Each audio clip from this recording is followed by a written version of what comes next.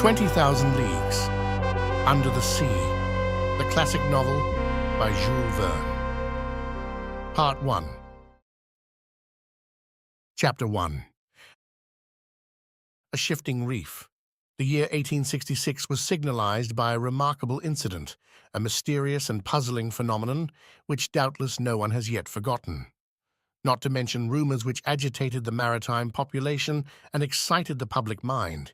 Even in the interior of continents, seafaring men were particularly excited.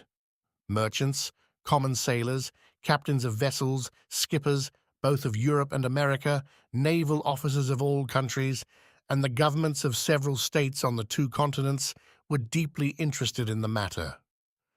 For some time past, vessels had been met by an enormous thing, a long object, spindle-shaped, occasionally phosphorescent, and infinitely larger and more rapid in its movements than a whale.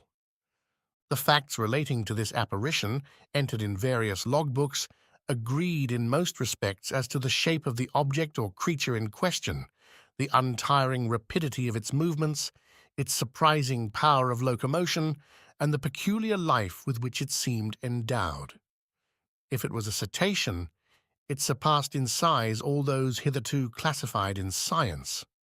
Taking into consideration the mean of observations made at divers times, rejecting the timid estimate of those who assigned to this object a length of 200 feet, equally with the exaggerated opinions which set it down as a mile in width and 3 in length, we might fairly conclude that this mysterious being surpassed greatly all dimensions admitted by the ichthyologists of the day, if it existed at all. And that it did exist was an undeniable fact. And, with that tendency which disposes the human mind in favor of the marvelous, we can understand the excitement produced in the entire world by this supernatural apparition. As to classing it in the list of fables, the idea was out of the question. On the 20th of July, 1866, the steamer Governor Higginson of the Calcutta and Burnach Steam Navigation Company had met this moving mass 5 miles off the east coast of Australia. Captain Baker thought at first that he was in the presence of an unknown sandbank. He even prepared to determine its exact position, when 2 columns of water, projected by the inexplicable object, shot with a hissing noise 150 feet up into the air. Now, unless the sandbank had been submitted to the intermittent eruption of a geyser, the Governor Higginson had to do neither more nor less than with an aquatic mammal, unknown till then, which threw up from its blowholes columns of water mixed with air and vapor. Similar facts were observed on the 23rd of July in the same year in the Pacific Ocean by the Columbus of the West India and Pacific Steam Navigation Company. But this extraordinary cetaceous creature could transport itself from one place to another with surprising velocity, as in an interval of 3 days, the Governor Higginson and the Columbus had observed it at 2 different points of the chart, separated by a distance of more than 700 nautical leagues. 15 days later, 2,000 miles farther off, the Helvetia of the Compagnie Nationale and the Shannon of the Royal Mail Steamship Company, sailing to windward in that portion of the Atlantic, lying between the United States and Europe, respectively signaled the monster to each other in 42 degrees 15 N lat and 60 degrees 35 W long. In these simultaneous observations, they thought themselves justified in estimating the minimum length of the mammal at more than 350 feet, as the Shannon and Helvetia were of smaller dimensions than it, though they measured 300 feet overall. Now the largest whales, those which frequent those parts of the sea round the Aleutian, Kulamak, and Umgulik Islands, have never exceeded the length of 60 yards, if they attain that.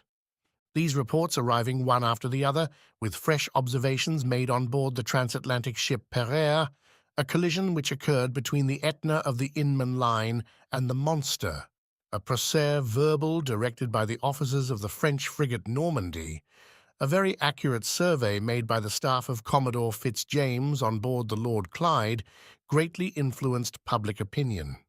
Light-thinking people jested upon the phenomenon, but grave practical countries such as England, America, and Germany treated the matter more seriously. In every place of great resort, the monster was the fashion. They sang of it in the cafes, ridiculed it in the papers, and represented it on the stage. All kinds of stories were circulated regarding it. There appeared in the papers caricatures of every gigantic and imaginary creature, from the white whale, the terrible Moby Dick of Hyperborean regions, to the immense kraken, whose tentacles could entangle a ship of 500 tons and hurry it into the abyss of the ocean. The legends of ancient times were even resuscitated, and the opinions of Aristotle and Pliny revived, who admitted the existence of these monsters, as well as the Norwegian tales of Bishop Pontoppidan, the accounts of Paul Hegede, and, last of all, the reports of Mr. Harrington, whose good faith no one could suspect, who affirmed that, being on board the Castilian in 1857, he had seen this enormous serpent, which had never until that time frequented any other seas but those of the ancient Constitutionnel. Then burst forth the interminable controversy between the credulous and the incredulous in the societies of savants and the scientific journals. The question of the monster inflamed all minds. Editors of scientific journals, quarreling with believers in the supernatural, spilled seas of ink during this memorable campaign, some even drawing blood. For from the sea serpent they came to direct personalities. For 6 months war was waged with various fortune in the leading articles of the Geographical Institution of Brazil, the Royal Academy of Science of Berlin, the British Association, the Smithsonian Institution of Washington, in the discussions of the Indian archipelago, of the cosmos of the Abbé Moigno, in the Mitteilungen of Petermann, in the scientific chronicles of the great journals of France and other countries. The cheaper journals replied keenly and with inexhaustible zest. These satirical writers parodied a remark of Linnaeus, quoted by the adversaries of the monster, maintaining that nature did not make fools, and adjured their contemporaries not to give the lie to nature by admitting the existence of krakens, sea serpents, Moby Dicks, and other lucubrations of delirious sailors. At length, an article in a well-known satirical journal by a favorite contributor, the chief of the staff, settled the monster like Hippolytus, giving it the death blow amidst an universal burst of laughter. Wit had conquered science. During the first months of the year 1867, the question seemed buried, never to revive, when new facts were brought before the public. It was then no longer a scientific problem to be solved, but a real danger seriously to be avoided. The question took quite another shape. The monster became a small island, a rock, a reef, but a reef of indefinite and shifting proportions. On the 5th of March 1867, the Moravian of the Montreal Ocean Company, finding herself during the night in 27 degrees 30 lat. and 72 degrees 15 long, struck on her starboard quarter a rock marked in no chart for that part of the sea. Under the combined efforts of the wind and its 400 horsepower, it was going at the rate of 13 knots. Had it not been for the superior strength of the hull of the Moravian, she would have been broken by the shock and gone down with the 237 passengers she was bringing home from Canada.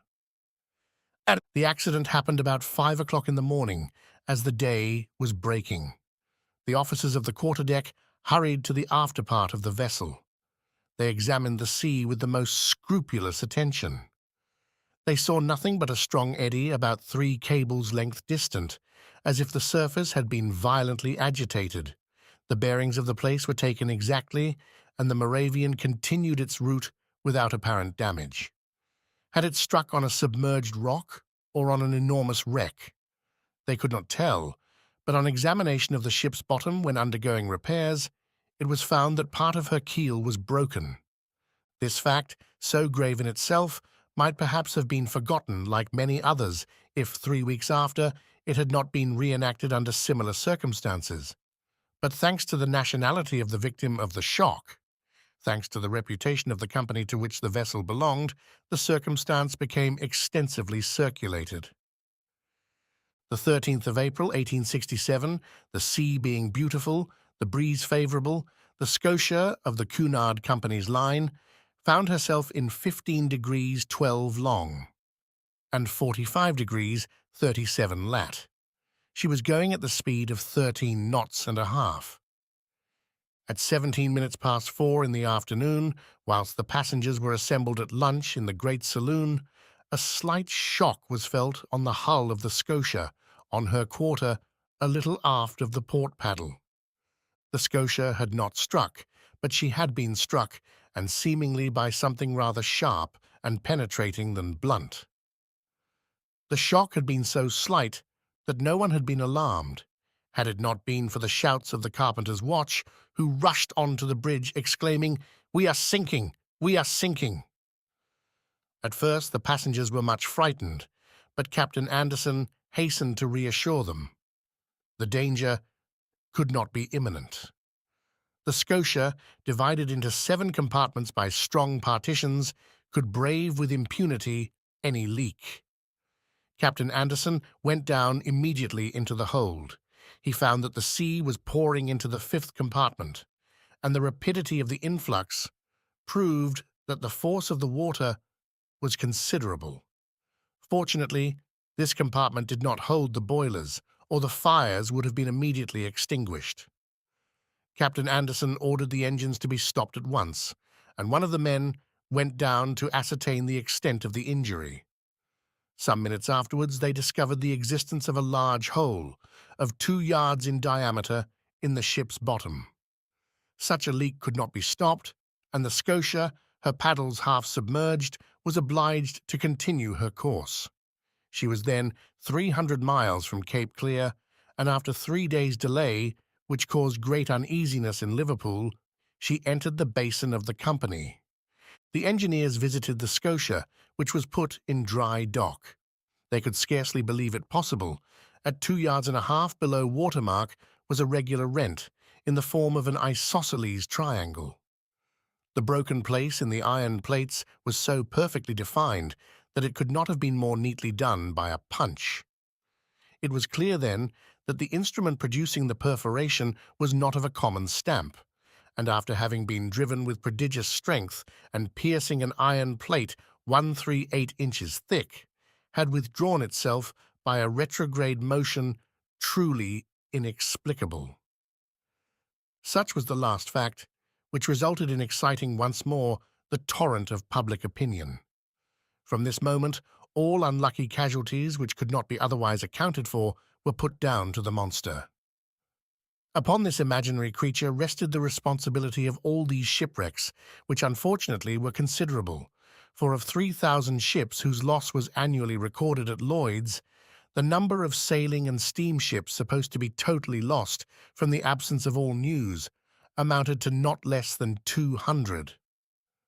Now it was the monster who, justly or unjustly, was accused of their disappearance, and thanks to it, communication between the different continents became more and more dangerous. The public demanded peremptorily that the seas should at any price be relieved from this formidable cetacean. Chapter 2. Pro and Con. At the period when these events took place, I had just returned from a scientific research in the disagreeable territory of Nebraska in the United States. In virtue of my office as assistant professor in the Museum of Natural History in Paris, the French government had attached me to that expedition. After 6 months in Nebraska, I arrived in New York towards the end of March, laden with a precious collection. My departure for France was fixed for the first days in May. Meanwhile, I was occupying myself in classifying my mineralogical, botanical, and zoological riches when the accident happened to the Scotia. I was perfectly up in the subject, which was the question of the day. How could I be otherwise? I had read and reread all the American and European papers without being any nearer a conclusion. This mystery puzzled me. Under the impossibility of forming an opinion, I jumped from one extreme to the other. That there really was something could not be doubted, and the incredulous were invited to put their finger on the wound of the Scotia. On my arrival at New York, the question was at its height. The hypothesis of the floating island and the unapproachable sandbank, supported by minds little competent to form a judgment, was abandoned. And indeed, unless this shoal had a machine in its stomach, how could it change its position with such astonishing rapidity? From the same cause, the idea of a floating hull of an enormous wreck was given up. There remained then only two possible solutions of the question, which created two distinct parties. On one side, those who were for a monster of colossal strength. On the other, those who were for a submarine vessel of enormous motive power. But this last hypothesis, plausible as it was, could not stand against inquiries made in both worlds. That a private gentleman should have such a machine at his command was not likely. Where, when, and how was it built? And how could its construction have been kept secret? Certainly a government might possess such a destructive machine. And in these disastrous times, when the ingenuity of man has multiplied the power of weapons of war, it was possible that without the knowledge of others, a state might try to work such a formidable engine. After the chassepôts came the torpedoes, after the torpedoes the submarine rams, then the reaction. At least, I hope so, but the hypothesis of a war machine fell before the declaration of governments. As public interest was in question and transatlantic communications suffered, their veracity could not be doubted. But how admit that the construction of this submarine boat had escaped the public eye? For a private gentleman to keep the secret under such circumstances would be very difficult, and for a state whose every act is persistently watched by powerful rivals, certainly impossible. After inquiries made in England, France, Russia, Prussia, Spain, Italy, and America, even in Turkey, the hypothesis of a submarine monitor was definitely rejected. Upon my arrival in New York, several persons did me the honor of consulting me on the phenomenon in question. I had published in France a work in quarto, in 2 volumes, entitled Mysteries of the Great Submarine Grounds. This book, highly approved of in the learned world, gained for me a special reputation in this rather obscure branch of natural history. My advice was asked. As long as I could deny the reality of the fact, I confined myself to a decided negative. But soon, finding myself driven into a corner, I was obliged to explain myself categorically, and even the Honorable Pierre Aronnax, professor in the Museum of Paris, was called upon by the New York Herald to express a definite opinion of some sort. I did something. I spoke, for want of power to hold my tongue. I discussed the question in all its forms, politically and scientifically, and I give here an extract from a carefully studied article which I published in the number of the 30th of April. It ran as follows. After examining one by one the different hypotheses, rejecting all other suggestions, it becomes necessary to admit the existence of a marine animal of enormous power. The great depths of the ocean are entirely unknown to us. Soundings cannot reach them. What passes in those remote depths, what beings live or can live, 12 or 15 miles beneath the surface of the waters, what is the organization of these animals, we can scarcely conjecture. However, the solution of the problem submitted to me may modify the form of the dilemma. Either we do know all the varieties of beings which people our planet, or we do not. If we do not know them all, if nature has still secrets in ichthyology for us, nothing is more conformable to reason than to admit the existence of fishes or cetaceans of other kinds, or even of new species, of an organization formed to inhabit the strata inaccessible to soundings, and which an accident of some sort, either fantastical or capricious, has brought at long intervals to the upper level of the ocean. If, on the contrary, we do know all living kinds, we must necessarily seek for the animal in question amongst those marine beings already classed. And, in that case, I should be disposed to admit the existence of a gigantic narwhal. The common narwhal, or unicorn of the sea, often attains a length of 60 feet. Increase its size fivefold or tenfold, give its strength proportionate to its size, lengthen its destructive weapons, and you obtain the animal required. It will have the proportions determined by the officers of the Shannon, the instrument required by the perforation of the Scotia, and the power necessary to pierce the hull of the steamer. Indeed, the narwhal is armed with a sort of ivory sword, a halberd, according to the expression of certain naturalists. The principal tusk has the hardness of steel. Some of these tusks have been found buried in the bodies of whales, which the unicorn always attacks with success. Others have been drawn out, not without trouble, from the bottoms of ships, which they had pierced through and through as a gimlet pierces a barrel. The Museum of the Faculty of Medicine of Paris possesses one of these defensive weapons, 2 yards and a quarter in length and 15 inches in diameter at the base. Very well. Suppose this weapon to be 6 times stronger and the animal 10 times more powerful. Launch it at the rate of 20 miles an hour and you obtain a shock capable of producing the catastrophe required. Until further information, therefore, I shall maintain it to be a sea unicorn of colossal dimensions, armed not with a halberd, but with a real spur, as the armoured frigates or theorems of war, whose massiveness and motive power it would possess at the same time. Thus may this puzzling phenomenon be explained, unless there be something over and above all that one has ever conjectured, seen, perceived, or experienced, which is just within the bounds of possibility. These last words were cowardly on my part, but up to a certain point I wished to shelter my dignity as professor and not give too much cause for laughter to the Americans, who laugh well when they do laugh. I reserved for myself a way of escape. In effect, however, I admitted the existence of the monster. My article was warmly discussed, which procured it a high reputation. It rallied round it a certain number of partisans. The solution it proposed gave, at least, full liberty to the imagination.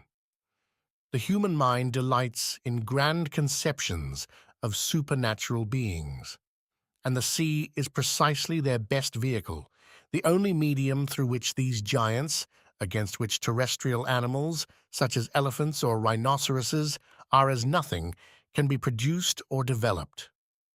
The industrial and commercial papers treated the question chiefly from this point of view. The Shipping and Mercantile Gazette, the Lloyd's List, the Packet Boat, and the Maritime and Colonial Review, all papers devoted to insurance companies which threatened to raise their rates of premium, were unanimous on this point. Public opinion had been pronounced. The United States were the first in the field, and in New York they made preparations for an expedition destined to pursue this narwhal. A frigate of great speed, the Abraham Lincoln, was put in commission as soon as possible. The arsenals were opened to Commander Farragut, who hastened the arming of his frigate. But as it always happens, the moment it was decided to pursue the monster did not appear. For 2 months no one heard it spoken of. No ship met with it. It seemed as if this unicorn knew of the plots weaving around it.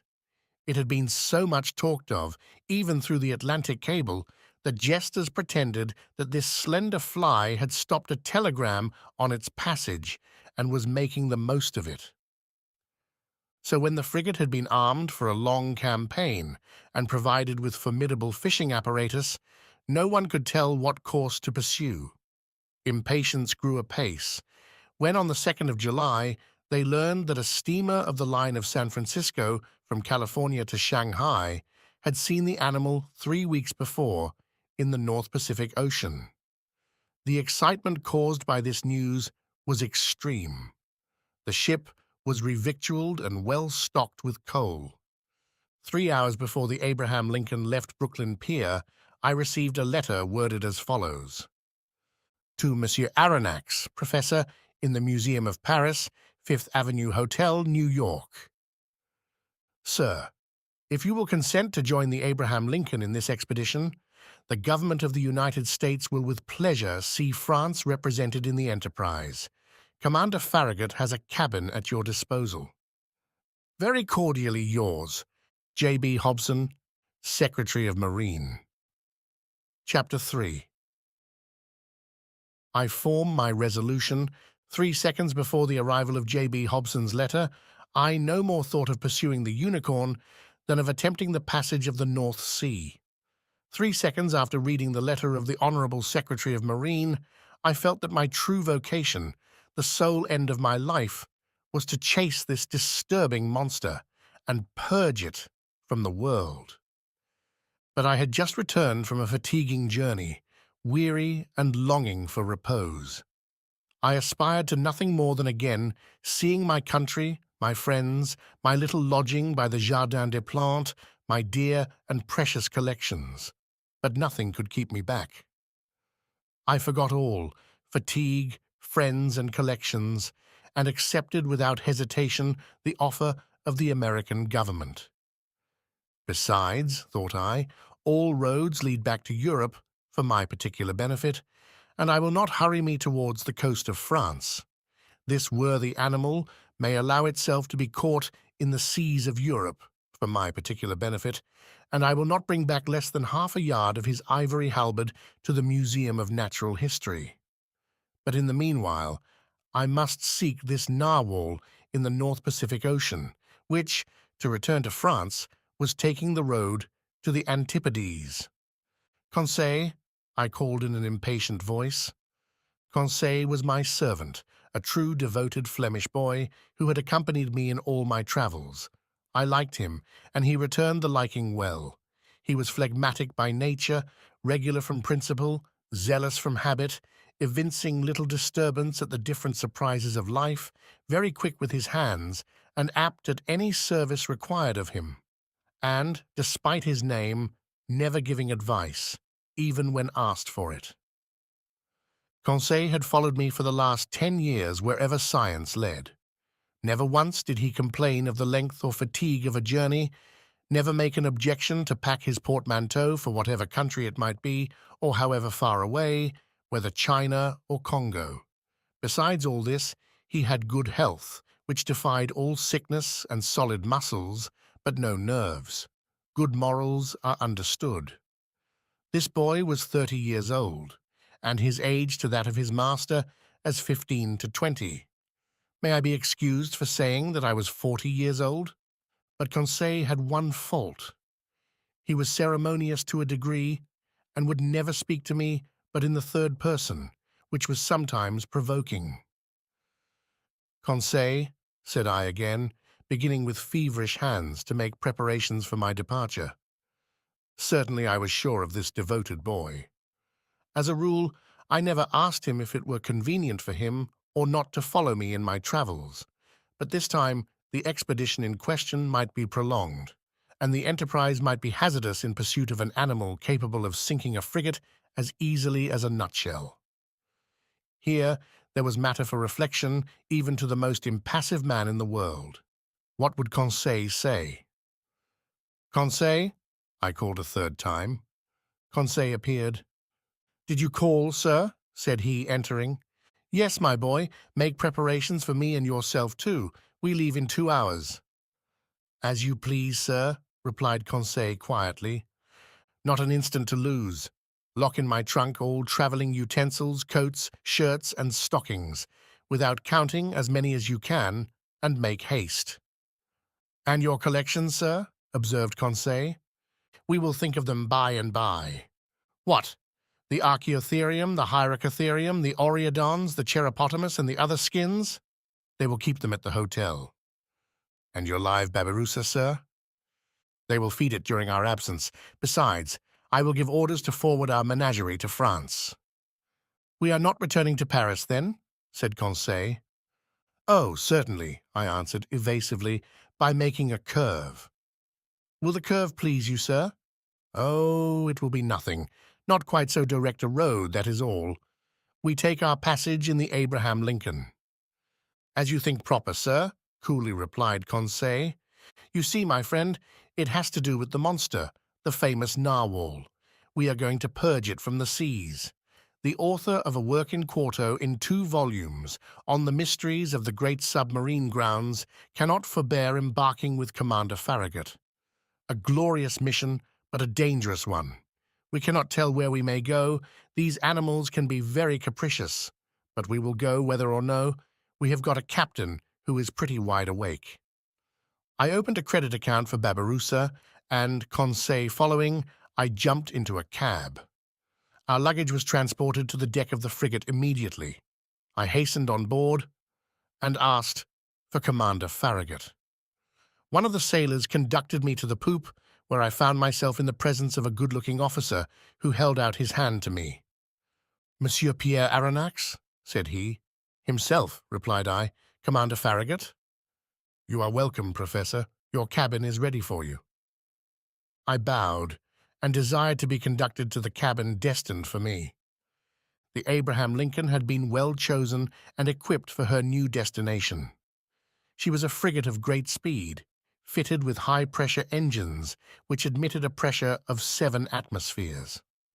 Under this, the Abraham Lincoln attained the mean speed of nearly 18 knots and a third an hour, a considerable speed, but nevertheless insufficient to grapple with this gigantic cetacean. The interior arrangements of the frigate corresponded to its nautical qualities. I was well satisfied with my cabin, which was in the after part, opening upon the gun-room. "We shall be well off here," said I to Conseil. "As well, by your honour's leave, as a hermit crab in the shell of a whelk," said Conseil. I left Conseil to stow our trunks conveniently away and remounted the poop in order to survey the preparations for departure. At that moment, Commander Farragut was ordering the last moorings to be cast loose, which held the Abraham Lincoln to the pier of Brooklyn. So in a quarter of an hour, perhaps less, the frigate would have sailed without me.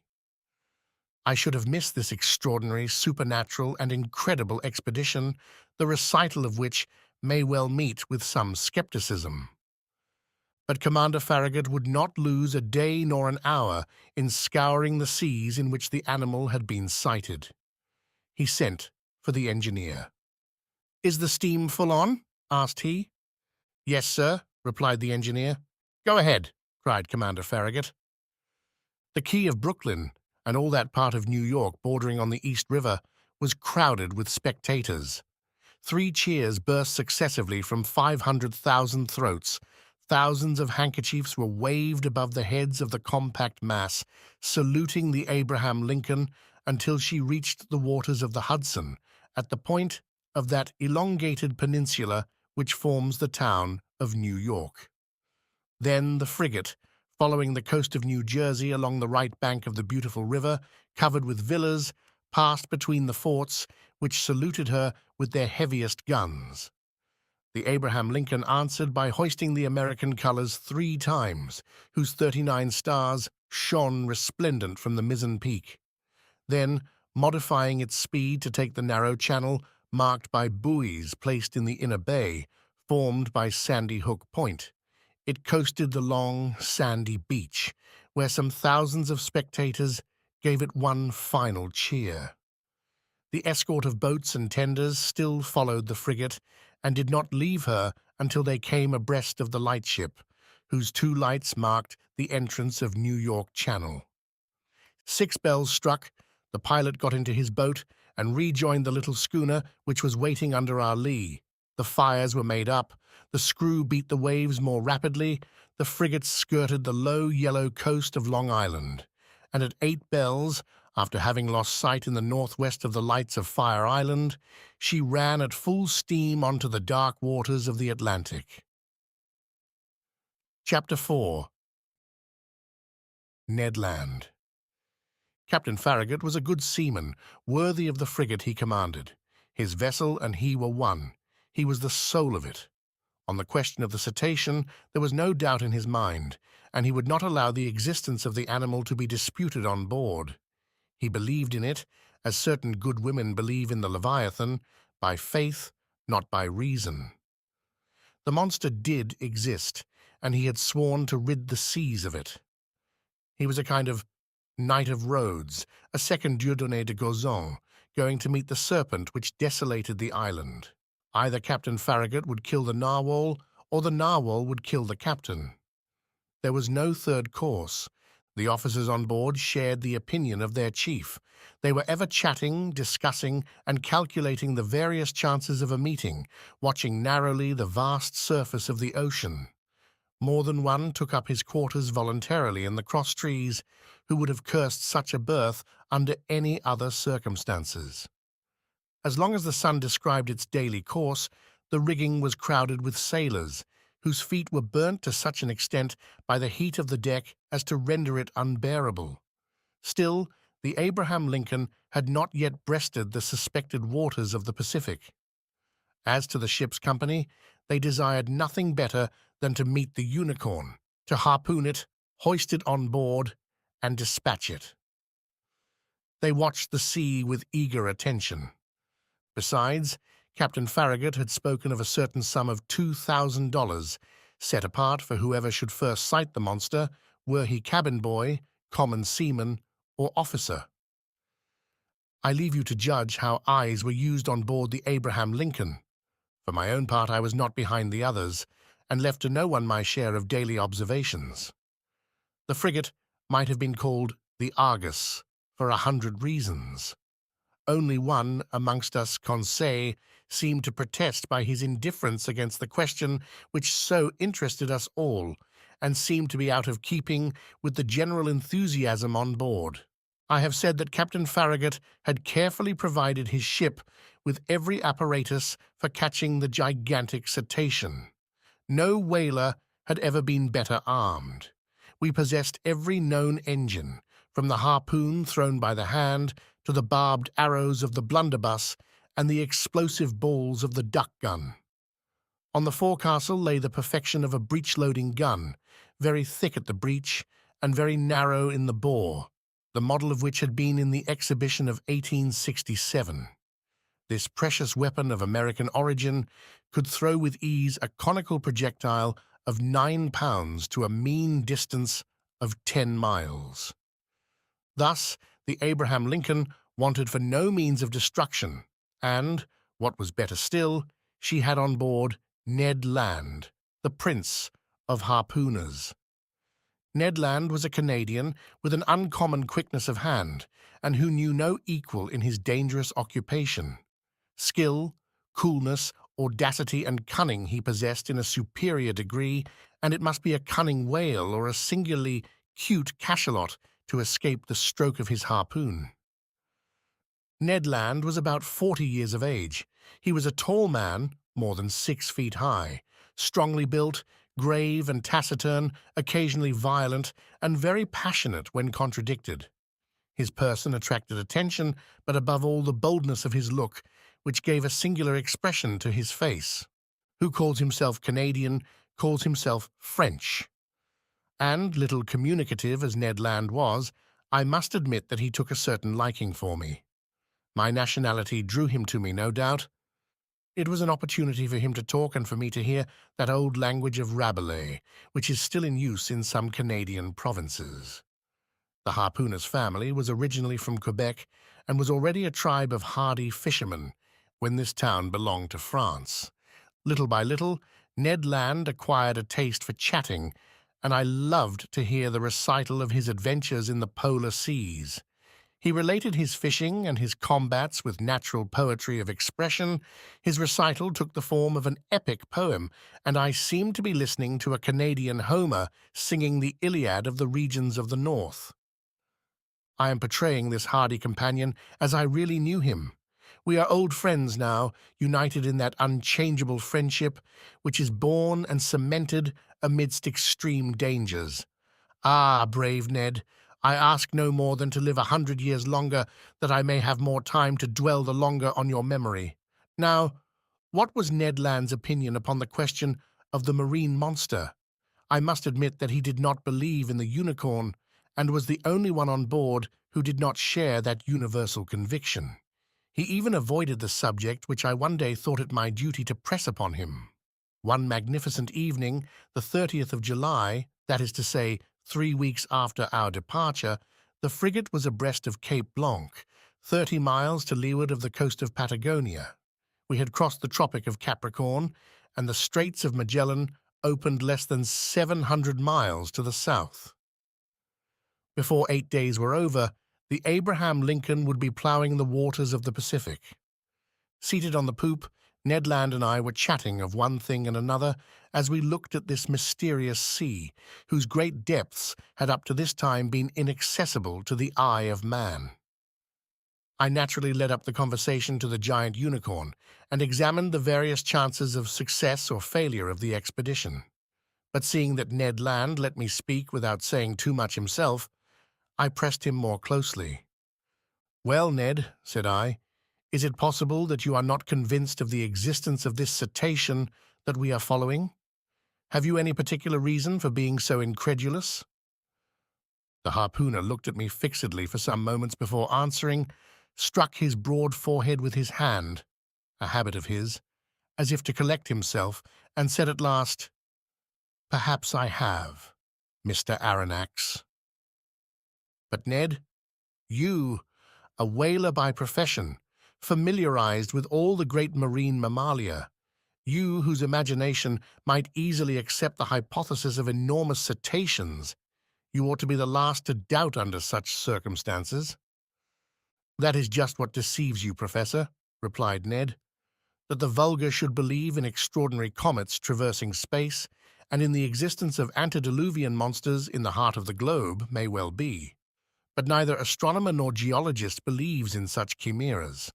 As a whaler, I have followed many a cetacean, harpooned a great number, and killed several. But however strong or well armed they may have been, neither their tails nor their weapons would have been able even to scratch the iron plates of a steamer. But, Ned, they tell of ships which the teeth of the narwhal have pierced through and through." "Wooden ships, that is possible," replied the Canadian, "but I have never seen it done, and until further proof, I deny that whales, cetaceans, or sea unicorns could ever produce the effect you describe." "Well, Ned, I repeat it with a conviction resting on the logic of facts. I believe in the existence of a mammal power fully organized, belonging to the branch of vertebrata like the whales, the cachalots, or the dolphins, and furnished with a horn of defense of great penetrating power." Said the harpooner, shaking his head with the air of a man who would not be convinced. "Notice one thing, my worthy Canadian," I resumed. "If such an animal is in existence, if it inhabits the depths of the ocean, if it frequents the strata lying miles below the surface of the water, it must necessarily possess an organization the strength of which would defy all comparison." "And why this powerful organization?" demanded Ned. "Because it requires incalculable strength to keep oneself in these strata and resist their pressure. Listen to me. Let us admit that the pressure of the atmosphere is represented by the weight of a column of water 32 feet high. In reality, the column of water would be shorter, as we are speaking of seawater, the density of which is greater than that of fresh water. Very well. When you dive, Ned, as many times 32 feet of water as there are above you, so many times does your body bear a pressure equal to that of the atmosphere, that is to say, 15 pounds, for each square inch of its surface. It follows, then, that at 320 feet, this pressure equals sign that of 10 atmospheres, of 100 atmospheres at 3,200 feet, and of 1,000 atmospheres at 32,000 feet, that is, about 6 miles, which is equivalent to saying that if you could attain this depth in the ocean, each square 3/8 of an inch of the surface of your body would bear a pressure of 5,600 pounds. Ah, my brave Ned, do you know how many square inches you carry on the surface of your body?" "I have no idea, Mr. Aronnax."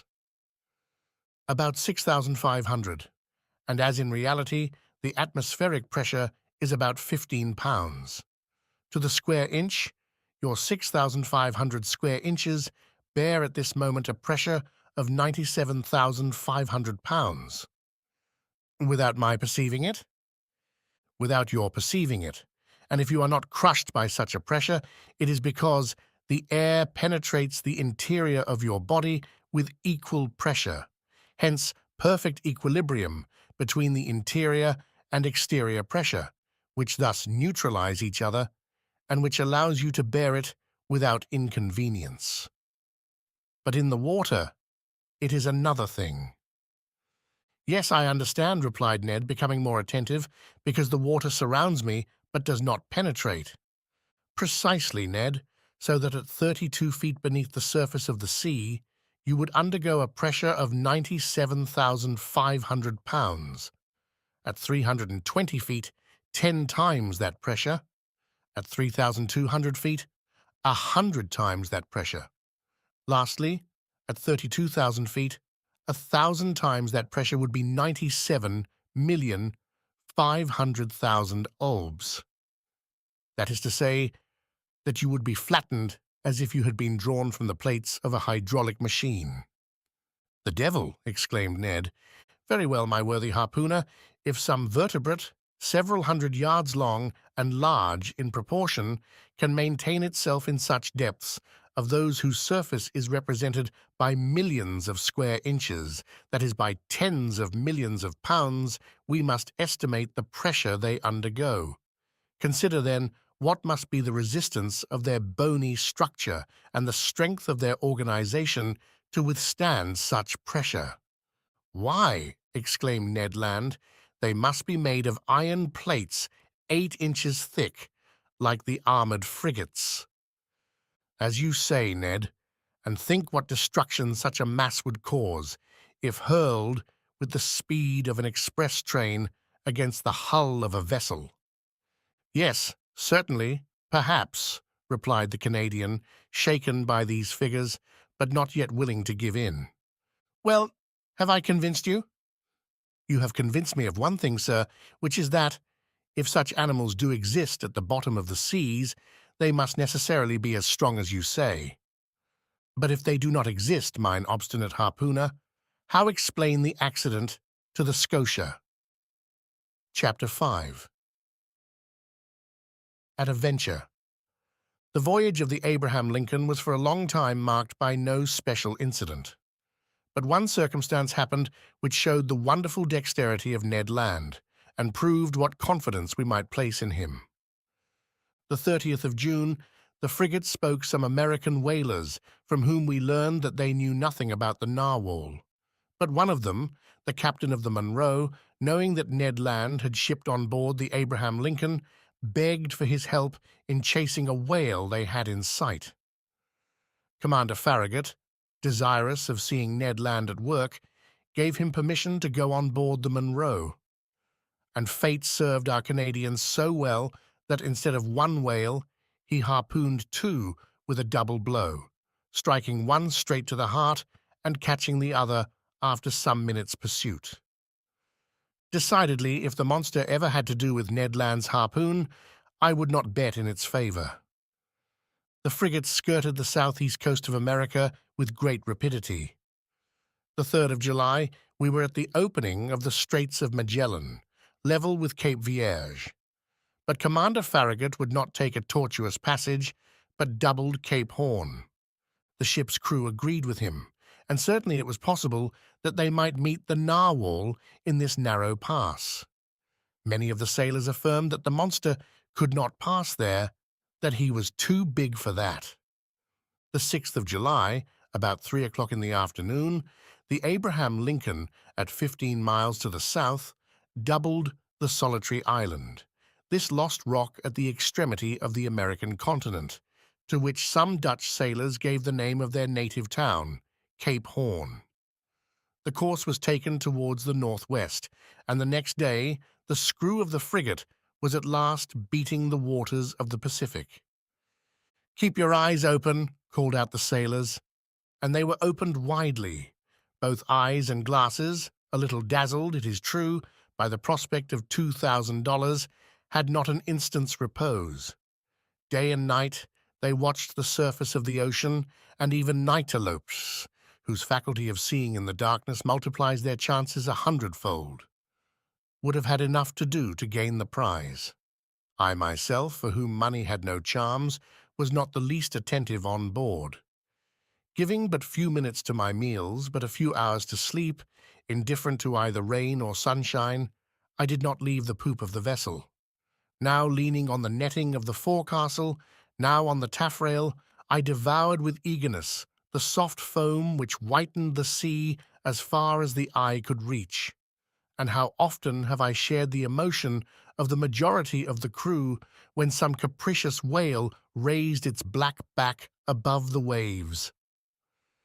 The poop of the vessel was crowded in a moment. The cabins poured forth a torrent of sailors and officers, each with heaving breast and troubled eye, watching the course of the cetacean. I looked and looked till I was nearly blind, whilst Conseil, always phlegmatic, kept repeating in a calm voice, "If, sir, you would not squint so much, you would see better." But vain excitement. The Abraham Lincoln checked its speed and made for the animal signaled, a simple whale, or common cachalot, which soon disappeared amidst a storm of execration. But the weather was good.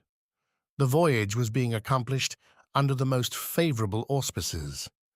It was then the bad season in Australia, the July of that zone corresponding to our January in Europe, but the sea was beautiful and easily scanned round a vast circumference. The 20th of July, the Tropic of Capricorn was cut by 105 degrees of longitude, and the 27th of the same month we crossed the equator on the 110th meridian. This passed, the frigate took a more decided westerly direction and scoured the central waters of the Pacific. Commander Farragut thought, and with reason, that it was better to remain in deep water and keep clear of continents or islands, which the beast itself seemed to shun, perhaps because there was not enough water for him, suggested the greater part of the crew. The frigate passed at some distance from the Marquesas and the Sandwich Islands, crossed the Tropic of Cancer, and made for the China Seas. We were on the theatre of the last diversions of the monster, and to say truth, we no longer lived on board. Hearts palpitated, fearfully preparing themselves for future incurable aneurysm. The entire ship's crew were undergoing a nervous excitement, of which I can give no idea. They could not eat, they could not sleep, 20 times a day, a misconception or an optical illusion of some sailor seated on the taffrail would cause dreadful perspirations, and these emotions, 20 times repeated, kept us in a state of excitement so violent that a reaction was unavoidable. And truly, reaction soon showed itself. For 3 months, during which a day seemed an age, the Abraham Lincoln furrowed all the waters of the northern Pacific, running at whales, making sharp deviations from her course, veering suddenly from one tack to another, stopping suddenly, putting on steam, and backing ever and anon at the risk of deranging her machinery, and not one point of the Japanese or American coast was left unexplored. The warmest partisans of the enterprise now became its most ardent detractors. Reaction mounted from the crew to the captain himself, and certainly, had it not been for resolute determination on the part of Captain Farragut, the frigate would have headed due southward. This useless search could not last much longer. The Abraham Lincoln had nothing to reproach herself with. She had done her best to succeed. Never had an American ship's crew shown more zeal or patience. Its failure could not be placed to their charge. There remained nothing but to return. This was represented to the commander. The sailors could not hide their discontent, and the service suffered. I will not say there was a mutiny on board, but after a reasonable period of obstinacy, Captain Farragut, as Columbus did, asked for 3 days' patience. If in 3 days the monster did not appear, the man at the helm should give 3 turns of the wheel, and the Abraham Lincoln would make for the European seas. This promise was made on the 2nd of November. It had the effect of rallying the ship's crew. The ocean was watched with renewed attention. Each one wished for a last glance in which to sum up his remembrance. Glasses were used with feverish activity. It was a grand defiance given to the giant narwhal, and he could scarcely fail to answer the summons and appear. 2 days passed. The steam was at half pressure. 1,000 schemes were tried to attract the attention and stimulate the apathy of the animal in case it should be met in those parts. Large quantities of bacon were trailed in the wake of the ship, to the great satisfaction, I must say, of the sharks. Small craft radiated in all directions round the Abraham Lincoln as she lay to and did not leave a spot of the sea unexplored. But the night of the 4th of November arrived without the unveiling of this submarine mystery.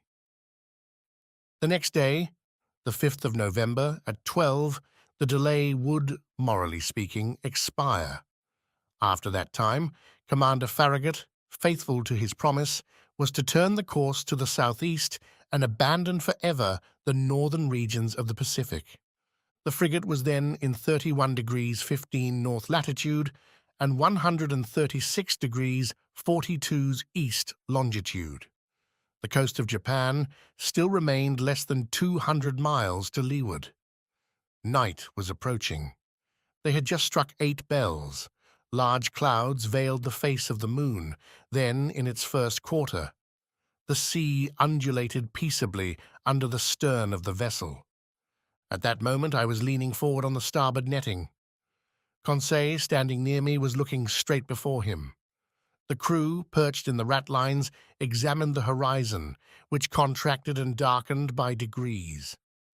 Officers with their night glasses scoured the growing darkness.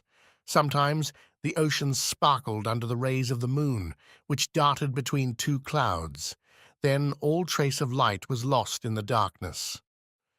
In looking at Conseil, I could see he was undergoing a little of the general influence. At least I thought so. Perhaps for the first time his nerves vibrated to a sentiment of curiosity. "Come, Conseil," said I, "this is the last chance of pocketing the $2,000. "May I be permitted to say, sir," replied Conseil, "that I never reckoned on getting the prize, and, had the government of the Union offered $100,000, it would have been none the poorer." "You are right, Conseil. It is a foolish affair after all, and one upon which we entered too lightly. What time lost! What useless emotions! We should have been back in France 6 months ago." "In your little room, sir," replied Conseil, "and in your museum, sir, and I should have already classed all your fossils, sir.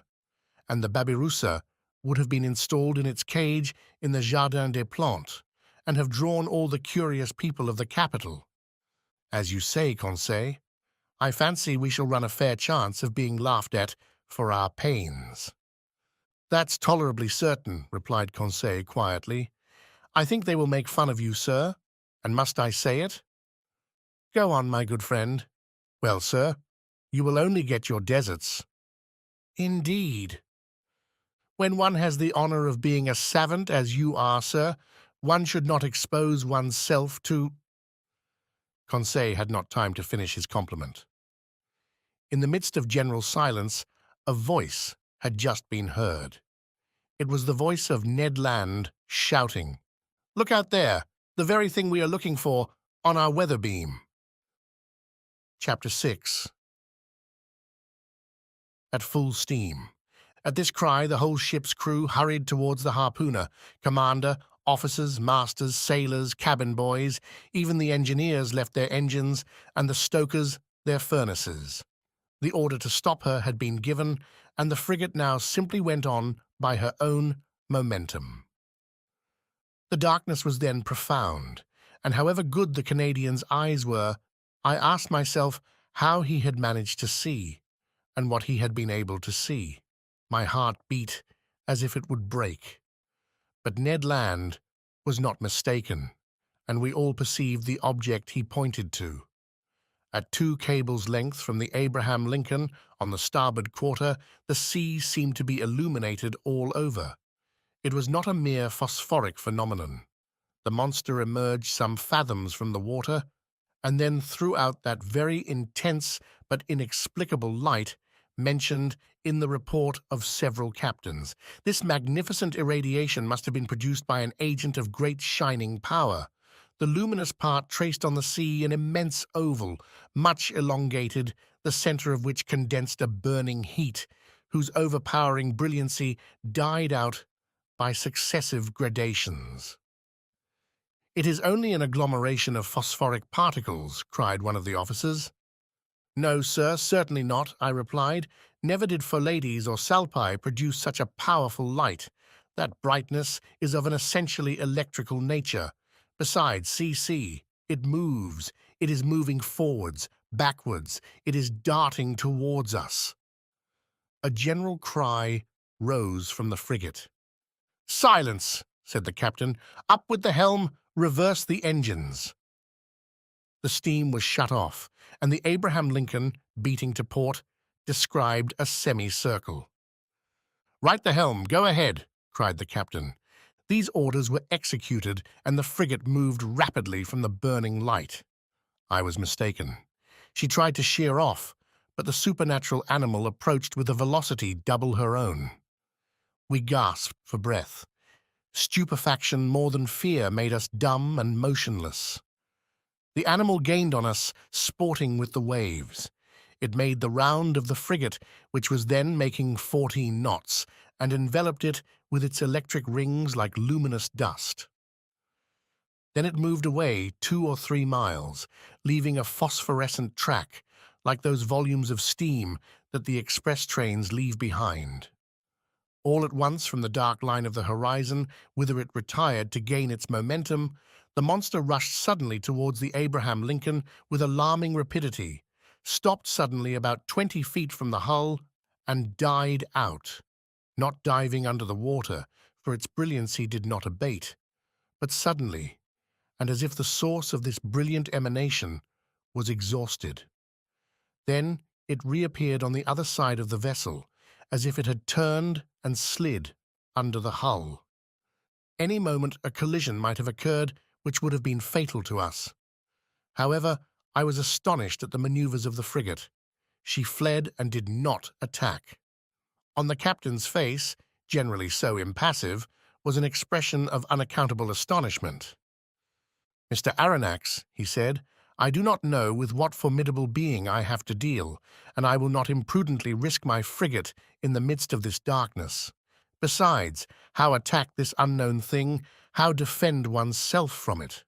Wait for daylight, and the scene will change."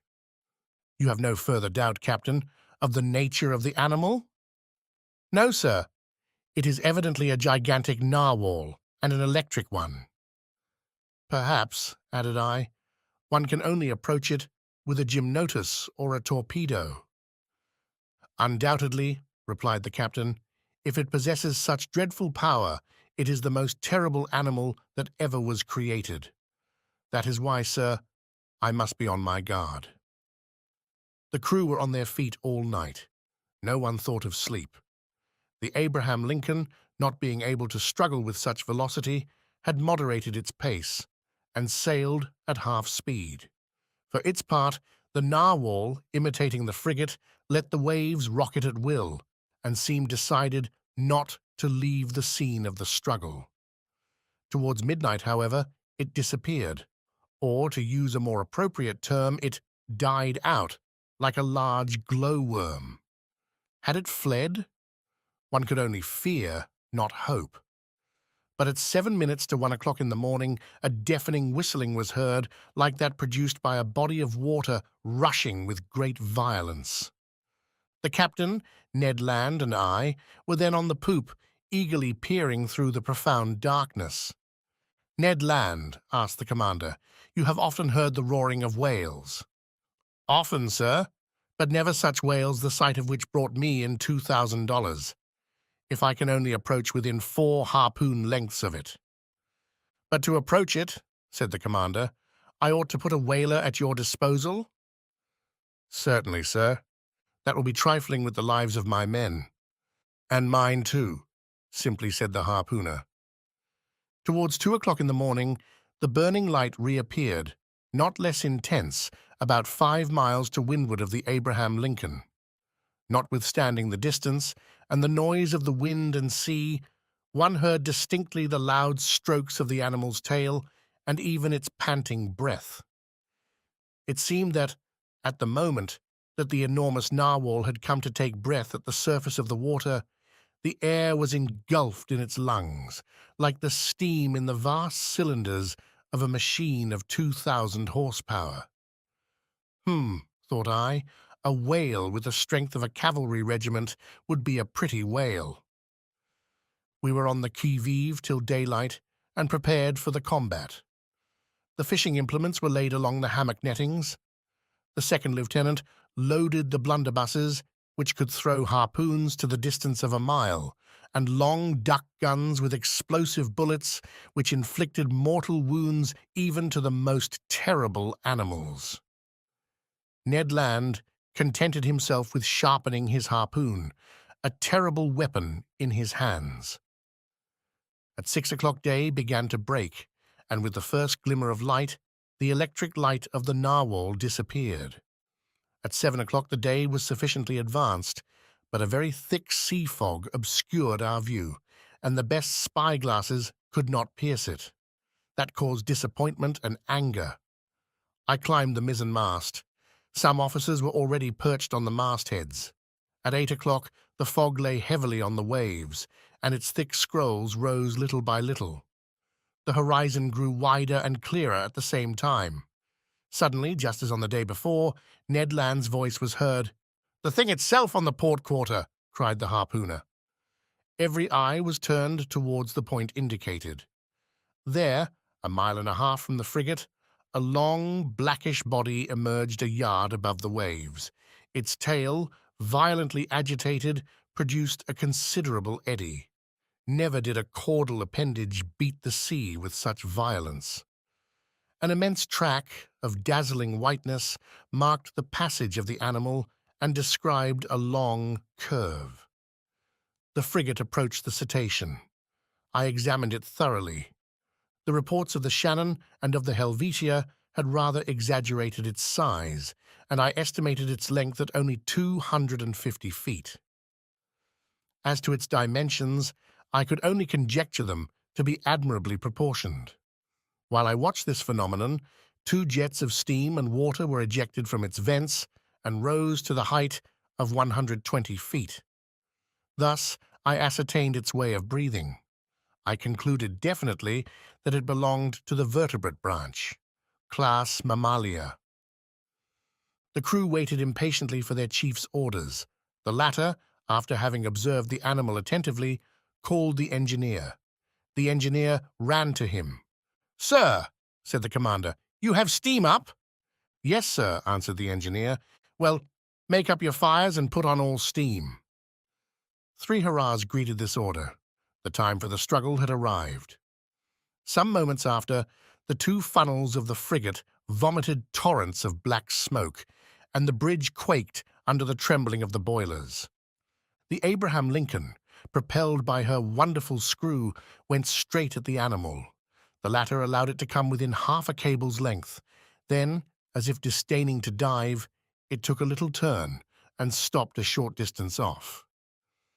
This pursuit lasted nearly 3/4 of an hour, without the frigate gaining 2 yards on the cetacean. It was quite evident that at that rate we should never come up with it. "Well, Mr. Land," asked the captain, "do you advise me to put the boats out to sea?" "No, sir," replied Ned Land, "because we shall not take that beast easily." "What shall we do then?" "Put on more steam if you can, sir. With your leave, I mean to post myself under the bowsprit, and if we get within harpooning distance, I shall throw my harpoon." "Go, Ned," said the captain. "Engineer, put on more pressure." Ned Land went to his post. The fires were increased, the screw revolved 43 times a minute, and the steam poured out of the valves. We heaved the log and calculated that the Abraham Lincoln was going at the rate of 18.5 miles an hour. But the accursed animal swam too at the rate of 18.5 miles an hour. For a whole hour, the frigate kept up this pace without gaining 6 feet. It was humiliating for one of the swiftest sailors in the American Navy. A stubborn anger seized the crew. The sailors abused the monster, who, as before, disdained to answer them. The captain no longer contented himself with twisting his beard. He gnawed it. The engineer was again called. "You have turned full steam in?" "Yes, sir," replied the engineer. The speed of the Abraham Lincoln increased. Its masts trembled down to their stepping holes, and the clouds of smoke could hardly find way out of the narrow funnels. They heaved the log a second time. "Well?" asked the captain of the man at the wheel. 19 miles and 3/10, sir." "Clap on more steam." The engineer obeyed. The manometer showed 10 degrees, but the cetacean grew warm itself, no doubt, for without straining itself, it made 19.310 miles. What a pursuit! No, I cannot describe the emotion that vibrated through me. Ned Land kept his post, harpoon in hand. Several times the animal let us gain upon it. "We shall catch it! We shall catch it!" cried the Canadian. But just as he was going to strike, the cetacean stole away with a rapidity that could not be estimated at less than 30 miles an hour, and even during our maximum of speed, it bullied the frigate, going round and round it. A cry of fury broke from everyone. At noon we were no further advanced than at 8 o'clock in the morning. The captain then decided to take more direct means. "Ah," said he, "that animal goes quicker than the Abraham Lincoln. Very well. We will see whether it will escape these conical bullets. Send your men to the forecastle, sir." The forecastle gun was immediately loaded and slewed round. But the shot passed some feet above the cetacean, which was half a mile off. "Another, more to the right," cried the commander, "and $5 to whoever will hit that infernal beast." An old gunner with a grey beard that I can see now, with steady eye and grave face, went up to the gun and took a long aim. A loud report was heard, with which were mingled the cheers of the crew. An old grey-bearded gunner. The bullet did its work. It hit the animal, but not fatally, and sliding off the rounded surface, was lost in 2 miles' depth of sea. The chase began again, and the captain, leaning towards me, said, "I will pursue that beast till my frigate bursts up." "Yes," answered I, "and you will be quite right to do it." I wished the beast would exhaust itself and not be insensible to fatigue like a steam engine, but it was of no use. Hours passed without its showing any signs of exhaustion. However, it must be said in praise of the Abraham Lincoln that she struggled on indefatigably. I cannot reckon the distance she made under 300 miles during this unlucky day, November 6th. But night came on and overshadowed the rough ocean. Now I thought our expedition was at an end, and that we should never again see the extraordinary animal. I was mistaken. At 10 minutes to 11 in the evening, the electric light reappeared 3 miles to windward of the frigate, as pure, as intense as during the preceding night. The narwhal seemed motionless. Perhaps, tired with its day's work, it slept, letting itself float with the undulation of the waves. Now was a chance of which the captain resolved to take advantage. He gave his orders. The Abraham Lincoln kept up half steam and advanced cautiously so as not to awake its adversary. It is no rare thing to meet in the middle of the ocean whales so sound asleep that they can be successfully attacked, and Ned Land had harpooned more than one during its sleep. The Canadian went to take his place again under the bowsprit. The frigate approached noiselessly, stopped at 2 cables' lengths from the animal, and following its track. No one breathed. A deep silence reigned on the bridge. We were not 100 feet from the burning focus. the light of which increased and dazzled our eyes. At this moment, leaning on the forecastle bulwark, I saw below me Ned Land grappling the martingale in one hand, brandishing his terrible harpoon in the other, scarcely 20 feet from the motionless animal. Suddenly his arm straightened and the harpoon was thrown. I heard the sonorous stroke of the weapon, which seemed to have struck a hard body. The electric light went out suddenly, and two enormous waterspouts broke over the bridge of the frigate, rushing like a torrent from stem to stern, overthrowing men and breaking the lashings of the spars. A fearful shock followed, and thrown over the rail without having time to stop myself, I fell into the sea. Chapter 7. An unknown species of whale. This unexpected fall so stunned me that I have no clear recollection of my sensations at the time.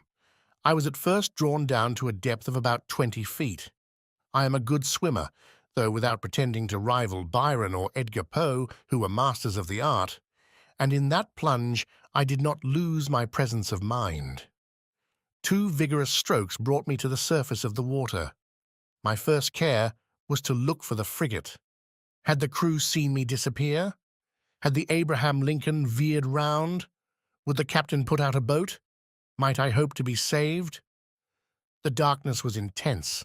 I caught a glimpse of a black mass disappearing in the east, its beacon lights dying out in the distance. It was the frigate. I was lost. "Help! Help!" I shouted, swimming towards the Abraham Lincoln in desperation. My clothes encumbered me. They seemed glued to my body and paralyzed my movements. I was sinking. I was suffocating. "Help!" This was my last cry. My mouth filled with water. I struggled against being drawn down the abyss. Suddenly, my clothes were seized by a strong hand, and I felt myself quickly drawn up to the surface of the sea. And I heard, yes, I heard these words pronounced in my ear. If Master would be so good as to lean on my shoulder, Master would swim with much greater ease. I seized with one hand my faithful Conseil's arm. "Is it you?" said I. "You?" "Myself," answered Conseil, "and waiting Master's orders."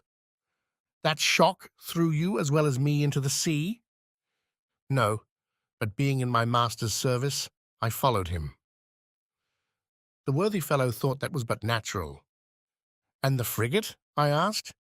"The frigate," replied Conseil, turning on his back. "I think that master had better not count too much on her." "You think so?" "I say that. At the time I threw myself into the sea, I heard the men at the wheels say, 'The screw and the rudder are broken.'" "Broken?" "Yes, broken by the monster's teeth. It is the only injury the Abraham Lincoln has sustained. But it is a bad lookout for us. She no longer answers her helm." "Then we are lost." "Perhaps so," calmly answered Conseil. "However, we have still several hours before us, and one can do a good deal in some hours." Conseil's imperturbable coolness set me up again. I swam more vigorously, but cramped by my clothes, which stuck to me like a leaden weight, I felt great difficulty in bearing up. Conseil saw this. "Will master let me make a slit?" said he, and slipping an open knife under my clothes, he ripped them up from top to bottom very rapidly. Then he cleverly slipped them off me while I swam for both of us. Then I did the same for Conseil, and we continued to swim near to each other. Nevertheless, our situation was no less terrible. Perhaps our disappearance had not been noticed, and if it had been, the frigate could not tack, being without its helm. Conseil argued on this supposition and laid his plans accordingly. This phlegmatic boy was perfectly self-possessed. We then decided that, as our only chance of safety was being picked up by the Abraham Lincoln's boats, we ought to manage so as to wait for them as long as possible. I resolved then to husband our strength, so that both should not be exhausted at the same time. And this is how we managed. While one of us lay on our back, quite still, with arms crossed and legs stretched out, the other would swim and push the other on in front. This towing business did not last more than 10 minutes each, and relieving each other thus, we could swim on for some hours, perhaps till daybreak. Poor chance. But hope is so firmly rooted in the heart of man. Moreover, there were two of us.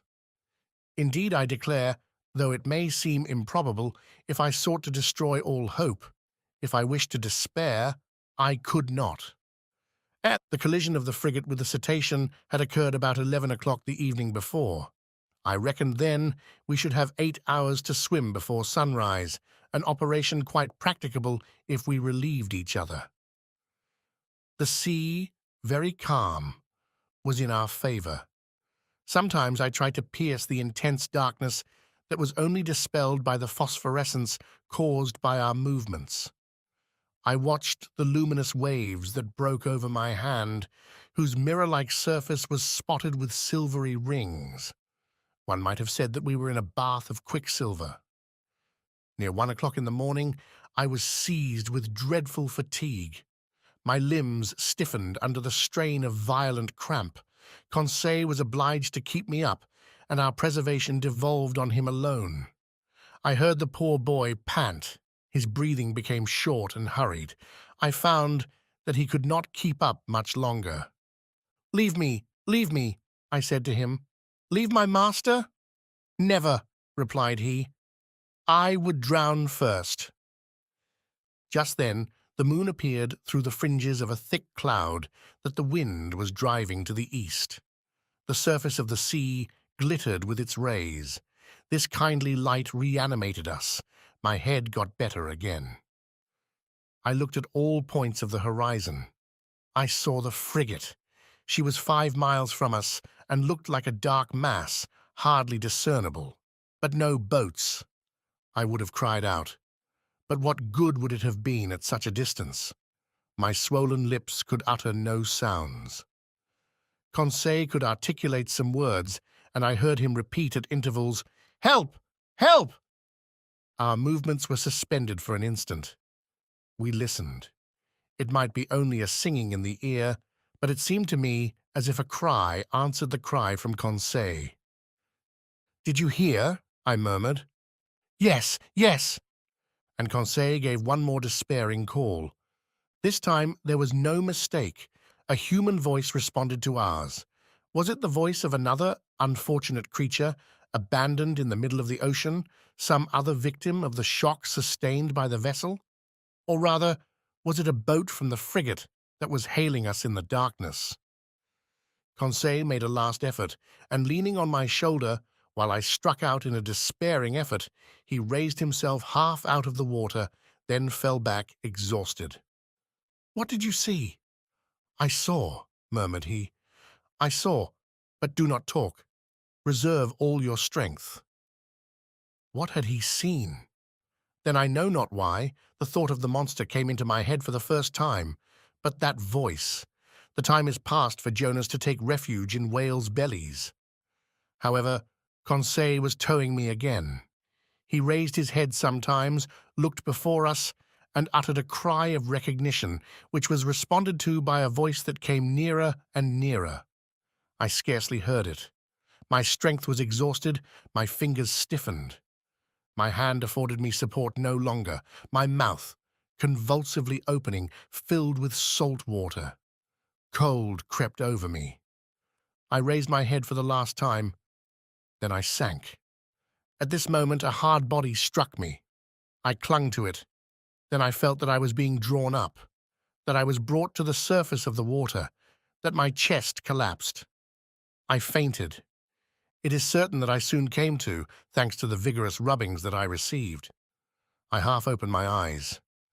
"Conseil," I murmured. "Does master call me?" asked Conseil.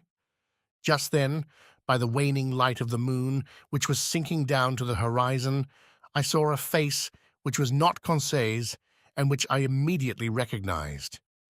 "Ned," I cried. "The same, sir, who is seeking his prize," replied the Canadian. "Were you thrown into the sea by the shock to the frigate?" "Yes, Professor, but more fortunate than you, I was able to find a footing almost directly upon a floating island." An island? Or more correctly speaking, on our gigantic narwhal. Explain yourself, Ned. Only I soon found out why my harpoon had not entered its skin and was blunted. Why, Ned, why? Because, Professor, that beast is made of sheet iron. The Canadian's last words produced a sudden revolution in my brain. I wriggled myself quickly to the top of the being, or object, half out of the water, which served us for a refuge. I kicked it. It was evidently a hard, impenetrable body, and not the soft substance that forms the bodies of the great marine mammalia. But this hard body might be a bony carapace, like that of the antediluvian animals, and I should be free to class this monster among amphibious reptiles, such as tortoises or alligators. Well, no. The blackish back that supported me was smooth, polished, without scales. The blow produced a metallic sound, and incredible though it may be, it seemed, I might say, as if it was made of riveted plates. There was no doubt about it. This monster, this natural phenomenon that had puzzled the learned world and overthrown and misled the imagination of seamen of both hemispheres, it must be owned, a still more astonishing phenomenon, inasmuch as it was a simply human construction. We had no time to lose, however. We were lying upon the back of a sort of submarine boat, which appeared, as far as I could judge, like a huge fish of steel. Ned Land's mind was made up on this point. Conseil and I could only agree with him. Just then, a bubbling began at the back of this strange thing, which was evidently propelled by a screw, and it began to move. We had only just time to seize hold of the upper part, which rose about 7 feet out of the water, and happily its speed was not great. "As long as it sails horizontally," muttered Ned Land, "I do not mind. But if it takes a fancy to dive, I would not give 2 straws for my life." The Canadian might have said still less. It became really necessary to communicate with the beings, whatever they were, shut up inside the machine. I searched all over the outside for an aperture, a panel, or a manhole, to use a technical expression. But the lines of the iron rivets, solidly driven into the joints of the iron plates, were clear and uniform. Besides, the moon disappeared then and left us in total darkness. At last, this long night passed. My indistinct remembrance prevents my describing all the impressions it made. I can only recall one circumstance. During some lulls of the wind and sea, I fancied I heard several times vague sounds, a sort of fugitive harmony produced by words of command. What was then the mystery of this submarine craft, of which the whole world vainly sought an explanation? What kind of beings existed in this strange boat? What mechanical agent caused its prodigious speed? Daybreak appeared. The morning mists surrounded us, but they soon cleared off. I was about to examine the hull, which formed on deck a kind of horizontal platform, when I felt it gradually sinking. "Oh, confound it!" cried Ned Land, kicking the resounding plate. "Open, you inhospitable rascals!" Happily, the sinking movement ceased. Suddenly a noise like ironworks violently pushed aside came from the interior of the boat. One iron plate was moved, a man appeared, uttered an odd cry, and disappeared immediately. Some moments after, 8 strong men with masked faces appeared noiselessly and drew us down into their formidable machine. Chapter 8. Mobilis in Mobili. This forcible abduction, so roughly carried out, was accomplished with the rapidity of lightning. I shivered all over. Whom had we to deal with? No doubt some new sort of pirates who explored the sea in their own way. Hardly had the narrow panel closed upon me when I was enveloped in darkness. My eyes, dazzled with the outer light, could distinguish nothing. I felt my naked feet cling to the rungs of an iron ladder. Ned Land and Conseil, firmly seized, followed me. At the bottom of the ladder, a door opened and shut after us immediately with a bang. We were alone. Where, I couldn't say, Hardly imagine. All was black, and such a dense black that after some minutes my eyes had not been able to discern even the faintest glimmer. Meanwhile, Ned Land, furious at these proceedings, gave free vent to his indignation. "Confound it!" cried he. "Here are people who come up to the Scotch for hospitality. They only just miss being cannibals. I should not be surprised at it, but I declare that they shall not eat me without my protesting." "Calm yourself, friend Ned. Calm yourself," replied Conseil quietly. "Do not cry out before you are hurt. We are not quite done for yet." "Not quite," sharply replied the Canadian, "but pretty near at all events. Things look black. Happily, my bowie knife I have still, and I can always see well enough to use it. The first of these pirates who lays a hand on me—" "Do not excite yourself, Ned," I said to the harpooner, "and do not compromise us by useless violence. Who knows that they will not listen to us? Let us rather try to find out where we are." I groped about. In 5 steps I came to an iron wall made of plates bolted together. Then, turning back, I struck against a wooden table, near which were ranged several stools. The boards of this prison were concealed under a thick mat of formium, which deadened the noise of the feet. The bare walls revealed no trace of window or door. Conseil, going round the reverse way, met me, and we went back to the middle of the cabin, which measured about 20 feet by 10.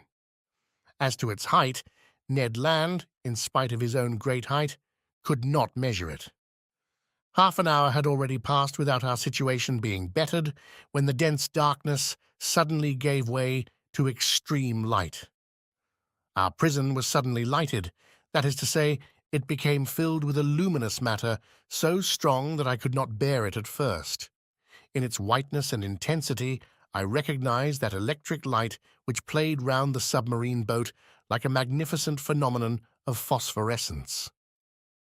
After shutting my eyes involuntarily, I opened them and saw that this luminous agent came from a half-globe, unpolished, placed in the roof of the cabin. "At last one can see," cried Ned Land, who, knife in hand, stood on the defensive. "Yes," said I, "but we are still in the dark about ourselves." "Let master have patience," said the imperturbable Conseil. The sudden lighting of the cabin enabled me to examine it minutely. It only contained a table and 5 stools. The invisible door might be hermetically sealed. No noise was heard. All seemed dead in the interior of this boat. Did it move? Did it float on the surface of the ocean? Or did it dive into its depths? I could not guess. A noise of bolts was now heard, the door opened, and 2 men appeared. One was short, very muscular, broad-shouldered, with robust limbs, strong head, an abundance of black hair, thick moustache, a quick, penetrating look, and the vivacity which characterizes the population of southern France. The second stranger merits a more detailed description. A disciple of Gratiolet or Engel would have read his face like an open book. I made out his prevailing qualities directly: self-confidence, because his head was well set on his shoulders and his black eyes looked around with cold assurance; calmness, for his skin, rather pale, showed his coolness of blood; energy, evinced by the rapid contraction of his lofty brows; and courage, because his deep breathing denoted great power of lungs. Whether this person was 35 or 50 years of age, I could not say. He was tall, had a large forehead, straight nose, a clearly cut mouth, beautiful teeth, with fine taper hands, indicative of a highly nervous temperament. This man was certainly the most admirable specimen I had ever met. One particular feature was his eyes, rather far from each other, and which could take in nearly a quarter of the horizon at once. This faculty, I verified it later, gave him a range of vision far superior to Ned Land's. When this stranger fixed upon an object, his eyebrows met, his large eyelids closed around, so as to contract the range of his vision, and he looked as if he magnified the objects lessened by distance, as if he pierced those sheets of water so opaque to our eyes, and as if he read the very depths of the seas. The two strangers, with caps made from the fur of the sea otter and shod with sea boots of seal's skin, were dressed in clothes of a particular texture which allowed free movement of the limbs. The taller of the two, evidently the chief on board, examined us with great attention, without saying a word. Then, turning to his companion, talked with him in an unknown tongue. It was a sonorous, harmonious, and flexible dialect, the vowels seeming to admit a very varied accentuation. The other replied by a shake of the head and added 2 or 3 perfectly incomprehensible words. Then he seemed to question me by a look. I replied in good French that I didn't know his language, but he seemed not to understand me, and my situation became more embarrassing. "If master were to tell our story," said Conseil, "perhaps these gentlemen may understand some words." I began to tell our adventures, articulating each syllable clearly and without omitting one single detail. I announced our names and rank, introducing in person Professor Aronnax, his servant Conseil, and Master Ned Land, the harpooner. The man with the soft, calm eyes listened to me quietly, even politely, and with extreme attention. But nothing in his countenance indicated that he had understood my story. When I finished, he said not a word. There remained one resource: to speak English. Perhaps they would know this almost universal language. I knew it, as well as the German language, well enough to read it fluently, but not to speak it correctly. But anyhow, we must make ourselves understood. "Go on in your turn," I said to the harpooner. "Speak your best Anglo-Saxon, and try to do better than I." Ned did not beg off, and recommenced our story. To his great disgust, the harpooner did not seem to have made himself more intelligible than I had. Our visitors did not stir. They evidently understood neither the language of Arago nor of Faraday. Very much embarrassed, after having vainly exhausted our speaking resources, I knew not what part to take, when Conseil said, "If master will permit me, I will relate it in German." But in spite of the elegant terms and good accent of the narrator, the German language had no success. At last, nonplussed, I tried to remember my first lessons, and to narrate our adventures in Latin, but with no better success. This last attempt being of no avail, the two strangers exchanged some words in their unknown language, and retired. The door shut. "It is an infamous shame," cried Ned Land, who broke out for the 20th time. "We speak to those rogues in French, English, German, and Latin, and not one of them has the politeness to answer." "Calm yourself," I said to the impetuous Ned. "Anger will do no good." "But do you see, Professor," replied our irascible companion, "that we shall absolutely die of hunger in this iron cage?" "Bah," said Conseil philosophically, "we can hold out some time yet." "My friends," I said, "we must not despair. We have been worse off than this. Do me the favor to wait a little before forming an opinion upon the commander and crew of this boat." "My opinion is formed," replied Ned Land sharply. "They are rascals." "Good. And from what country?" "From the land of rogues." "My brave Ned, that country is not clearly indicated on the map of the world, but I admit that the nationality of the two strangers is hard to determine. Neither English, French, nor German, that is quite certain. However, I am inclined to think that the commander and his companion were born in low latitudes. There is southern blood in them, but I cannot decide by their appearance whether they are Spaniards, Turks, Arabians, or Indians. As to their language, it is quite incomprehensible." "There is the disadvantage of not knowing all languages," said Conseil, "or the disadvantage of not having one universal language." As he said these words, the door opened. A steward entered. He brought us clothes, coats and trousers made of a stuff I did not know. I hastened to dress myself, and my companions followed my example. During that time, the steward, dumb, perhaps deaf, had arranged the table and laid 3 plates. "This is something like," said Conseil. "Bah," said the rancorous harpooner. "What do you suppose they eat here? Tortoise liver, filleted shark, and beefsteaks from sea dogs." "We shall see," said Conseil. The dishes of bell metal were placed on the table, and we took our places. Undoubtedly, we had to do with civilized people, and, had it not been for the electric light which flooded us, I could have fancied I was in the dining room of the Adelphi Hotel at Liverpool or at the Grand Hotel in Paris. I must say, however, that there was neither bread nor wine. The water was fresh and clear, but it was water, and did not suit Ned Land's taste.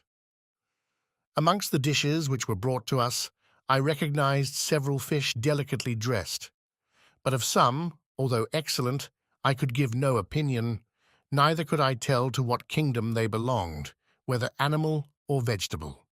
As to the dinner service, it was elegant and in perfect taste. Each utensil, spoon, fork, knife, plate, had a letter engraved on it, with a motto above it, of which this is an exact facsimile. Mobilis in mobili N.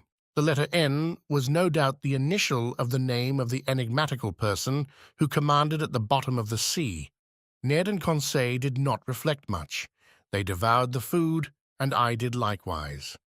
I was, besides, reassured as to our fate, and it seemed evident that our hosts would not let us die of want. However, everything has an end. Everything passes away, even the hunger of people who have not eaten for 15 hours. Our appetites satisfied, we felt overcome with sleep. "Faith, I shall sleep well," said Conseil. "So shall I," replied Ned Land. My 2 companions stretched themselves on the cabin carpet and were soon sound asleep.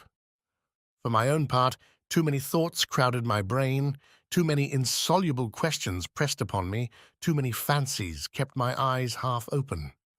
Where were we? What strange power carried us on? I felt, or rather fancied I felt, the machine sinking down to the lowest beds of the sea. Dreadful nightmares beset me. I saw in these mysterious asylums a world of unknown animals, amongst which this submarine boat seemed to be of the same kind, living, moving, and formidable as they. Then my brain grew calmer, my imagination wandered into vague unconsciousness, and I soon fell into a deep sleep. Chapter 9. Ned Land's Tempers. How long we slept I do not know, but our sleep must have lasted long, for it rested us completely from our fatigues. I woke first. My companions had not moved, and were still stretched in their corner. Hardly roused from my somewhat hard couch, I felt my brain freed, my mind clear. I then began an attentive examination of our cell. Nothing was changed inside. The prison was still a prison. The prisoners, prisoners. However, the steward, during our sleep, had cleared the table. I breathed with difficulty. The heavy air seemed to oppress my lungs. Although the cell was large, we had evidently consumed a great part of the oxygen that it contained. Indeed, each man consumes in 1 hour the oxygen contained in more than 176 pints of air, and this air, charged, as then, with a nearly equal quantity of carbonic acid, becomes unbreathable. It became necessary to renew the atmosphere of our prison, and no doubt the hole in the submarine boat. That gave rise to a question in my mind. How would the commander of this floating dwelling place proceed? Would he obtain air by chemical means, in getting by heat the oxygen contained in chlorate of potash, and in absorbing carbonic acid by caustic potash? Or a more convenient, economical, and consequently more probable alternative, would he be satisfied to rise and take breath at the surface of the water, like a cetacean, and so renew for 24 hours the atmospheric provision? In fact, I was already obliged to increase my respirations to eke out of this cell the little oxygen it contained, when suddenly I was refreshed by a current of pure air and perfumed with saline emanations. It was an invigorating sea breeze, charged with iodine. I opened my mouth wide, and my lungs saturated themselves with fresh particles. At the same time, I felt the boat rolling. The iron-plated monster had evidently just risen to the surface of the ocean to breathe, after the fashion of whales. I found out from that the mode of ventilating the boat. When I had inhaled this air freely, I sought the conduit pipe, which conveyed to us the beneficial whiff, and I was not long in finding it. Above the door was a ventilator, through which volumes of fresh air renewed the impoverished atmosphere of the cell. I was making my observations when Ned and Conseil awoke almost at the same time under the influence of this reviving air. They rubbed their eyes, stretched themselves, and were on their feet in an instant. "Did master sleep well?" asked Conseil, with his usual politeness. "Very well, my brave boy. And you, Mr. Land?" "Soundly, Professor, but I don't know if I am right or not. There seems to be a sea breeze." A seaman could not be mistaken, and I told the Canadian all that had passed during his sleep. "Good," said he. "That accounts for those roarings we heard when the supposed narwhal sighted the Abraham Lincoln." "Quite so, Master Land. It was taking breath." "Only, Mr. Aronnax, I have no idea what o'clock it is, unless it is dinner time." "Dinner time, my good fellow? Say rather breakfast time, for we certainly have begun another day." "So," said Conseil, "we have slept 24 hours?" "That is my opinion." "I will not contradict you," replied Ned Land. "But dinner or breakfast, the steward will be welcome, whichever he brings. Master Land, we must conform to the rules on board, and I suppose our appetites are in advance of the dinner hour." "That is just like you, friend Conseil," said Ned impatiently. "You are never out of temper, always calm. You would return thanks before grace and die of hunger rather than complain." Time was getting on, and we were fearfully hungry, and this time the steward did not appear. It was rather too long to leave us if they really had good intentions towards us. Ned Land, tormented by the cravings of hunger, got still more angry, and notwithstanding his promise, I dreaded an explosion when he found himself with one of the crew. For 2 hours more, Ned Land's temper increased. He cried, he shouted, but in vain. The walls were deaf. There was no sound to be heard in the boat. All was still as death. It did not move, for I should have felt the trembling motion of the hull under the influence of the screw. Plunged in the depths of the waters, it belonged no longer to earth. This silence was dreadful. I felt terrified. Conseil was calm. Ned Land roared. Just then a noise was heard outside. Steps sounded on the metal flags. The locks were turned, the door opened, and the steward appeared. Before I could rush forward to stop him, the Canadian had thrown him down and held him by the throat. The steward was choking under the grip of his powerful hand. Conseil was already trying to unclasp the harpooner's hand from his half-suffocated victim, and I was going to fly to the rescue when suddenly I was nailed to the spot by hearing these words in French. "Be quiet, Master Land, and you, Professor, will you be so good as to listen to me?" Chapter 10. The Man of the Seas. It was the commander of the vessel who thus spoke. At these words, Ned Land rose suddenly. The steward, nearly strangled, tottered out on a sign from his master. But such was the power of the commander on board, that not a gesture betrayed the resentment which this man must have felt towards the Canadian. Conseil, interested in spite of himself, I, stupefied, awaited in silence the result of this scene. The commander, leaning against the corner of a table with his arms folded, scanned us with profound attention. Did he hesitate to speak? Did he regret the words which he had just spoken in French? One might almost think so. After some moments of silence, which not one of us dreamed of breaking, "Gentlemen," said he, in a calm and penetrating voice, "I speak French, English, German, and Latin equally well. I could, therefore, have answered you at our first interview, but I wish to know you first, then to reflect." The story told by each one, entirely agreeing in the main points, convinced me of your identity. I know now that chance has brought before me Monsieur Pierre Aronnax, professor of natural history at the Museum of Paris, entrusted with a scientific mission abroad, Conseil, his servant, and Ned Land, of Canadian origin, harpooner on board the frigate Abraham Lincoln of the Navy of the United States of America. I bowed assent. It was not a question that the commander put to me, therefore there was no answer to be made. This man expressed himself with perfect ease, without any accent. His sentences were well turned, his words clear, and his fluency of speech remarkable. Yet I did not recognize in him a fellow countryman. He continued the conversation in these terms: "You have doubtless thought, sir, that I have delayed long in paying you this second visit. The reason is that, your identity recognized, I wish to weigh maturely what part to act towards you. I have hesitated much. Most annoying circumstances have brought you into the presence of a man who has broken all the ties of humanity. You have come to trouble my existence." "Unintentionally," said I. "Unintentionally," replied the stranger, raising his voice a little.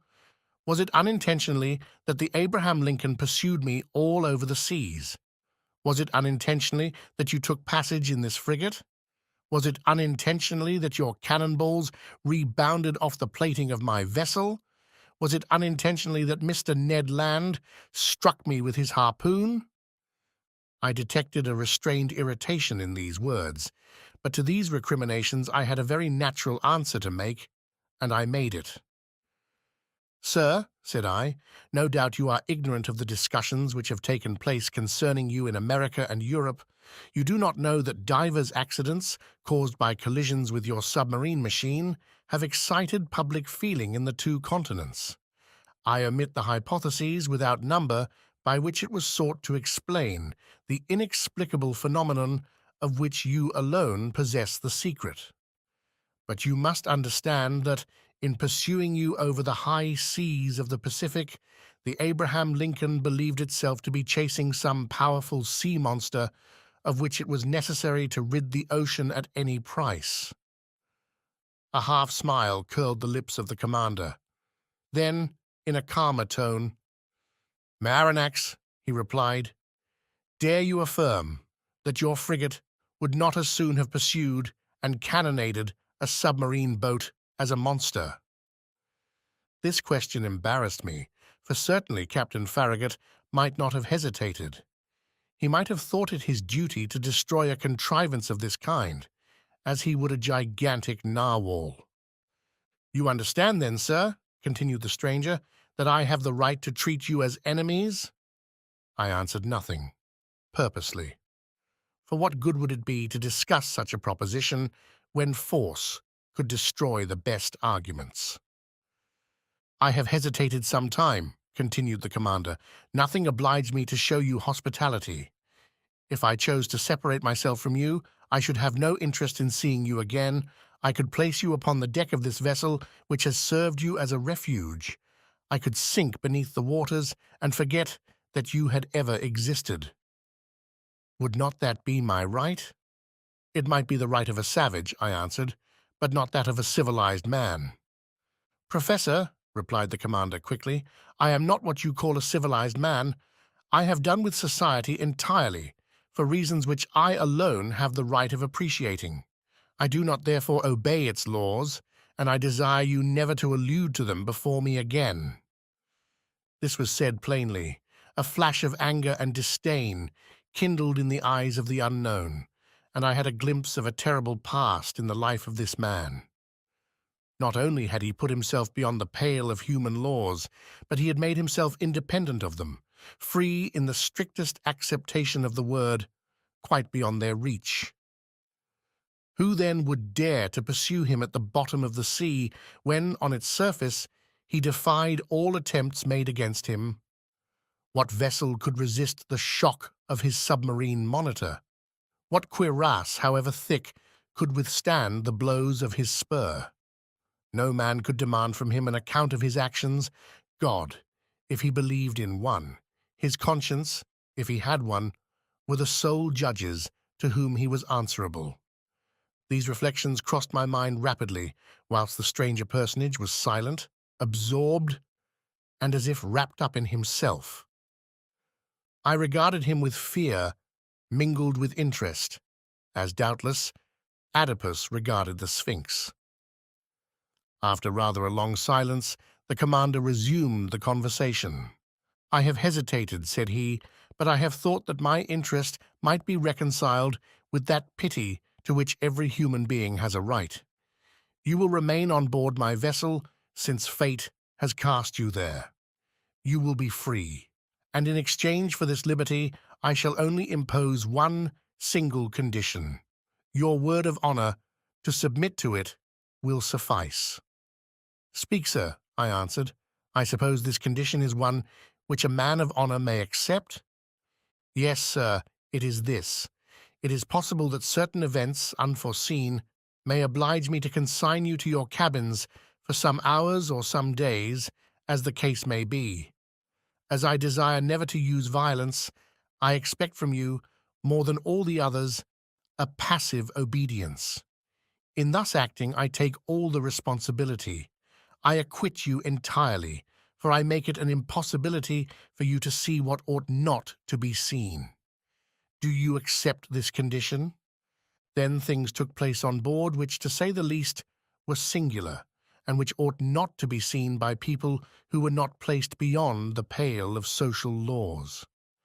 Amongst the surprises which the future was preparing for me, this might not be the least. "We accept," I answered.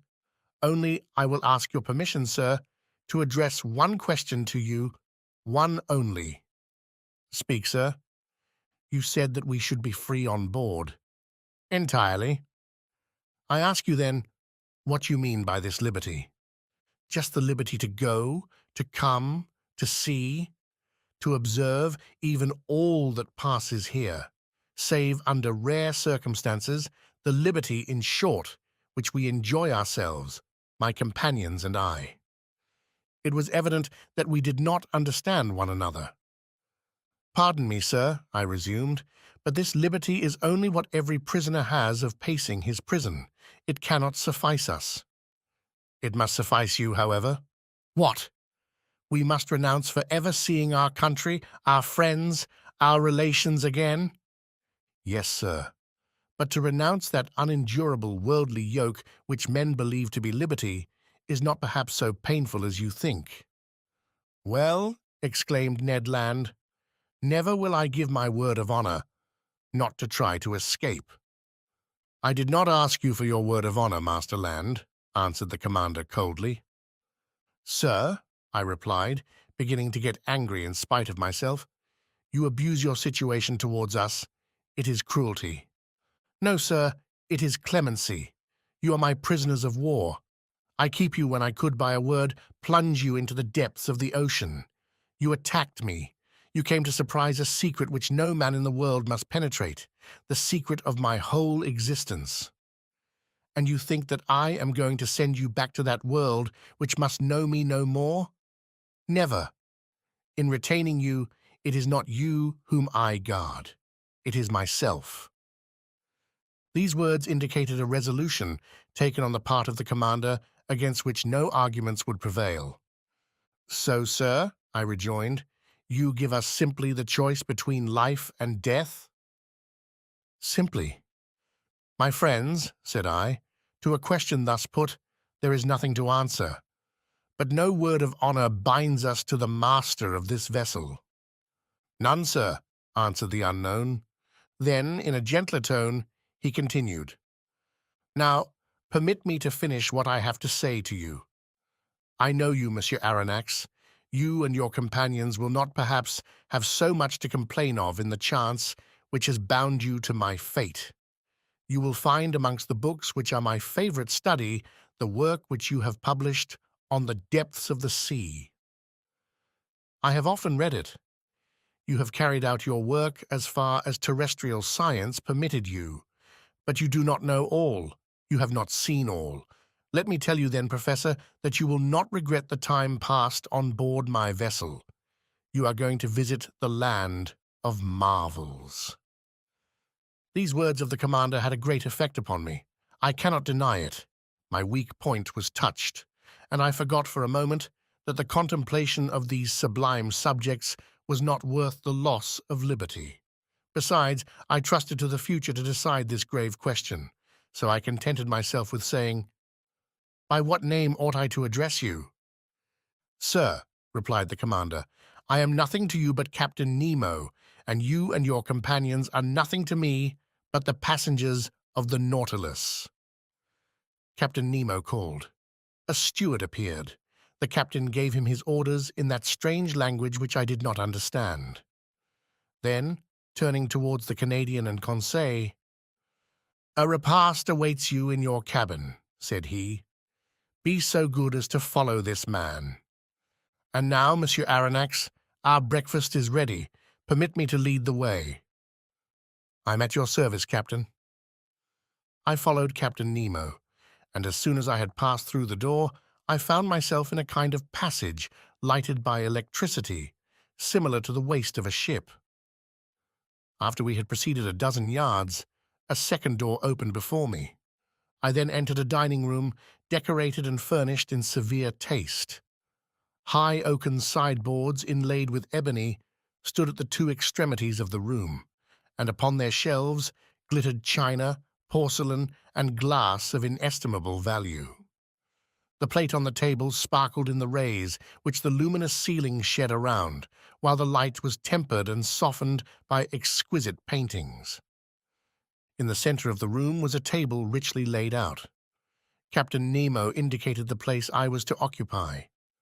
The breakfast consisted of a certain number of dishes, the contents of which were furnished by the sea alone, and I was ignorant of the nature and mode of preparation of some of them. I acknowledged that they were good, but they had a peculiar flavor which I easily became accustomed to. These different elements appeared to me to be rich in phosphorus, and I thought they must have a marine origin. Captain Nemo looked at me. I asked him no questions, but he guessed my thoughts, and answered of his own accord the questions which I was burning to address to him. "The greater part of these dishes are unknown to you," he said to me. "However, you may partake of them without fear. They are wholesome and nourishing. For a long time I have renounced the food of the earth, and am never ill now. My crew, who are healthy, are fed on the same food." "So," said I, "all these eatables are the produce of the sea?" "Yes, Professor, the sea supplies all my wants. Sometimes I cast my nets in tow, and I draw them in ready to break. Sometimes I hunt in the midst of this element, which appears to be inaccessible to man, and quarry the game which dwells in my submarine forests. My flocks, like those of Neptune's old shepherds, graze fearlessly in the immense prairies of the ocean. I have a vast property there which I cultivate myself, and which is always sown by the hand of the Creator of all things." "I can understand perfectly, sir, that your nets furnish excellent fish for your table. I can understand also that you hunt aquatic game in your submarine forests. But I cannot understand at all how a particle of meat, no matter how small, can figure in your bill of fare. This, which you believe to be meat, Professor, is nothing else than fillet of turtle. Here are also some dolphin's livers, which you take to be ragout of pork. My cook is a clever fellow who excels in dressing these various products of the ocean. Taste all these dishes.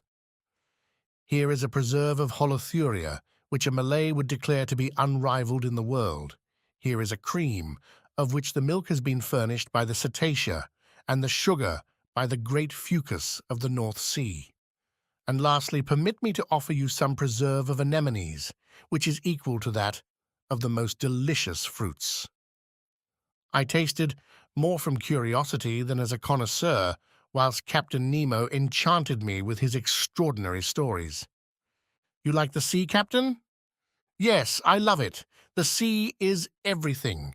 It covers 7/10 of the terrestrial globe. Its breath is pure and healthy. It is an immense desert where man is never lonely, for he feels life stirring on all sides. The sea is only the embodiment of a supernatural and wonderful existence. It is nothing but love and emotion. It is the living infinite, as one of your poets has said. In fact, Professor, nature manifests herself in it by her three kingdoms: mineral, vegetable, and animal. The sea is the vast reservoir of nature. The globe began with sea, so to speak, and who knows if it will not end with it. In it is supreme tranquility. The sea does not belong to despots. Upon its surface, men can still exercise unjust laws, fight, tear one another to pieces, and be carried away with terrestrial horrors. But at 30 feet below its level, their reign ceases, their influence is quenched, and their power disappears. Ah, sir, live, live in the bosom of the waters. There only is independence. There I recognize no masters. There I am free." Captain Nemo suddenly became silent in the midst of this enthusiasm by which he was quite carried away. For a few moments he paced up and down, much agitated. Then he became more calm, regained his accustomed coldness of expression, and turning towards me, "Now, Professor," said he, "if you wish to go over the Nautilus, I am at your service." Captain Nemo rose. I followed him. A double door, contrived at the back of the dining room, opened, and I entered a room equal in dimensions to that which I had just quitted. It was a library.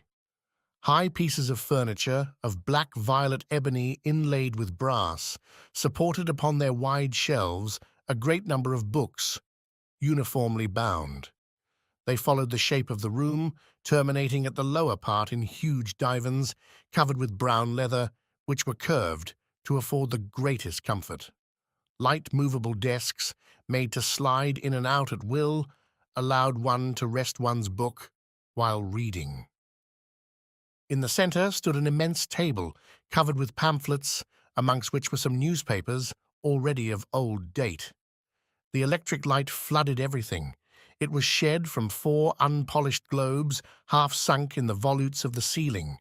I looked with real admiration at this room, so ingeniously fitted up, and I could scarcely believe my eyes. "Captain Nemo," said I to my host, who had just thrown himself on one of the divans, "this is a library which would do honor to more than one of the continental palaces, and I am absolutely astounded when I consider that it can follow you to the bottom of the seas." "Where could one find greater solitude or silence, Professor?" replied Captain Nemo. "Did your study in the museum afford you such perfect quiet?" "No, sir, and I must confess that it is a very poor one after yours. You must have 6 or 7,000 volumes here." 12,000, Monsieur Aronnax. These are the only ties which bind me to the earth. But I had done with the world on the day when my Nautilus plunged for the first time beneath the waters. That day I bought my last volumes, my last pamphlets, my last papers, and from that time I wish to think that men no longer think or write. These books, Professor, are at your service besides, and you can make use of them freely. I thanked Captain Nemo and went up to the shelves of the library. Works on science, morals, and literature abounded in every language, but I did not see one single work on political economy. That subject appeared to be strictly prescribed. Strange to say, all these books were irregularly arranged, in whatever language they were written. And this medley proved that the captain of the Nautilus must have read indiscriminately the books which he took up by chance. "Sir," said I to the captain, "I thank you for having placed this library at my disposal. It contains treasures of science, and I shall profit by them." "This room is not only a library," said Captain Nemo, "it is also a smoking room." "A smoking room!" I cried. Then one may smoke on board? Certainly. Then, sir, I am forced to believe that you have kept up a communication with Havana. Not any, answered the captain, except this cigar, Monsieur Aronnax, and though it does not come from Havana, you will be pleased with it if you are a connoisseur. I took the cigar which was offered me. Its shape recalled the London ones, but it seemed to be made of leaves of gold. I lighted it at a little brazier, which was supported upon an elegant bronze stem, and drew the first whiffs with the delight of a lover of smoking who has not smoked for 2 days. It is excellent, but it is not tobacco. No, answered the captain, this tobacco comes neither from Havana nor from the East. It is a kind of seaweed, rich in nicotine, with which the sea provides me, but somewhat sparingly. At that moment, Captain Nemo opened a door which stood opposite to that by which I had entered the library, and I passed into an immense drawing-room splendidly lighted. It was a vast four-sided room, 30 feet long, 18 wide, and 15 high. A luminous ceiling, decorated with light arabesques, shed a soft, clear light over all the marvels accumulated in this museum. For it was in fact a museum, in which an intelligent and prodigal hand had gathered all the treasures of nature and art with the artistic confusion which distinguishes a painter's studio. 30 first-rate pictures, uniformly framed, separated by bright drapery, ornamented the walls, which were hung with tapestry of severe design. I saw works of great value, the greater part of which I had admired in the special collections of Europe and in the exhibitions of paintings. The several schools of the old masters were represented by a Madonna of Raphael, a Virgin of Leonardo da Vinci, a nymph of Correggio, a woman of Titan, an Adoration of Veronese, an Assumption of Murillo, a portrait of Holbein, a monk of Velasquez, a martyr of Ribera, a fair of Rubens, 2 Flemish landscapes of Teniers, 3 little genre pictures of Gerard Dow, Metsu, and Paul Potter, 2 specimens of Géricault and Proudhon, and some sea pieces of Backhuizen and Vernet. Amongst the works of modern painters were pictures with the signatures of Delacroix, Ingres, Decamps, Troyon, Meissonier, Daubigny, etc., and some admirable statues in marble and bronze after the finest antique models stood upon pedestals in the corners of this magnificent museum. Amazement, as the captain of the Nautilus had predicted, had already begun to take possession of me.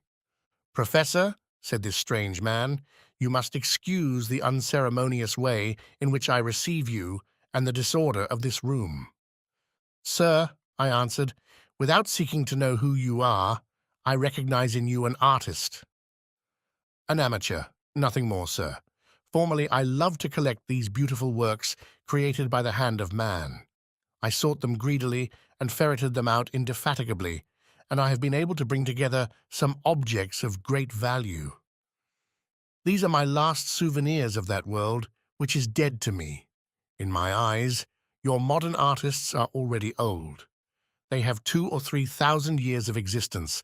I can found them in my own mind. Masters have no age." "And these musicians," said I, pointing out some works of Weber, Rossini, Mozart, Beethoven, Haydn, Meyerbeer, Herold, Wagner, Auber, Gounod, and a number of others, scattered over a large model piano organ which occupied one of the panels of the drawing-room. "These musicians," replied Captain Nemo, "are the contemporaries of Orpheus, for in the memory of the dead all chronological differences are effaced. And I am dead, Professor, as much dead as those of your friends who are sleeping 6 feet under the earth." Captain Nemo was silent, and seemed lost in a profound reverie. I contemplated him with deep interest, analyzing in silence the strange expression of his countenance. Leaning on his elbow against an angle of a costly mosaic table, he no longer saw me. He had forgotten my presence. I did not disturb this reverie, and continued my observation of the curiosities which enriched this drawing-room. Under elegant glass cases, fixed by copper rivets, were classed and labelled the most precious productions of the sea which had ever been presented to the eye of a naturalist. My delight as a professor may be conceived. The division containing the zoophytes presented the most curious specimens of the two groups of polypi and echinodermes. In the first group, the tubipores were gorgons arranged like a fan, soft sponges of Syria, ices of the Moluccas, penatulas, and admirable virgularia of the Norwegian seas, variegated unbellulare, alcionariae, a whole series of madrepores, which my master Milne Edwards has so cleverly classified, amongst which I remarked some wonderful flabellinae oculinae of the island of Bourbon, the Neptune's car of the Antilles, superb varieties of corals, in short, every species of those curious polypi of which entire islands are formed, which will one day become continents. Of the echinodermes, remarkable for their coating of spines, asteri, sea stars, pantacrini, comatules, asterophons, echini, holothuri, etc., represented individually a complete collection of this group. A somewhat nervous conchiliologist would certainly have fainted before other, more numerous cases in which were classified the specimens of mollusks. It was a collection of inestimable value, which time fails me to describe minutely. Amongst these specimens I will quote from memory only the elegant royal hammerfish of the Indian Ocean, whose regular white spots stood out brightly on a red and brown ground, an imperial spondyle, bright-coloured, bristling with spines, a rare specimen in the European museums. I estimated its value at not less than £1,000. A common hammerfish of the seas of New Holland, which is only procured with difficulty, exotic Bacardia of Senegal, fragile white bivalve shells, which a breath might shatter like a soap bubble, several varieties of the aspergillum of Java, a kind of calcareous tube, edged with leafy folds, and much debated by amateurs, a whole series of trochee, some a greenish-yellow, found in the American seas, others a reddish-brown, natives of Australian waters, others from the Gulf of Mexico, remarkable for their imbricated shell, stellari, found in the southern seas, and last, the rarest of all, the magnificent spur of New Zealand, and every description of delicate and fragile shells to which science has given appropriate names. Apart, in separate compartments, were spread out chaplets of pearls of the greatest beauty, which reflected the electric light in little sparks of fire. Pink pearls torn from the pinna marina of the Red Sea, green pearls of the haliotide iris, yellow, blue, and black pearls, the curious productions of the divers mollusks of every ocean, and certain mussels of the watercourses of the north. Lastly, several specimens of inestimable value which had been gathered from the rarest pintadines. Some of these pearls were larger than a pigeon's egg, and were worth as much, and more than that which the traveller Tavernier sold to the Shah of Persia for 3 millions, and surpassed the one in the possession of the Imam of Muscat, which I had believed to be unrivalled in the world. Therefore, to estimate the value of this collection was simply impossible. Captain Nemo must have expended millions in the acquirement of these various specimens, and I was thinking what source he could have drawn from to have been able thus to gratify his fancy for collecting, when I was interrupted by these words. "You are examining my shells, Professor? Unquestionably they must be interesting to a naturalist, but for me they have a far greater charm, for I have collected them all with my own hand, and there is not a sea on the face of the globe which has escaped my researches. I can understand, Captain, the delight of wandering about in the midst of such riches. You are one of those who have collected their treasures themselves. No museum in Europe possesses such a collection of the produce of the ocean. But if I exhaust all my admiration upon it, I shall have none left for the vessel which carries it.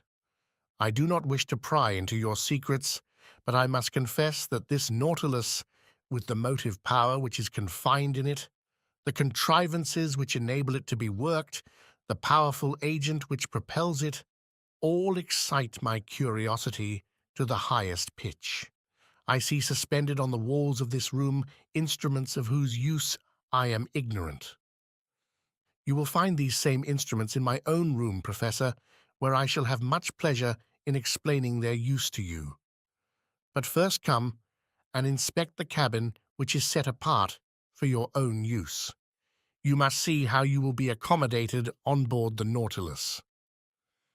I followed Captain Nemo, who, by one of the doors opening from each panel of the drawing-room, regained the waist. He conducted me towards the bow, and there I found not a cabin, but an elegant room, with a bed, dressing-table, and several other pieces of furniture. I could only thank my host. "Your room adjoins mine," said he, opening a door, "and mine opens into the drawing-room that we have just quitted." I entered the captain's room. It had a severe, almost a monkish aspect. A small iron bedstead, a table, some articles for the toilet, the whole lighted by a skylight. No comforts, the strictest necessaries only. Captain Nemo pointed to a seat. "Be so good as to sit down," he said. I seated myself, and he began thus: Captain Nemo's stateroom. Chapter 11. All by electricity. "Sir," said Captain Nemo, showing me the instruments hanging on the walls of his room, "here are the contrivances required for the navigation of the Nautilus. Here, as in the drawing-room, I have them always under my eyes, and they indicate my position and exact direction in the middle of the ocean. Some are known to you, such as the thermometer, which gives the internal temperature of the Nautilus, the barometer, which indicates the weight of the air and foretells the changes of the weather, the hygrometer, which marks the dryness of the atmosphere, the storm glass, the contents of which, by decomposing, announce the approach of tempests, the compass, which guides my course, the sextant, which shows the latitude by the altitude of the sun, chronometers, by which I calculate the longitude, and glasses for day and night, which I use to examine the points of the horizon when the Nautilus rises to the surface of the waves." "These are the usual nautical instruments," I replied, "and I know the use of them. But these others, no doubt, answer to the particular requirements of the Nautilus. This dial with the movable needle is a manometer, is it not?" "It is actually a manometer, but by communication with the water, whose external pressure it indicates, it gives our depth at the same time." "And these other instruments, the use of which I cannot guess?" "Here, Professor, I ought to give you some explanations. Will you be kind enough to listen to me?" He was silent for a few moments, then he said, "There is a powerful agent, obedient, rapid, easy, which conforms to every use, and reigns supreme on board my vessel. Everything is done by means of it. It lights it, warms it, and is the soul of my mechanical apparatus. This agent is electricity." "Electricity?" I cried in surprise. "Yes, sir."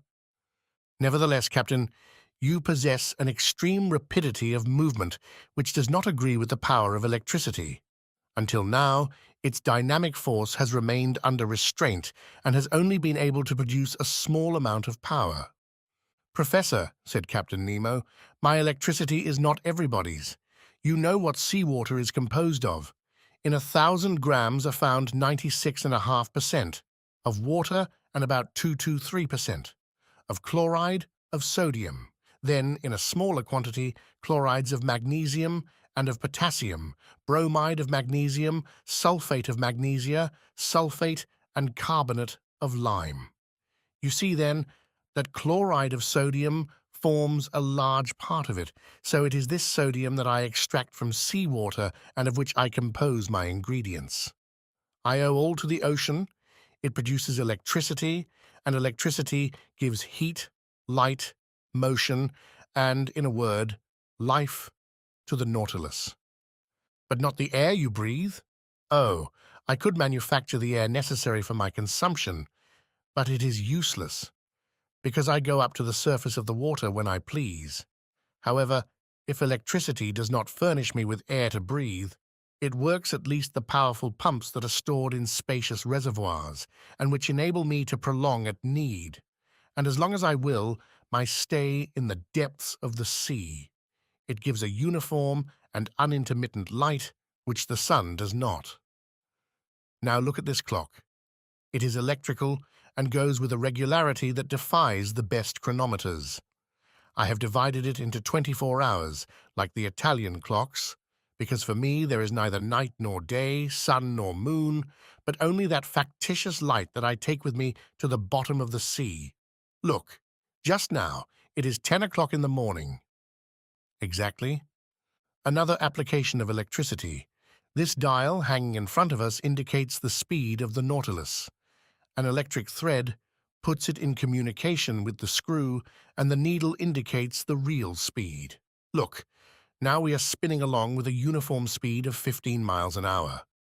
It is marvelous. And I see, Captain, you were right to make use of this agent that takes the place of wind, water, and steam. We have not finished, Monsieur Aronnax, said Captain Nemo, rising. If you will follow me, we will examine the stern of the Nautilus. Really, I knew already the anterior part of this submarine boat, of which this is the exact division, starting from the ship's head. The dining room, 5 yards long, separated from the library by a watertight partition. The library, 5 yards long. The large drawing room, 10 yards long, separated from the captain's room by a second watertight partition. The said room, 5 yards in length, mine, 2.5 yards, and lastly a reservoir of air, 7.5 yards that extended to the bows. Total length 35 yards, or 105 feet. The partitions had doors that were shut hermetically by means of India rubber instruments, and they ensured the safety of the Nautilus in case of a leak. I followed Captain Nemo through the waist and arrived at the center of the boat. There was a sort of well that opened between two partitions. An iron ladder, fastened with an iron hook to the partition, led to the upper end. I asked the captain what the ladder was used for. "It leads to the small boat," he said. "What? Have you a boat?" I exclaimed in surprise. "Of course, an excellent vessel, light and insubmersible, that serves either as a fishing or as a pleasure boat. But then, when you wish to embark, you are obliged to come to the surface of the water." "Not at all. This boat is attached to the upper part of the hull of the Nautilus and occupies a cavity made for it. It is decked, quite watertight, and held together by solid bolts. This ladder leads to a manhole made in the hull of the Nautilus that corresponds with a similar hole made in the side of the boat. By this double opening, I get into the small vessel. They shut the one belonging to the Nautilus. I shut the other by means of screw pressure. I undo the bolts, and the little boat goes up to the surface of the sea with prodigious rapidity. I then open the panel of the bridge, carefully shut till then. I mast it, hoist my sail, take my oars, and I'm off. But how do you get back on board? I do not come back, Mr. Aronnax. The Nautilus comes to me. By your orders. By my orders. An electric thread connects us. I telegraph to it, and that is enough. Really, I said, astonished at these marvels, nothing can be more simple. After having passed by the cage of the staircase that led to the platform, I saw a cabin 6 feet long, in which Conseil and Ned Land, enchanted with their repast, were devouring it with avidity. Then a door opened into a kitchen 9 feet long, situated between the large storerooms. Their electricity, better than gas itself, did all the cooking. The streams under the furnaces gave out to the sponges of platina a heat which was regularly kept up and distributed. They also heated a distilling apparatus, which, by evaporation, furnished excellent drinkable water. Near this kitchen was a bathroom comfortably furnished, with hot and cold water taps. Next to the kitchen was the berthroom of the vessel, 16 feet long. But the door was shut, and I could not see the management of it, which might have given me an idea of the number of men employed on board the Nautilus. At the bottom was a fourth partition that separated this office from the engine room. A door opened, and I found myself in the compartment where Captain Nemo, certainly an engineer of a very high order, had arranged his locomotive machinery. This engine room, clearly lighted, did not measure less than 65 feet in length. It was divided into two parts. The first contained the materials for producing electricity, and the second, the machinery that connected it with the screw. I examined it with great interest in order to understand the machinery of the Nautilus. "You see," said the captain, "I use Bunsen's contrivances, not Ruhmkorff's. Those would not have been powerful enough. Bunsen's are fewer in number, but strong and large, which experience proves to be the best. The electricity produced passes forward, where it works by electromagnets of great size on a system of levers and cogwheels that transmit the movement to the axle of the screw. This one, the diameter of which is 19 feet, and the thread 23 feet, performs about 120 revolutions in a second. And you get then a speed of 50 miles an hour.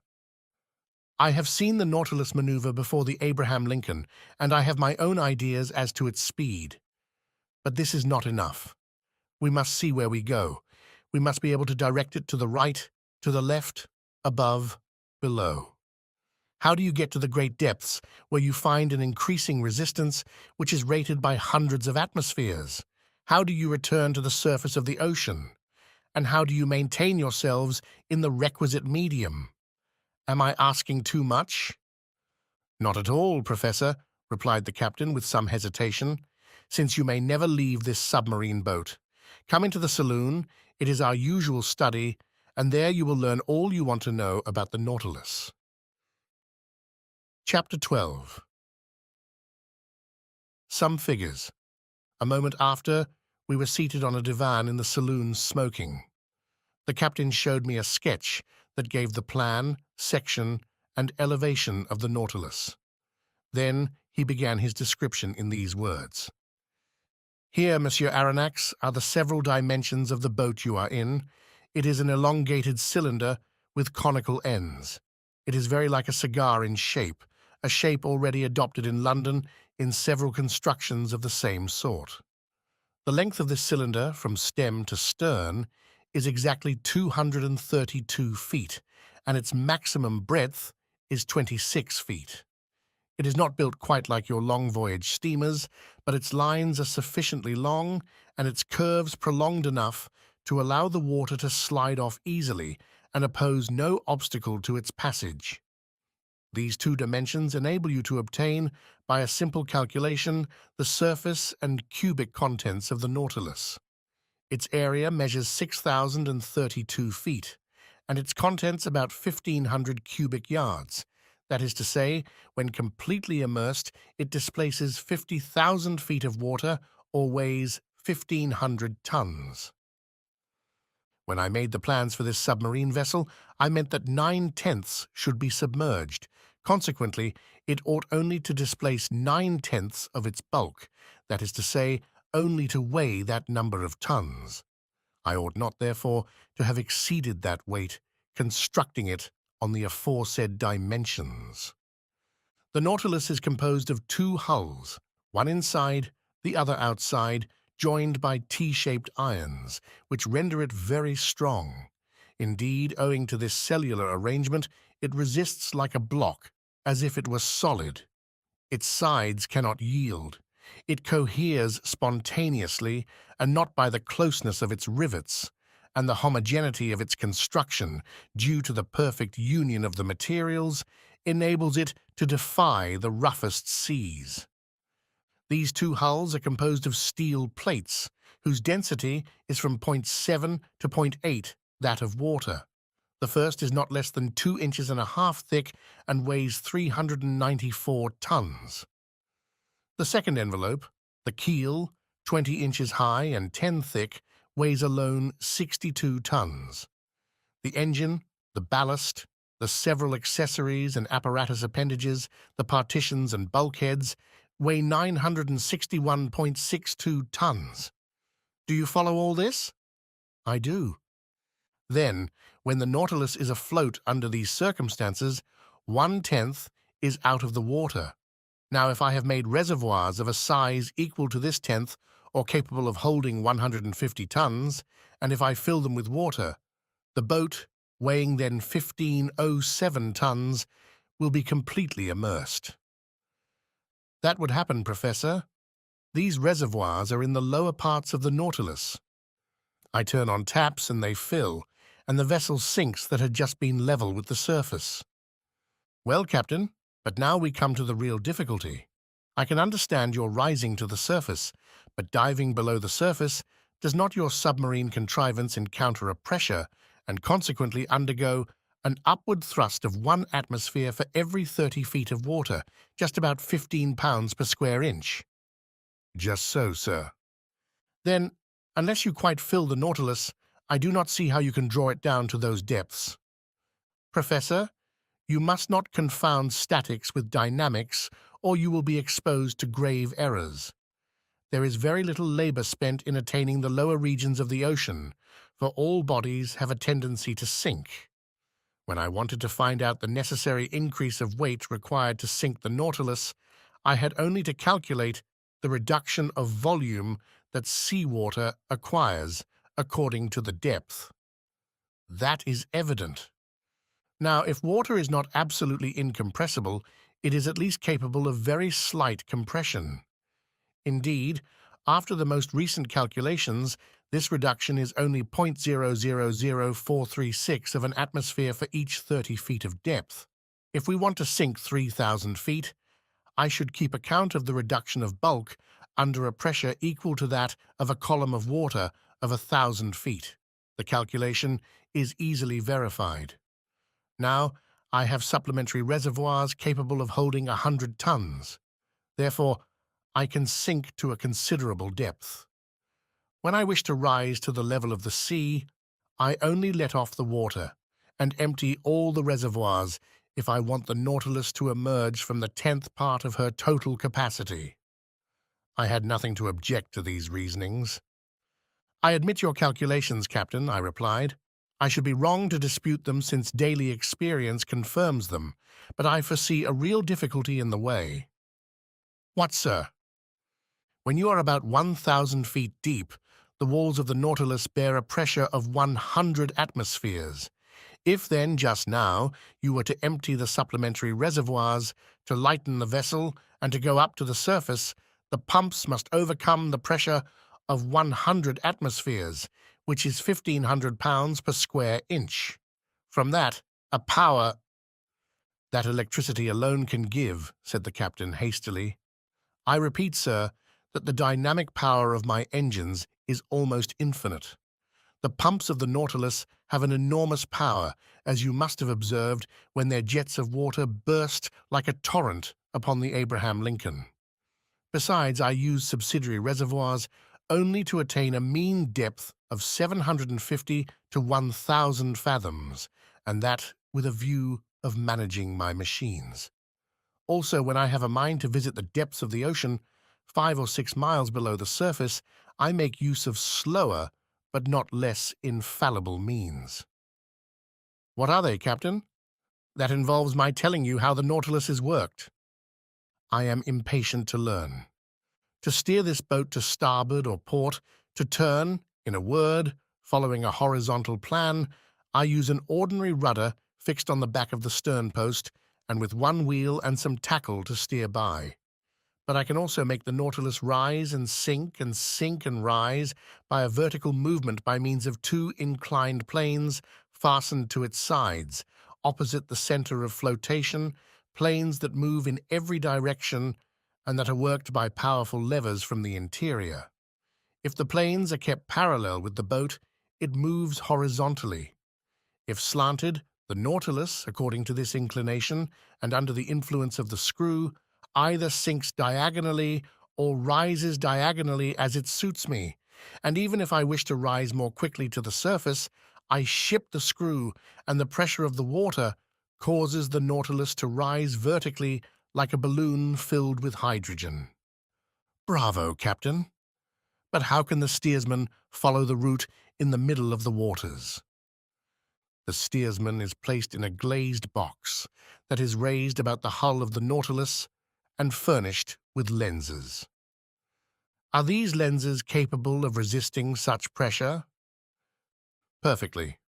Glass, which breaks at a blow, is, nevertheless, capable of offering considerable resistance. During some experiments of fishing by electric light in 1864 in the northern seas, we saw plates less than a third of an inch thick resist a pressure of 16 atmospheres. Now, the glass that I use is not less than 30 times thicker. Granted, but after all, in order to see, the light must exceed the darkness, and in the midst of the darkness in the water, how can you see? Behind the steersman's cage is placed a powerful electric reflector, the rays from which light up the sea for half a mile in front. Ah, bravo, bravo, Captain. Now I can account for this phosphorescence in the supposed narwhal that puzzled us so. I now ask you if the boarding of the Nautilus and of the Scotia that has made such a noise has been the result of a chance rencontre? Quite accidental, sir. I was sailing only 1 fathom below the surface of the water when the shock came. It had no bad result. None, sir, but now, about your rencontre with the Abraham Lincoln. Professor, I am sorry for one of the best vessels in the American Navy, but they attacked me, and I was bound to defend myself. I contented myself, however, with putting the frigate hors de combat. She will not have any difficulty in getting repaired at the next port. Ah, Commander! Your Nautilus is certainly a marvelous boat. Yes, Professor, and I love it as if it were part of myself. If danger threatens one of your vessels on the ocean, the first impression is the feeling of an abyss above and below. On the Nautilus, men's hearts never fail them. No defects to be afraid of, for the double shell is as firm as iron. No rigging to attend to, no sails for the wind to carry away, no boilers to burst, no fire to fear, for the vessel is made of iron, not of wood. No coal to run short, for electricity is the only mechanical agent. No collision to fear, for it alone swims in deep water. No tempest to brave, for when it dives below the water, it reaches absolute tranquility. There, sir, that is the perfection of vessels, and if it is true that the engineer has more confidence in the vessel than the builder, and the builder than the captain himself, you understand the trust I repose in my Nautilus, for I am at once captain, builder, and engineer. But how could you construct this wonderful Nautilus in secret? Each separate portion, Monsieur Aronnax, was brought from different parts of the globe. The keel was forged at Creusot, the shaft of the screw at Pen and Co.'s, London, the iron plates of the hull at Laird's of Liverpool, the screw itself at Scott's at Glasgow. The reservoirs were made by Cale and Company at Paris, the engine by Krupp in Prussia, its beak in Motala's workshop in Sweden, its mathematical instruments by Hart Brothers of New York, etc. And each of these people had my orders under different names. But these parts had to be put together and arranged. Professor, I had set up my workshops upon a desert island in the ocean. There my workmen, that is to say, the brave men that I instructed and educated, and myself have put together our Nautilus. Then, when the work was finished, fire destroyed all trace of our proceedings on this island that I could have jumped over if I had liked. Then the cost of this vessel is great. M. Aronnax, an iron vessel costs £145 per ton. Now the Nautilus weighed 1,500. It came, therefore, to £67,500 and £80,000 more for fitting it up, and about £200,000 with the works of art and the collections it contains. One last question, Captain Nemo. Ask it, Professor. You are rich? Immensely rich, sir, and I could, without missing it, pay the national debt of France. I stared at the singular person who spoke thus. Was he playing upon my credulity? The future would decide that. Chapter 13. The Black River. The portion of the terrestrial globe which is covered by water is estimated at upwards of 80 millions of acres. This fluid mass comprises 2,250,000,000 of cubic miles, forming a spherical body of a diameter of 60 leagues, the weight of which would be 3 quintillions of tons. To comprehend the meaning of these figures, it is necessary to observe that a quintillion is to a billion as a billion is to unity. In other words, there are as many billions in a quintillion as there are units in a billion. This mass of fluid is equal to about the quantity of water which would be discharged by all the rivers of the earth in 40,000 years. During the geological epochs, the igneous period succeeded to the aqueous. The ocean originally prevailed everywhere. Then by degrees, in the Silurian period, the tops of the mountains began to appear. The islands emerged, then disappeared in partial deluges, reappeared, became settled, formed continents, till at length the earth became geographically arranged, as we see in the present day. The solid had wrested from the liquid 37,657,000 square miles, equal to 12,960,000,000 of acres. The shape of continents allows us to divide the waters into 5 great portions: the Arctic or frozen ocean, the Antarctic or frozen ocean, the Indian, the Atlantic, and the Pacific Oceans. The Pacific Ocean extends from north to south between the 2 polar circles, and from east to west between Asia and America over an extent of 145 degrees of longitude. It is the quietest of seas. Its currents are broad and slow. It has medium tides and abundant rain. Such was the ocean that my fate destined me first to travel over under these strange conditions. "Sir," said Captain Nemo, "we will, if you please, take our bearings and fix the starting point of this voyage. It is 11:45. I will go up again to the surface." The captain pressed an electric clock 3 times. The pumps began to drive the water from the tanks. The needle of the manometer marked by a different pressure the ascent of the Nautilus. Then it stopped. "We have arrived," said the captain. I went to the central staircase, which opened onto the platform, clambered up the iron steps, and found myself on the upper part of the Nautilus. The platform was only 3 feet out of water. The front and back of the Nautilus was of that spindle shape which caused it justly to be compared to a cigar. I noticed that its iron plates, slightly overlaying each other, resembled the shell which clothes the bodies of our large terrestrial reptiles. It explained to me how natural it was, in spite of all glasses, that this boat should have been taken for a marine animal. Toward the middle of the platform, the longboat, half buried in the hull of the vessel, formed a slight excrescence.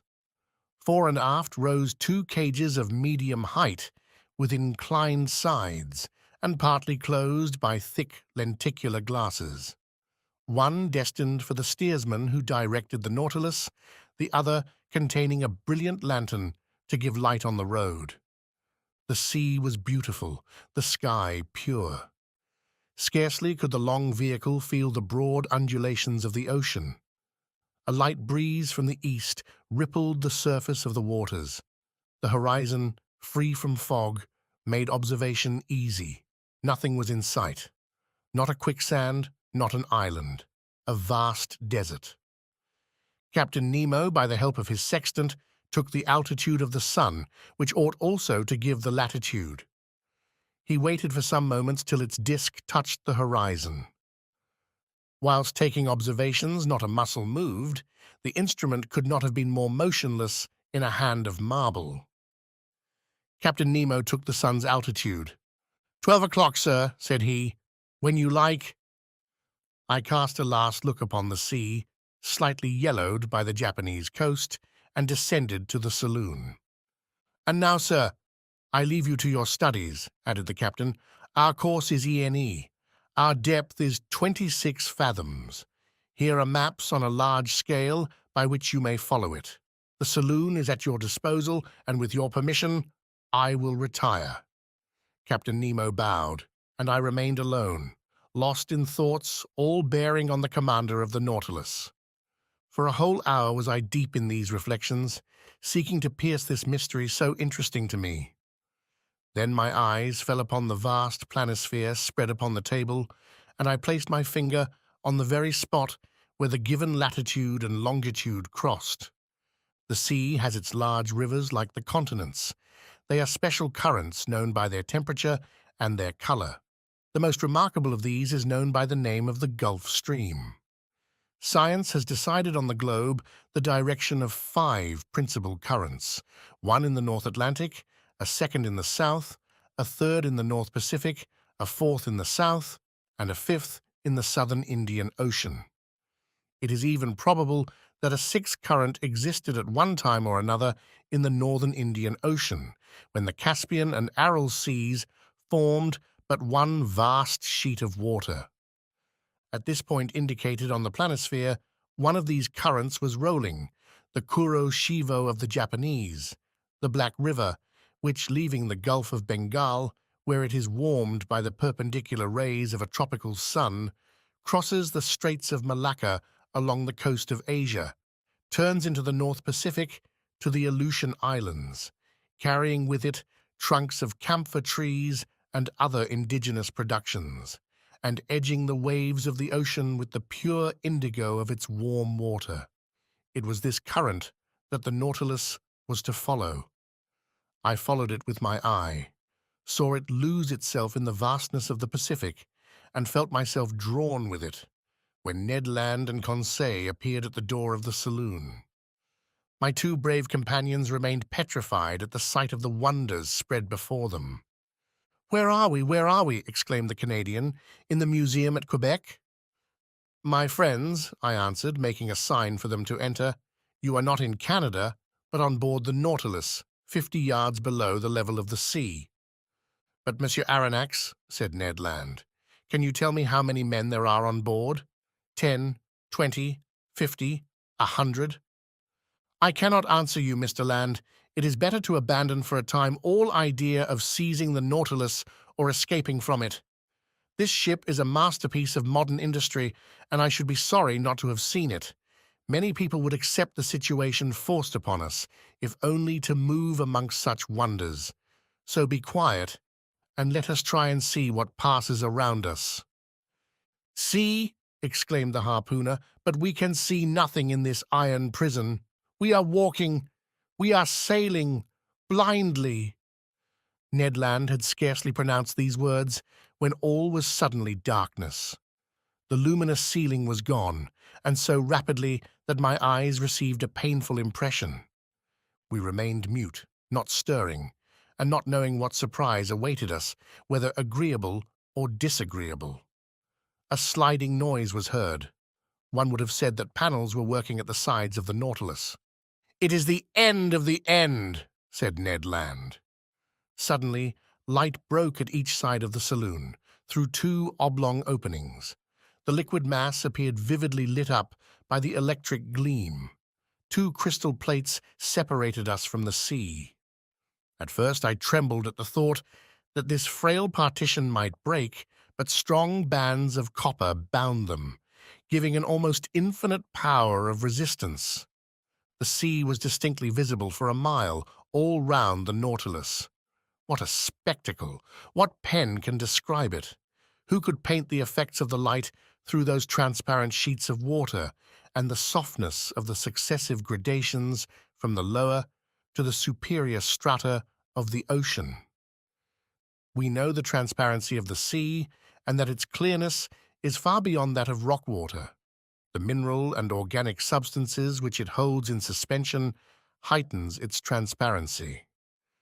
In certain parts of the ocean at the Antilles, under 75 fathoms of water, can be seen with surprising clearness a bed of sand.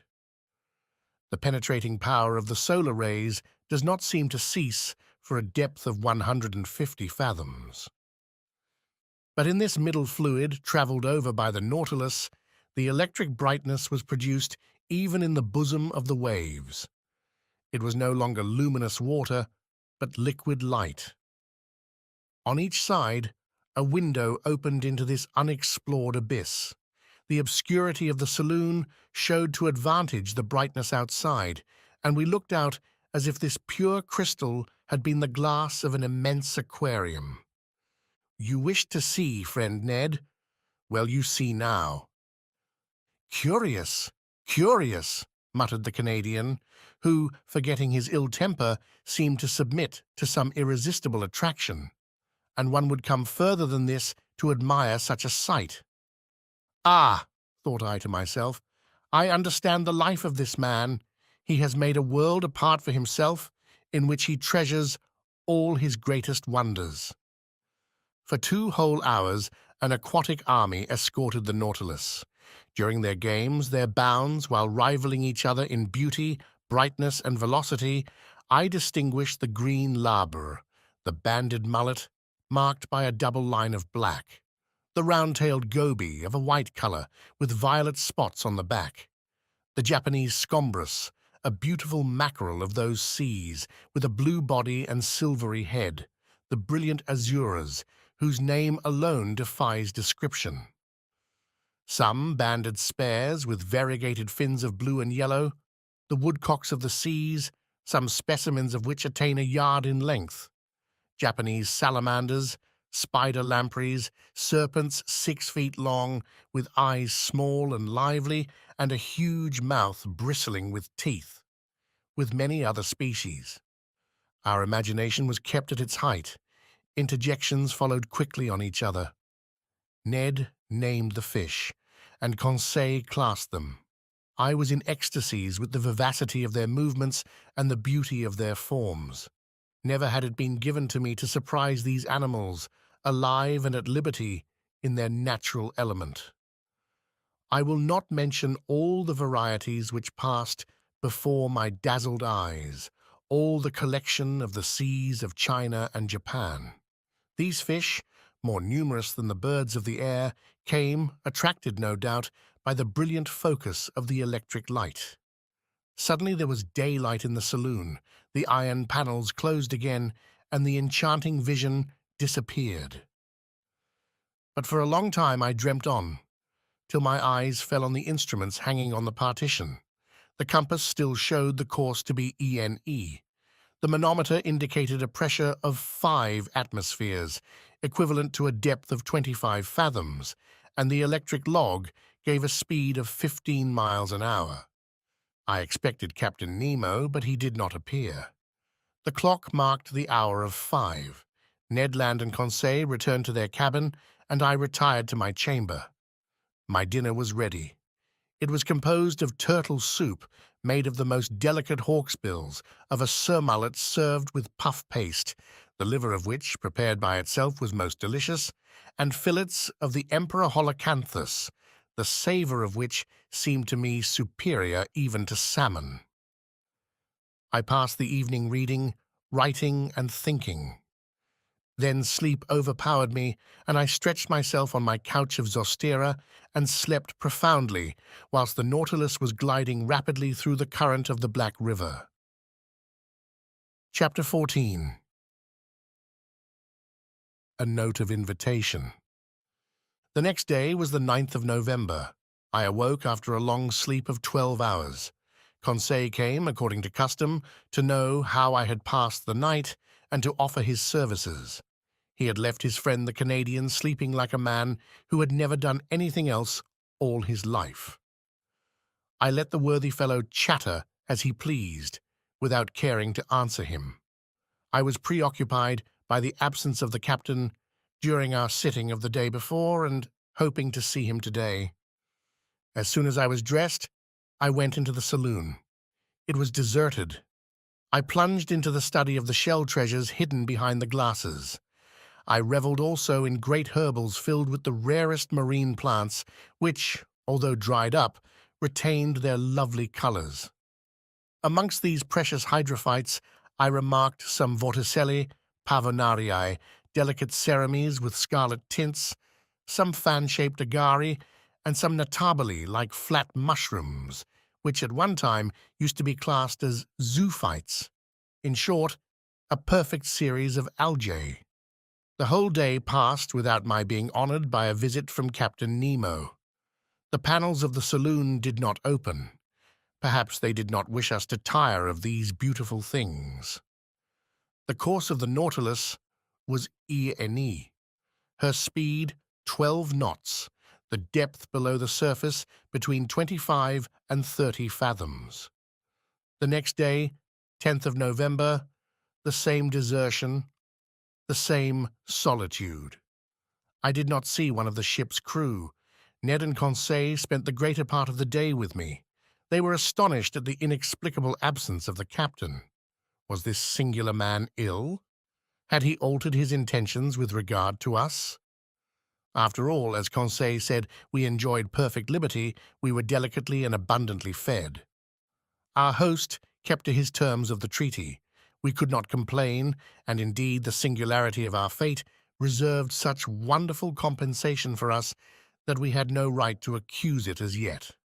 That day I commenced the journal of these adventures, which has enabled me to relate them with more scrupulous exactitude and minute detail. I wrote it on paper, made from the Zostera Marina. The 11th of November, early in the morning. The fresh air spreading over the interior of the Nautilus told me that we had come to the surface of the ocean to renew our supply of oxygen. I directed my steps to the central staircase and mounted the platform. It was 6 o'clock, the weather was cloudy, the sea grey but calm, scarcely a billow. Captain Nemo, whom I hoped to meet, would he be there? I saw no one but the steersman imprisoned in his glass cage. Seated upon the projection formed by the hull of the pinnace, I inhaled the salt breeze with delight. By degrees the fog disappeared under the action of the sun's rays. The radiant orb rose from behind the eastern horizon. The sea flamed under its glance like a train of gunpowder. The clouds scattered in the heights were colored with lively tints of beautiful shades and numerous mares' tails, which betokened wind for that day. But what was wind to this Nautilus which tempests could not frighten? I was admiring this joyous rising of the sun, so gay and so life-giving, when I heard steps approaching the platform. I was prepared to salute Captain Nemo, but it was his second, whom I had already seen on the captain's first visit, who appeared. He advanced on the platform, not seeming to see me.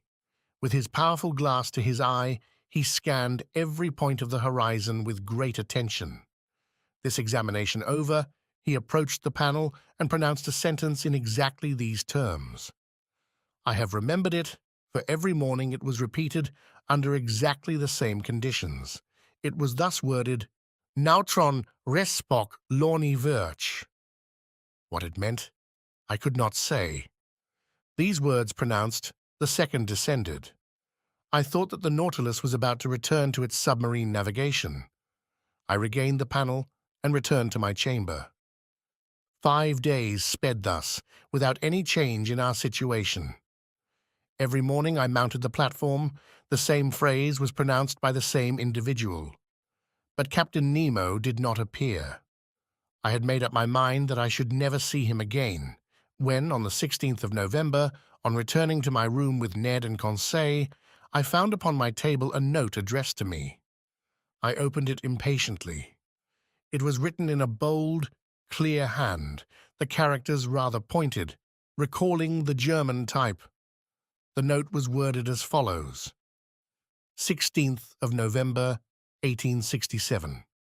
To Professor Aronnax, on board the Nautilus. Captain Nemo invites Professor Aronnax to a hunting party which will take place tomorrow morning in the forests of the island of Crespo. He hopes that nothing will prevent the professor from being present, and he will with pleasure see him joined by his companions. Captain Nemo, commander of the Nautilus. A hunt, exclaimed Ned. And in the forests of the island of Crespo, added Conseil. Oh, then the gentleman is going on terra firma, replied Ned Land. That seems to me to be clearly indicated, said I, reading the letter once more. Well, we must accept, said the Canadian. But once more on dry ground, we shall know what to do. Indeed, I shall not be sorry to eat a piece of fresh venison. Without seeking to reconcile what was contradictory between Captain Nemo's manifest aversion to islands and continents and his invitation to hunt in a forest, I contented myself with replying, "Let us first see where the island of Crespo is."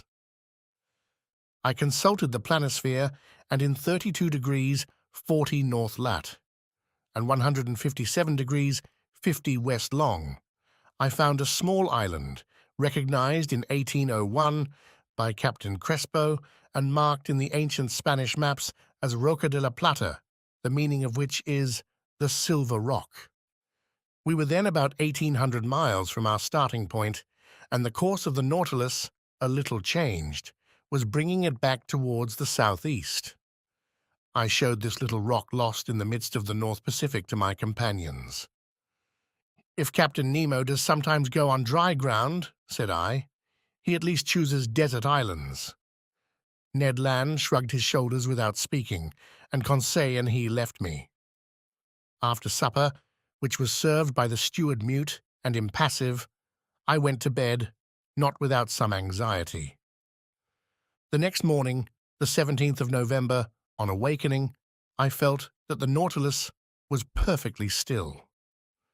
I dressed quickly and entered the saloon. Captain Nemo was there waiting for me. He rose, bowed, and asked me if it was convenient for me to accompany him. As he made no allusion to his absence during the last 8 days, I did not mention it, and simply answered that my companions and myself were ready to follow him. We entered the dining room, where breakfast was served. "Monsieur Aronnax," said the captain, "pray share my breakfast without ceremony. We will chat as we eat. For though I promised you a walk in the forest, I did not undertake to find hotels there. So breakfast as a man who will most likely not have his dinner till very late." I did honor to the repast. It was composed of several kinds of fish and slices of holothuridae, excellent zoophytes, and different sorts of seaweed. Our drink consisted of pure water, to which the captain added some drops of a fermented liquor, extracted by the Kamchatka method from a seaweed known under the name of Rhodymenia palmata. Captain Nemo ate at first without saying a word. Then he began, "Sir, when I proposed to you to hunt in my submarine forest of Crespo, you evidently thought me mad. Sir, you should never judge lightly of any man. But, Captain, believe me, be kind enough to listen, and you will then see whether you have any cause to accuse me of folly and contradiction." I listen. "You know as well as I do, Professor, that man can live under water, providing he carries with him a sufficient supply of breathable air. In submarine works, the workman, clad in an impervious dress, with his head in a metal helmet, receives air from above by means of forcing pumps and regulators." "That is a diving apparatus," said I. "Just so, but under these conditions, the man is not at liberty. He is attached to the pump, which sends him air through an india-rubber tube, and if we were obliged to be thus held to the Nautilus, we could not go far." "And the means of getting free?" I asked. "It is to use the Rouquayrol apparatus, invented by 2 of your own countrymen, which I have brought to perfection for my own use, and which will allow you to risk yourself under these new physiological conditions without any organ whatever suffering. It consists of a reservoir of thick iron plates, in which I store the air under a pressure of 50 atmospheres. This reservoir is fixed on the back by means of braces like a soldier's knapsack. Its upper part forms a box in which the air is kept by means of a bellows, and therefore cannot escape unless at its normal tension. In the Rouquayrol apparatus such as we use, 2 india-rubber pipes leave this box and join a sort of tent, which holds the nose and mouth. One is to introduce fresh air, the other to let out the foul, and the tongue closes one or the other according to the wants of the respirator. But I, in encountering great pressures at the bottom of the sea, was obliged to shut my head. like that of a diver in a ball of copper. And it is to this ball of copper that the two pipes, the inspirator and the expirator, open. Perfectly, Captain Nemo, but the air that you carry with you must soon be used, when it only contains 15%. Of oxygen, it is no longer fit to breathe. Right, but I told you, Monsieur Aronnax, that the pumps of the Nautilus allow me to store the air under considerable pressure, and on those conditions, the reservoir of the apparatus can furnish breathable air for 9 or 10 hours. I have no further objections to make, I answered. I will only ask you one thing, Captain. How can you light your road at the bottom of the sea? With the Ruhmkorff apparatus, Monsieur Aronnax, one is carried on the back, the other is fastened to the waist. It is composed of a Bunsen pile, which I do not work with bichromate of potash, but with sodium. A wire is introduced which collects the electricity produced and directs it towards a particularly made lantern. In this lantern is a spiral glass which contains a small quantity of carbonic gas.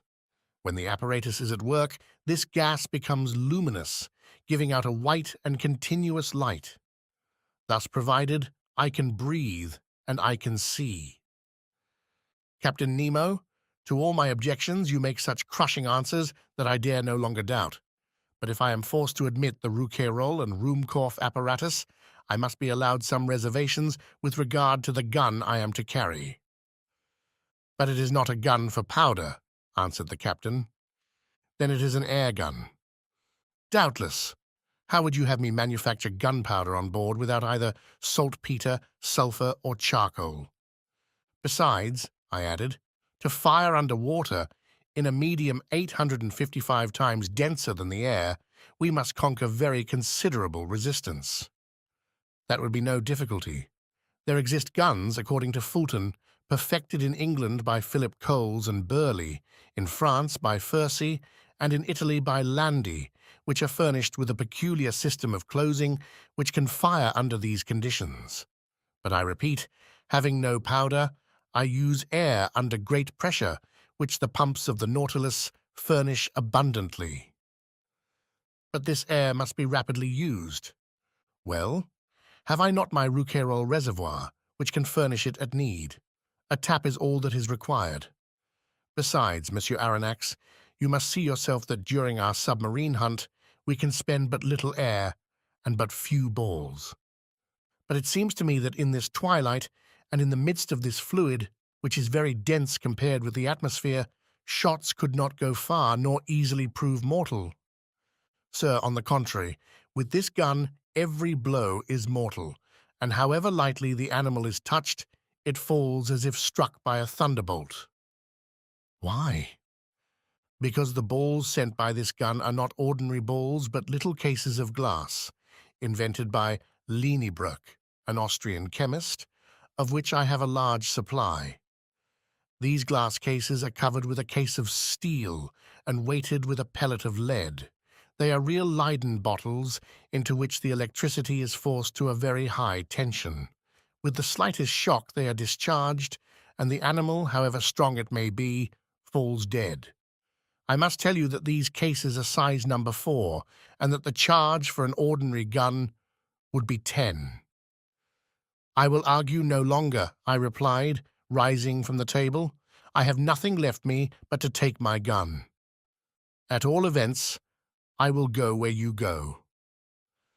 Captain Nemo then led me aft, and in passing before Ned's and Conseil's cabin, I called my 2 companions, who followed immediately. We then came to a kind of cell near the machinery room, in which we entered. A walk on the bottom of the sea. This cell was, to speak correctly, the arsenal and wardrobe of the Nautilus. A dozen diving apparatuses hung from the partition, waiting our use. Ned Land, on seeing them, showed evident repugnance to dress himself in one. But my worthy Ned, the forests of the island of Crespo are nothing but submarine forests. Good, said the disappointed harpooner, who saw his dreams of fresh meat fade away. And you, Monsieur Aronnax, Are you going to dress yourself in those clothes? There is no alternative, Master Ned. As you please, sir, replied the harpooner, shrugging his shoulders. But as for me, unless I am forced, I will never get into one. No one will force you, Master Ned, said Captain Nemo. Is Conseil going to risk it? Asked Ned. I follow my master wherever he goes, replied Conseil. At the captain's call, 2 of the ship's crew came to help us to dress in these heavy and impervious clothes, made of India rubber without seam, and constructed expressly to resist considerable pressure. One would have thought it a suit of armor, both supple and resisting. This suit formed trousers and waistcoat. The trousers were finished off with thick boots, weighted with heavy leaden soles. The texture of the waistcoat was held together by bands of copper, which crossed the chest, protecting it from the great pressure of the water and leaving the lungs free to act. The sleeves ended in gloves, which in no way restrained the movement of the hands.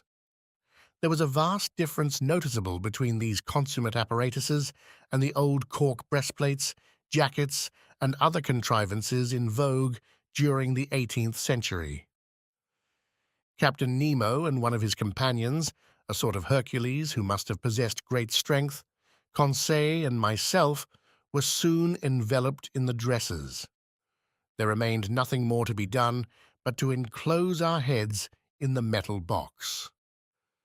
But before proceeding to this operation, I asked the captain's permission to examine the guns we were to carry. One of the Nautilus men gave me a simple gun, the butt end of which, made of steel, hollow in the center, was rather large. It served as a reservoir for compressed air, which a valve, worked by a spring, allowed to escape into a metal tube. A box of projectiles, in a groove in the thickness of the butt end, contained about 20 of these electric balls, which by means of a spring were forced into the barrel of the gun. As soon as one shot was fired, another was ready. Captain Nemo, said I, this arm is perfect and easily handled. I only ask to be allowed to try it. But how shall we gain the bottom of the sea? At this moment, Professor, the Nautilus is stranded in 5 fathoms, and we have nothing to do but to start. But how shall we get off? You shall see. Captain Nemo thrust his head into the helmet. Conseil and I did the same, not without hearing an ironical, good sport from the Canadian. The upper part of our dress terminated in a copper collar upon which was screwed the metal helmet. 3 holes, protected by thick glass, allowed us to see in all directions by simply turning our head in the interior of the headdress. As soon as it was in position, the Rouquayrol apparatus on our backs began to act, and for my part, I could breathe with ease. With the Ruhmkorff lamp hanging from my belt and the gun in my hand, I was ready to set out. But to speak the truth, imprisoned in these heavy garments and glued to the deck by my leaden soles, it was impossible for me to take a step. I was ready to set out. But this state of things was provided for. I felt myself being pushed into a little room contiguous to the wardrobe room. My companions followed, towed along in the same way. I heard a watertight door, furnished with stopper plates, close upon us, and we were wrapped in profound darkness. After some minutes, a loud hissing was heard. I felt the cold mount from my feet to my chest. Evidently from some part of the vessel they had, by means of a tap, given entrance to the water which was invading us and with which the room was soon filled. A second door cut in the side of the Nautilus then opened. We saw a faint light. In another instant, our feet trod the bottom of the sea. And now, how can I retrace the impression left upon me by that walk under the waters? Words are impotent to relate such wonders. Captain Nemo walked in front. His companion followed some steps behind. Conseil and I remained near each other, as if an exchange of words had been possible through our metallic cases. I no longer felt the weight of my clothing, or of my shoes, of my reservoir of air, or my thick helmet. in the midst of which my head rattled like an almond in its shell. The light which lit the soil 30 feet below the surface of the ocean astonished me by its power. The solar rays shone through the watery mass easily and dissipated all color, and I clearly distinguished objects at a distance of 150 yards. Beyond that, the tints darkened into fine gradations of ultramarine and faded into vague obscurity. Truly, this water which surrounded me was but another air denser than the terrestrial atmosphere, but almost as transparent. Above me was the calm surface of the sea. We were walking on fine, even sand, not wrinkled, as on a flat shore, which retains the impression of the billows. This dazzling carpet, really a reflector, repelled the rays of the sun with wonderful intensity, which accounted for the vibration which penetrated every atom of liquid. Shall I be believed when I say that, at the depth of 30 feet, I could see as if I was in broad daylight? For a quarter of an hour I trod on this sand, sown with the impalpable dust of shells.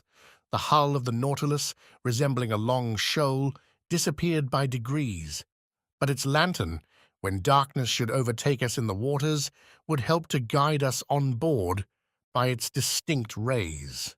Soon forms of objects outlined in the distance were discernible. I recognized magnificent rocks, hung with a tapestry of zoophytes of the most beautiful kind, and I was at first struck by the peculiar effect of this medium. It was then 10 in the morning.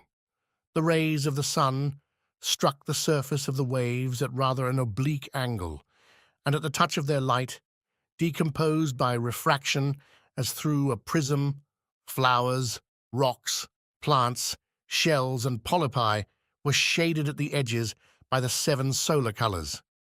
It was marvelous, a feast for the eyes, this complication of colored tints, a perfect kaleidoscope of green, yellow, orange, violet, indigo, and blue. In one word, the whole palette of an enthusiastic colorist. Why could I not communicate to Conseil the lively sensations which were mounting to my brain and rival him in expressions of admiration? For aught I knew, Captain Nemo and his companion might be able to exchange thoughts by means of signs previously agreed upon. So, for want of better, I talked to myself. I declaimed in the copper box which covered my head, thereby expending more air in vain words than was perhaps expedient.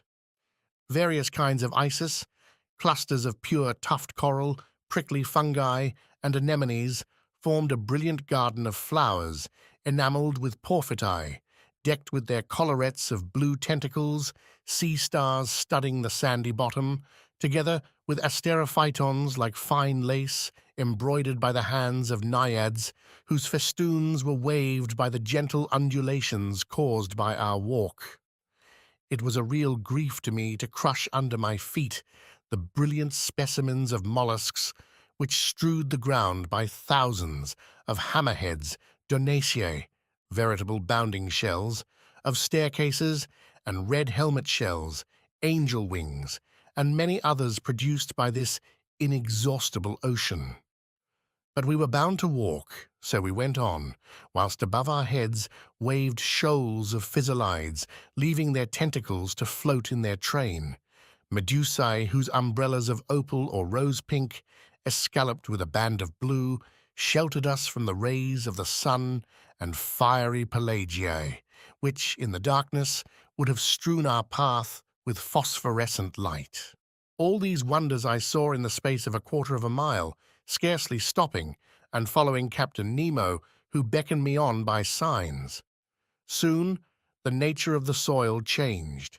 To the sandy plain succeeded an extent of slimy mud, which the Americans call ooze, composed of equal parts of silicious and calcareous shells. We then traveled over a plain of seaweed of wild and luxuriant vegetation. This sward was of close texture and soft to the feet, and rivaled the softest carpet woven by the hand of man. But whilst verdure was spread at our feet, it did not abandon our heads. A light network of marine plants, of that inexhaustible family of seaweeds of which more than 2,000 kinds are known, grew on the surface of the water. I saw long ribbons of fucus floating, some globular, others tuberous, Lawrencii and Cladostifi of most delicate foliage, and some Rhodomenia palmatae, resembling the fan of a cactus. I noticed that the green plants kept nearer the top of the sea, whilst the red were at a greater depth, leaving to the black or brown hydrophytes the care of forming gardens and parterres in the remote beds of the ocean. We had quitted the Nautilus about an hour and a half. It was near noon. I knew by the perpendicularity of the sun's rays, which were no longer refracted. The magical colours disappeared by degrees, and the shades of emerald and sapphire were effaced. We walked with a regular step which rang upon the ground with astonishing intensity. The slightest noise was transmitted with a quickness to which the ear is unaccustomed on the earth. Indeed, water is a better conductor of sound than air, in the ratio of 4 to 1. At this period, the earth sloped downwards. The light took a uniform tint. We were at a depth of 105 yards and 20 inches, undergoing a pressure of 6 atmospheres. At this depth I could still see the rays of the sun, though feebly. To their intense brilliancy had succeeded a reddish twilight, the lowest state between day and night, but we could still see well enough. It was not necessary to resort to the Ruhmkorff apparatus as yet. At this moment, Captain Nemo stopped. He waited till I joined him, and then pointed to an obscure mass, looming in the shadow at a short distance. It is the forest of the island of Crespo, thought I, and I was not mistaken. Chapter 16. A submarine forest. We had at last arrived on the borders of this forest, doubtless one of the finest of Captain Nemo's immense domains. He looked upon it as his own, and considered he had the same right over it that the first men had in the first days of the world. And indeed, who would have disputed with him the possession of this submarine property? What other hardier pioneer would come, hatchet in hand, to cut down the dark copses? This forest was composed of large tree plants, and the moment we penetrated under its vast arcades, I was struck by the singular position of their branches, a position I had not yet observed. Not a herb which carpeted the ground, not a branch which clothed the trees, was either broken or bent, nor did they extend horizontally, all stretched up to the surface of the ocean. Not a filament, not a ribbon, however thin they might be, but kept as straight as a rod of iron. The fuci and lianas grew in rigid perpendicular lines, due to the density of the element which had produced them. Motionless, yet when bent to one side by the hand, they directly resumed their former position. Truly, it was the region of perpendicularity. I soon accustomed myself to this fantastic position, as well as to the comparative darkness which surrounded us. The soil of the forest seemed covered with sharp blocks, difficult to avoid. The submarine flora struck me as being very perfect and richer even than it would have been in the Arctic or tropical zones, where these productions are not so plentiful. But for some minutes I involuntarily confounded the genera, taking zoophytes for hydrophytes, animals for plants, and who would not have been mistaken? The fauna and the flora are too closely allied in this submarine world. These plants are self-propagated, and the principle of their existence is in the water, which upholds and nourishes them. The greater number, instead of leaves, shot forth blades of capricious shapes, comprised within a scale of colors: pink, carmine, green, olive, fawn, and brown. I saw there, but not dried up, as our specimens of the Nautilus are, Pavonari spread like a fan, as if to catch the breeze, scarlet cerames, whose laminaries extended their edible shoots of fern-shaped nereocysti, which grow to a height of 15 feet, clusters of achatabuli, whose stems increase in size upwards, and numbers of other marine plants, all devoid of flowers. Curious anomaly, fantastic element, said an ingenious naturalist, in which the animal kingdom blossoms and the vegetable does not. Under these numerous shrubs, as large as trees of the temperate zone, and under their damp shadow, were massed together real bushes of living flowers, hedges of zoophytes, on which blossomed some zebra meandrins with crooked grooves, some yellow caryophyllae. And, to complete the illusion, the fish flies flew from branch to branch like a swarm of hummingbirds, whilst yellow lepizacanthe, with bristling jaws, dactylopteri, and monocentrides, rose at our feet like a flight of snipes. In about an hour, Captain Nemo gave the signal to halt. I, for my part, was not sorry, and we stretched ourselves under an arbor of alariae, the long, thin blades of which stood up like arrows. This short rest seemed delicious to me. There was nothing wanting but the charm of conversation. But impossible to speak, impossible to answer, I only put my great copper head to Conseil's. I saw the worthy fellow's eyes glistening with delight, and to show his satisfaction, he shook himself in his breastplate of air in the most comical way in the world. After 4 hours of this walking, I was surprised not to find myself dreadfully hungry. How to account for this state of the stomach I could not tell, but instead I felt an insurmountable desire to sleep, which happens to all divers, and my eyes soon closed behind the thick glasses, and I fell into a heavy slumber, which the movement alone had prevented before. Captain Nemo and his robust companion, stretched in the clear crystal, set us the example. How long I remained buried in this drowsiness I cannot judge. But when I woke, the sun seemed sinking towards the horizon. Captain Nemo had already risen, and I was beginning to stretch my limbs, when an unexpected apparition brought me briskly to my feet. A few steps off, a monstrous sea spider, about 38 inches high, was watching me with squinting eyes, ready to spring upon me. Though my diver's dress was thick enough to defend me from the bite of this animal, I could not help shuddering with horror. Conseil and the sailor of the Nautilus awoke at this moment. Captain Nemo pointed out the hideous crustacean, which a blow from the butt end of the gun knocked over, and I saw the horrible claws of the monster writhe in terrible convulsions. This accident reminded me that other animals more to be feared might haunt these obscure depths, against whose attacks my diving dress would not protect me. I had never thought of it before, but I now resolved to be upon my guard. Indeed, I thought that this halt would mark the termination of our walk, but I was mistaken, for instead of returning to the Nautilus, Captain Nemo continued his bold excursion. The ground was still on the incline. Its declivity seemed to be getting greater, and to be leading us to greater depths. It must have been about 3 o'clock when we reached a narrow valley, between high perpendicular walls, situated about 75 fathoms deep.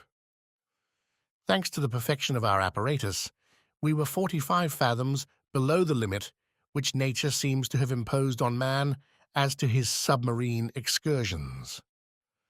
I say 75 fathoms, though I had no instrument by which to judge the distance. But I knew that even in the clearest waters the solar rays could not penetrate further, and accordingly the darkness deepened. At 10 paces not an object was visible. I was groping my way when I suddenly saw a brilliant white light. Captain Nemo had just put his electric apparatus into use. His companion did the same, and Conseil and I followed their example. By turning a screw, I established a communication between the wire and the spiral glass, and the sea, lit by our 4 lanterns, was illuminated for a circle of 36 yards. Captain Nemo was still plunging into the dark depths of the forest, whose trees were getting scarcer at every step. I noticed that vegetable life disappeared sooner than animal life. The medusae had already abandoned the arid soil, from which a great number of animals, zoophytes, articulata, mollusks, and fishes, still obtained sustenance. As we walked, I, thought the light of our Ruhmkorff apparatus could not fail to draw some inhabitant from its dark couch. But if they did approach us, they at least kept at a respectful distance from the hunters. Several times I saw Captain Nemo stop, put his gun to his shoulder, and after some moments drop it and walk on.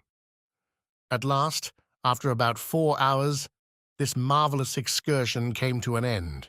A wall of superb rocks in an imposing mass rose before us, a heap of gigantic blocks, an enormous, steep granite shore, forming dark grottos, but which presented no practicable slope.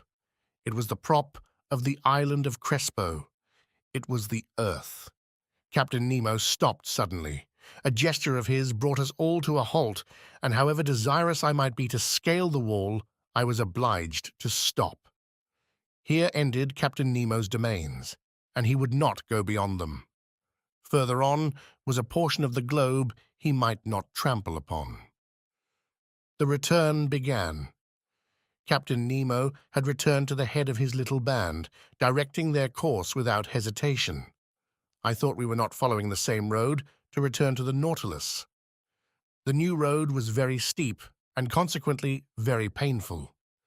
We approached the surface of the sea rapidly, but this return to the upper strata was not so sudden as to cause relief from the pressure too rapidly, which might have produced serious disorder in our organization and brought on internal lesions so fatal to divers.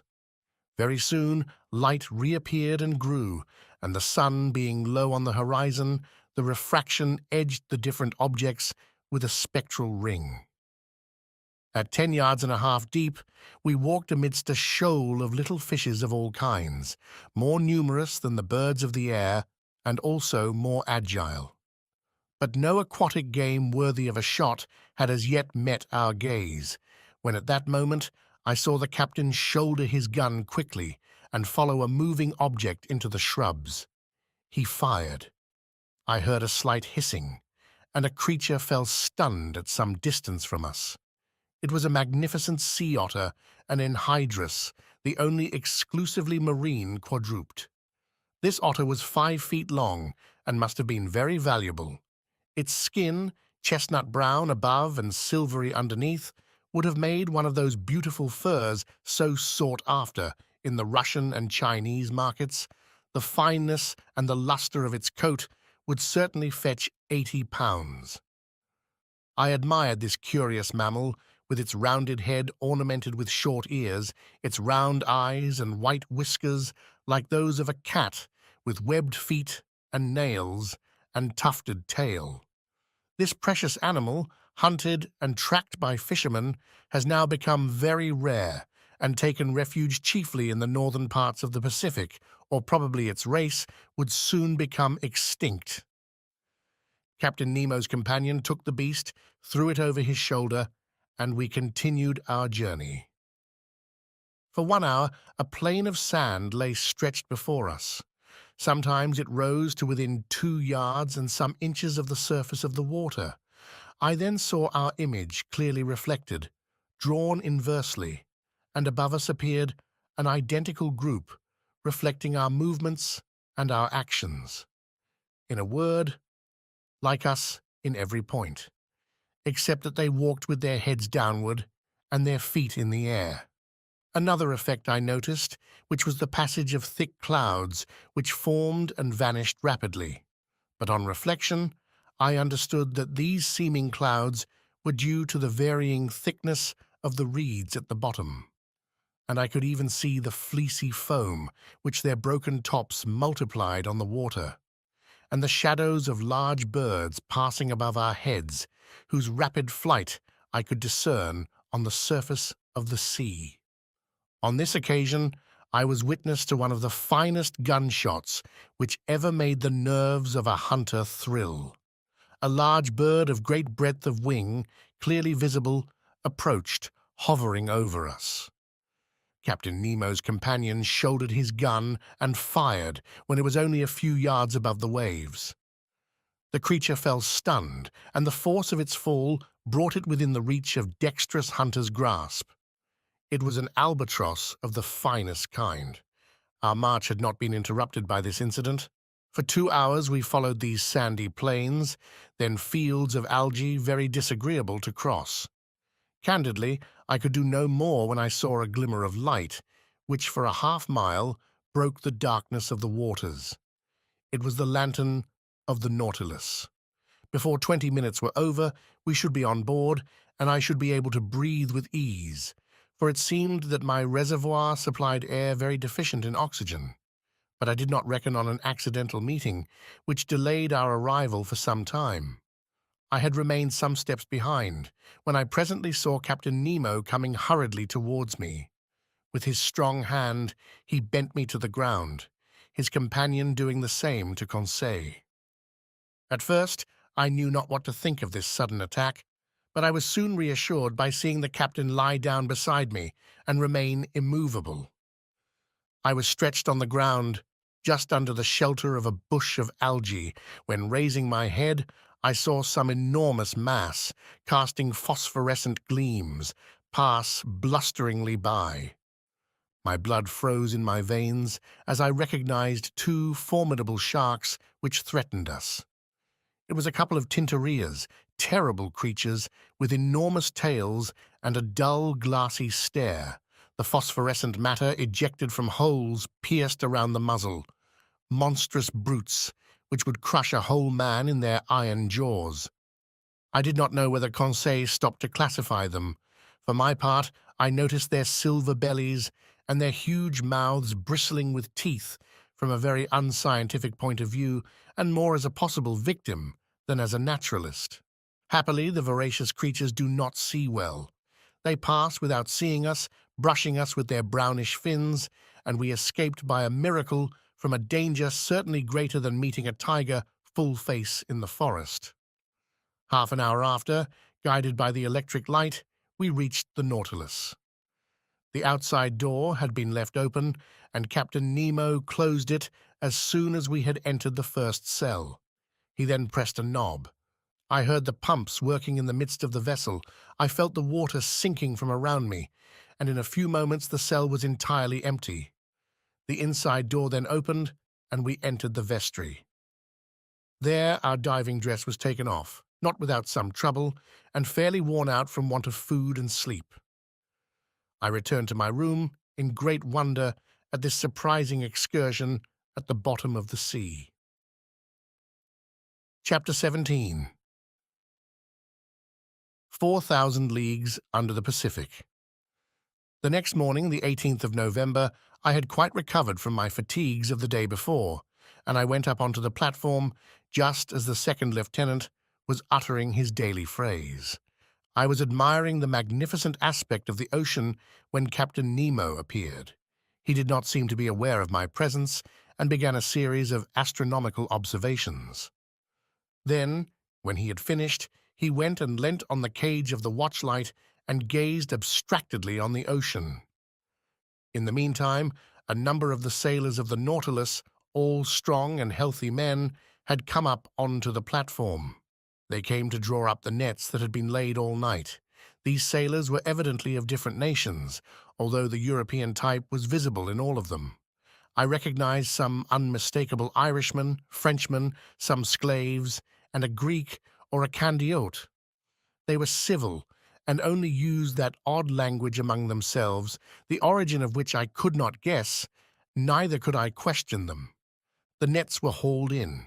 They were a large kind of chaluts, like those on the Normandy coasts, great pockets that the waves and a chain fixed in the smaller meshes kept open. These pockets, drawn by iron poles, swept through the water and gathered in everything in their way. That day they brought up curious specimens from those productive coasts. I reckoned that the haul had brought in more than 900 weight of fish. It was a fine haul, but not to be wondered at. Indeed, the nets are let down for several hours, and enclose in their meshes an infinite variety. We had no lack of excellent food, and the rapidity of the Nautilus and the attraction of the electric light could always renew our supply. These several productions of the sea were immediately lowered through the panel to the steward's room, some to be eaten fresh, and others pickled. The fishing ended, the provision of air renewed. I thought that the Nautilus was about to continue its submarine excursion and was preparing to return to my room when, without further preamble, the captain turned to me saying, "Professor, is not this ocean gifted with real life? It has its tempers and its gentle moods. Yesterday it slept as we did, and now it has woke after a quiet night. Look," he continued, "it wakes under the caresses of the sun. It is going to renew its diurnal existence. It is an interesting study to watch the play of its organization. It has a pulse, arteries, spasms, and I agree with the learned Maury, who discovered in it a circulation as real as the circulation of blood in animals.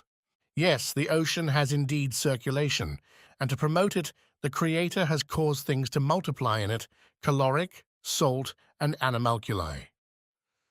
When Captain Nemo spoke thus, he seemed altogether changed and aroused an extraordinary emotion in me. "Also," he added, "true existence is there, and I can imagine the foundations of nautical towns, clusters of submarine houses, which, like the Nautilus, would ascend every morning to breathe at the surface of the water, free towns, independent cities. Yet who knows whether some despot—" Captain Nemo finished his sentence with a violent gesture. Then, addressing me as if to chase away some sorrowful thought, "Monsieur Aronnax," he asked, "do you know the depth of the ocean?" "I only know, Captain, what the principal soundings have taught us." "Could you tell me them, so that I can suit them to my purpose?" "These are some," I replied, "that I remember. If I am not mistaken, a depth of 8,000 yards has been found in the North Atlantic, and 2,500 yards in the Mediterranean. The most remarkable soundings have been made in the South Atlantic, near the 35th parallel, and they gave 12,000 yards, 14,000 yards, and 15,000 yards. To sum up all, it is reckoned that if the bottom of the sea were leveled, its mean depth would be about 1¾ leagues. "Well, Professor," replied the captain, "we shall show you better than that, I hope. As to the mean depth of this part of the Pacific, I tell you it is only 4,000 yards." Having said this, Captain Nemo went towards the panel and disappeared down the ladder. I followed him and went into the large drawing-room. The screw was immediately put in motion, and the log gave 20 miles an hour. During the days and weeks that passed, Captain Nemo was very sparing of his visits. I seldom saw him. The lieutenant pricked the ship's course regularly on the chart, so I could always tell exactly the route of the Nautilus. Nearly every day, for some time, the panels of the drawing-room were opened, and we were never tired of penetrating the mysteries of the submarine world. The general direction of the Nautilus was southeast, and it kept between 100 and 150 yards of depth. One day, however, I do not know why, being drawn diagonally by means of the inclined planes, it touched the bed of the sea. The thermometer indicated a temperature of 4.25 cent, a temperature that at this depth seemed common to all latitudes. At 3 o'clock in the morning of the 26th of November, the Nautilus crossed the Tropic of Cancer at 172 degrees long. On 27th instant, it sighted the Sandwich Islands, where Cook died, February 14th, 1779. We had then gone 4,860 leagues from our starting point. In the morning, when I went on the platform, I saw 2 miles to windward Hawaii, the largest of the 7 islands that form the group. I saw clearly the cultivated ranges and the several mountain chains that run parallel with the side, and the volcanoes that overtop Munarea, which rise 5,000 yards above the level of the sea. Besides other things the nets brought up were several flabellariae and graceful polypi that are peculiar to that part of the ocean. The direction of the Nautilus was still to the southeast. It crossed the equator December 1st in 142 degrees long, and on the 4th of the same month, After crossing rapidly and without anything in particular occurring, we sighted the Marquesas group. I saw, 3 miles off, Martin's Peak in Nuka Hiva, the largest of the group that belongs to France. I only saw the woody mountains against the horizon because Captain Nemo did not wish to bring the ship to the wind. There the nets brought up beautiful specimens of fish, some with azure fins and tails like gold, the flesh of which is unrivaled, some nearly destitute of scales but of exquisite flavor, others with bony jaws and yellow-tinged gills, as good as bonitos, all fish that would be of use to us. After leaving these charming islands protected by the French flag, from the 4th to the 11th of December, the Nautilus sailed over about 2,000 miles. During the daytime of the 11th of December, I was busy reading in the large drawing room. Ned Land and Conseil watched the luminous water through the half-open panels. The Nautilus was immovable. While its reservoirs were filled, it kept at a depth of 1,000 yards, a region rarely visited in the ocean and in which large fish were seldom seen.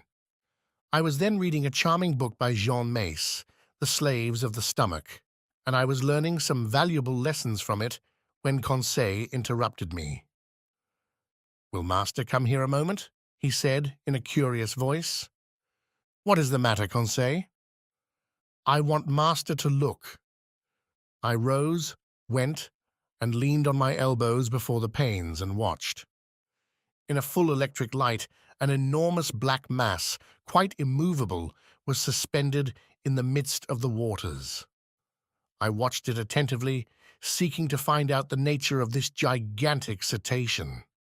But a sudden thought crossed my mind. "A vessel," I said, half aloud. "Yes," replied the Canadian, "a disabled ship that has sunk perpendicularly." Ned Land was right. We were close to a vessel of which the tattered shrouds still hung from their chains. The keel seemed to be in good order, and it had been wrecked at most some few hours. 3 stumps of masts, broken off about 2 feet above the bridge, showed that the vessel had had to sacrifice its masts. But, lying on its side, it had filled, and it was heeling over to port. This skeleton of what it had once been was a sad spectacle as it lay lost under the waves, but sadder still was the sight of the bridge, where some corpses bound with ropes were still lying. I counted 5, 4 men, one of whom was standing at the helm, and a woman standing by the poop, holding an infant in her arms. She was quite young. I could distinguish her features, which the water had not decomposed, by the brilliant light from the Nautilus. In one despairing effort, she had raised her infant above her head, poor little thing, whose arms encircled its mother's neck. The attitude of the 4 sailors was frightful, distorted as they were by their convulsive movements, whilst making a last effort to free themselves from the cords that bound them to the vessel. The steersman alone, calm, with a grave, clear face, his grey hair glued to his forehead, and his hand clutching the wheel of the helm, seemed even then to be guiding the 3 broken masts through the depths of the ocean. What a scene! We were dumb. Our hearts beat fast before this shipwreck, taken as it were from life, and photographed in its last moments.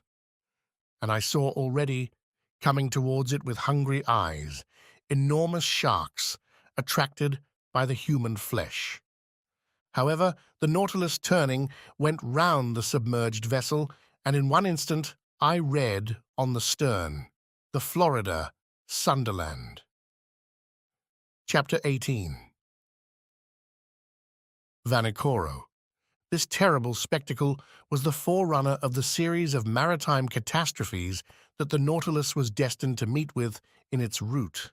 As long as it went through more frequented waters, we often saw the hulls of shipwrecked vessels that were rotting in the depths, and deeper down, cannons, bullets, anchors, chains, and 1,000 other iron materials eaten up by rust. However, on the 11th of December, we sighted the Pomotou Islands, the old, dangerous group of Bougainville, that extend over a space of 500 leagues at ESC to WNW, from the island Ducie to that of Lazareff. This group covers an area of 370 square leagues, and it is formed of 60 groups of islands, among which the Gambia group is remarkable, over which France exercises sway. These are coral islands, slowly raised but continuous, created by the daily work of polypi. Then, this new island will be joined later on to the neighbouring groups, and a fifth continent will stretch from New Zealand and New Caledonia, and from thence to the Marquesas. One day, when I was suggesting this theory to Captain Nemo, he replied coldly, "The Earth does not want new continents, but new men." Chance had conducted the Nautilus towards the island of Clermont-Tonnerre, one of the most curious of the group, that was discovered in 1822 by Captain Bell of the Minerva. I could study now the madreporal system to which are due the islands in this ocean. Madrepories, which must not be mistaken for corals, have a tissue lined with a calcareous crust, and the modifications of its structure have induced Monsieur Milne Edwards, my worthy master, to class them into 5 sections. The animalcule that the marine polypus secretes live by millions at the bottom of their cells. Their calcareous deposits become rocks, reefs, and large and small islands. Here they form a ring surrounding a little inland lake that communicates with the sea by means of gaps. There they make barriers of reefs, like those on the coasts of New Caledonia and the various Pomoton Islands. In other places, like those at Reunion and at Maurice, they raise fringed reefs, high, straight walls, near which the depth of the ocean is considerable. Some cable lengths off the shores of the island of Clermont, I admired the gigantic work accomplished by these microscopical workers. These walls, especially the work of those madrepories known as milleperas, porites, madrepories, and astrias. These polypi are found particularly in the rough beds of the sea near the surface, and consequently it is from the upper part that they begin their operations, in which they bury themselves by degrees with the debris of the secretions that support them. Such is, at least, Darwin's theory, who thus explains the formation of the atolls, a superior theory, to my mind, to that given of the foundation of the madreporical works, summits of mountains or volcanoes that are submerged some feet below the level of the sea. I could observe closely these curious walls, for perpendicularly they were more than 300 yards deep, and our electric sheets lighted up this calcareous matter brilliantly. Replying to a question Conseil asked me as to the time these colossal barriers took to be raised, I astonished him much by telling him that learned men reckoned it about the 1/8 of an inch in 100 years. Towards evening, Clermont-Tonnerre was lost in the distance, and the route of the Nautilus was sensibly changed. After having crossed the Tropic of Capricorn in 135 degrees longitude, it sailed WNW, making again for the tropical zone. Although the summer sun was very strong, we did not suffer from heat, for at 15 or 20 fathoms below the surface, the temperature did not rise above from 10 to 12 degrees.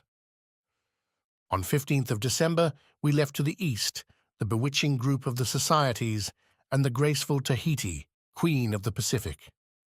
I saw in the morning, some miles to the windward, the elevated summits of the island. These waters furnished our table with excellent fish, mackerel, bonitos, and some varieties of a sea serpent.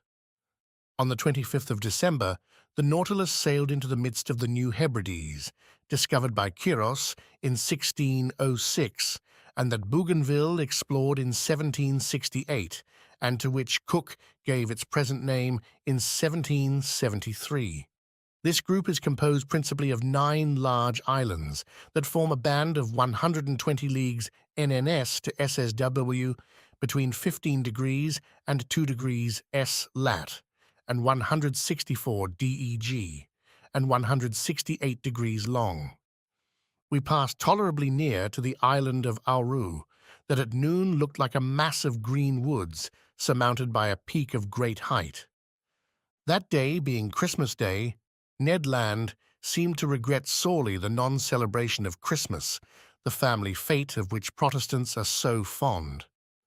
I had not seen Captain Nemo for a week, when, on the morning of the 27th, he came into the large drawing-room, always seeming as if he had seen you 5 minutes before. I was busily tracing the route of the Nautilus on the planisphere. The captain came up to me, put his finger on one spot on the chart, and said this single word: Vanikoro. The effect was magical. It was the name of the islands on which La Perouse had been lost. I rose suddenly. "The Nautilus has brought us to Vanikoro?" I asked. "Yes, Professor," said the captain, "and I can visit the celebrated islands where the Boussole and the Astrolabe struck?" "If you like, Professor." "When shall we be there?" "We are there now." Followed by Captain Nemo, I went up onto the platform and greedily scanned the horizon. To the NE, 2 volcanic islands emerged of unequal size, surrounded by a coral reef that measured 40 miles in circumference. We were close to Vanikoro, really the one to which Dumont d'Urville gave the name of Île de la Recherche, and exactly facing the little harbour of Vanu, situated in 16 degrees 4S lat and 164 degrees 32 E long. The earth seemed covered with verdure from the shore to the summits in the interior that were crowned by Mount Capogo, 476 feet high. The Nautilus, having passed the outer belt of rocks by a narrow strait, found itself among breakers where the sea was from 30 to 40 fathoms deep. Under the verdant shade of some mangroves, I perceived some savages who appeared greatly surprised at our approach. In the long black body, moving between wind and water, did they not see some formidable cetacean that they regarded with suspicion? Just then, Captain Nemo asked me what I knew about the wreck of La Perouse. "Only what everyone knows, Captain," I replied.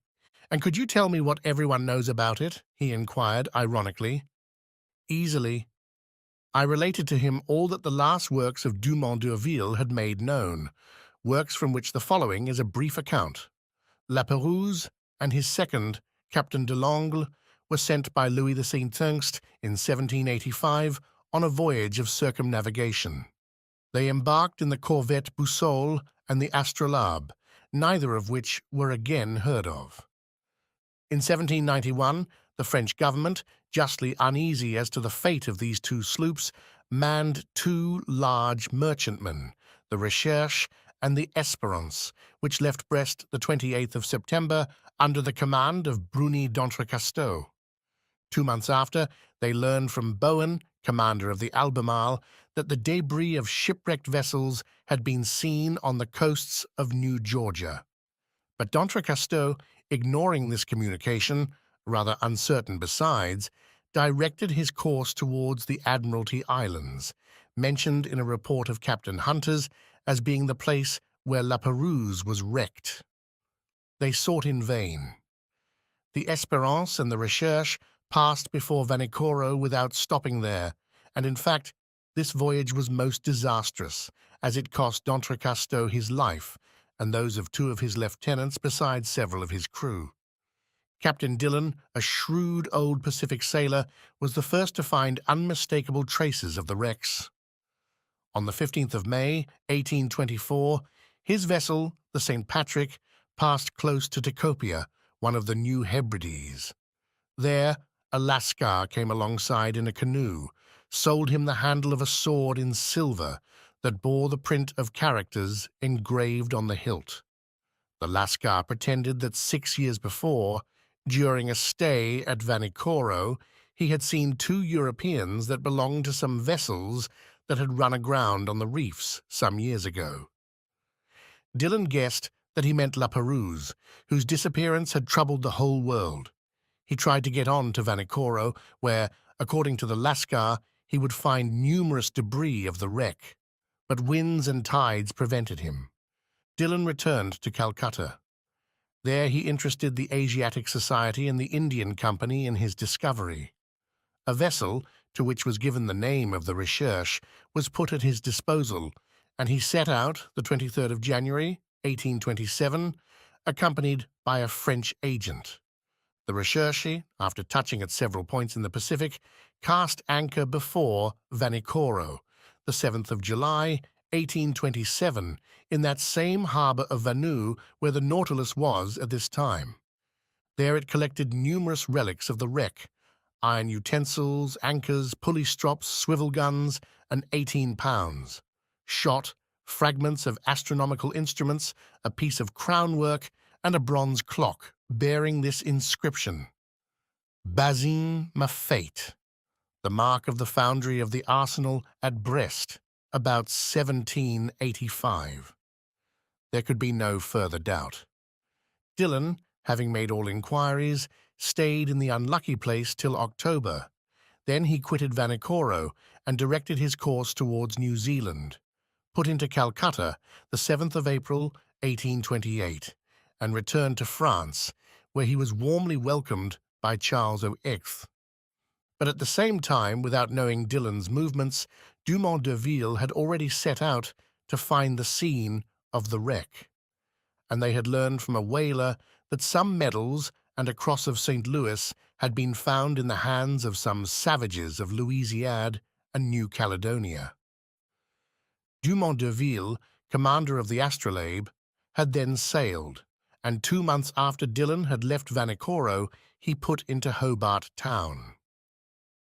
There he learned the results of Dillon's inquiries and found that a certain James Hobbs, second lieutenant of the Union of Calcutta, after landing on an island situated 8 degrees 18 S lat and 156 degrees 30 E long, had seen some iron bars and red stuffs used by the natives of these parts. Dumont d'Urville, much perplexed and not knowing how to credit the reports of low-class journals, decided to follow Dillon's track.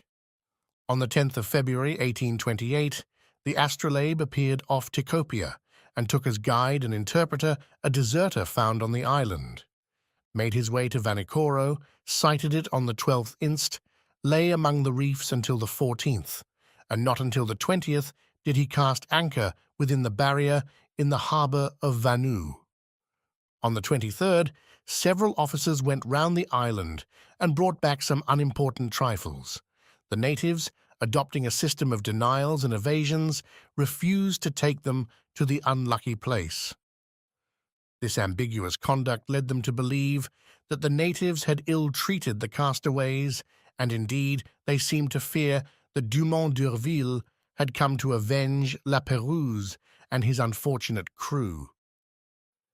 However, on the 26th, appeased by some presents, and understanding that they had no reprisals to fear, they led M. Jacquereau to the scene of the wreck.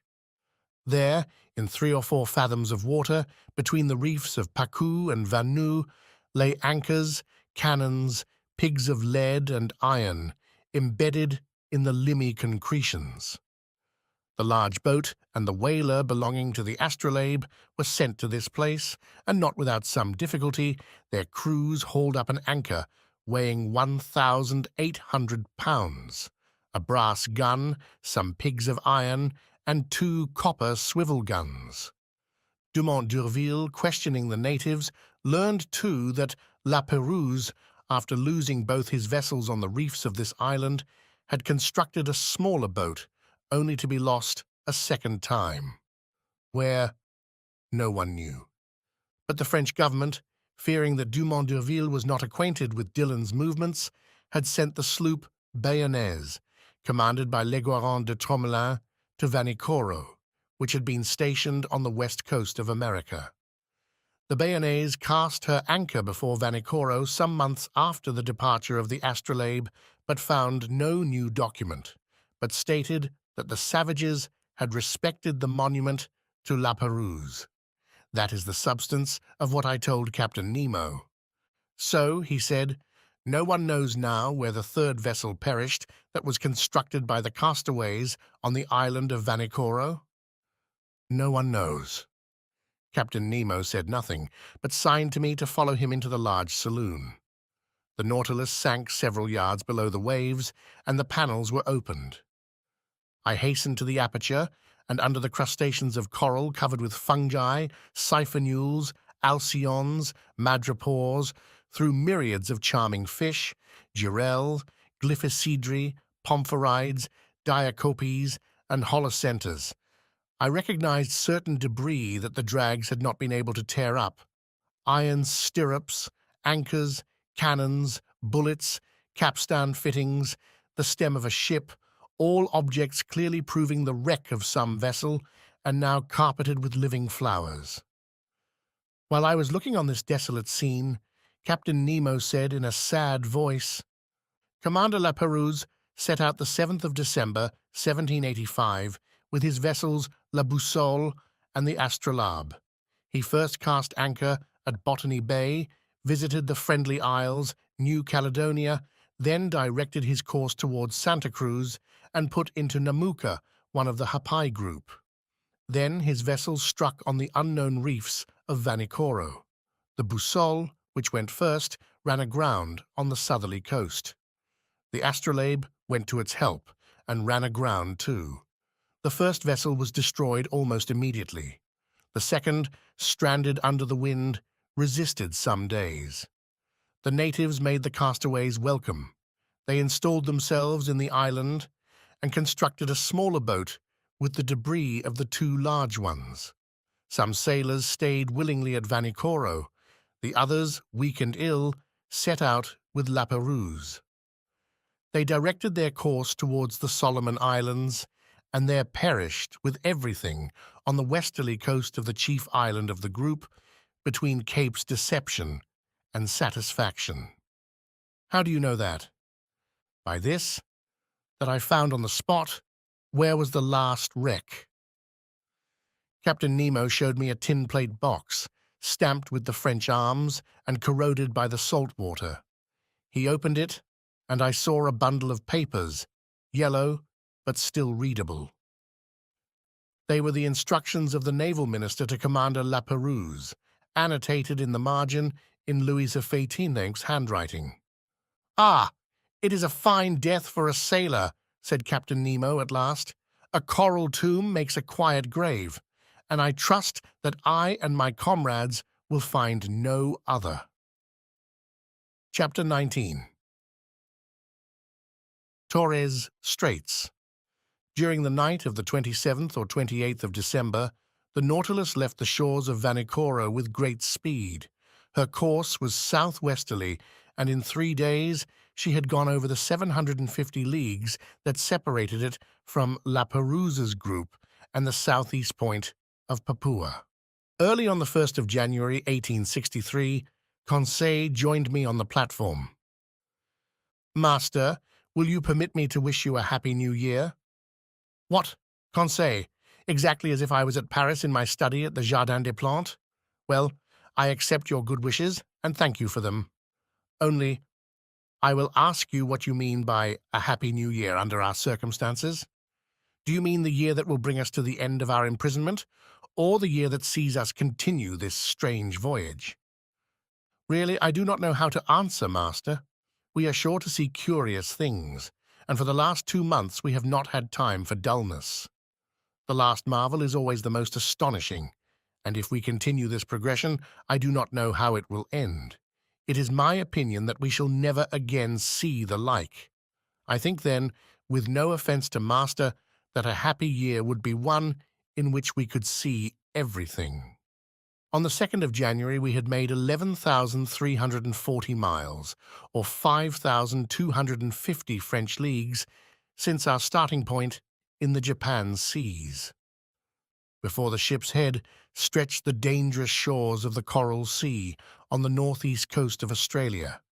Our boat lay along some miles from the redoubtable bank on which Cook's vessel was lost, the 10th of June, 1770. The boat in which Cook was struck on a rock, and if it did not sink, it was owing to a piece of coral that was broken by the shock and fixed itself in the broken keel.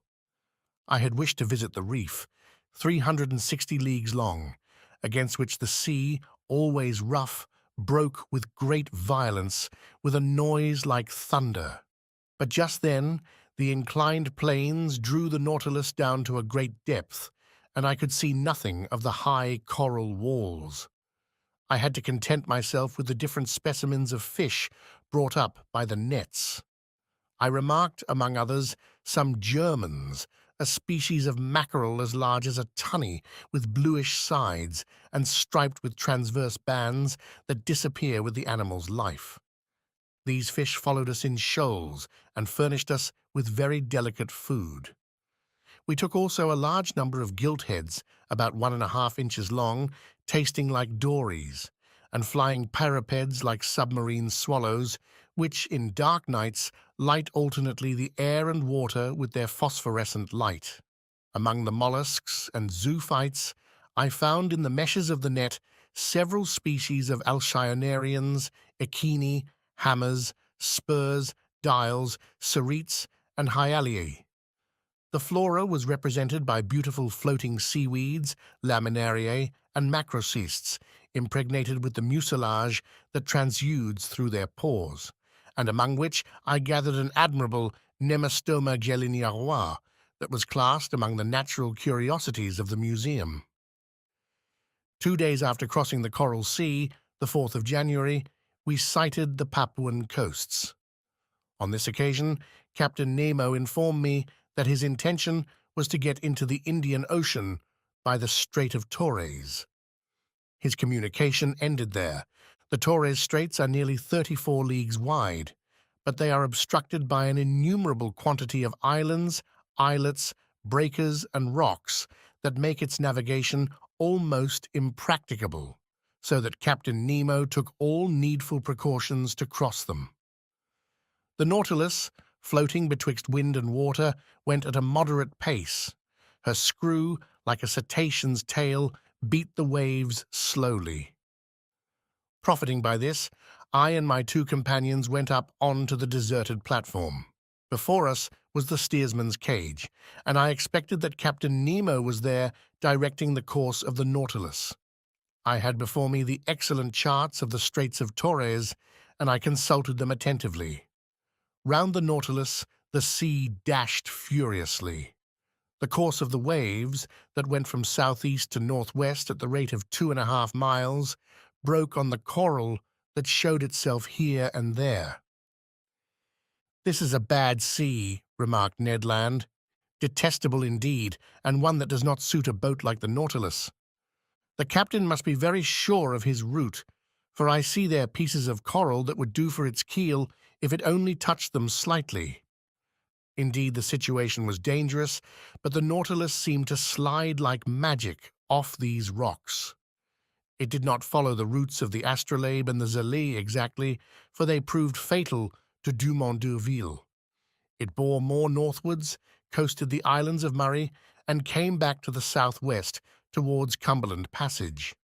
I thought it was going to pass it by, when, going back to northwest, it went through a large quantity of islands and islets little known, towards the Island Sound and Canal Mauvais.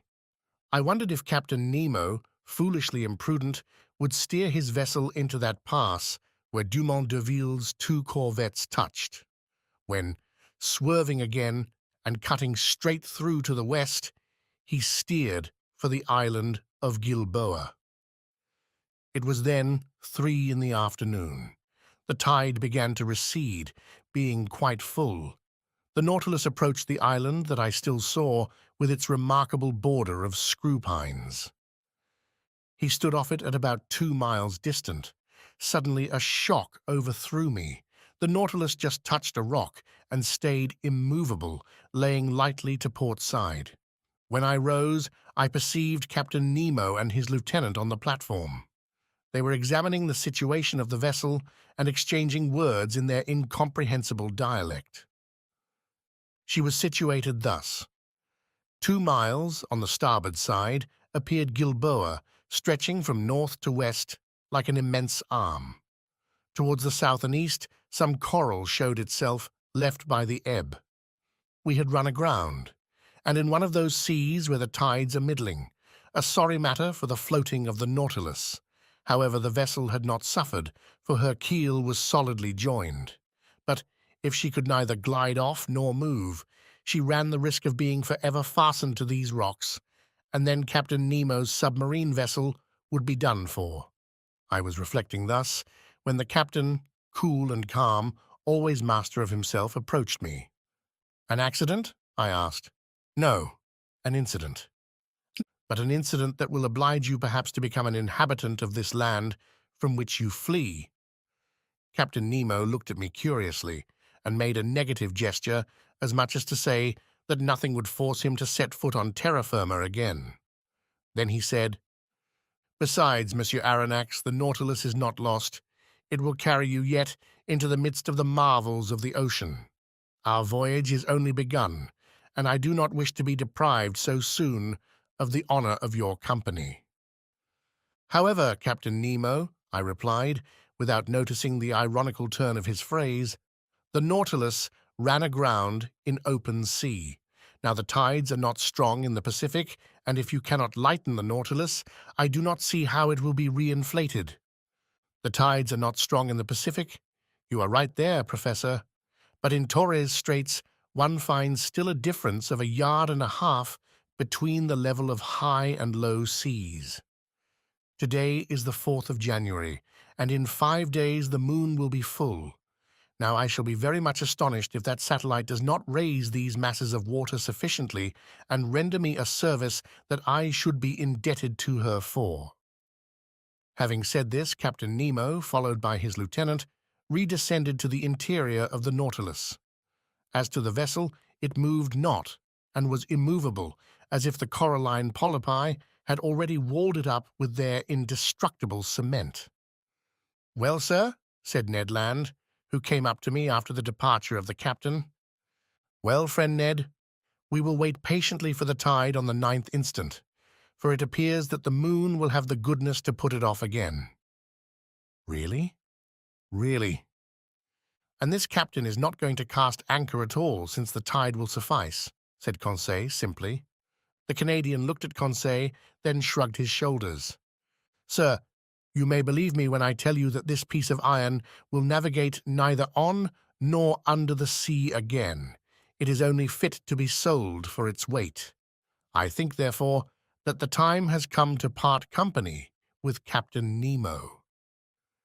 Friend Ned, I do not despair of this stout Nautilus as you do, and in 4 days we shall know what to hold to on the Pacific tides.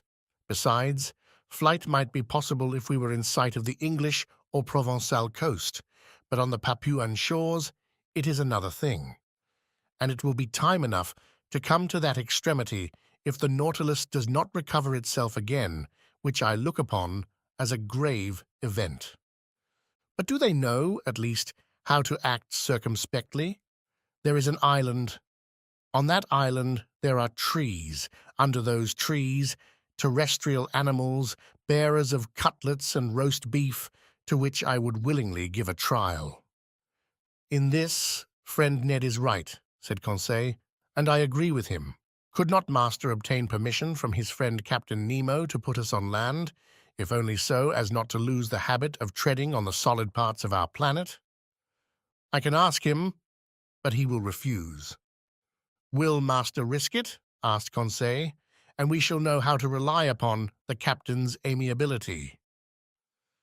To my great surprise, Captain Nemo gave me the permission I asked for, and he gave it very agreeably, without even exacting from me a promise to return to the vessel. But flight across New Guinea might be very perilous, and I should not have counseled Ned Land to attempt it. Better to be a prisoner on board the Nautilus than to fall into the hands of the natives. At 8 o'clock, armed with guns and hatchets, we got off the Nautilus. The sea was pretty calm. A slight breeze blew on land. Conseil and I rowing, we sped along quickly, and Ned steered in the straight passage that the breakers left between them. The boat was well handled and moved rapidly. Ned Land could not restrain his joy. He was like a prisoner that had escaped from prison, and knew not that it was necessary to re-enter it. "Meat! We are going to eat some meat. And what meat?" he replied. Real game? No, bread indeed. I do not say that fish is not good, we must not abuse it, but a piece of fresh venison, grilled on live coals, will agreeably vary our ordinary course. Glutton, said Conseil, he makes my mouth water. It remains to be seen, I said, if these forests are full of game, and if the game is not such as will hunt the hunter himself. Well said, Monsieur Aronnax, replied the Canadian, whose teeth seemed sharpened like the edge of a hatchet. But I will eat tiger, loin of tiger, if there is no other quadruped on this island. Friend Ned is uneasy about it, said Conseil. Whatever it may be, continued Ned Land, every animal with 4 paws without feathers or with 2 paws without feathers will be saluted by my first shot. Very well. Master Land's imprudences are beginning. Never fear, Monsieur Aronnax, replied the Canadian. I do not want 25 minutes to offer you a dish of my sort. At 8:30, the Nautilus boat ran softly aground on a heavy sand, after having happily passed the coral reef that surrounds the island of Gilboa. Chapter 20. A few days on land. I was much impressed on touching land. Ned Land tried the soil with his feet as if to take possession of it. However, it was only 2 months before that we had become, according to Captain Nemo, passengers on board the Nautilus, but, in reality, prisoners of its commander. In a few minutes, we were within musket shot of the coast. The whole horizon was hidden behind a beautiful curtain of forests. Enormous trees, the trunks of which attained a height of 200 feet, were tied to each other by garlands of bindweed, real natural hammocks, which a light breeze rocked. They were mimosas, figs, hibisci, and palm trees mingled together in profusion, and under the shelter of their verdant vault grew orchids, leguminous plants, and ferns. But without noticing all these beautiful specimens of Papuan flora, the Canadian abandoned the agreeable for the useful. He discovered a cocoa tree, beat down some of the fruit, broke them, and we drank the milk and ate the nut with a satisfaction that protested against the ordinary food on the Nautilus. Excellent, said Ned Land. Exquisite, replied Conseil. And I do not think, said the Canadian, that he would object to our introducing a cargo of cocoa-nuts on board. I do not think he would, but he would not taste them. So much the worse for him, said Conseil. And so much the better for us, replied Ned Land. There will be more for us. One word only, Master Land, I said to the harpooner, who was beginning to ravage another cocoa-nut tree. Cocoa-nuts are good things, but before filling the canoe with them, it would be wise to reconnoiter and see if the island does not produce some substance not less useful. Fresh vegetables would be welcome on board the Nautilus. Master is right, replied Conseil, and I propose to reserve 3 places in our vessel, one for fruits, the other for vegetables, and the third for the venison, of which I have not yet seen the smallest specimen. Conseil, we must not despair, said the Canadian. Let us continue, I returned, and lie in wait. Although the island seems uninhabited, it might still contain some individuals that would be less hard than we on the nature of game. Ho, ho, said Ned Land, moving his jaws significantly. Well, Ned, said Conseil. My word, returned the Canadian, I begin to understand the charms of anthropophagy. Ned, what are you saying? You, a man-eater? I should not feel safe with you, especially as I share your cabin. I might perhaps wake one day to find myself half devoured. Friend Conseil, I like you much, but not enough to eat you unnecessarily. I would not trust you, replied Conseil, but enough. We must absolutely bring down some game to satisfy this cannibal, or else one of these fine mornings master will find only pieces of his servant to serve him. While we were talking thus, we were penetrating the sombre arches of the forest, and for 2 hours we surveyed it in all directions. Chance rewarded our search for eatable vegetables, and one of the most useful products of the tropical zones furnished us with precious food that we missed on board. I would speak of the breadfruit tree, very abundant in the island of Gilboa, and I remarked chiefly the variety destitute of seeds, which bears in Malaya the name of rima. Ned Land knew these fruits well. He had already eaten many during his numerous voyages, and he knew how to prepare the eatable substance. Moreover, the sight of them excited him, and he could contain himself no longer. "Master," he said, "I shall die if I do not taste a little of this breadfruit pie." "Taste it, friend Ned. Taste it as you want. We are here to make experiments. Make them." "It won't take long," said the Canadian. And provided with a lentil, he lighted a fire of dead wood that crackled joyously. During this time, Conseil and I chose the best fruits of the breadfruit. Some had not then attained a sufficient degree of maturity, and their thick skin covered a white but rather fibrous pulp. Others, the greater number yellow and gelatinous, waited only to be picked. These fruits enclosed no kernel. Conseil brought a dozen to Ned Land, who placed them on a coal fire after having cut them in the thick slices, and while doing this repeating, "You will see, master, how good this bread is. More so when one has been deprived of it so long. It is not even bread," added he, "but a delicate pastry. You have eaten none, master?" "No, Ned." "Very well, prepare yourself for a juicy thing. If you do not come for more, I am no longer the king of harpooners." After some minutes, the part of the fruits that was exposed to the fire was completely roasted.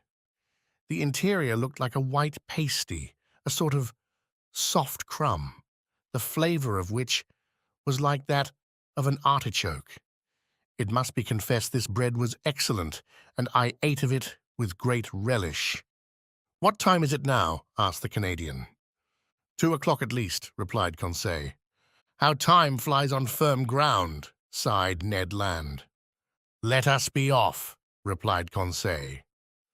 We returned through the forest and completed our collection by a raid upon the cabbage palms that we gathered from the tops of the trees, little beans that I recognized as the abrou of the Malays, and yams of a superior quality.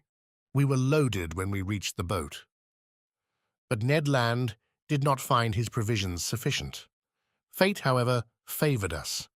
Just as we were pushing off, he perceived several trees, from 25 to 30 feet high, a species of palm tree. At last, at 5 o'clock in the evening, loaded with our riches, we quitted the shore, and half an hour after we hailed the Nautilus. No one appeared on our arrival. The enormous iron-plated cylinder seemed deserted. The provisions embarked, I descended to my chamber, and after supper, slept soundly. The next day, the 6th of January, nothing new on board. Not a sound inside, not a sign of life. The boat rested along the edge, in the same place in which we had left it. We resolved to return to the island. Ned Land hoped to be more fortunate than on the day before with regard to the hunt, and wished to visit another part of the forest. At dawn, we set off. The boat, carried on by the waves that flowed to shore, reached the island in a few minutes. We landed, and thinking that it was better to give in to the Canadian, we followed Ned Land, whose long limbs threatened to distance us. He wound up the coast towards the west. Then, fording some torrents, he gained the high plain that was bordered with admirable forests. Some kingfishers were rambling along the watercourses, but they would not let themselves be approached. Their circumspection proved to me that these birds knew what to expect from bipeds of our species, and I concluded that, if the island was not inhabited, at least human beings occasionally frequented it. After crossing a rather large prairie, we arrived at the skirts of a little wood that was enlivened by the songs and flight of a large number of birds. "There are only birds," said Conseil. "But they are eatable," replied the harpooner. "I do not agree with you, friend Ned, for I see only parrots there." "Friend Conseil," said Ned gravely, "the parrot is like pheasant to those who have nothing else." "And," I added, "this bird, suitably prepared, is worth knife and fork." Indeed, under the thick foliage of this wood, a world of parrots were flying from branch to branch, only needing a careful education to speak the human language. For the moment, they were chattering with parrots of all colors and grave cockatoos who seemed to meditate upon some philosophical problem, whilst brilliant red lories passed like a piece of bunting carried away by the breeze. Papuans with the finest azure colors, and in all a variety of winged things most charming to behold, but few eatable. However, a bird peculiar to these lands, and which has never passed the limits of the Arrow and Papuan Islands, was wanting in this collection, but fortune reserved it for me before long. After passing through a moderately thick copse, we found a plain obstructed with bushes. I saw then those magnificent birds, the disposition of whose long feathers obliges them to fly against the wind. Their undulating flight, graceful aerial curves, and the shading of their colors attracted and charmed one's looks. I had no trouble in recognizing them. "Birds of paradise!" I exclaimed. "The Malays, who carry on a great trade in these birds with the Chinese, have several means that we could not employ for taking them. Sometimes they put snares on the top of high trees that the birds of paradise prefer to frequent. Sometimes they catch them with a viscous birdlime that paralyzes their movements. They even go so far as to poison the fountains that the birds generally drink from. But we were obliged to fire at them during flight, which gave us few chances to bring them down, and indeed we vainly exhausted one half our ammunition. About 11 o'clock in the morning, the first range of mountains that form the center of the island was traversed, and we had killed nothing. Hunger drove us on. The hunters had relied on the products of the chase, and they were wrong. Happily, Conseil, to his great surprise, made a double shot and secured breakfast. He brought down a white pigeon and a wood pigeon, which, cleverly plucked and suspended from a skewer, was roasted before a red fire of dead wood. While these interesting birds were cooking, Ned prepared the fruit of the bread tree. Then the wood pigeons were devoured to the bones and declared excellent. The nutmeg, with which they are in the habit of stuffing their crops, flavors their flesh and renders it delicious eating. Now, Ned, what do you miss now? Some four-footed game, Ems Aranax. All these pigeons are only side dishes and trifles, and until I have killed an animal with cutlets, I shall not be content. Nor I, Ned, if I do not catch a bird of paradise. Let us continue hunting, replied Conseil. Let us go towards the sea. We have arrived at the first declivities of the mountains, and I think we had better regain the region of forests. That was sensible advice, and was followed out. After walking for 1 hour, we had attained a forest of sago trees. Some inoffensive serpents glided away from us. The birds of paradise fled at our approach, and truly I despaired of getting near one when Conseil, who was walking in front, suddenly bent down, uttered a triumphal cry, and came back to me bringing a magnificent specimen. "Ah, bravo, Conseil! Master is very good. No, my boy, you have made an excellent stroke. Take one of these living birds and carry it in your hand. If master will examine it, he will see that I have not deserved great merit. Why, Conseil? Because this bird is as drunk as a quail." "Drunk?" "Yes, sir, drunk with the nutmegs that it devoured under the nutmeg tree under which I found it. See, friend Ned, see the monstrous effects of intemperance." "By Jove!" exclaimed the Canadian. "Because I have drunk gin for 2 months, you must needs reproach me." However, I examined the curious bird. Conseil was right. The bird, drunk with the juice, was quite powerless. It could not fly. It could hardly walk. This bird belonged to the most beautiful of the 8 species that are found in Papua and in the neighboring islands. It was the large emerald bird, the most rare kind. It measured 3 feet in length. Its head was comparatively small, its eyes placed near the opening of the beak and also small. But the shades of color were beautiful, having a yellow beak, brown feet and claws, nut-colored wings with purple tips, pale yellow at the back of the neck and head, and emerald color at the throat, chestnut on the breast and belly. 2 horned, downy nets rose from below the tail that prolonged the long, light feathers of admirable fineness, and they completed the whole of this marvelous bird that the natives have poetically named the bird of the sun. But if my wishes were satisfied by the possession of the bird of paradise, the Canadians were not yet. Happily, about 2 o'clock, Ned Land brought down a magnificent hog. From the brood of those the natives call bari utang. The animal came in time for us to procure real quadruped meat, and he was well received. Ned Land was very proud of his shot. The hog, hit by the electric ball, fell stone dead. The Canadians skinned and cleaned it properly after having taken 6 cutlets, destined to furnish us with a grilled repast in the evening. Then the hunt was resumed, which was still more marked by Ned and Conseil's exploits. Indeed, the 2 friends, beating the bushes, roused a herd of kangaroos that fled and bounded along on their elastic paws. But these animals did not take to flight so rapidly but what the electric capsule could stop their course. "Ah, Professor," cried Ned Land, who was carried away by the delights of the chase. "What excellent game, and stewed, too! What a supply for the Nautilus! 2, 3, 5 down! And to think that we shall eat that flesh, and that the idiots on board shall not have a crumb!" I think that, in the excess of his joy, the Canadian, if he had not talked so much, would have killed them all.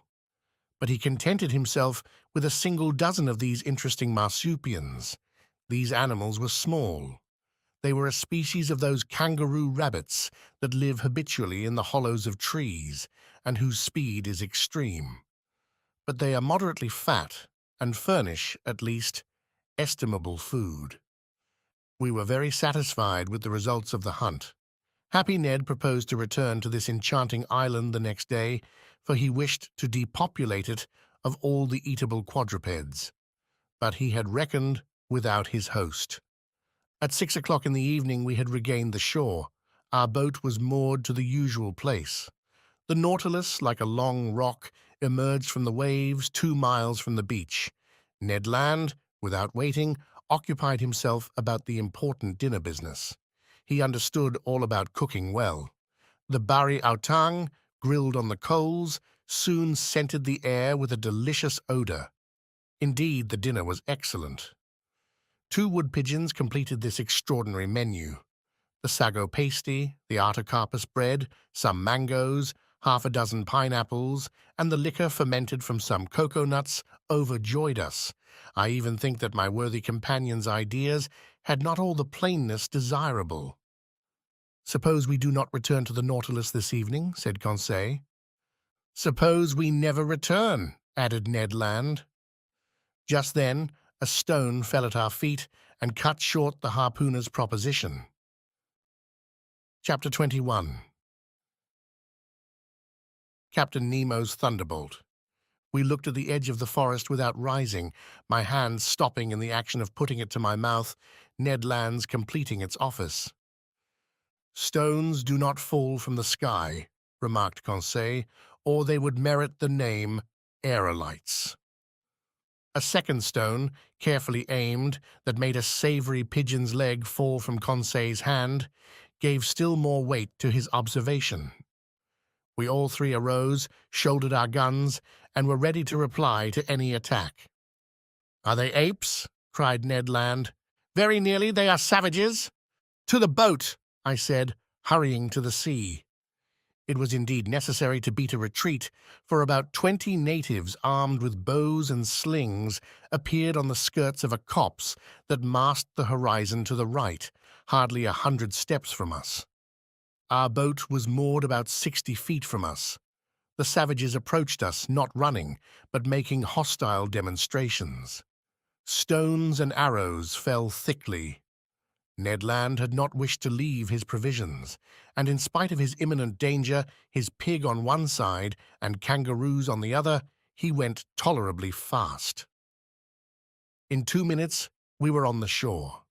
To load the boat with provisions and arms, to push it out to sea and ship the oars, was the work of an instant. We had not gone 2 cable lengths when 100 savages, howling and gesticulating, entered the water up to their waists. I watched to see if their apparition would attract some men from the Nautilus onto the platform. But no. The enormous machine, lying off, was absolutely deserted. 20 minutes later, we were on board. The panels were open. After making the boat fast, we entered into the interior of the Nautilus. I descended to the drawing room, from whence I heard some chords. Captain Nemo was there, bending over his organ and plunged in a musical ecstasy. "Captain!" He did not hear me. "Captain!" I said, touching his hand. He shuddered and, turning round, said, "Ah, it is you, Professor. Well, have you had a good hunt? Have you botanized successfully?" "Yes, Captain, but we have unfortunately brought a troop of bipeds whose vicinity troubles me." "What bipeds?" "Savages." "Savages?" he echoed ironically. "So you are astonished, Professor, at having set foot on a strange land and finding savages? Savages? Where are there not any? Besides, are they worse than others, these whom you call savages?" "But, Captain—" "How many have you counted?" "100 at least." Aronnax," replied Captain Nemo, placing his fingers on the organ stops.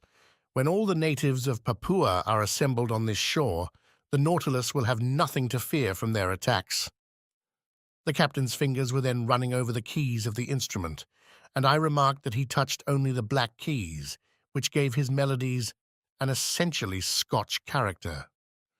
Soon he had forgotten my presence and had plunged into a reverie that I did not disturb. I went up again onto the platform. Night had already fallen, for in this low latitude the sun sets rapidly and without twilight. I could only see the island indistinctly, but the numerous fires lighted on the beach showed that the natives did not think of leaving it. I was alone for several hours, sometimes thinking of the natives, but without any dread of them, for the imperturbable confidence of the captain was catching, sometimes forgetting them to admire the splendors of the night in the tropics. My remembrances went to France in the train of those zodiacal stars that would shine in some hours' time. The moon shone in the midst of the constellations of the zenith. The night slipped away without any mischance, the islanders frightened no doubt at the sight of a monster aground in the bay. The panels were open and would have offered an easy access to the interior of the Nautilus. At 6 o'clock in the morning of the 8th of January, I went up onto the platform. The dawn was breaking. The island soon showed itself through the dissipating fogs, first the shore, then the summits. The natives were there, more numerous than on the day before, 500 or 600 perhaps. Some of them, profiting by the low water, had come onto the coral, at less than 2 cable lengths from the Nautilus. I distinguished them easily. They were true Papuans, with athletic figures, men of good race, large high foreheads, large but not broad and flat, and white teeth. Their woolly hair, with a reddish tinge, showed off on their black shining bodies like those of the Nubians. From the lobes of their ears, cut and distended, hung chaplets of bones. Most of these savages were naked. Amongst them, I remarked some women, dressed from the hips to knees in quite a crinoline of herbs that sustained a vegetable waistband. Some chiefs had ornamented their necks with a crescent and collars of glass beads, red and white. Nearly all were armed with bows, arrows, and shields, and carried on their shoulders a sort of net, containing those round stones which they cast from their slings with great skill. One of these chiefs, rather near to the Nautilus, examined it attentively. He was, perhaps, a Mado of high rank, for he was draped in a mat of banana leaves, notched round the edges, and set off with brilliant colours. I could easily have knocked down this native, who was within a short length, but I thought that it was better to wait for real hostile demonstrations. Between Europeans and savages, it is proper for the Europeans to parry sharply, not to attack. During low water, the natives roamed about near the Nautilus, but were not troublesome. I heard them frequently repeat the word "assai," and by their gestures I understood that they invited me to go on land, an invitation that I declined. So that on that day the boat did not push off, to the great displeasure of Master Land, who could not complete his provisions. This adroit Canadian employed his time in preparing the viands and meat that he had brought off the island. As for the savages, they returned to the shore about 11 o'clock in the morning, as soon as the coral tops began to disappear under the rising tide. But I saw their numbers had increased considerably on the shore. Probably they came from the neighbouring islands, or very likely from Papua. However, I had not seen a single native canoe. Having nothing better to do, I thought of dragging these beautiful, limpid waters, under which I saw a profusion of shells, zoophytes, and marine plants. Moreover, it was the last day that the Nautilus would pass in these parts, if it float in open sea the next day, according to Captain Nemo's promise. I therefore called Conseil, who brought me a little light drag, very like those for the oyster fishery. Now to work. For 2 hours we fished unceasingly, but without bringing up any rarities. The drag was filled with midaseers, harps, melamies, and particularly the most beautiful hammers I have ever seen. We also brought up some sea slugs, pearl oysters, and a dozen little turtles that were reserved for the pantry on board. But just when I expected it least, I put my hand on a wonder, I might say a natural deformity, very rarely met with. Conseil was just dragging, and his net came up filled with divers' ordinary shells, when all at once he saw me plunge my arm quickly into the net to draw out a shell, and heard me utter a cry. "What is the matter, sir?" he asked in surprise. "Has master been bitten?" "No, my boy, but I would willingly have given a finger for my discovery." "What discovery?" "This shell," I said, holding up the object of my triumph. "It is simply an olive porphyry, genus olive, order of the Pectinibranchidae, class of gasteropods, subclass mollusca." "Yes, Conseil, but instead of being rolled from right to left, this olive turns from left to right." "Is it possible?" "Yes, my boy, it is a left shell." Shells are all right-handed, with rare exceptions, and when by chance their spiral is left, amateurs are ready to pay their weight in gold. Conseil and I were absorbed in the contemplation of our treasure, and I was promising myself to enrich the museum with it, when a stone unfortunately thrown by a native struck against and broke the precious object in Conseil's hand. I uttered a cry of despair. Conseil took up his gun and aimed at a savage who was poising his sling at 10 yards from him. I would have stopped him, but his blow took effect and broke the bracelet of amulets which encircled the arm of the savage. Conseil seized his gun. "Conseil!" cried I. "Conseil!" "Well, sir, do you not see that the cannibal has commenced the attack?" "A shell is not worth the life of a man," said I. "Ah, the scoundrel!" cried Conseil. "I would rather he had broken my shoulder." Conseil was in earnest, but I was not of his opinion. However, the situation had changed some minutes before, and we had not perceived. A score of canoes surrounded the Nautilus. These canoes, scooped out of the trunk of a tree, long, narrow, well adapted for speed, were balanced by means of a long bamboo pole, which floated on the water. They were managed by skillful, half-naked paddlers, and I watched their advance with some uneasiness. It was evident that these Papuans had already had dealings with the Europeans and knew their ships. But this long iron cylinder, anchored in the bay, without masts or chimneys, what could they think of it? Nothing good, for at first they kept at a respectful distance. However, seeing it motionless, by degrees they took courage and sought to familiarize themselves with it. Now this familiarity was precisely what it was necessary to avoid. Our arms, which were noiseless, could only produce a moderate effect on the savages, who have little respect for aught but blustering things. The thunderbolt, without the reverberations of thunder, would frighten man but little, though the danger lies in the lightning, not in the noise. At this moment, the canoes approached the Nautilus, and a shower of arrows alighted on her.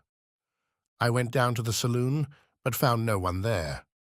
I ventured to knock at the door that opened into the captain's room. "Come in," was the answer. I entered, and found Captain Nemo deep in algebraical calculations of x and other quantities.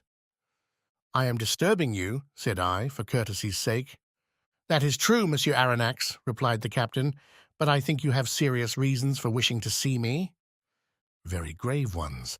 The natives are surrounding us in their canoes, and in a few minutes we shall certainly be attacked by many hundreds of savages." "Ah," said Captain Nemo quietly, "they are come with their canoes?" "Yes, sir." "Well, sir, we must close the hatches." "Exactly. And I came to say to you—" "Nothing can be more simple," said Captain Nemo. And pressing an electric button, he transmitted an order to the ship's crew. "It is all done, sir," said he after some moments. "The pinnace is ready, and the hatches are closed. You do not fear, I imagine, that these gentlemen could stave in walls on which the balls of your frigate have had no effect." "No, Captain, but a danger still exists." "What is that, sir?" "It is that tomorrow, at about this hour, we must open the hatches to renew the air of the Nautilus. Now, if, at this moment, the Papuans should occupy the platform, I do not see how you could prevent them from entering." "Then, sir, you suppose that they will board us?" "I am certain of it." "Well, sir, let them come. I see no reason for hindering them. After all, these Papuans are poor creatures, and I am unwilling that my visit to the island should cost the life of a single one of these wretches." Upon that I was going away, but Captain Nemo detained me and asked me to sit down by him. He questioned me with interest about our excursions on shore and our hunting, and seemed not to understand the craving for meat that possessed the Canadian. Then the conversation turned on various subjects, and, without being more communicative, Captain Nemo showed himself more amiable. Amongst other things, we happened to speak of the situation of the Nautilus, run aground in exactly the same spot in this strait where Dumont d'Urville was nearly lost. "Apropos of this D'Urville was one of your great sailors," said the captain to me, "one of your most intelligent navigators. He is the captain cook of you Frenchmen, unfortunate man of science, after having braved the icebergs of the South Pole, the coral reefs of Oceania, the cannibals of the Pacific, to perish miserably in a railway train. If this energetic man could have reflected during the last moments of his life, what must have been uppermost in his last thoughts, do you suppose?" So speaking, Captain Nemo seemed moved, and his emotion gave me a better opinion of him. Then, chart in hand, we reviewed the travels of the French navigator, his voyages of circumnavigation, his double detention at the South Pole, which led to the discovery of Adelaide and Louis Philippe, and fixing the hydrographical bearings of the principal islands of Oceania. "That which your d'Urville has done on the surface of the seas," said Captain Nemo, "that have I done under them, and more easily, more completely than he. The Astrolabe and the Zélé, incessantly tossed about by the hurricane, could not be worth the Nautilus, quiet repository of labor that she is, truly motionless in the midst of the waters. "Tomorrow," added the captain, rising, "tomorrow, at 20 minutes to 3 p.m., the Nautilus shall float and leave the Strait of Torres uninjured." Having curtly pronounced these words, Captain Nemo bowed slightly. This was to dismiss me, and I went back to my room. There I found Conseil, who wished to know the result of my interview with the captain. "My boy," said I, "when I feigned to believe that his Nautilus was threatened by the natives of Papua, the captain answered me very sarcastically, 'I have but one thing to say to you. Have confidence in him and go to sleep in peace.' Have you no need of my services, sir?" "No, my friend. What is Ned Land doing?" "If you will excuse me, sir," answered Conseil, "friend Ned is busy making a kangaroo pie which will be a marvel." I remained alone and went to bed, but slept indifferently. I heard the noise of the savages, who stamped on the platform, uttering deafening cries. The night passed, thus, without disturbing the ordinary repose of the crew. The presence of these cannibals affected them no more than the soldiers of a masked battery care for the ants that crawl over its front. At 6 in the morning I rose. The hatches had not been opened. The inner air was not renewed, but the reservoirs, filled ready for any emergency, were now resorted to, and discharged several cubic feet of oxygen into the exhausted atmosphere of the Nautilus. I worked in my room till noon, without having seen Captain Nemo, even for an instant. On board, no preparations for departure were visible. I waited still some time, then went into the large saloon. The clock marked 2:30. In 10 minutes it would be high tide, and, if Captain Nemo had not made a rash promise, the Nautilus would be immediately detached. If not, many months would pass ere she could leave her bed of coral. However, some warning vibrations began to be felt in the vessel. I heard the keel grating against the rough calcareous bottom of the coral reef. At 25 to 3, Captain Nemo appeared in the saloon. "We are going to start," said he. "Ah," replied I have given the order to open the hatches." "And the Papuans?" "The Papuans?" answered Captain Nemo, slightly shrugging his shoulders. "Will they not come inside the Nautilus?" "How?" "Only by leaping over the hatches you have opened." "Miss Aronnax," quietly answered Captain Nemo, "they will not enter the hatches of the Nautilus in that way, even if they were open." I looked at the captain. "You do not understand," said he. "Hardly." "Well, come, and you will see." I directed my steps towards the central staircase. There, Ned Land and Conseil were slyly watching some of the ship's crew, who were opening the hatches, while cries of rage and fearful vociferations resounded outside. The port lids were pulled down outside. 20 horrible faces appeared. But the first native, who placed his hand on the stair rail, struck from behind by some invisible force, I know not what, fled, uttering the most fearful cries and making the wildest contortions. 10 of his companions followed him. They met with the same fate. Conseil was in ecstasy. Ned Land, carried away by his violent instincts, rushed on to the staircase. But the moment he seized the rail with both hands, he, in his turn, was overthrown. "I am struck by a thunderbolt," cried he with an oath. This explained all. It was no rail, but a metallic cable charged with electricity from the deck, communicating with the platform. Whoever touched it felt a powerful shock, and this shock would have been mortal if Captain Nemo had discharged into the conductor the whole force of the current. It might truly be said that between his assailants and himself, he had stretched a network of electricity which none could pass with impunity. Meanwhile, the exasperated Papuans had beaten a retreat paralyzed with terror. As for us, half laughing, we consoled and rubbed the unfortunate Ned Land, who swore like one possessed. But at this moment the Nautilus, raised by the last waves of the tide, quitted her coral bed exactly at the 40th minute, fixed by the captain. Her screw swept the waters slowly and majestically. Her speed increased gradually, and sailing on the surface of the ocean, she quitted safe and sound the dangerous passes of the Straits of Torres. Chapter 22. Agrisomnia. The following day, the 10th of January, the Nautilus continued her course between two seas, but with such remarkable speed that I could not estimate it at less than 35 miles an hour. The rapidity of her screw was such that I could neither follow nor count its revolutions.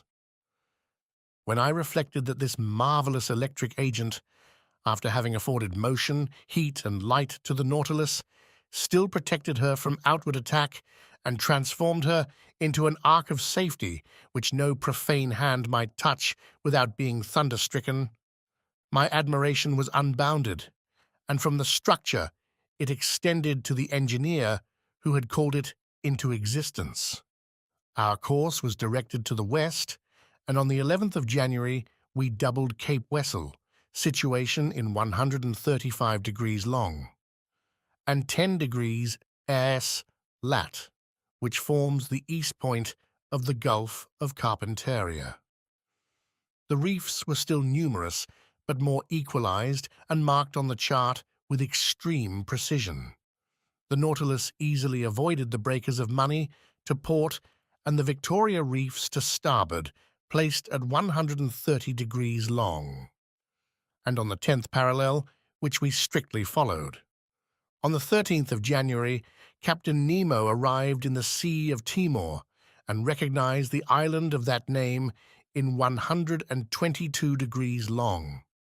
From this point, the direction of the Nautilus inclined towards the southwest. Her head was set for the Indian Ocean. Where would the fancy of Captain Nemo carry us next? Would he return to the coast of Asia, or would he approach again the shores of Europe? Improbable conjectures both, to a man who fled from inhabited continents. Then, would he descend to the south? Was he going to double the Cape of Good Hope, then Cape Horn, and finally go as far as the Antarctic Pole? Would he come back at last to the Pacific, where his Nautilus could sail free and independently? Time would show. After having skirted the sands of Cartier, of Hibernia, Seringapatam, and Scott, last efforts of the solid against the liquid element, on the 14th of January, we lost sight of land altogether. The speed of the Nautilus was considerably abated, and with irregular course she sometimes swam in the bosom of the waters, sometimes floated on their surface. During this period of the voyage, Captain Nemo made some interesting experiments on the varied temperature of the sea in different beds. Under ordinary conditions, these observations are made by means of rather complicated instruments and with somewhat doubtful results by means of thermometrical sounding leads, the glasses often breaking under the pressure of the water, or an apparatus grounded on the variations of the resistance of metals to the electric currents. Results so obtained could not be correctly calculated. On the contrary, Captain Nemo went himself to test the temperature in the depths of the sea, and his thermometer, placed in communication with the different sheets of water, gave him the required degree immediately and accurately. It was thus that either by overloading her reservoirs or by descending obliquely by means of her inclined planes, the Nautilus successively attained the depth of 3, 4, 5, 7, 9, and 10,000 yards, and the definite result of this experience was that the sea preserved an average temperature of 4 degrees and a half at a depth of 5,000 fathoms under all latitudes. On the 16th of January, the Nautilus seemed becalmed, only a few yards beneath the surface of the waves. Her electric apparatus remained inactive, and her motionless screw left her to drift at the mercy of the currents. I supposed that the crew was occupied with interior repairs, rendered necessary by the violence of the mechanical movements of the machine. My companions and I then witnessed a curious spectacle. The hatches of the saloon were open, and, as the beacon light of the Nautilus was not in action, a dim obscurity reigned in the midst of the waters. I observed the state of the sea under these conditions, and the largest fish appeared to me no more than scarcely defined shadows, when the Nautilus found herself suddenly transported into full light. I thought at first that the beacon had been lighted and was casting its electric radiance into the liquid mass. I was mistaken, and after a rapid survey perceived my error. The Nautilus floated in the midst of a phosphorescent bed, which, in this obscurity, became quite dazzling. It was produced by myriads of luminous animalculae, whose brilliancy was increased as they glided over the metallic hull of the vessel.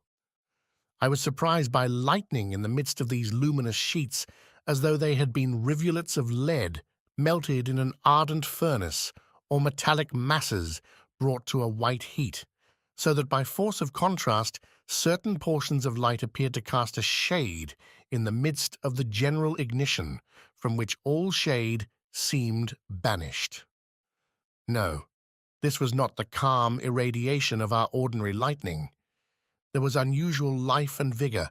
This was truly living light. In reality, it was an infinite agglomeration of colored infusoria, of veritable globules of jelly, provided with a thread-like tentacle, and of which as many as 25,000 have been counted in less than 2 cubic half-inches of water.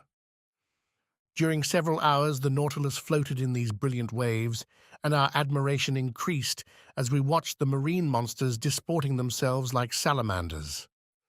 I saw there in the midst of this fire that burns not the swift and elegant porpoise, the indefatigable clown of the ocean, and some swordfish 10 feet long, those prophetic heralds of the hurricane whose formidable sword would now and then strike the glass of the saloon. Then appeared the smaller fish, the ballista, the leaping mackerel, wolf-thorn tails, and 100 others, which striped the luminous atmosphere as they swam. This dazzling spectacle was enchanting. Perhaps some atmospheric condition increased the intensity of this phenomenon. Perhaps some storm agitated the surface of the waves. But at this depth of some yards, the Nautilus was unmoved by its fury and reposed peacefully in still water. So we progressed, incessantly charmed by some new marvel. The days passed rapidly away, and I took no account of them. Ned, according to habit, tried to vary the diet on board. Like snails, we were fixed to our shells, and I declare it is easy to lead a snail's life. Thus, this life seemed easy and natural, and we thought no longer of the life we led on land. But something happened to recall us to the strangeness of our situation.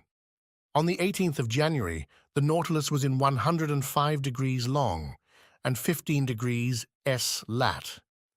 The weather was threatening, the sea rough and rolling. There was a strong east wind. The barometer, which had been going down for some days, foreboded a coming storm. I went up onto the platform just as the second lieutenant was taking the measure of the horary angles and waited, according to habit, till the daily phrase was said. But on this day it was exchanged for another phrase not less incomprehensible. Almost directly, I saw Captain Nemo appear with a glass, looking towards the horizon. For some minutes he was immovable, without taking his eye off the point of observation. Then he lowered his glass and exchanged a few words with his lieutenant. The latter seemed to be a victim to some emotion that he tried in vain to repress. Captain Nemo, having more command over himself, was cool. He seemed, too, to be making some objections, to which the lieutenant replied by formal assurances. At least I concluded so by the difference of their tones and gestures. For myself, I had looked carefully in the direction indicated without seeing anything. The sky and water were lost in the clear line of the horizon. However, Captain Nemo walked from one end of the platform to the other, without looking at me, perhaps without seeing me. His step was firm, but less regular than usual. He stopped sometimes, crossed his arms, and observed the sea. What could he be looking for on that immense expanse? The Nautilus was then some hundreds of miles from the nearest coast. The lieutenant had taken up the glass and examined the horizon steadfastly, going and coming, stamping his foot and showing more nervous agitation than his superior officer. Besides, this mystery must necessarily be solved, and before long, for upon an order from Captain Nemo, the engine, increasing its propelling power, made the screw turn more rapidly. Just then, the lieutenant drew the captain's attention again. The latter stopped walking and directed his glass towards the place indicated. He looked long. I felt very much puzzled and descended to the drawing room and took out an excellent telescope that I generally used. Then, leaning on the cage of the watchlight that jutted out from the front of the platform, set myself to look over all the line of the sky and sea. But my eye was no sooner applied to the glass than it was quickly snatched out of my hands. I turned round. Captain Nemo was before me, but I did not know him. His face was transfigured. His eyes flashed sullenly. His teeth were set. His stiff body, clenched fists, and head, shrunk between his shoulders, betrayed the violent agitation that pervaded his whole frame. He did not move. My glass, fallen from his hands, had rolled at his feet. Had I unwittingly provoked this fit of anger? Did this incomprehensible person imagine that I had discovered some forbidden secret? No, I was not the object of this hatred, for he was not looking at me. His eye was steadily fixed upon the impenetrable point of the horizon. At last, Captain Nemo recovered himself. His agitation subsided. He addressed some words in a foreign language to his lieutenant, then turned to me. Aronnax, he said, in rather an imperious tone, I require you to keep one of the conditions that bind you to me. What is it, Captain? You must be confined with your companions until I think fit to release you. You are the master, I replied, looking steadily at him. But may I ask you one question? None, sir. There was no resisting this imperious command. It would have been useless. I went down to the cabin occupied by Ned Land and Conseil, and told them the captain's determination.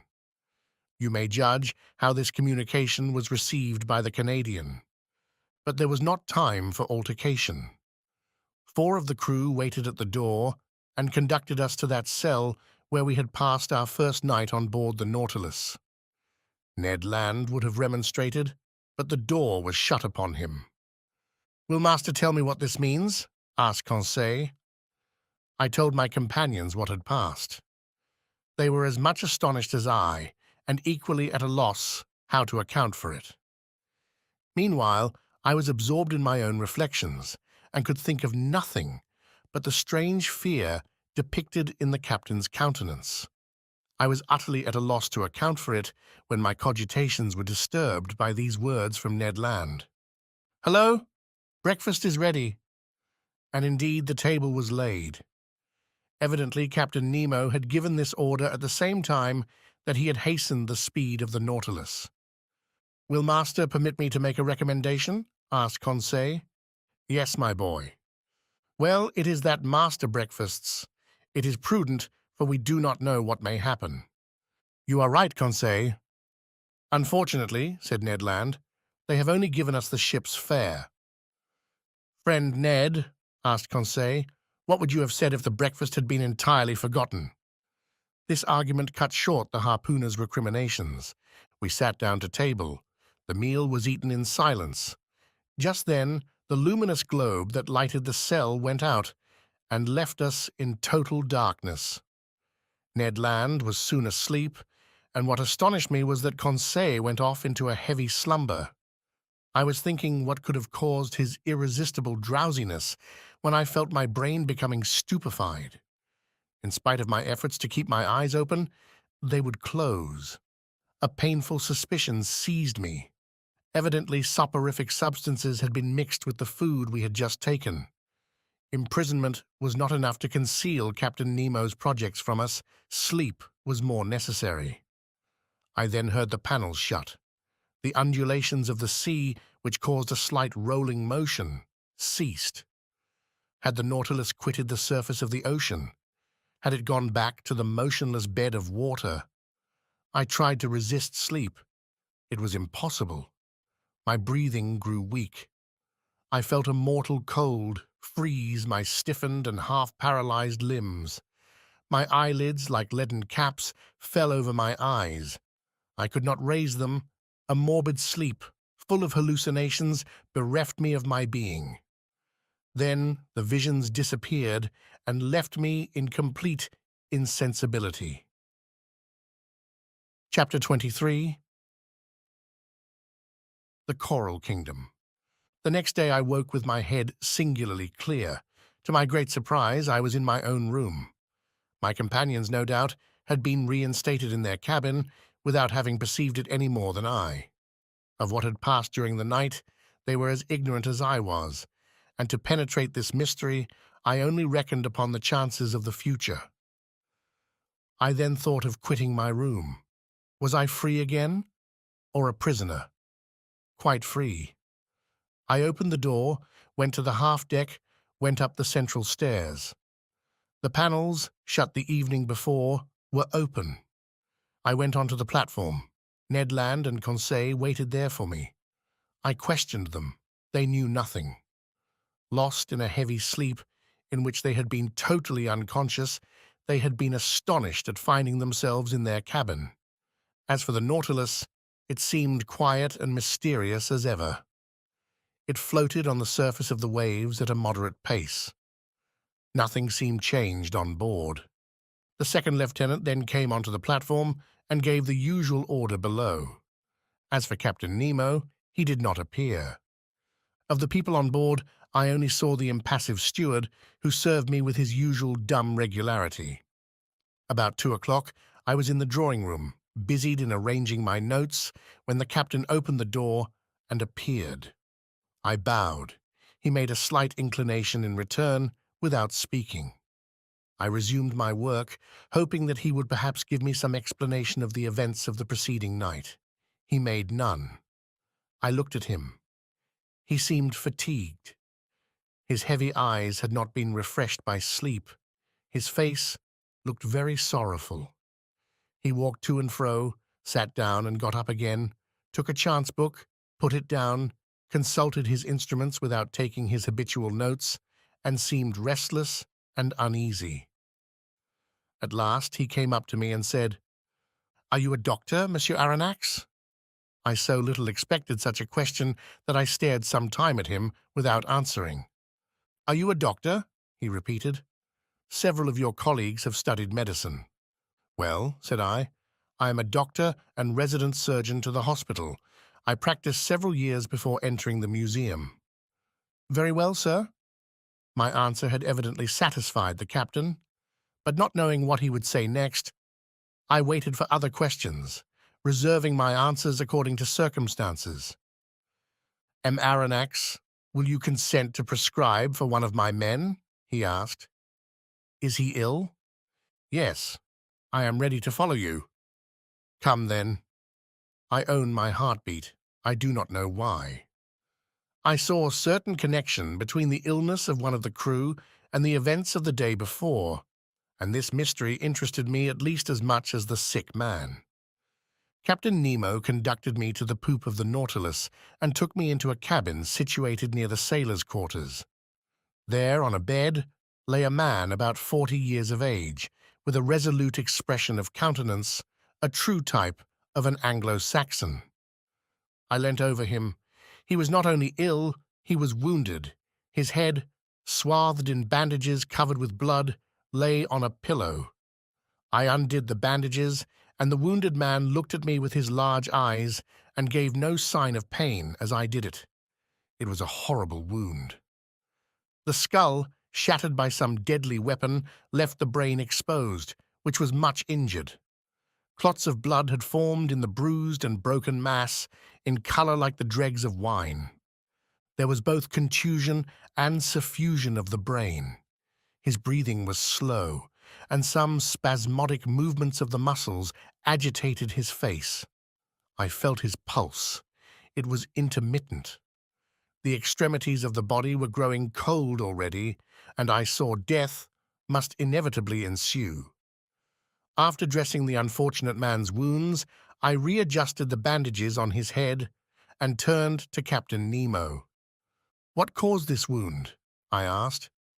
"What does it signify?" he replied evasively. "A shock has broken one of the levers of the engine, which struck myself. But your opinion as to his state?" I hesitated before giving it. "You may speak," said the captain. "This man does not understand French." I gave a last look at the wounded man. "He will be dead in 2 hours. Can nothing save him?" "Nothing." Captain Nemo's hand contracted, and some tears glistened in his eyes, which I thought incapable of shedding any. For some moments I still watched the dying man, whose life ebbed slowly. His pallor increased under the electric light that was shed over his deathbed. I looked at his intelligent forehead, furrowed with premature wrinkles, produced probably by misfortune and sorrow. I tried to learn the secret of his life from the last words that escaped his lips. "You can go now, Monsieur Aronnax," said the captain. I left him in the dying man's cabin, and returned to my room much affected by this scene. During the whole day, I was haunted by uncomfortable suspicions, and at night I slept badly, and between my broken dreams I fancied I heard distant sighs like the notes of a funeral psalm. Were they the prayers of the dead, murmured in that language that I could not understand? The next morning I went on to the bridge. Captain Nemo was there before me. As soon as he perceived me, he came to me. "Professor, will it be convenient to you to make a submarine excursion today?" "With my companions?" I asked. "If they like." "We obey your orders, Captain." "Will you be so good then as to put on your cork jackets?" It was not a question of dead or dying. I rejoined Ned Land and Conseil and told them of Captain Nemo's proposition. Conseil hastened to accept it, and this time the Canadians seemed quite willing to follow our example. It was 8 o'clock in the morning. At 8:30, we were equipped for this new excursion and provided with 2 contrivances for light and breathing. The double door was open, and accompanied by Captain Nemo, who was followed by a dozen of the crew, we set foot, at a depth of about 30 feet, on the solid bottom on which the Nautilus rested.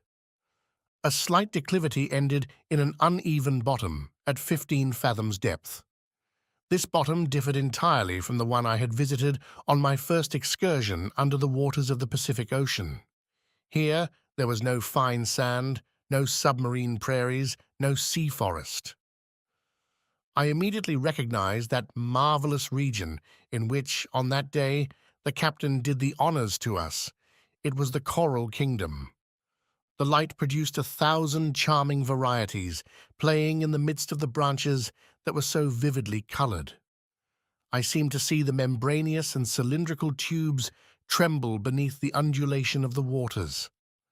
I was tempted to gather their fresh petals, ornamented with delicate tentacles, some just blown, the others budding, while a small fish, swimming swiftly, touched them slightly, like flights of birds. But if my hand approached these living flowers, these animated, sensitive plants, the whole colony took alarm. The white petals re-entered their red cases, the flowers faded as I looked, and the bush changed into a block of stony knobs. Chance had thrown me just by the most precious specimens of the zoophyte. This coral was more valuable than that found in the Mediterranean, on the coasts of France, Italy, and Barbary. Its tints justified the poetical names of flower of blood and froth of blood that trade has given to its most beautiful productions. Coral is sold for £20 per ounce, and in this place the watery beds would make the fortunes of a company of coral divers. This precious matter, often confused with other polypi, formed then the inextricable plots called Machiota, and on which I noticed several beautiful specimens of pink coral. But soon the bushes contract and the arborizations increase. Real petrified thickets, long joints of fantastic architecture, were disclosed before us. Captain Nemo placed himself under a dark gallery, where by a slight declivity we reached a depth of 100 yards. The light from our lamps produced sometimes magical effects, following the rough outlines of the natural arches and pendants disposed like lustres that were tipped with points of fire. At last, after walking 2 hours, we had attained a depth of about 300 yards, that is to say, the extreme limit on which coral begins to form. But there was no isolated bush nor modest brushwood at the bottom of lofty trees. It was an immense forest of large mineral vegetations, enormous petrified trees, united by garlands of elegant sea-bindweed, all adorned with clouds and reflections. We passed freely under their high branches, lost in the shade of the waves. Captain Nemo had stopped. I and my companions halted, and turning round, I saw his men were forming a semicircle round their chief.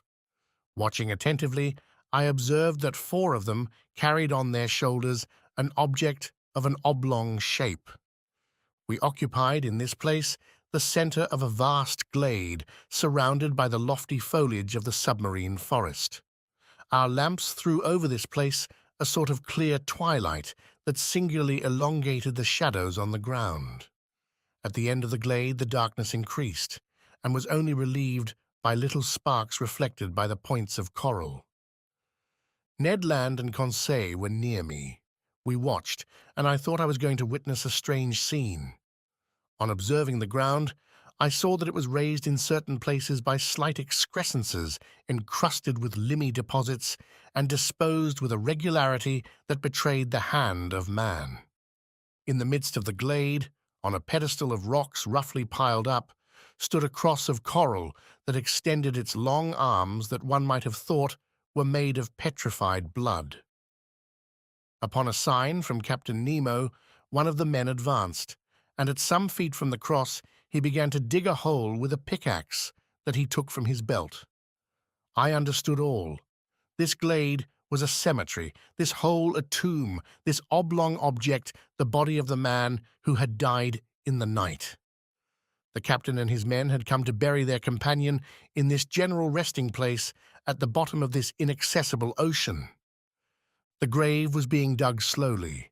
The fish fled on all sides while their retreat was being thus disturbed. I heard the strokes of the pickaxe, which sparkled when it hit upon some flint lost at the bottom of the waters. The hole was soon large and deep enough to receive the body. Then the bearers approached. The body, enveloped in a tissue of white linen, was lowered into the damp grave. Captain Nemo, with his arms crossed on his breast, and all the friends of him who had loved them, knelt in prayer. All fell on their knees in an attitude of prayer. The grave was then filled in with the rubbish taken from the ground, which formed a slight mound. When this was done, Captain Nemo and his men rose. Then, approaching the grave, they knelt again, and all extended their hands in sign of a last adieu. Then the funeral procession returned to the Nautilus, passing under the arches of the forest, in the midst of thickets, along the coral bushes, and still on the ascent. At last the light of the ship appeared, and its luminous track guided us to the Nautilus. At 1 o'clock we had returned. As soon as I had changed my clothes, I went up onto the platform, and, a prey to conflicting emotions, I sat down near the binnacle. Captain Nemo joined me. I rose and said to him, "So, as I said he would, this man died in the night." "Yes, Monsieur Aronnax." "And he rests now near his companions in the coral cemetery?" "Yes, forgotten by all else, but not by us. We dug the grave, and the polypi undertake to seal our dead for eternity." And burying his face quickly in his hands, he tried in vain to suppress a sob. Then he added, "Our peaceful cemetery is there, some 100 feet below the surface of the waves. Your dead sleep quietly, at least, Captain, out of the reach of sharks." "Yes, sir. "Of sharks and men," gravely replied the captain.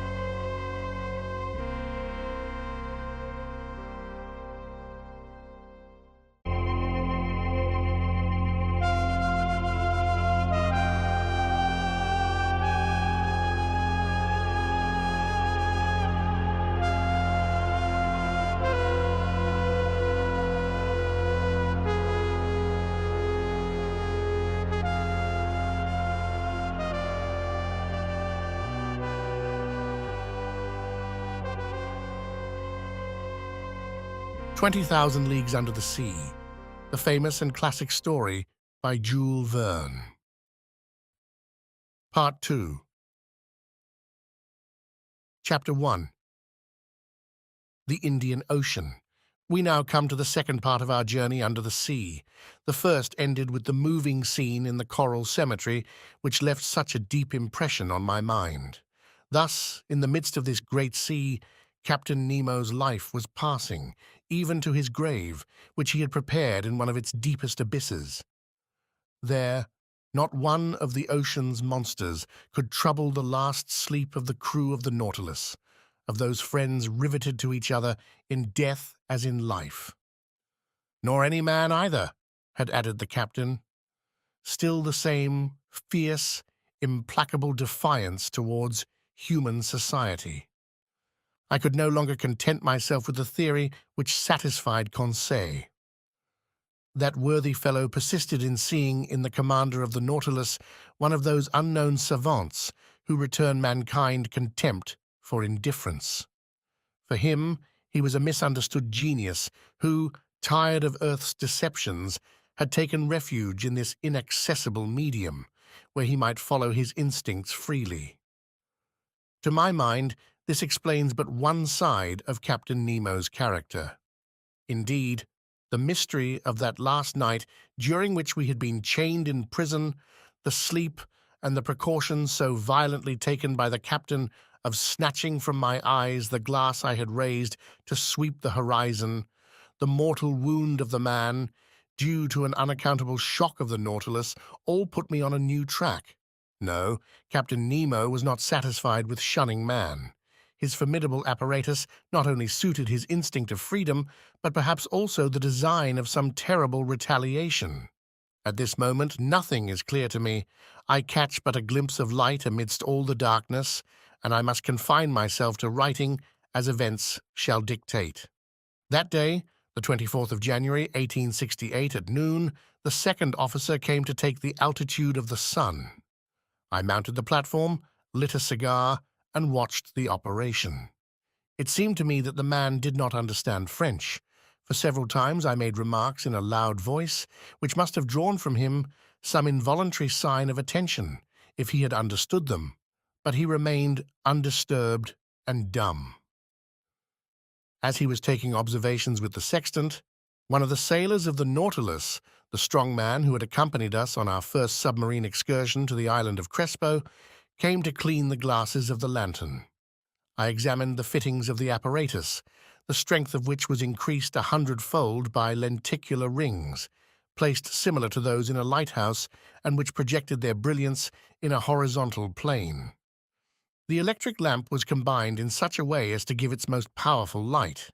Indeed, it was produced in vacuo, which ensured both its steadiness and its intensity. This vacuum economized the graphite points between which the luminous arc was developed, an important point of economy for Captain Nemo, who could not easily have replaced them, and under these conditions their waste was imperceptible. When the Nautilus was ready to continue its submarine journey, I went down to the saloon. The panel was closed, and the course marked direct west. We were furrowing the waters of the Indian Ocean, a vast liquid plain with a surface of 1,200,000,000 of acres, and whose waters are so clear and transparent that anyone leaning over them would turn giddy. The Nautilus usually floated between 50 and 100 fathoms deep. We went on so for some days. To anyone but myself, who had a great love for the sea, the hours would have seemed long and monotonous. But the daily walks on the platform, when I steeped myself in the reviving air of the ocean, the sight of the rich waters through the windows of the saloon, the books in the library, the compiling of my memoirs, took up all my time and left me not a moment of ennui or weariness. For some days we saw a great number of aquatic birds, seamews or gulls. Some were cleverly killed and, prepared in a certain way, made very acceptable water game. Amongst large-winged birds, carried a long distance from all lands and resting upon the waves from the fatigue of their flight, I saw some magnificent albatrosses, uttering discordant cries like the braying of an ass, and birds belonging to the family of the long wings. As to the fish, they always provoked our admiration when we surprised the secrets of their aquatic life through the open panels. I saw many kinds which I never before had a chance of observing. I shall notice chiefly ostracions peculiar to the Red Sea, the Indian Ocean, and that part which washes the coast of tropical America. These fishes, like the tortoise, the armadillo, the sea hedgehog, and the crustacea, are protected by a breastplate which is neither chalky nor stony, but real bone.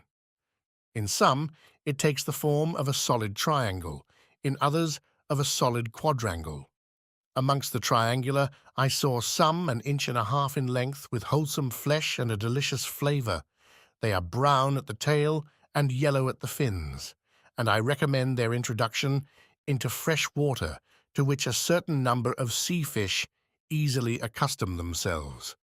I would also mention quadrangular ostracions, having on the back 4 large tubercles, some dotted over with white spots on the lower part of the body, and which may be tamed like birds, trigons provided with spikes formed by the lengthening of their bony shell, and which, from their strange gruntings, are called sea pigs. Also dromedaries with large humps in the shape of a cone, whose flesh is very tough and leathery. I now borrow from the daily notes of Master Conseil.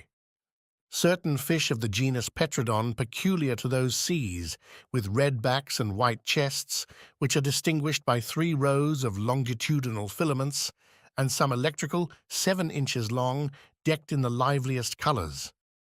Then, as specimens of other kinds, some ovoids, resembling an egg of a dark brown colour, marked with white bands and without tails, diodons, real sea porcupines, furnished with spikes and capable of swelling in such a way as to look like cushions bristling with darts, hippocampi, common to every ocean, some pegasi with lengthened snouts, which their pectoral fins, being much elongated and formed in the shape of wings, allow, if not to fly, at least to shoot into the air.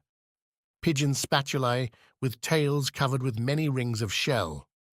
Macrognathi with long jaws, an excellent fish, 9 inches long and bright with most agreeable colours, pale-coloured calliamores with rugged heads, and plenty of chetdons with long and tubular muzzles, which kill insects by shooting them, as from an air gun, with a single drop of water. These we may call the fly-catchers of the seas. In the 89th genus of fishes, classed by Lacepede, belonging to the second lower class of bony, characterized by opercules and bronchial membranes, I remarked the Scorpaena, the head of which is furnished with spikes and which has but one dorsal fin. These creatures are covered or not with little shells, according to the subclass to which they belong. The second subclass gives us specimens of didactyls 14 or 15 inches in length, with yellow rays and heads of a most fantastic appearance. As to the first subclass, it gives several specimens of that singular-looking fish appropriately called a sea frog, with large head, sometimes pierced with holes, sometimes swollen with protuberances, bristling with spikes, and covered with tubercles. It has irregular and hideous horns. Its body and tail are covered with callosities. Its sting makes a dangerous wound. It is both repugnant and horrible to look at. From the 21st to the 23rd of January, the Nautilus went at the rate of 250 leagues in 24 hours, being 540 miles or 22 miles an hour. If we recognize so many different varieties of fish, it was because, attracted by the electric light, they tried to follow us. The greater part, however, were soon distanced by our speed, though some kept their place in the waters of the Nautilus for a time. The morning of the 24th, in 12 degrees 5 S lat and 94 degrees 33 long, we observed Keeling Island, a coral formation planted with magnificent cocoas and which had been visited by Mr. Darwin and Captain Fitzroy. The Nautilus skirted the shores of this desert island for a little distance. Its nets brought up numerous specimens of polypi and curious shells of mollusca. Some precious productions of the species of delphinuli enriched the treasures of Captain Nemo, to which I added an Astrea punctifera, a kind of parasite polypus often found fixed to a shell. Soon Keeling Island disappeared from the horizon, and our course was directed to the northwest in the direction of the Indian Peninsula. From Keeling Island, our course was slower and more variable, often taking us into great depths. Several times they made use of the inclined planes, which certain internal levers placed obliquely to the waterline. In that way we went about 2 miles, but without ever obtaining the greatest depths of the Indian Sea, which soundings of 7,000 fathoms have never reached. As to the temperature of the lower strata, the thermometer invariably indicated 4 degrees above zero. I only observed that in the upper regions the water was always colder in the high levels than at the surface of the sea. On the 25th of January, the ocean was entirely deserted. The Nautilus passed the day on the surface, beating the waves with its powerful screw and making them rebound to a great height. Who, under such circumstances, would not have taken it for a gigantic cetacean? 3 parts of this day I spent on the platform. I watched the sea. Nothing on the horizon, till about 4 o'clock a steamer running west on our counter. Her masts were visible for an instant, but she could not see the Nautilus, being too low in the water. I fancied this steamboat belonged to the P.O. Company, which runs from Ceylon to Sydney, touching at King George's Point and Melbourne. At 5 o'clock in the evening, before that fleeting twilight which binds night to day in tropical zones, Conseil and I were astonished by a curious spectacle. It was a shoal of Argonauts traveling along on the surface of the ocean. We could count several hundreds. They belonged to the tubercle kind, which are peculiar to the Indian seas. These graceful mollusks moved backwards by means of their locomotive tube, through which they propelled the water already drawn in. Of their 8 tentacles, 6 were elongated and stretched out floating on the water, whilst the other 2, rolled up flat, were spread to the wing like a light sail. I saw their spiral-shaped and fluted shells, which Cuvier justly compares to an elegant skiff. A boat indeed. It bears the creature which secretes it without its adhering to it. For nearly an hour the Nautilus floated in the midst of this shoal of mollusks. Then I know not what sudden fright they took, but as if at a signal every sail was furled, the arms folded, the body drawn in, the shells turned over, changing their center of gravity, and the whole fleet disappeared under the waves. Never did the ships of a squadron maneuver with more unity. At that moment night fell suddenly, and the reeds, scarcely raised by the breeze, lay peaceably under the sides of the Nautilus. The next day, 26th of January, we cut the equator at the 82nd meridian and entered the northern hemisphere. During the day, a formidable troop of sharks accompanied us, terrible creatures which multiply in these seas and make them very dangerous. They were Cestratio philippi sharks with brown backs and whitish bellies, armed with 11 rows of teeth, eyed sharks, their throat being marked with a large black spot surrounded with white like an eye. There were also some Isabella sharks with rounded snouts marked with dark spots. These powerful creatures often hurled themselves at the windows of the saloon with such violence as to make us feel very insecure. At such times, Ned Land was no longer master of himself. He wanted to go to the surface and harpoon the monsters, particularly certain smooth-hound sharks, whose mouth is studded with teeth like a mosaic, and large tiger sharks nearly 6 yards long, the last named of which seemed to excite him more particularly. But the Nautilus, accelerating her speed, easily left the most rapid of them behind. The 27th of January, at the entrance of the vast Bay of Bengal, we met repeatedly a forbidding spectacle, dead bodies floating on the surface of the water. They were the dead of the Indian villages, carried by the Ganges to the level of the sea, and which the vultures, the only undertakers of the country, had not been able to devour. But the sharks did not fail to help them at their funeral work. About 7 o'clock in the evening, the Nautilus, half immersed, was sailing in a sea of milk. At first sight, the ocean seemed lactified. Was it the effect of the lunar rays? No, for the moon, scarcely 2 days old, was still lying hidden under the horizon in the rays of the sun. The whole sky, though lit by the sidereal rays, seemed black by contrast with the whiteness of the waters. Conseil could not believe his eyes, and questioned me as to the cause of this strange phenomenon. Happily, I was able to answer him. "It is called a milk sea," I explained. "A large extent of white wavelets often to be seen on the coasts of Amboyna and in these parts of the sea." "But, sir," said Conseil, "can you tell me what causes such an effect? For I suppose the water is not really turned into milk." "No, my boy, and the whiteness which surprises you is caused only by the presence of myriads of infusoria, a sort of luminous little worm, gelatinous and without color, of the thickness of a hair, and whose length is not more than 7/1000ths of an inch. These insects adhere to one another sometimes for several leagues." "Several leagues!" exclaimed Conseil. "Yes, my boy, and you need not try to compute the number of these infusoria. You will not be able, for, if I am not mistaken, ships have floated on these milk seas for more than 40 miles. Towards midnight, the sea suddenly resumed its usual color, but behind us, even to the limits of the horizon, the sky reflected the whitened waves, and for a long time seemed impregnated with the vague glimmerings of an aurora borealis. Chapter 2. A novel proposal of Captain Nemo's.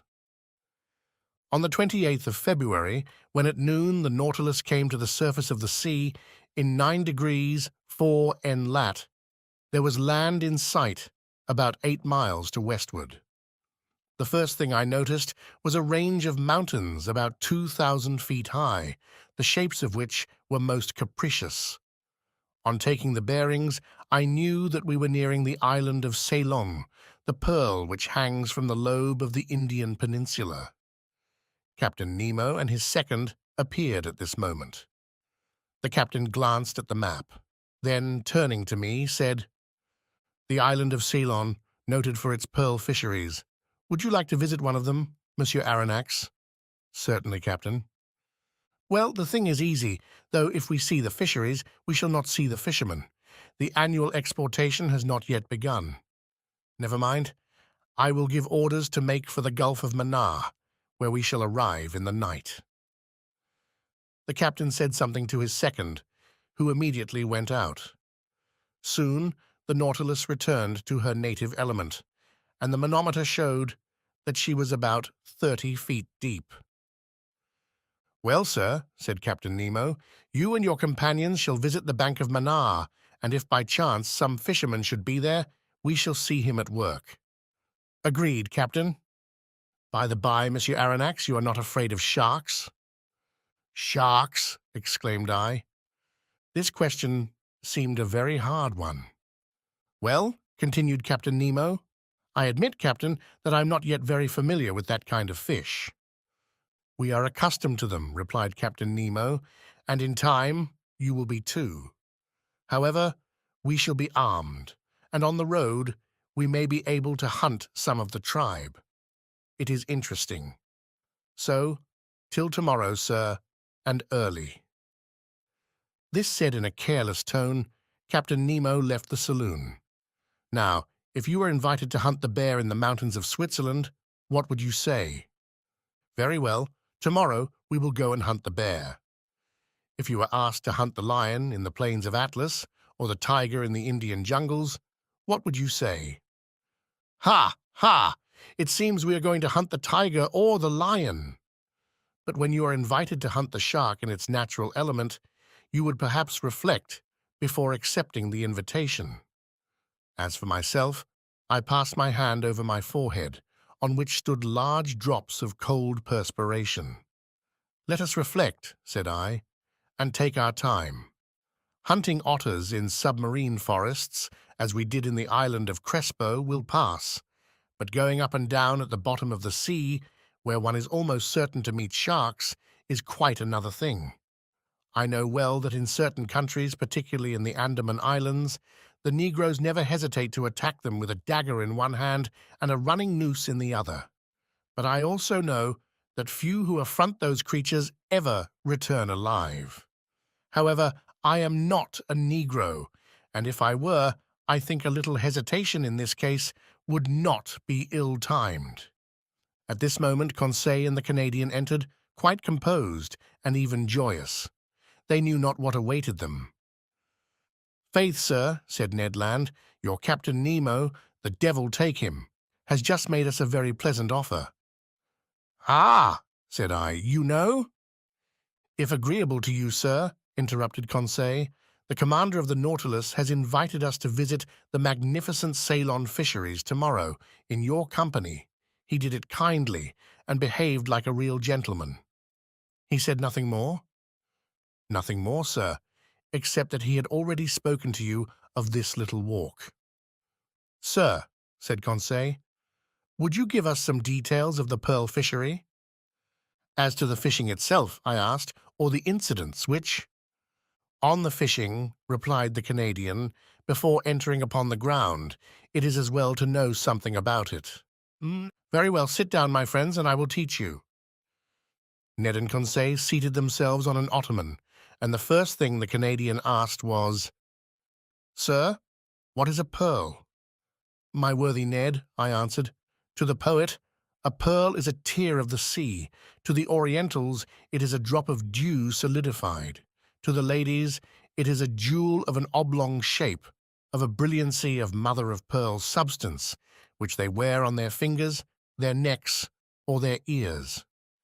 For the chemist, it is a mixture of phosphate and carbonate of lime, with a little gelatine. And lastly, for naturalists, it is simply a morbid secretion of the organ that produces the mother-of-pearl amongst certain bivalves." "Branch of mollusks," said Conseil. "Precisely so, my learned Conseil.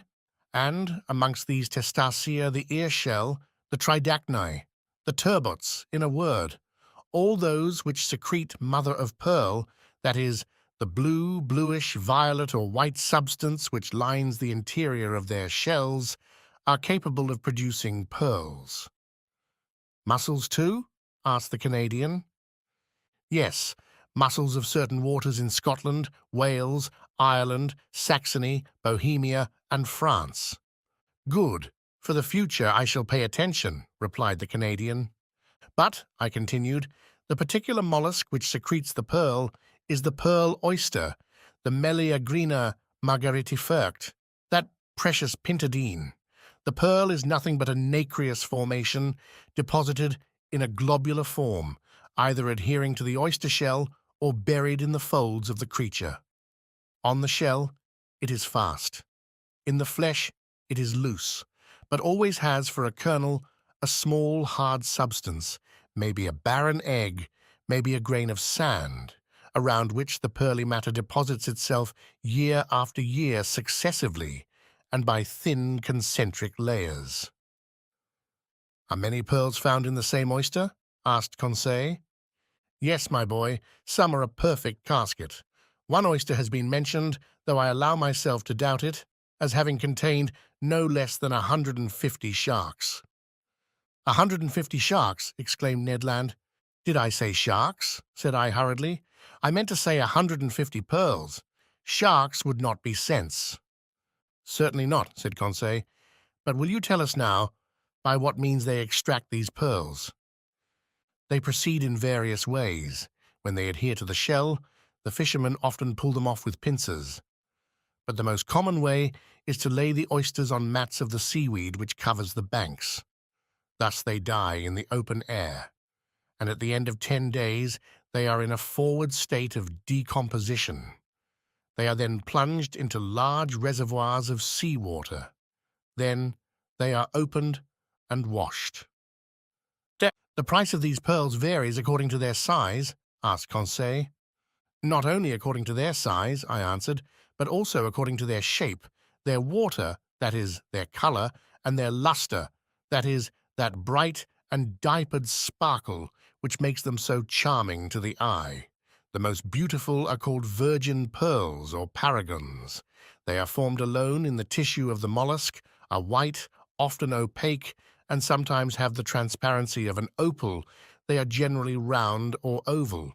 The round are made into bracelets, the oval into pendants, and being more precious, are sold singly.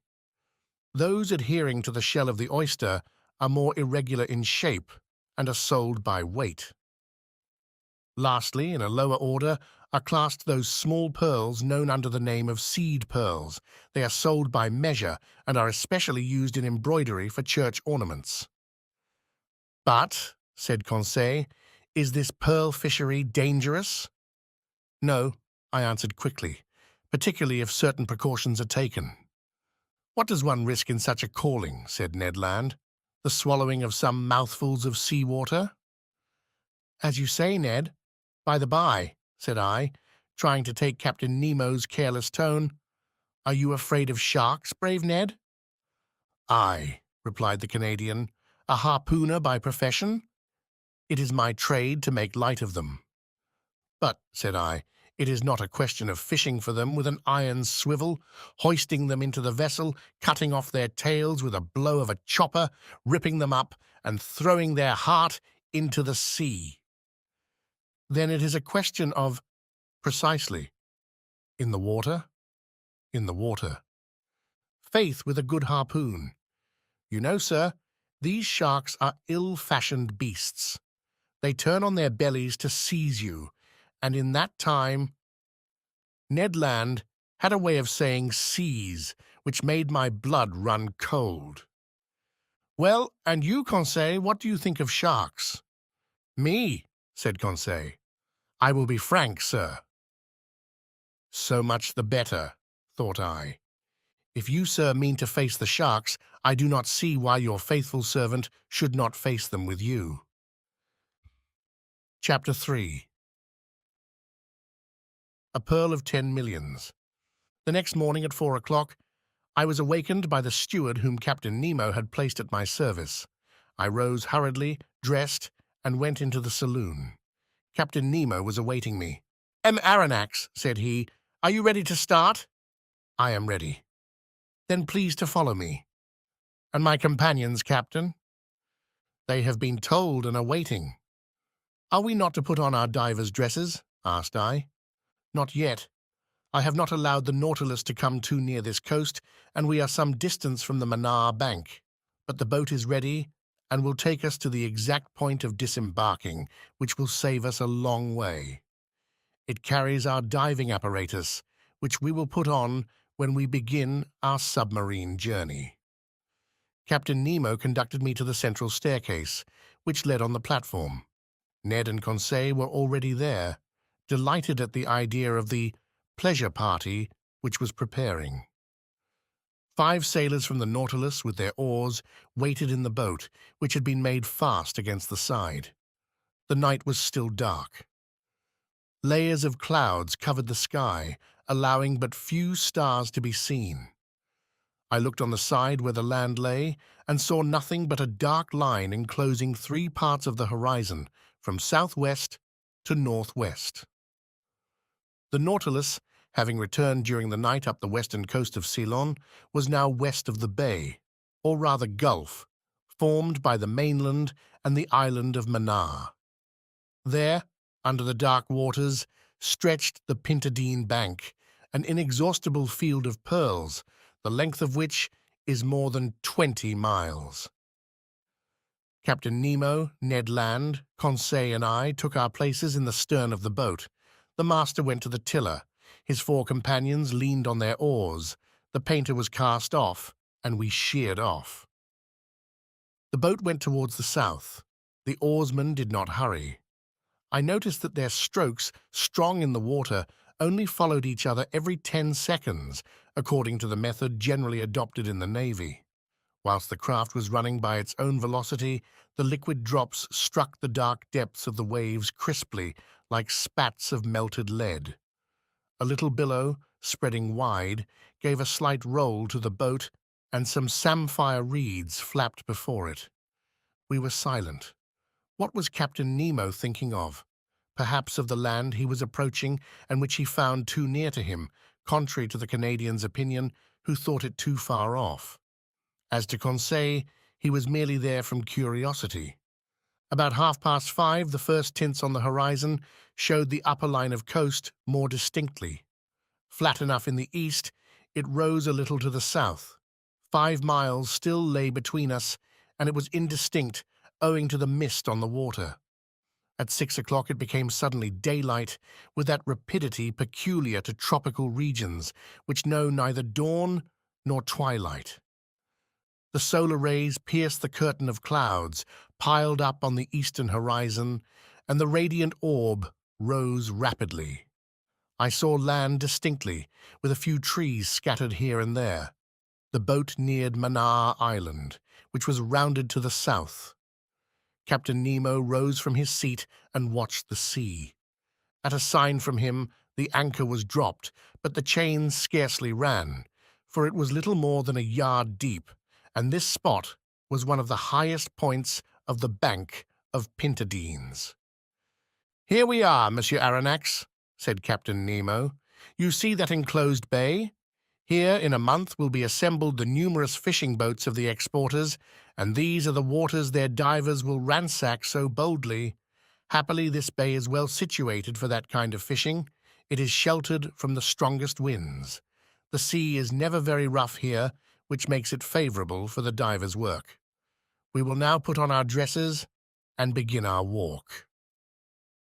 I did not answer, and, while watching the suspected waves, began, with the help of the sailors, to put on my heavy sea dress. Captain Nemo and my companions were also dressing. None of the Nautilus men were to accompany us on this new excursion. Soon we were enveloped to the throat in India-rubber clothing, the air apparatus fixed to our backs by braces. As to the Ruhmkorff apparatus, there was no necessity for it. Before putting my head into the copper cap, I had asked the question of the captain. "They would be useless," he replied. "We are going to no great depth, and the solar rays will be enough to light our walk. Besides, it would not be prudent to carry the electric light in these waters. Its brilliancy might attract some of the dangerous inhabitants of the coast most inopportunely." As Captain Nemo pronounced these words, I turned to Conseil and Ned Land. But my 2 friends had already encased their heads in the metal cap, and they could neither hear nor answer. One last question remained to ask of Captain Nemo. "And our arms?" asked I. "Our guns?" "Guns! What for? Do not mountaineers attack the bear with a dagger in their hand, and is not steel surer than lead? Here is a strong blade. Put it in your belt, and we start." I looked at my companions. They were armed like us, and more than that, Ned Land was brandishing an enormous harpoon, which he had placed in the boat before leaving the Nautilus.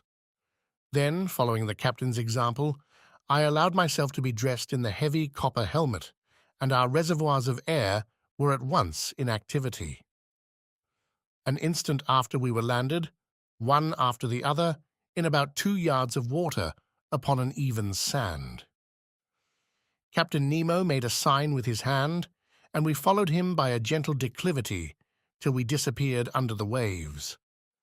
Over our feet, like coveys of snipe in a bog, rose shoals of fish of the genus Monoptera, which have no other fins but their tail. I recognized the Javanese, a real serpent 2.5 feet long, of a livid color underneath, and which might easily be mistaken for a conger eel if it were not for the golden stripes on its side. In the genus Stromatius, whose bodies are very flat and oval, I saw some of the most brilliant colors, carrying their dorsal fin like a scythe. An excellent eating fish, which, dried and pickled, is known by the name of carawade. Then some trancobars, belonging to the genus Apsiferoids, whose body is covered with a shelled cuirass of 8 longitudinal plates. The heightening sun lit the mass of waters more and more. The soil changed by degrees. To the fine sand succeeded a perfect causeway of boulders, covered with a carpet of mollusks and zoophytes. Amongst the specimens of these branches I noticed some placinae, with thin, unequal shells, a kind of ostration peculiar to the Red Sea and the Indian Ocean. Some orange lucinae with rounded shells, rockfish 3.5 feet long, which raised themselves under the waves like hands ready to seize one. There were also some panopyres, slightly luminous, and lastly some oculines like magnificent fans, forming one of the richest vegetations of these seas. In the midst of these living plants, and under the arbors of the hydrophytes, were layers of clumsy articulates, particularly some raninae, whose carapace formed a slightly rounded triangle, and some horrible-looking parthenopes. At about 7 o'clock, we found ourselves at last surveying the oyster banks, on which the pearl oysters are reproduced by millions. Captain Nemo pointed with his hand to the enormous heap of oysters, and I could well understand that this mine was inexhaustible, for nature's creative power is far beyond man's instinct of destruction. Ned Land, faithful to his instinct, hastened to fill a net which he carried by his side with some of the finest specimens, but we could not stop. We must follow the captain, who seemed to guide himself by paths known only to himself. The ground was sensibly rising, and sometimes, on holding up my arm, it was above the surface of the sea. Then the level of the bank would sink capriciously. Often we rounded high rocks scarped into pyramids. In their dark fractures, huge crustacea, perched upon their high claws like some war machine, watched us with fixed eyes, and under our feet crawled various kinds of annelides. At this moment there opened before us a large grotto dug in a picturesque heap of rocks and carpeted with all the thick warp of the submarine flora. At first it seemed very dark to me. The solar rays seemed to be extinguished by successive gradations, until its vague transparency became nothing more than drowned light. Captain Nemo entered. We followed. My eyes soon accustomed themselves to this relative state of darkness. I could distinguish the arches springing capriciously from natural pillars, standing broad upon their granite base, like the heavy columns of Tuscan architecture. Why had our incomprehensible guide led us to the bottom of this submarine crypt? I was soon to know. After descending a rather sharp declivity, our feet trod the bottom of a kind of circular pit. There Captain Nemo stopped, and with his hand indicated an object I had not yet perceived. It was an oyster of extraordinary dimensions, a gigantic tridacne, a goblet which could have contained a whole lake of holy water, a basin the breadth of which was more than 2.5 yards, and consequently larger than that, ornamenting the saloon of the Nautilus. I approached this extraordinary mollusk. It adhered by its filaments to a table of granite, and there, isolated, it developed itself in the calm waters of the grotto. I estimated the weight of this tridacne at 600 pounds. Such an oyster would contain 30 pounds of meat, and one must have the stomach of a gargantua to demolish some dozens of them. Captain Nemo was evidently acquainted with the existence of this bivalve and seemed to have a particular motive in verifying the actual state of this tridacne. The shells were a little open. The captain came near and put his dagger between to prevent them from closing. Then with his hand he raised the membrane with its fringed edges, which formed a cloak for the creature. There, between the folded plates, I saw a loose pearl, whose size equaled that of a cocoa nut. Its globular shape, perfect clearness, and admirable luster made it altogether a jewel of inestimable value. Carried away by my curiosity, I stretched out my hand to seize it, weigh it, and touch it. But the captain stopped me, made a sign of refusal, and quickly withdrew his dagger, and the two shells closed suddenly. I then understood Captain Nemo's intention. In leaving this pearl hidden in the mantle of the tridacne, he was allowing it to grow slowly. Each year, the secretions of the mollusk would add new concentric circles. I estimated its value at 500,000 pounds at least. After 10 minutes, Captain Nemo stopped suddenly. I thought he had halted previously to returning. No.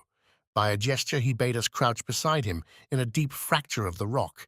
His hand pointed to one part of the liquid mass, which I watched attentively. About 5 yards from me a shadow appeared and sank to the ground. The disquieting idea of sharks shot through my mind, but I was mistaken. And once again, it was not a monster of the ocean that we had anything to do with. It was a man, a living man, an Indian, a fisherman, a poor devil who, I suppose, had come to glean before the harvest. I could see the bottom of his canoe anchored some feet above his head. He dived and went up successively.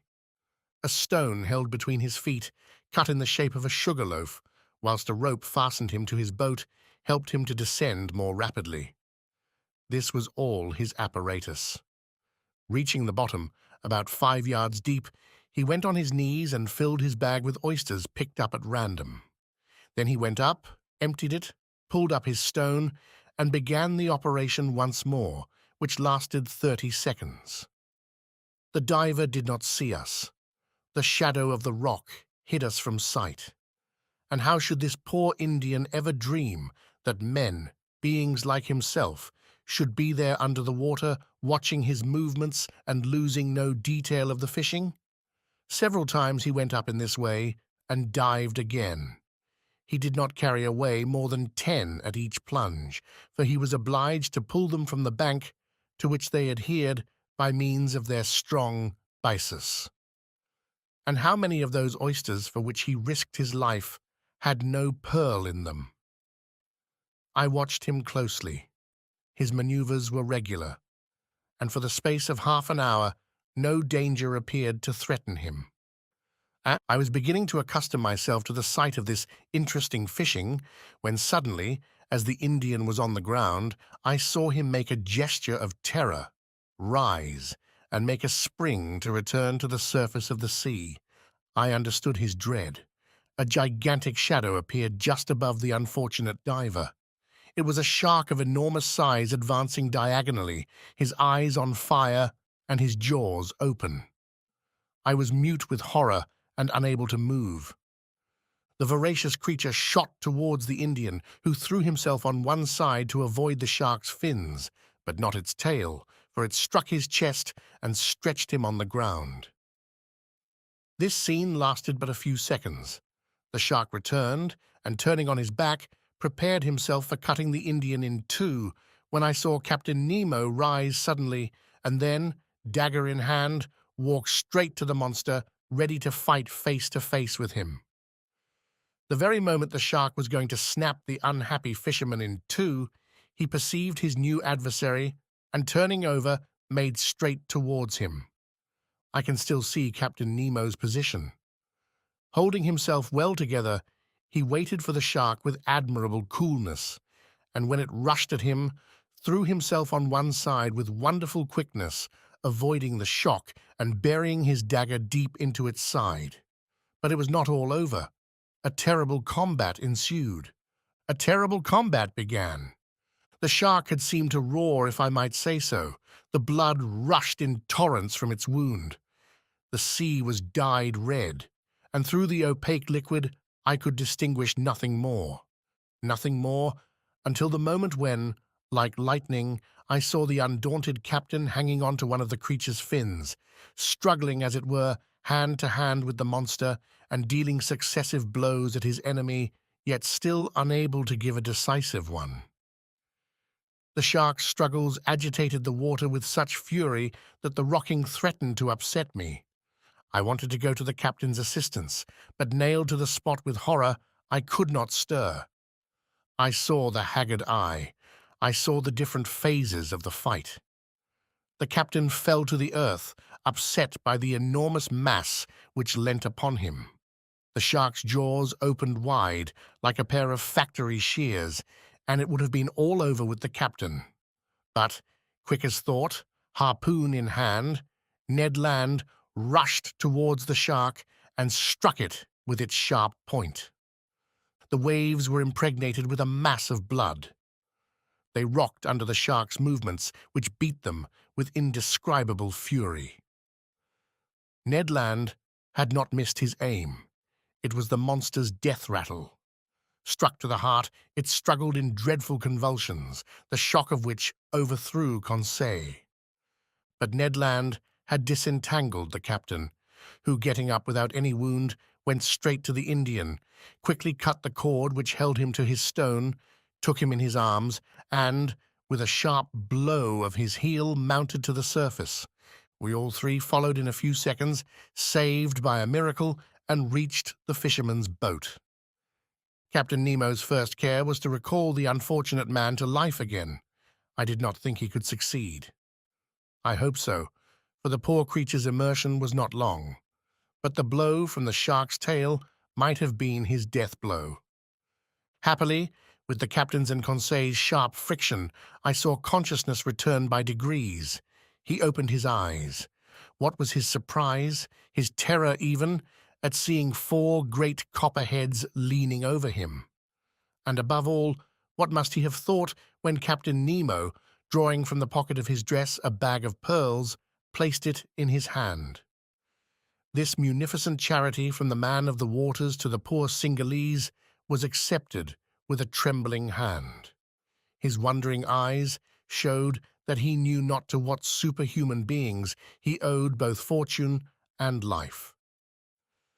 At a sign from the captain, we regained the bank, and following the road already traversed, came in about half an hour to the anchor which held the canoe of the Nautilus to the earth. Once on board, we each, with the help of the sailors, got rid of the heavy copper helmet. Captain Nemo's first word was to the Canadian. "Thank you, Master Land," said he. "It was in revenge, Captain," replied Ned Land. "I owed you that." A ghastly smile passed across the captain's lips, and that was all. "To the Nautilus," said he. The boat flew over the waves. Some minutes after, we met the shark's dead body floating. By the black marking of the extremity of its fins, I recognized the terrible melanopteron of the Indian seas, of the species of shark so properly called. It was more than 25 feet long. Its enormous mouth occupied 1/3 of its body. It was an adult, as was known by its 6 rows of teeth placed in an isosceles triangle in the upper jaw. Whilst I was contemplating this inert mass, a dozen of these voracious beasts appeared round the boat and, without noticing us, threw themselves upon the dead body and fought with one another for the pieces. At 8:30, we were again on board the Nautilus. There I reflected on the incidents which had taken place in our excursion to the Manar Bank. Two conclusions I must inevitably draw from it, one bearing upon the unparalleled courage of Captain Nemo, the other upon his devotion to a human being, a representative of that race from which he fled beneath the sea. Whatever he might say, this strange man had not yet succeeded in entirely crushing his heart. When I made this observation to him, he answered in a slightly moved tone, "That Indian, sir, is an inhabitant of an oppressed country, and I am still and shall be to my last breath one of them." Chapter 4. The Red Sea. In the course of the day of the 29th of January, the island of Ceylon disappeared under the horizon, and the Nautilus, at a speed of 20 miles an hour, slid into the labyrinth of canals which separate the Maldives from the Laccadives. It coasted even the island of Kiltan, a land originally coralline, discovered by Vasco da Gama in 1499, and one of the 19 principal islands of the Laccadive archipelago, situated between 10 degrees and 14 degrees 30 N lat, and 69 degrees 50/72 E long. We had made 16,220 miles, or 7,500 French leagues, from our starting point in the Japanese seas. The next day, the 30th of January, when the Nautilus went to the surface of the ocean, there was no land in sight. Its course was NNE, in the direction of the Sea of Oman, between Arabia and the Indian Peninsula, which serves as an outlet to the Persian Gulf. It was evidently a block without any possible egress. Where was Captain Nemo taking us to? I could not say. This, however, did not satisfy the Canadian, who that day came to me asking where we were going. "We are going where our captain's fancy takes us, Master Ned." "His fancy cannot take us far, then," said the Canadian. "The Persian Gulf has no outlet, and if we do go in, it will not be long before we are out again." "Very well, then. We will come out again, Master Land, and if, after the Persian Gulf, the Nautilus would like to visit the Red Sea, the Straits of Bab el-Mandeb are there to give us entrance." "I need not tell you, sir," said Ned Land, "that the Red Sea is as much closed as the Gulf, as the Isthmus of Suez is not yet cut. And, if it was, a boat as mysterious as ours would not risk itself in a canal cut with sluices. And again, the Red Sea is not the road to take us back to Europe." "But I never said we were going back to Europe." "What do you suppose, then?" "I suppose that after visiting the curious coasts of Arabia and Egypt, the Nautilus will go down the Indian Ocean again, perhaps cross the Channel of Mozambique, perhaps off the Mascarenas, so as to gain the Cape of Good Hope." "And once at the Cape of Good Hope," asked the Canadian, with peculiar emphasis, "well, we shall penetrate into that Atlantic which we do not yet know."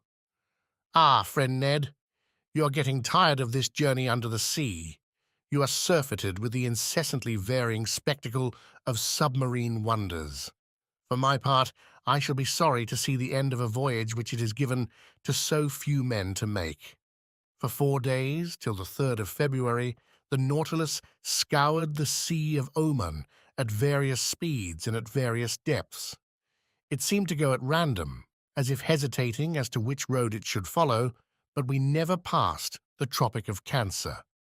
In quitting this sea, we sighted Muscat for an instant, one of the most important towns of the country of Oman. I admired its strange aspect, surrounded by black rocks upon which its white houses and forts stood in relief. I saw the rounded domes of its mosques, the elegant points of its minarets, its fresh and verdant terraces, but it was only a vision. The Nautilus soon sank under the waves of that part of the sea. We passed along the Arabian coast of Mahra and Hadramaut for a distance of 6 miles, its undulating line of mountains being occasionally relieved by some ancient ruin. The 5th of February we at last entered the Gulf of Aden, a perfect funnel introduced into the neck of Bab el-Mandeb, through which the Indian waters entered the Red Sea. The 6th of February, the Nautilus floated in sight of Aden, perched upon a promontory which a narrow isthmus joins to the mainland, a kind of inaccessible Gibraltar, the fortifications of which were rebuilt by the English after taking possession in 1839. I caught a glimpse of the octagon minarets of this town, which was at one time the richest commercial magazine on the coast. I certainly thought that Captain Nemo, arrived at this point, would back out again. But I was mistaken, for he did no such thing, much to my surprise. The next day, the 7th of February, we entered the Straits of Bab el-Mandeb, the name of which in the Arab tongue means the Gate of Tears. To 20 miles in breadth, it is only 32 in length, and for the Nautilus, starting at full speed, the crossing was scarcely the work of an hour. But I saw nothing, not even the island of Perim, with which the British government has fortified the position of Aden. There were too many English or French steamers of the line of Suez to Bombay, Calcutta to Melbourne, and from Bourbon to the Mauritius, furrowing this narrow passage for the Nautilus to venture to show itself. So it remained prudently below. At last, about noon, we were in the waters of the Red Sea. I would not even seek to understand the caprice which had decided Captain Nemo upon entering the Gulf. But I quite approved of the Nautilus entering it. Its speed was lessened.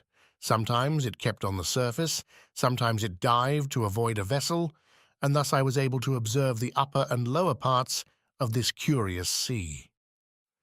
The 8th of February, from the first dawn of day, Mocha came in sight, now a ruined town, whose walls would fall at a gunshot, yet which shelters here and there some verdant date trees, once an important city containing 6 public markets and 26 mosques, and whose walls, defended by 14 forts, formed a girdle of 2 miles in circumference. The Nautilus then approached the African shore, where the depth of the sea was greater. There, between 2 waters clear as crystal, through the open panels, we were allowed to contemplate the beautiful bushes of brilliant coral and large blocks of rock, clothed with a splendid fur of green variety of sights and landscapes along these sandbanks and algae and fuci.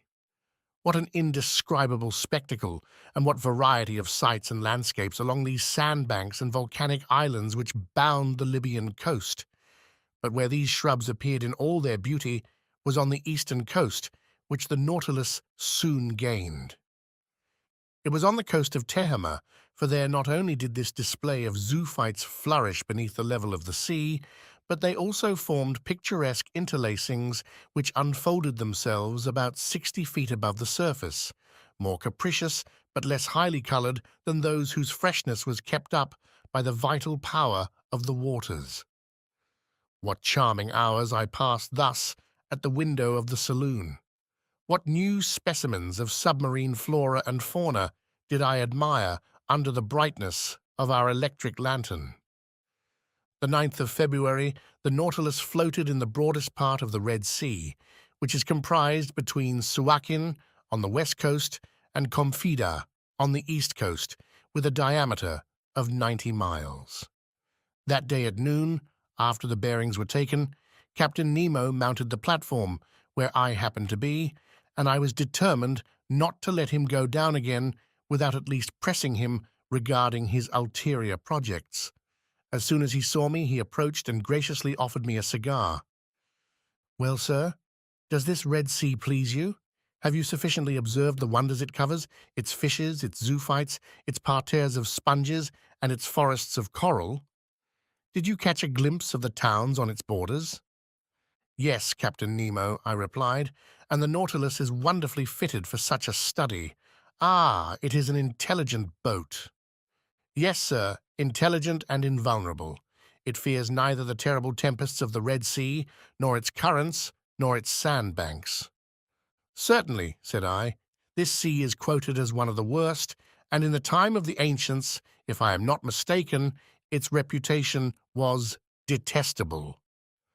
detestable, Monsieur Aronnax. The Greek and Latin historians do not speak favorably of it, and Strabo says it is very dangerous during the Etesian winds and in the rainy season.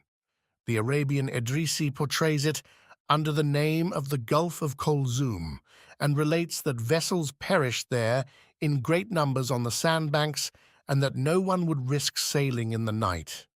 It is, he pretends, a sea subject to fearful hurricanes, strewn with inhospitable islands, and which offers nothing good either on its surface or in its depths. One may see, I replied, that these historians never sailed on board the Nautilus. Just so, replied the captain, smiling, and in that respect, moderns are not more advanced than the ancients. It required many ages to find out the mechanical power of steam. Who knows if, in another 100 years, we may not see a second Nautilus? Progress is slow, Monsieur Aronnax. It is true, I answered. Your boat is at least a century before its time, perhaps an era. What a misfortune that the secret of such an invention should die with its inventor.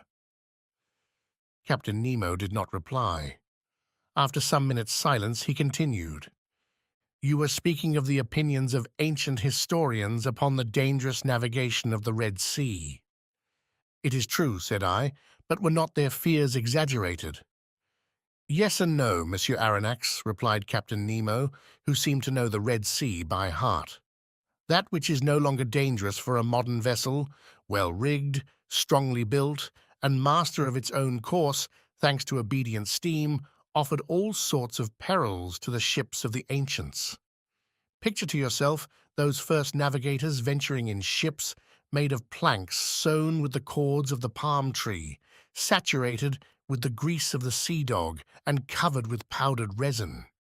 They had not even instruments wherewith to take their bearings, and they went by guess amongst currents of which they scarcely knew anything. Under such conditions, shipwrecks were, and must have been, numerous.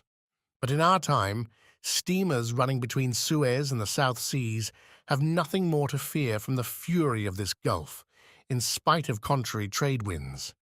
The captain and passengers do not prepare for their departure by offering propitiatory sacrifices, and on their return, they no longer go ornamented with wreaths and gilt fillets to thank the gods in the neighboring temple. I agree with you, said I, and steam seems to have killed all gratitude in the hearts of sailors. But, Captain, since you seem to have especially studied this sea, can you tell me the origin of its name? There exist several explanations on the subject, Monsieur Aronnax. Would you like to know the opinion of a chronicler of the 14th century? Willingly. This fanciful writer pretends that its name was given to it after the passage of the Israelites, when Pharaoh perished in the waves which closed at the voice of Moses. A poet's explanation, Captain Nemo, I replied, but I cannot content myself with that. I ask you for your personal opinion. Here it is, Monsieur Aronnax. According to my idea, we must see in this appellation of the Red Sea a translation of the Hebrew word Edom, and if the ancients gave it that name, it was on account of the particular color of its waters. But up to this time, I have seen nothing but transparent waves, and without any particular color. Very likely, but as we advance to the bottom of the gulf, you will see this singular appearance. I remember seeing the Bay of Tor entirely red, like a sea of blood. And you attribute this color to the presence of a microscopic seaweed. Yes. So, Captain Nemo, it is not the first time you have overrun the Red Sea on board the Nautilus? No, sir.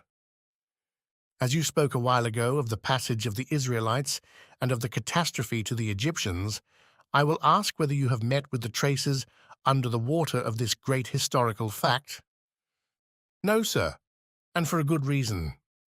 What is it? It is that the spot where Moses and his people passed is now so blocked up with sand that the camels can barely bathe their legs there. You can well understand that there would not be water enough for my Nautilus. And the spot? I asked. The spot is situated a little above the Isthmus of Suez, in the arm which formerly made a deep estuary, when the Red Sea extended to the Salt Lakes. Now, whether this passage were miraculous or not, the Israelites, nevertheless, crossed there to reach the Promised Land, and Pharaoh's army perished precisely on that spot. And I think that excavations made in the middle of the sand would bring to light a large number of arms and instruments of Egyptian origin. That is evident, I replied, and for the sake of archaeologists, let us hope that these excavations will be made sooner or later, when new towns are established on the isthmus after the construction of the Suez Canal. A canal, however, very useless to a vessel like the Nautilus. Very likely, but useful to the whole world, said Captain Nemo. The ancients well understood the utility of a communication between the Red Sea and the Mediterranean for their commercial affairs, but they did not think of digging a canal direct and took the Nile as an intermediate. Very probably the canal which united the Nile to the Red Sea was begun by Sesostris, if we may believe tradition. One thing is certain, that in the year 615 before Jesus Christ, Necos undertook the works of an alimentary canal to the waters of the Nile across the plain of Egypt, looking towards Arabia. It took 4 days to go up this canal, and it was so wide that 2 triremes could go abreast. It was carried on by Darius, the son of Hystaspes, and probably finished by Ptolemy II. Strabo saw it navigated, but its decline from the point of departure, near Bubastes, to the Red Sea, was so slight that it was only navigable for a few months in the year. This canal answered all commercial purposes to the age of Antonius, when it was abandoned and blocked up with sand. Restored by order of the Caliph Omar, it was definitely destroyed in 761 or 762 by Caliph al-Mansur, who wished to prevent the arrival of provisions to Muhammad ben Abdallah, who had revolted against him. During the expedition into Egypt, your General Bonaparte discovered traces of the works in the desert of Suez, and surprised by the tide, he nearly perished before regaining Hajaroth, at the very place where Moses had encamped 3,000 years before him. Well, Captain, what the ancients dared not undertake, this junction between the 2 seas, which will shorten the road from Cadiz to India, Monsieur Lesseps has succeeded in doing, and before long he will have changed Africa into an immense island. Yes, Monsieur Aronnax, you have the right to be proud of your countrymen. Such a man brings more honor to a nation than great captains. He began, like so many others, with disgust and rebuffs, but he has triumphed, for he has the genius of will.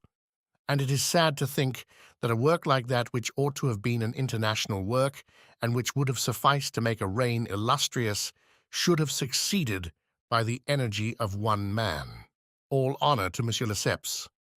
Yes, honor to the great citizen, I replied, surprised by the manner in which Captain Nemo had just spoken.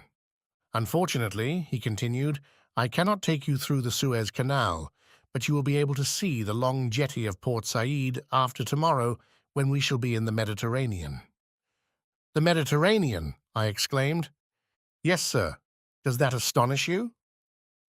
What astonishes me is to think that we shall be there the day after tomorrow. Indeed. Yes, Captain, although by this time I ought to have accustomed myself to be surprised at nothing since I have been on board your boat. But the cause of this surprise? Well, it is the fearful speed you will have to put on the Nautilus if the day after tomorrow she is to be in the Mediterranean, having made the round of Africa and doubled the Cape of Good Hope. Who told you that she would make the round of Africa and double the Cape of Good Hope, sir? Well, unless the Nautilus sails on dry land and passes above the isthmus. Or beneath it, Monsieur Aronnax. Beneath it? Certainly, replied Captain Nemo quietly. A long time ago nature made under this tongue of land what man has this day made on its surface. What? Such a passage exists? Yes, a subterranean passage, which I have named the Arabian Tunnel. It takes us beneath Suez and opens into the Gulf of Pelusium. But this isthmus is composed of nothing but quicksands. To a certain depth, but at 55 yards only there is a solid layer of rock. Did you discover this passage by chance? I asked, more and more surprised. Chance and reasoning, sir, and by reasoning even more than by chance. Not only does this passage exist, but I have profited by it several times. Without that, I should not have ventured this day into the impassable Red Sea. I noticed that in the Red Sea and in the Mediterranean there existed a certain number of fishes of a kind perfectly identical. Certain of the fact, I asked myself, was it possible that there was no communication between the two seas? If there was, the subterranean current must necessarily run from the Red Sea to the Mediterranean, from the sole cause of difference of level. I caught a large number of fishes in the neighborhood of Suez. I passed a copper ring through their tails and threw them back into the sea. Some months later, on the coast of Syria, I caught some of my fish ornamented with the ring. Thus the communication between the two was proved. I then sought for it with my Nautilus. I discovered it, ventured into it, and before long, sir, you too will have passed through my Arabian tunnel. Chapter 5. The Arabian Tunnel. That same evening, in 21 degrees 30 N lat, the Nautilus floated on the surface of the sea, approaching the Arabian coast. I saw Jeddah, the most important counting house of Egypt, Syria, Turkey, and India.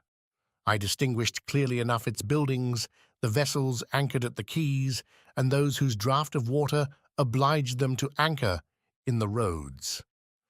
The sun, rather low on the horizon, struck full on the houses of the town, bringing out their whiteness. Outside, some wooden cabins and some made of reeds showed the quarter inhabited by the Bedouins. Soon Jeddah was shut out from view by the shadows of night, and the Nautilus found herself under water, slightly phosphorescent. The next day, the 10th of February, we sighted several ships running to windward. The Nautilus returned to its submarine navigation, but at noon, when her bearings were taken, the sea being deserted, she rose again to her waterline. Accompanied by Ned and Conseil, I seated myself on the platform. The coast on the eastern side looked like a mass faintly printed upon a damp fog. We were leaning on the sides of the pinnace, talking of one thing and another, when Ned Land, stretching out his hand towards a spot on the sea, said, "Do you see anything there, sir?" "No, Ned," I replied, "but I have not your eyes, you know." "Look well," said Ned. "There, on the starboard beam, about the height of the lantern, do you not see a mass which seems to move?" "Certainly," said I, after close attention. "I see something like a long black body on the top of the water."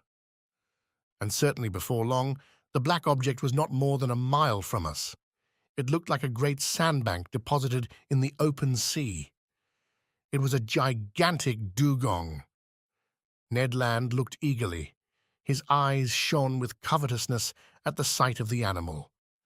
His hand seemed ready to harpoon it. One would have thought he was awaiting the moment to throw himself into the sea and attack it in its element. At this instant, Captain Nemo appeared on the platform. He saw the dugong, understood the Canadian's attitude, and, addressing him, said, "If you held a harpoon just now, Master Land, would it not burn your hand?" "Just so, sir. And you would not be sorry to go back, for one day, to your trade of a fisherman, and to add this cetacean to the list of those you have already killed?" "I should not, sir." "Well, you can try." "Thank you, sir," said Ned Land, his eyes flaming. "Only," continued the captain, "I advise you for your own sake not to miss the creature." "Is the dugong dangerous to attack?" I asked, in spite of the Canadian's shrug of the shoulders. "Yes," replied the captain. "Sometimes the animal turns upon its assailants and overturns their boat. But for Master Land, this danger is not to be feared. His eye is prompt, his arm sure." At this moment, 7 men of the crew, mute and immovable as ever, mounted the platform. One carried a harpoon and a line similar to those employed in catching whales. The pinnace was lifted from the bridge, pulled from its socket, and let down into the sea. 6 oarsmen took their seats, and the coxswain went to the tiller. Ned, Conseil, and I went to the back of the boat. "You are not coming, Captain?" I asked. "No, sir, but I wish you good sport." The boat put off, and lifted by the 6 rowers, drew rapidly towards the dugong, which floated about 2 miles from the Nautilus. Arrived some cable's length from the cetacean, the speed slackened, and the oars dipped noiselessly into the quiet waters. Ned Land, harpoon in hand, stood in the forepart of the boat. The harpoon used for striking the whale is generally attached to a very long cord which runs out rapidly as the wounded creature draws it after him. But here the cord was not more than 10 fathoms long, and the extremity was attached to a small barrel which, by floating, was to show the course the dugong took under the water. I stood and carefully watched the Canadian's adversary. This dugong, which also bears the name of the halicore, closely resembles the manatee, its oblong body terminated in a lengthened tail, and its lateral fins in perfect fingers. Its difference from the manatee consisted in its upper jaw, which was armed with 2 long and pointed teeth, which formed on each side diverging tusks. This dugong, which Ned Land was preparing to attack, was of colossal dimensions. It was more than 7 yards long. It did not move, and seemed to be sleeping on the waves, which circumstance made it easier to capture. The boat approached within 6 yards of the animal. The oars rested on the rowlocks. I half rose. Ned Land, his body thrown a little back, brandished the harpoon in his experienced hand. Suddenly, a hissing noise was heard, and the dugong disappeared. The harpoon, although thrown with great force, had apparently only struck the water. "Curse it!" exclaimed the Canadian furiously. "I have missed it." "No," said I. "The creature is wounded. Look at the blood. But your weapon has not stuck in his body." "My harpoon! My harpoon!" cried Ned Land. The sailors rowed on, and the coxswain made for the floating barrel. The harpoon regained, we followed in pursuit of the animal. The latter came now and then to the surface to breathe. Its wound had not weakened it, for it shot onwards with great rapidity. The boat, rowed by strong arms, flew on its track. Several times it approached within some few yards, and the Canadian was ready to strike, but the dugong made off with a sudden plunge, and it was impossible to reach it. Imagine the passion which excited impatient Ned Land. He hurled at the unfortunate creature the most energetic expletives in the English tongue.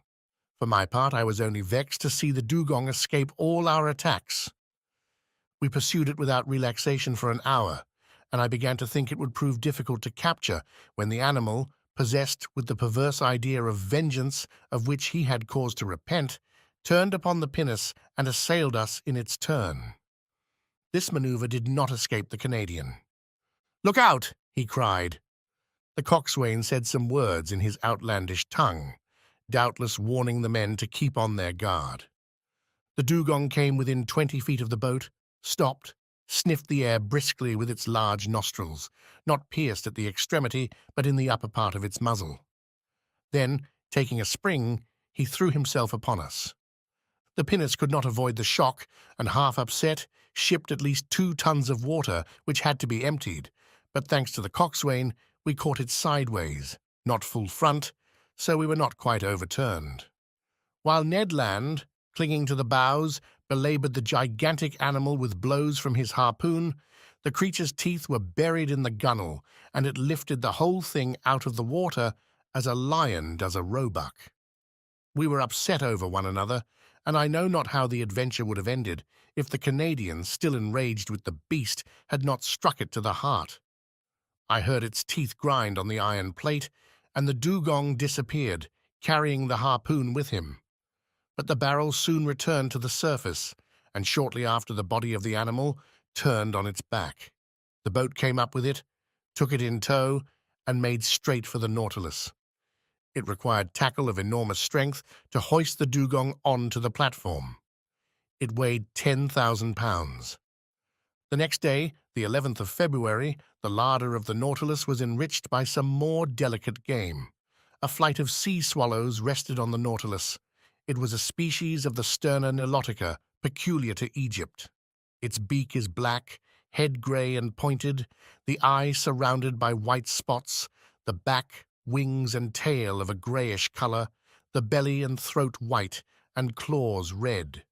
They also took some dozen of Nile ducks, a wild bird of high flavour, its throat and upper part of the head white with black spots. About 5 o'clock in the evening, we sighted to the north the Cape of Ras Mohammed. This cape forms the extremity of Arabia Petraea, comprised between the Gulf of Suez and the Gulf of Aqaba. The Nautilus penetrated into the Straits of Jubal, which leads to the Gulf of Suez. I distinctly saw a high mountain, towering between the two gulfs of Ras Mohammed. It was Mount Horeb, that Sinai, at the top of which Moses saw God face to face. At 6 o'clock, the Nautilus, sometimes floating, sometimes immersed, passed some distance from Tor, situated at the end of the bay, the waters of which seemed tinted with red, an observation already made by Captain Nemo. Then night fell in the midst of a heavy silence, sometimes broken by the cries of the pelican and other night birds, and the noise of the waves breaking upon the shore, chafing against the rocks, or the panting of some far-off steamer beating the waters of the Gulf with its noisy paddles. From 8 to 9 o'clock, the Nautilus remained some fathoms under the water. According to my calculation, we must have been very near Suez. Through the panel of the saloon, I saw the bottom of the rocks brilliantly lit up by our electric lamp. We seemed to be leaving the straits behind us more and more. At 9:15, the vessel having returned to the surface, I mounted the platform. Most impatient to pass through Captain Nemo's tunnel, I could not stay in one place, so came to breathe the fresh night air. Soon in the shadow, I saw a pale light, half discoloured by the fog, shining about a mile from us. "A floating lighthouse," said someone near me. I turned and saw the captain. "It is the floating light of Suez," he continued. "It will not be long before we gain the entrance of the tunnel." "The entrance cannot be easy?" "No, sir. For that reason I am accustomed to go into the steersman's cage and myself direct our course. And now, if you will go down, Monsieur Aronnax, the Nautilus is going under the waves and will not return to the surface until we have passed through the Arabian Tunnel." Captain Nemo led me towards the central staircase. Halfway down, he opened a door, traversed the upper deck, and landed in the pilot's cage, which it may be remembered rose at the extremity of the platform. It was a cabin measuring 6 feet square, very much like that occupied by the pilot on the steamboats of the Mississippi or Hudson. In the midst worked a wheel, placed vertically and caught to the tiller rope, which ran to the back of the Nautilus. 4 light ports with lenticular glasses, let in a groove in the partition of the cabin, allowed the man at the wheel to see in all directions. This cabin was dark, but soon my eyes accustomed themselves to the obscurity, and I perceived the pilot, a strong man, with his hands resting on the spokes of the wheel. Outside, the sea appeared vividly lit up by the lantern, which shed its rays from the back of the cabin to the other extremity of the platform. "Now," said Captain Nemo, "let us try to make our passage." Electric wires connected the pilot's cage with the machinery room, and from there the captain could communicate simultaneously to his Nautilus the direction and the speed. He pressed a metal knob, and at once the speed of the screw diminished.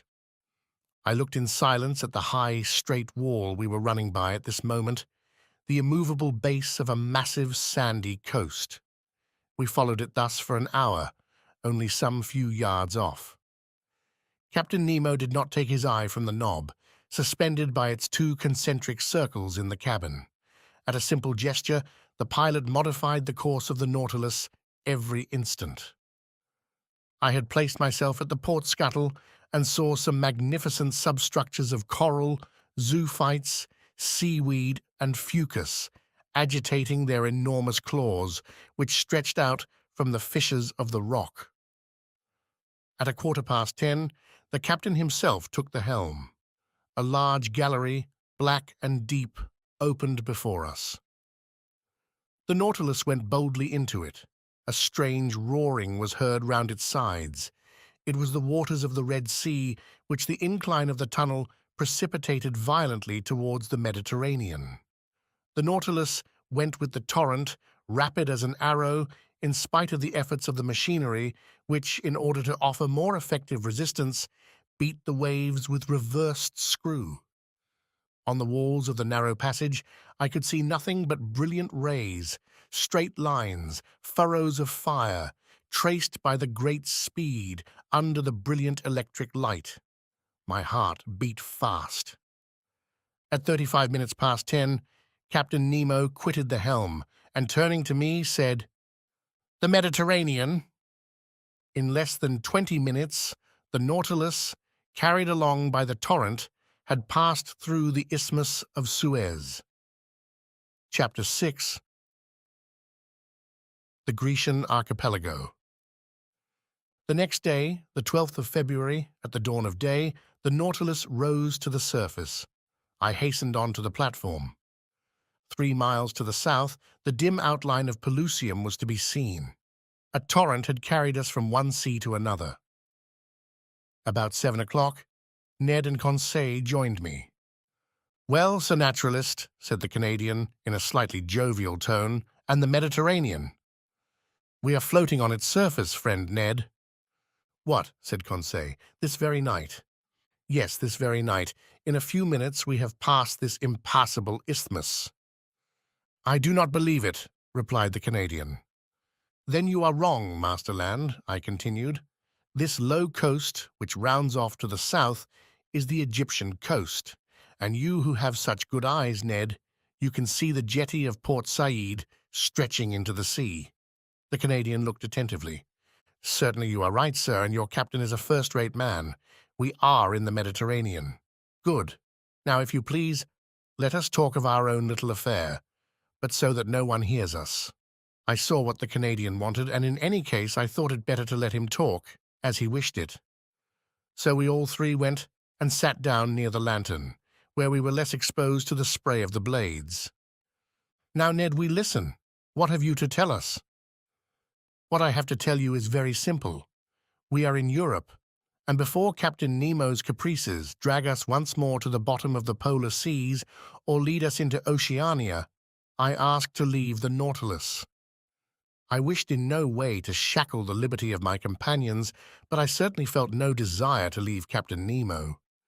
Thanks to him, and thanks to his apparatus, I was each day nearer the completion of my submarine studies, and I was rewriting my book of submarine depths in its very element. Should I ever again have such an opportunity of observing the wonders of the ocean? No, certainly not. And I could not bring myself to the idea of abandoning the Nautilus before the cycle of investigation was accomplished. Friend Ned, answer me frankly. Are you tired of being on board? Are you sorry that destiny has thrown us into Captain Nemo's hands? The Canadian remained some moments without answering. Then, crossing his arms, he said, "Frankly, I do not regret this journey under the seas. I shall be glad to have made it. But now that it is made, let us have done with it. That is my idea." "It will come to an end, Ned." "Where and when?" "Where I do not know, when I cannot say. Or rather, I suppose it will end when these seas have nothing more to teach us." "Then what do you hope for?" demanded the Canadian. "That circumstances may occur as well, 6 months hence as now, by which we may and ought to profit." "Oh," said Ned Land, "and where shall we be in 6 months, if you please, Sir Naturalist?" "Perhaps in China. You know the Nautilus is a rapid traveller. It goes through water as swallows through the air, or as an express on the land. It does not fear frequented seas. Who can say that it may not beat the coasts of France, England, or America, on which flight may be attempted as advantageously as here?" "Monsieur Aronnax," replied the Canadian, "your arguments are rotten at the foundation. You speak in the future. We shall be there. We shall be here. I speak in the present. We are here, and we must profit by it." Ned Land's logic pressed me hard, and I felt myself beaten on that ground. I knew not what argument would now tell in my favour. "Sir," continued Ned, "let us suppose an impossibility. If Captain Nemo should this day offer you your liberty, would you accept it?" "I do not know," I answered. "And if," he added, "the offer made you this day was never to be renewed, would you accept it?" "Friend Ned, this is my answer. Your reasoning is against me. We must not rely on Captain Nemo's goodwill. Common prudence forbids him to set us at liberty. On the other side, prudence bids us profit by the first opportunity to leave the Nautilus." "Well, Monsieur Aronnax, that is wisely said. Only one observation, just one. The occasion must be serious, and our first attempt must succeed. If it fails, we shall never find another, and Captain Nemo will never forgive us."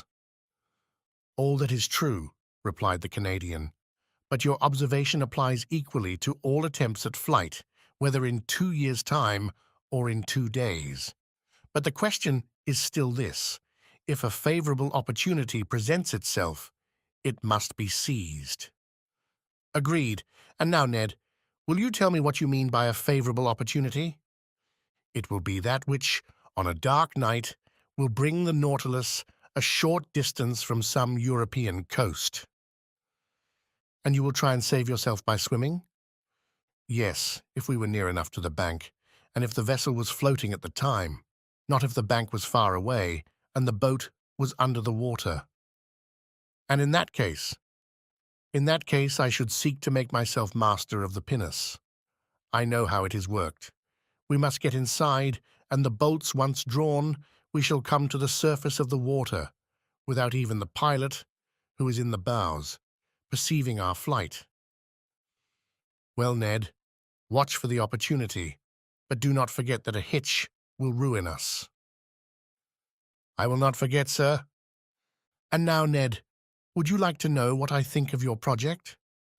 "Certainly, Monsieur Aronnax." "Well, I do not say I hope, I think that this favorable opportunity will never present itself." "Why not?" "Because Captain Nemo cannot hide from himself that we have not given up all hope of regaining our liberty, and he will be on his guard, above all, in the seas and in the sight of European coasts." "We shall see," replied Ned Land, shaking his head determinedly. "And now, Ned Land," I added, "let us stop here. Not another word on the subject. The day that you are ready, come and let us know, and we will follow you. I rely entirely upon you." Thus ended a conversation which, at no very distant time, led to such grave results. I must say here that facts seemed to confirm my foresight, to the Canadian's great despair. Did Captain Nemo distrust us in these frequented seas? Or did he only wish to hide himself from the numerous vessels of all nations which ploughed the Mediterranean? I could not tell, but we were oftener between waters and far from the coast. Or if the Nautilus did emerge, nothing was to be seen but the pilot's cage, and sometimes it went to great depths, for between the Grecian archipelago and Asia Minor we could not touch the bottom by more than 1,000 fathoms. Thus I only knew we were near the island of Carpathos, one of the Sporades, by Captain Nemo reciting these lines from Virgil: "Est Carpathio Neptuni gurgite vates, caeruleus proteus," as he pointed to a spot on the planisphere.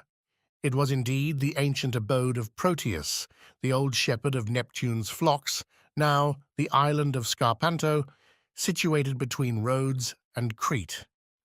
I saw nothing but the granite base through the glass panels of the saloon. The next day, the 14th of February, I resolved to employ some hours in studying the fishes of the archipelago, but for some reason or other, the panels remained hermetically sealed. Upon taking the course of the Nautilus, I found that we were going towards Candia, the ancient isle of Crete.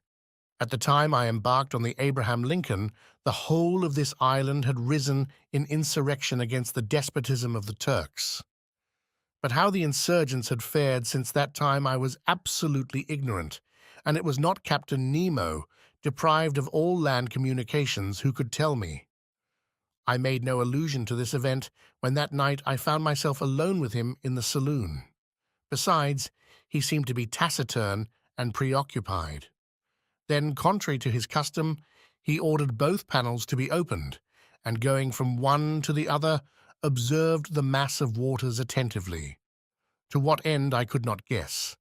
So on my side, I employed my time in studying the fish passing before my eyes.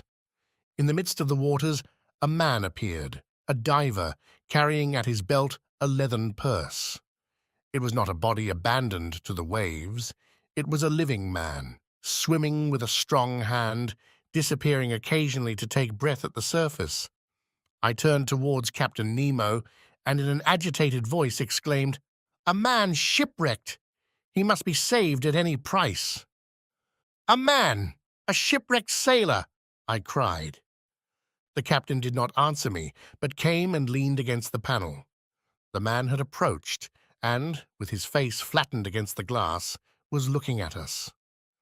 To my great amazement, Captain Nemo signed to him. The diver answered with his hand, mounted immediately to the surface of the water, and did not appear again. "Do not be uncomfortable," said Captain Nemo. "It is Nicholas of Cape Matapan, surnamed Pesca. He is well known in all the Cyclades, a bold diver. Water is his element, and he lives more in it than on land, going continually from one island to another, even as far as Crete." "You know him, Captain?" "Why not, Monsieur Aronnax?" Saying which, Captain Nemo went towards a piece of furniture standing near the left panel of the saloon. Near this piece of furniture, I saw a chest bound with iron, on the cover of which was a copper plate bearing the cipher of the Nautilus with its device. At that moment, the captain, without noticing my presence, opened the piece of furniture, a sort of strong box, which held a great many ingots. They were ingots of gold, from whence came this precious metal, which represented an enormous sum. Where did the captain gather this gold from, and what was he going to do with it? I did not say one word. I looked. Captain Nemo took the ingots one by one and arranged them methodically in the chest, which he filled entirely. I estimated the contents at more than 4,000 pounds. Weight of gold, that is to say, nearly 200,000 pounds. The chest was securely fastened, and the captain wrote an address on the lid, in characters which must have belonged to modern Greece. This done, Captain Nemo pressed a knob, the wire of which communicated with the quarters of the crew. 4 men appeared, and not without some trouble, pushed the chest out of the saloon. Then I heard them hoisting it up the iron staircase by means of pulleys. At that moment, Captain Nemo turned to me.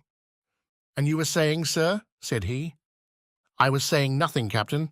"Then, sir, if you will allow me, I will wish you good night." Whereupon he turned and left the saloon. I returned to my room much troubled, as one may believe. I vainly tried to sleep. I sought the connecting link between the apparition of the diver and the chest filled with gold. Soon I felt by certain movements of pitching and tossing that the Nautilus was leaving the depths and returning to the surface. Then I heard steps upon the platform, and I knew they were unfastening the pinnace and launching it upon the waves.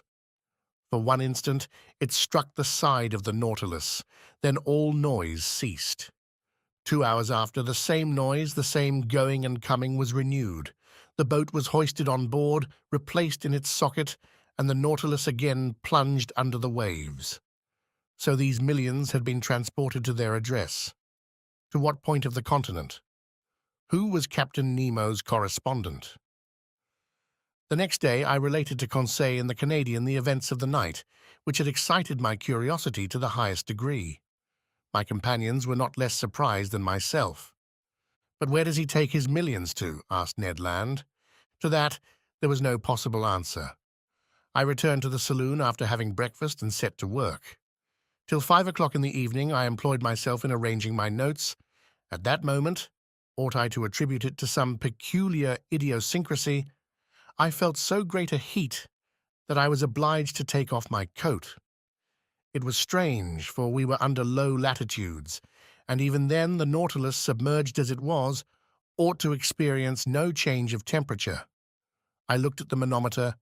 It showed a depth of 60 feet, to which atmospheric heat could never attain. I continued my work, but the temperature rose to such a pitch as to be intolerable. Could there be fire on board? I asked myself. I was leaving the saloon when Captain Nemo entered.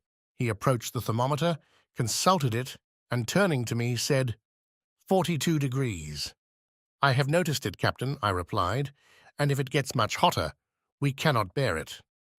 "Oh, sir, it will not get better if we do not wish it." "You can reduce it as you please, then?" "No, but I can go farther from the stove which produces it." "It is outward, then?" "Certainly, we are floating in a current of boiling water." "Is it possible?" I exclaimed. "Look!" The panels opened, and I saw the sea entirely white all round. A sulphurous smoke was curling amid the waves, which boiled like water in a copper. I placed my hand on one of the panes of glass, but the heat was so great that I quickly took it off again. "Where are we?" I asked. "Near the island of Santorin, sir," replied the captain. "I wish to give you a sight of the curious spectacle of a submarine eruption." "I thought," said I, "that the formation of these new islands was ended." "Nothing is ever ended in the volcanic parts of the sea," replied Captain Nemo, "and the globe is always being worked by subterranean fires. Already, in the 19th year of our era, according to Cassiodorus and Pliny, a new island, Thea, the divine, appeared in the very place where these islets have recently been formed. Then they sank under the waves, to rise again in the year 69, when they again subsided. Since that time to our days, the Plutonian work has been suspended. But on the 3rd of February, 1866, a new island, which they named George Island, emerged from the midst of the sulphurous vapor near Nea Kamenni and settled again the 6th of the same month. 7 days after, the 13th of February, the island of Aphroessa appeared, leaving between Nea Kamenni and itself a canal 10 yards broad. I was in these seas when the phenomenon occurred, and I was able, therefore, to observe all the different phases. The island of Aphroessa, of round form, measured 300 feet in diameter and 30 feet in height. It was composed of black and vitreous lava mixed with fragments of feldspar. And lastly, on the 10th of March, a smaller island called Reka showed itself near Nea Kamenni, and since then these three have joined together, forming but one and the same island. "And the canal in which we are at this moment?" I asked. "Here it is," replied Captain Nemo, showing me a map of the archipelago. "You see, I have marked the new islands." I returned to the glass. The Nautilus was no longer moving. The heat was becoming unbearable. The sea, which till now had been white, was red, owing to the presence of salts of iron. In spite of the ships being hermetically sealed, an insupportable smell of sulphur filled the saloon, and the brilliancy of the electricity was entirely extinguished by bright scarlet flames. I was in a bath. I was choking. I was broiled. "We can remain no longer in this boiling water," said I to the captain. "It would not be prudent," replied the impassive Captain Nemo. An order was given. The Nautilus tacked about and left the furnace it could not brave with impunity. A quarter of an hour after we were breathing fresh air on the surface, the thought then struck me that, if Ned Land had chosen this part of the sea for our flight, we should never have come alive out of this sea of fire. The next day, the 16th of February, we left the basin, which between Rhodes and Alexandria is reckoned about 1,500 fathoms in depth, and the Nautilus, passing some distance from Cherigo, quitted the Grecian archipelago after having doubled Cape Matapan. Chapter 7. The Mediterranean in 48 hours.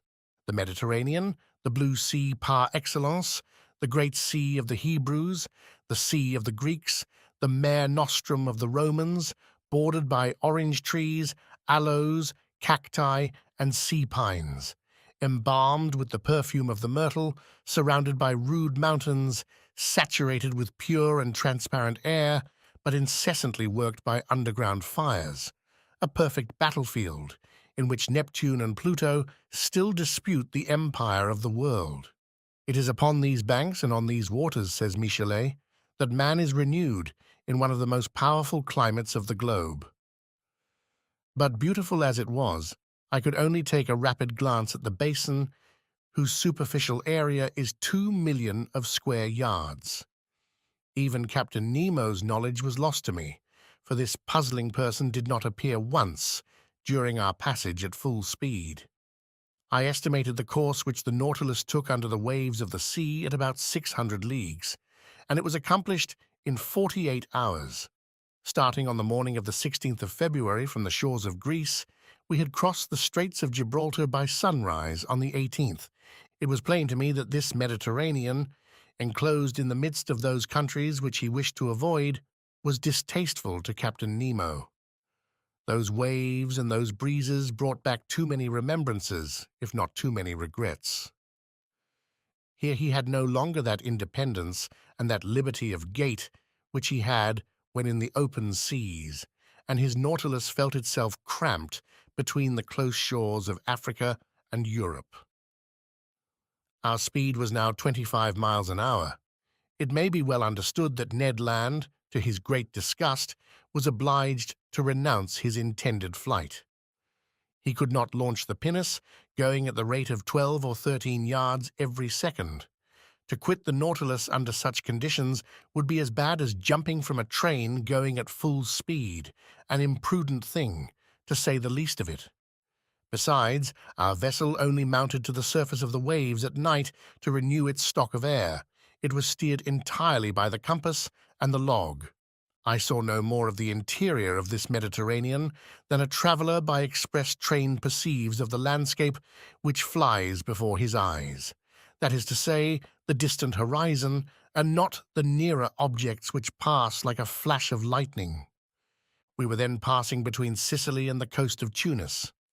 In the narrow space between Cape Bon and the Straits of Messina, the bottom of the sea rose almost suddenly. There was a perfect bank, on which there was not more than 9 fathoms of water, whilst on either side the depth was 90 fathoms. The Nautilus had to maneuver very carefully so as not to strike against this submarine barrier. I showed Conseil, on the map of the Mediterranean, the spot occupied by this reef. "But if you please, sir," observed Conseil, "it is like a real isthmus joining Europe to Africa." "Yes, my boy, it forms a perfect bar to the Straits of Libya, and the soundings of Smith have proved that in former times the continents between Cape Boko and Cape Furina were joined." "I can well believe it," said Conseil. "I will add," I continued, "that a similar barrier exists between Gibraltar and Ceuta, which in geological times formed the entire Mediterranean. What if some volcanic burst should one day raise these 2 barriers above the waves? It is not probable, Conseil. Well, but allow me to finish, please, sir. If this phenomenon should take place, it will be troublesome for Monsieur Lesseps, who has taken so much pains to pierce the isthmus." "I agree with you, but I repeat, Conseil, this phenomenon will never happen. The violence of subterranean force is ever diminishing. Volcanoes, so plentiful in the first days of the world, are being extinguished by degrees. The internal heat is weakened, the temperature of the lower strata of the globe is lowered by a perceptible quantity every century to the detriment of our globe, for its heat is its life. But the sun? The sun is not sufficient, Conseil. Can it give heat to a dead body? Not that I know of. Well, my friend, this earth will one day be that cold corpse. It will become uninhabitable and uninhabited like the moon, which has long since lost all its vital heat. In how many centuries? In some hundreds of thousands of years, my boy. Then, said Conseil, we shall have time to finish our journey. That is, if Ned Land does not interfere with it. And Conseil, reassured, returned to the study of the bank, which the Nautilus was skirting at a moderate speed. During the night of the 16th and the 17th of February, we had entered the second Mediterranean basin, the greatest depth of which was 1,450 fathoms. The Nautilus, by the action of its crew, slid down the inclined planes and buried itself in the lowest depths of the sea. On the 18th of February, about 3 o'clock in the morning, we were at the entrance of the Straits of Gibraltar. There once existed two currents, an upper one, long since recognized, which conveys the waters of the ocean into the basin of the Mediterranean, and a lower countercurrent, which reasoning has now shown to exist. Indeed, the volume of water in the Mediterranean, incessantly added to by the waves of the Atlantic and by rivers falling into it, would each year raise the level of this sea, for its evaporation is not sufficient to restore the equilibrium. As it is not so, we must necessarily admit the existence of an undercurrent, which empties into the basin of the Atlantic through the Straits of Gibraltar the surplus waters of the Mediterranean. A fact indeed, and it was this countercurrent by which the Nautilus profited. It advanced rapidly by the narrow pass. For one instant I caught a glimpse of the beautiful ruins of the Temple of Hercules buried in the ground, according to Pliny, and with the low island which supports it. And a few minutes later, we were floating on the Atlantic. Chapter 8. Vigo Bay. The Atlantic, a vast sheet of water whose superficial area covers 25 millions of square miles, the length of which is 9,000 miles, with a mean breadth of 2,700, an ocean whose parallel winding shores embrace an immense circumference, watered by the largest rivers of the world, the St. Lawrence, the Mississippi, the Amazon, the Plata, the Orinoco, the Niger, the Senegal, the Elbe, the Loire, and the Rhine, which carry water from the most civilized as well as from the most savage countries. Magnificent field of water, incessantly ploughed by vessels of every nation, sheltered by the flags of every nation, and which terminates in those two terrible points so dreaded by mariners, Cape Horn and the Cape of Tempests. The Nautilus was piercing the water with its sharp spur, after having accomplished nearly 10,000 leagues in 3 months and a half, a distance greater than the great circle of the earth. Where were we going now, and what was reserved for the future? The Nautilus, leaving the Straits of Gibraltar, had gone far out. It returned to the surface of the waves, and our daily walks on the platform were restored to us. I mounted at once, accompanied by Ned Land and Conseil. At a distance of about 12 miles, Cape St. Vincent was dimly to be seen, forming the southwestern point of the Spanish peninsula. A strong southerly gale was blowing. The sea was swollen and billowy. It made the Nautilus rock violently. It was almost impossible to keep one's foot on the platform, which the heavy rolls of the sea beat over every instant. So we descended after inhaling some mouthfuls of fresh air. I returned to my room, Conseil to his cabin, but the Canadian, with a preoccupied air, followed me. Our rapid passage across the Mediterranean had not allowed him to put his project into execution, and he could not help showing his disappointment. When the door of my room was shut, he sat down and looked at me silently. "Friend Ned," said I understand you, but you cannot reproach yourself. To have attempted to leave the Nautilus under the circumstances would have been folly." Ned Land did not answer. His compressed lips and frowning brow showed with him the violent possession this fixed idea had taken of his mind. "Let us see," I continued. "We need not despair yet. We are going up the coast of Portugal again. France and England are not far off, where we can easily find refuge. Now, if the Nautilus, on leaving the Straits of Gibraltar, had gone to the south, if it had carried us towards regions where there were no continents, I should share your uneasiness. But we know now that Captain Nemo does not fly from civilized seas, and in some days I think you can act with security." Ned Land still looked at me fixedly. At length his fixed lips parted, and he said, "It is for tonight." I drew myself up suddenly. I was, I admit, little prepared for this communication. I wanted to answer the Canadian, but words would not come. "We agreed to wait for an opportunity," continued Ned Land, "and the opportunity has arrived. This night we shall be but a few miles from the Spanish coast. It is cloudy. The wind blows freely. I have your word, Monsieur Aronnax, and I rely upon you." As I was silent, the Canadian approached me. "Tonight, at 9 o'clock, said he. "I have warned Conseil. At that moment, Captain Nemo will be shut up in his room, probably in bed. Neither the engineers nor the ship's crew can see us. Conseil and I will gain the central staircase, and you, Monsieur Aronnax, will remain in the library, 2 steps from us, waiting my signal. The oars, the mast, and the sail are in the canoe. I have even succeeded in getting some provisions. I have procured an English wrench to unfasten the bolts which attach it to the shell of the Nautilus. So all is ready till tonight." "The sea is bad."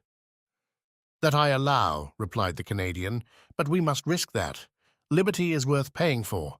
Besides, the boat is strong, and a few miles with a fair wind to carry us is no great thing. Who knows, but by tomorrow we may be 100 leagues away.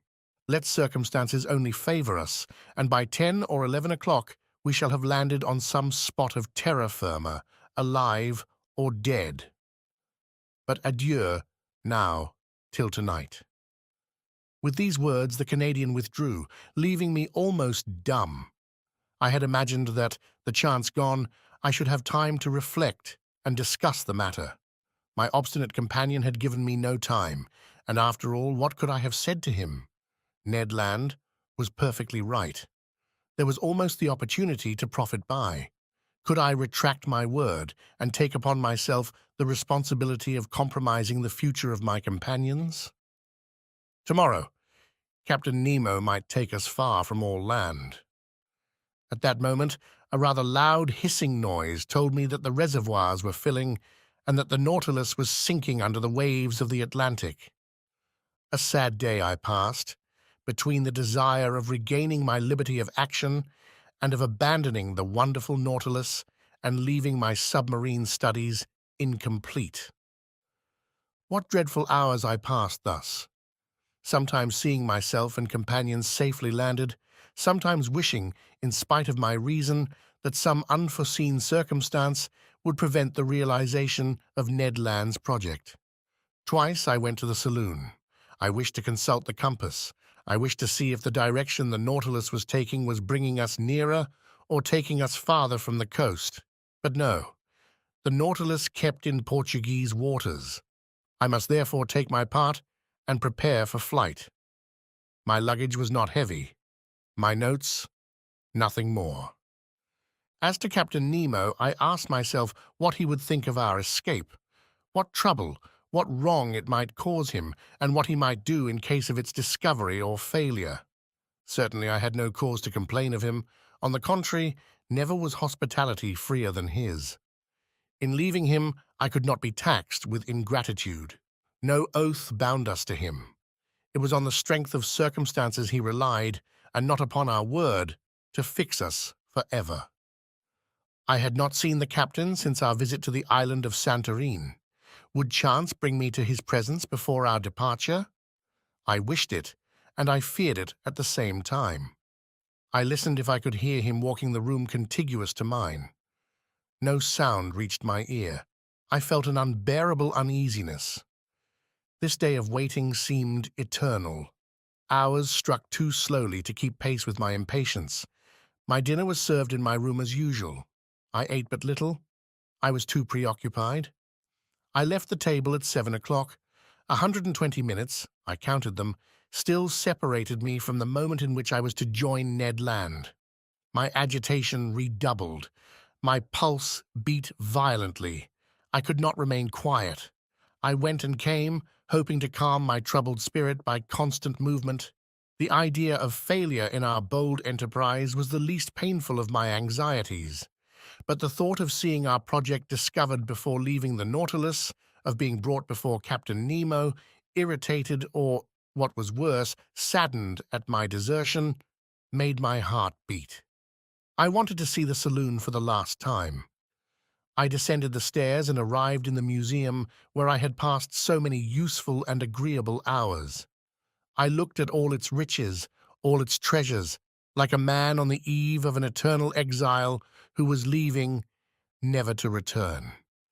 These wonders of nature, these masterpieces of art, amongst which, for so many days, my life had been concentrated, I was going to abandon them forever.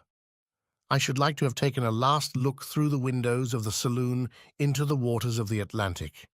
But the panels were hermetically closed, and a cloak of steel separated me from that ocean which I had not yet explored. In passing through the saloon, I came near the door, let into the angle which opened into the captain's room. To my great surprise, this door was ajar. I drew back involuntarily. If Captain Nemo should be in his room, he could see me. But hearing no sound, I drew nearer. The room was deserted. I pushed open the door and took some steps forward. Still the same monk-like severity of aspect. Suddenly, the clock struck 8. The first beat of the hammer on the bell awoke me from my dreams. I trembled as if an invisible eye had plunged into my most secret thoughts, and I hurried from the room. There my eye fell upon the compass. Our course was still north. The log indicated moderate speed, the manometer a depth of about 60 feet. I returned to my room, clothed myself warmly, sea boots, an otter-skin cap, a great coat of byssus lined with sealskin. I was ready. I was waiting. The vibration of the screw alone broke the deep silence which reigned on board. I listened attentively. Would no loud voice suddenly inform me that Ned Land had been surprised in his projected flight? A mortal dread hung over me, and I vainly tried to regain my accustomed coolness. At a few minutes to 9, I put my ear to the captain's door. No noise. I left my room and returned to the saloon, which was half in obscurity, but deserted. I opened the door communicating with the library. The same insufficient light, the same solitude. I placed myself near the door leading to the central staircase, and there waited for Ned Land's signal. At that moment, the trembling of the screw sensibly diminished, then it stopped entirely. The silence was now only disturbed by the beatings of my own heart. Suddenly a slight shock was felt, and I knew that the Nautilus had stopped at the bottom of the ocean. My uneasiness increased. The Canadian's signal did not come. I felt inclined to join Ned Land and beg of him to put off his attempt. I felt that we were not sailing under our usual conditions. At this moment, the door of the large saloon opened, and Captain Nemo appeared. He saw me, and without further preamble began, in an amiable tone of voice, "Ah, sir, I have been looking for you. Do you know the history of Spain?" Now, one might know the history of one's own country by heart, but in the condition I was at the time, with troubled mind and head quite lost, I could not have said a word of it. "Well," continued Captain Nemo, "you heard my question. Do you know the history of Spain?" "Very slightly," I answered. "Well, here are learned men having to learn," said the captain. "Come, sit down, and I will tell you a curious episode in this history. Sir, listen well, said he. This history will interest you on one side, for it will answer a question which doubtless you have not been able to solve. I listen, Captain, said I, not knowing what my interlocutor was driving at, and asking myself if this incident was bearing on our projected flight. Sir, if you have no objection, we will go back to 1702. You cannot be ignorant that your king, Louis XIV, thinking that the gesture of a potentate was sufficient to bring the Pyrenees under his yoke, had imposed the Duke of Anjou, his grandson, on the Spaniards.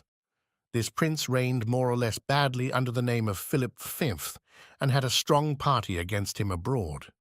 Indeed, the preceding year, the royal houses of Holland, Austria, and England had concluded a treaty of alliance at The Hague with the intention of plucking the crown of Spain from the head of Philip V and placing it on that of an archduke, to whom they prematurely gave the title of Charles III.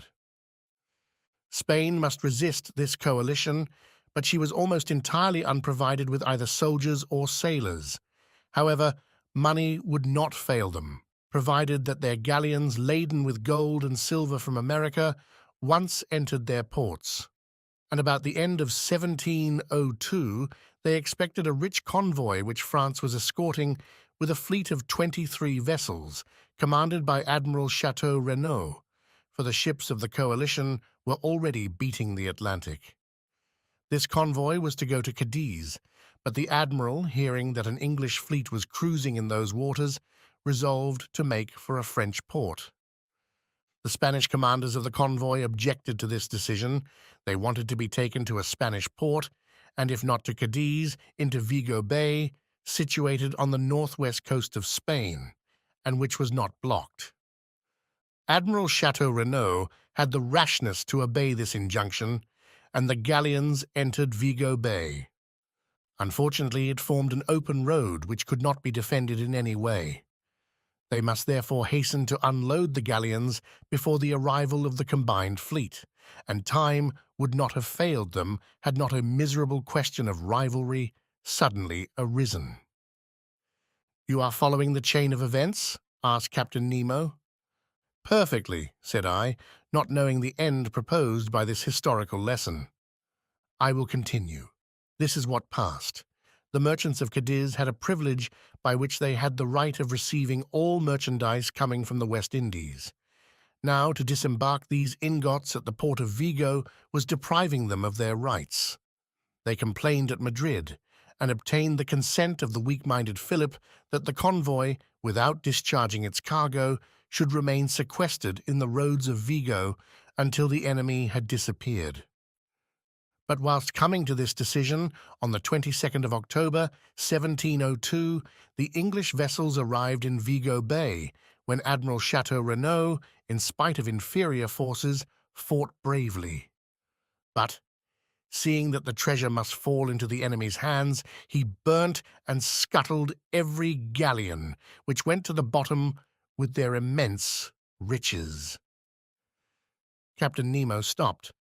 I admit I could not see yet why this history should interest me. "Well?" I asked. "Well, Monsieur Aronnax," replied Captain Nemo, "we are in that Vigo Bay, and it rests with yourself whether you will penetrate its mysteries." The captain rose, telling me to follow him. I had had time to recover. I obeyed. The saloon was dark, but through the transparent glass the waves were sparkling. I looked. For half a mile around the Nautilus, the waters seemed bathed in electric light. The sandy bottom was clean and bright. Some of the ship's crew in their diving dresses were clearing away half-rotten barrels and empty cases from the midst of the blackened wrecks. From these cases and from these barrels escaped ingots of gold and silver, cascades of piastres and jewels. The sand was heaped up with them. Laden with their precious booty, the men returned to the Nautilus, disposed of their burden, and went back to this inexhaustible fishery of gold and silver. I understood now. This was the scene of the battle of the 22nd of October, 1702. Here, on this very spot, The galleons laden for the Spanish government had sunk. Here Captain Nemo came, according to his wants, to pack up those millions with which he burdened the Nautilus. It was for him and him alone America had given up her precious metals. He was heir direct, without anyone to share in those treasures torn from the Incas and from the conquered of Ferdinand Cortez. "Did you know, sir," he asked, smiling, "that the sea contains such riches?" "I knew," I answered, "that they value money held in suspension in these waters at 2 millions. Doubtless, but to extract this money the expense would be greater than the profit.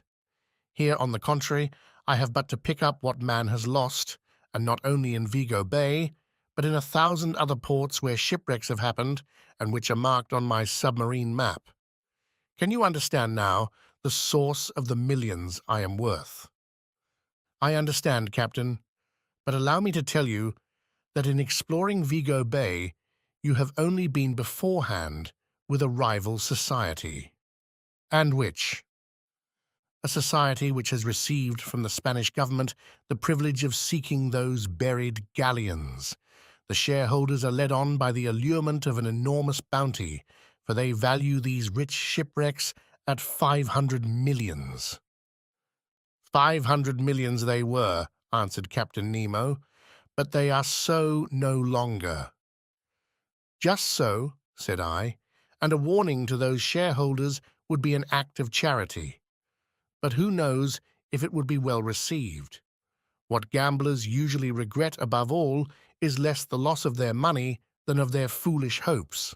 After all, I pity them less than the thousands of unfortunates to whom so much riches well distributed would have been profitable, whilst for them they will be forever barren." I had no sooner expressed this regret than I felt that it must have wounded Captain Nemo. "Barren!" he exclaimed with animation. "Do you think then, sir, that these riches are lost because I gather them? Is it for myself alone, according to your idea, that I take the trouble to collect these treasures? Who told you that I did not make a good use of it? Do you think I am ignorant that there are suffering beings and oppressed races on this earth, miserable creatures to console, victims to avenge? Do you not understand?"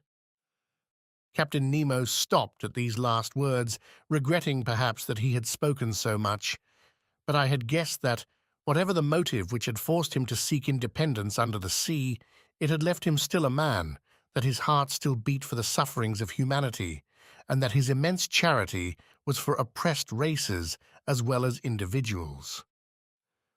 And I then understood for whom those millions were destined, which were forwarded by Captain Nemo when the Nautilus was cruising in the waters of Crete.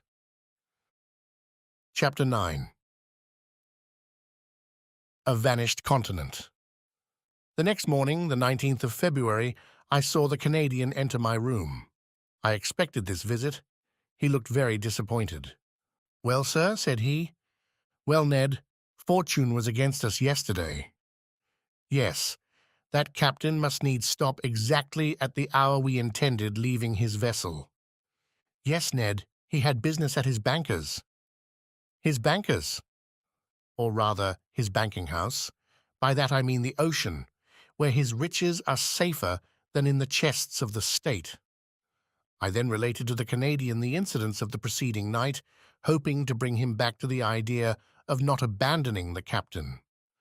But my recital had no other result than an energetically expressed regret from Ned that he had not been able to take a walk on the battlefield of Vigo on his own account. "However," said he, "all is not ended. It is only a blow of the harpoon lost. Another time we must succeed, and tonight, if necessary—" "In what direction is the Nautilus going?" I asked. "I do not know," replied Ned. "Well, at noon we shall see the point." The Canadian returned to Conseil. As soon as I was dressed, I went into the saloon. The compass was not reassuring. The course of the Nautilus was SS Bibu. We were turning our backs on Europe. I waited with some impatience till the ship's place was pricked on the chart. At about 11:30, the reservoirs were emptied, and our vessel rose to the surface of the ocean. I rushed towards the platform. Ned Land had preceded me. No more land in sight. Nothing but an immense sea. Some sails on the horizon, doubtless those going to San Roque in search of favorable winds for doubling the Cape of Good Hope. The weather was cloudy. A gale of wind was preparing. Ned raved and tried to pierce the cloudy horizon. He still hoped that behind all that fog stretched the land he so longed for. At noon, the sun showed itself for an instant. The second profited by this brightness to take its height. Then, the sea becoming more billowy, we descended, and the panel closed. An hour after, upon consulting the chart, I saw the position of the Nautilus was marked at 16 degrees 17 long and 33 degrees 22 lat at 150 leagues from the nearest coast. There was no means of flight, and I leave you to imagine the rage of the Canadian when I informed him of our situation. For myself, I was not particularly sorry. I felt lightened of the load which had oppressed me, and was able to return with some degree of calmness to my accustomed work. That night, about 11 o'clock, I received a most unexpected visit from Captain Nemo. He asked me very graciously if I felt fatigued from my watch of the preceding night. I answered in the negative. Then, Monsieur Aronnax, I propose a curious excursion. Propose, Captain. You have hitherto only visited the submarine depths by daylight, under the brightness of the sun. Would it suit you to see them in the darkness of the night? Most willingly. I warn you, the way will be tiring. We shall have far to walk and must climb a mountain. The roads are not well kept. What you say, Captain, only heightens my curiosity. I am ready to follow you. Come then, sir. We will put on our diving dresses. Arrived at the robing room, I saw that neither of my companions nor any of the ship's crew were to follow us on this excursion. Captain Nemo had not even proposed my taking with me either Ned or Conseil. In a few moments we had put on our diving dresses. They placed on our backs the reservoirs, abundantly filled with air, but no electric lamps were prepared. I called the captain's attention to the fact. They will be useless, he replied. I thought I had not heard aright, but I could not repeat my observation, for the captain's head had already disappeared in its metal case. I finished harnessing myself.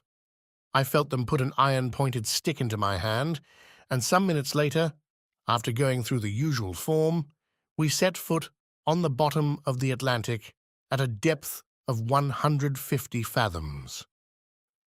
Midnight was near.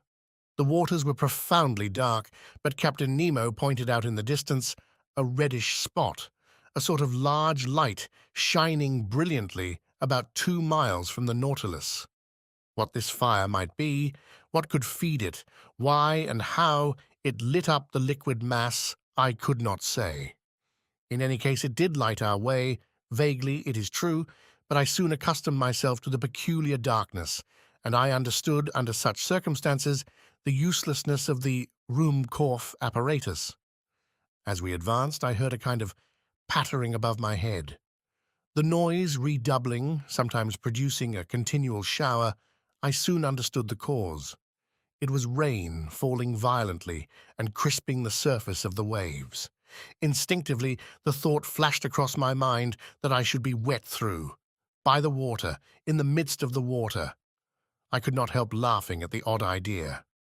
But indeed, in the thick diving dress, the liquid element is no longer felt, and one only seems to be in an atmosphere somewhat denser than the terrestrial atmosphere. Nothing more. After half an hour's walk, the soil became stony. Medusae, microscopic crustacea, and pennatules lit it slightly with their phosphorescent gleam. I caught a glimpse of pieces of stone covered with millions of zoophytes and masses of seaweed. My feet often slipped upon this sticky carpet of seaweed, and without my iron-tipped stick, I should have fallen more than once. In turning round, I could still see the whitish lantern of the Nautilus beginning to pale in the distance. But the rosy light which guided us increased and lit up the horizon. The presence of this fire underwater puzzled me in the highest degree. Was I going towards a natural phenomenon as yet unknown to the savants of the earth? Or even, for this thought crossed my brain, had the hand of man aught to do with this conflagration? Had he fanned this flame? Was I to meet in these depths companions and friends of Captain Nemo whom he was going to visit, and who, like him, led this strange existence? Should I find down there a whole colony of exiles who, weary of the miseries of this earth, had sought and found independence in the deep ocean? All these foolish and unreasonable ideas pursued me, and in this condition of mind, overexcited by the succession of wonders continually passing before my eyes, I should not have been surprised to meet at the bottom of the sea one of those submarine towns of which Captain Nemo dreamed. Our road grew lighter and lighter. The white glimmer came in rays from the summit of a mountain about 800 feet high. But what I saw was simply a reflection developed by the clearness of the waters.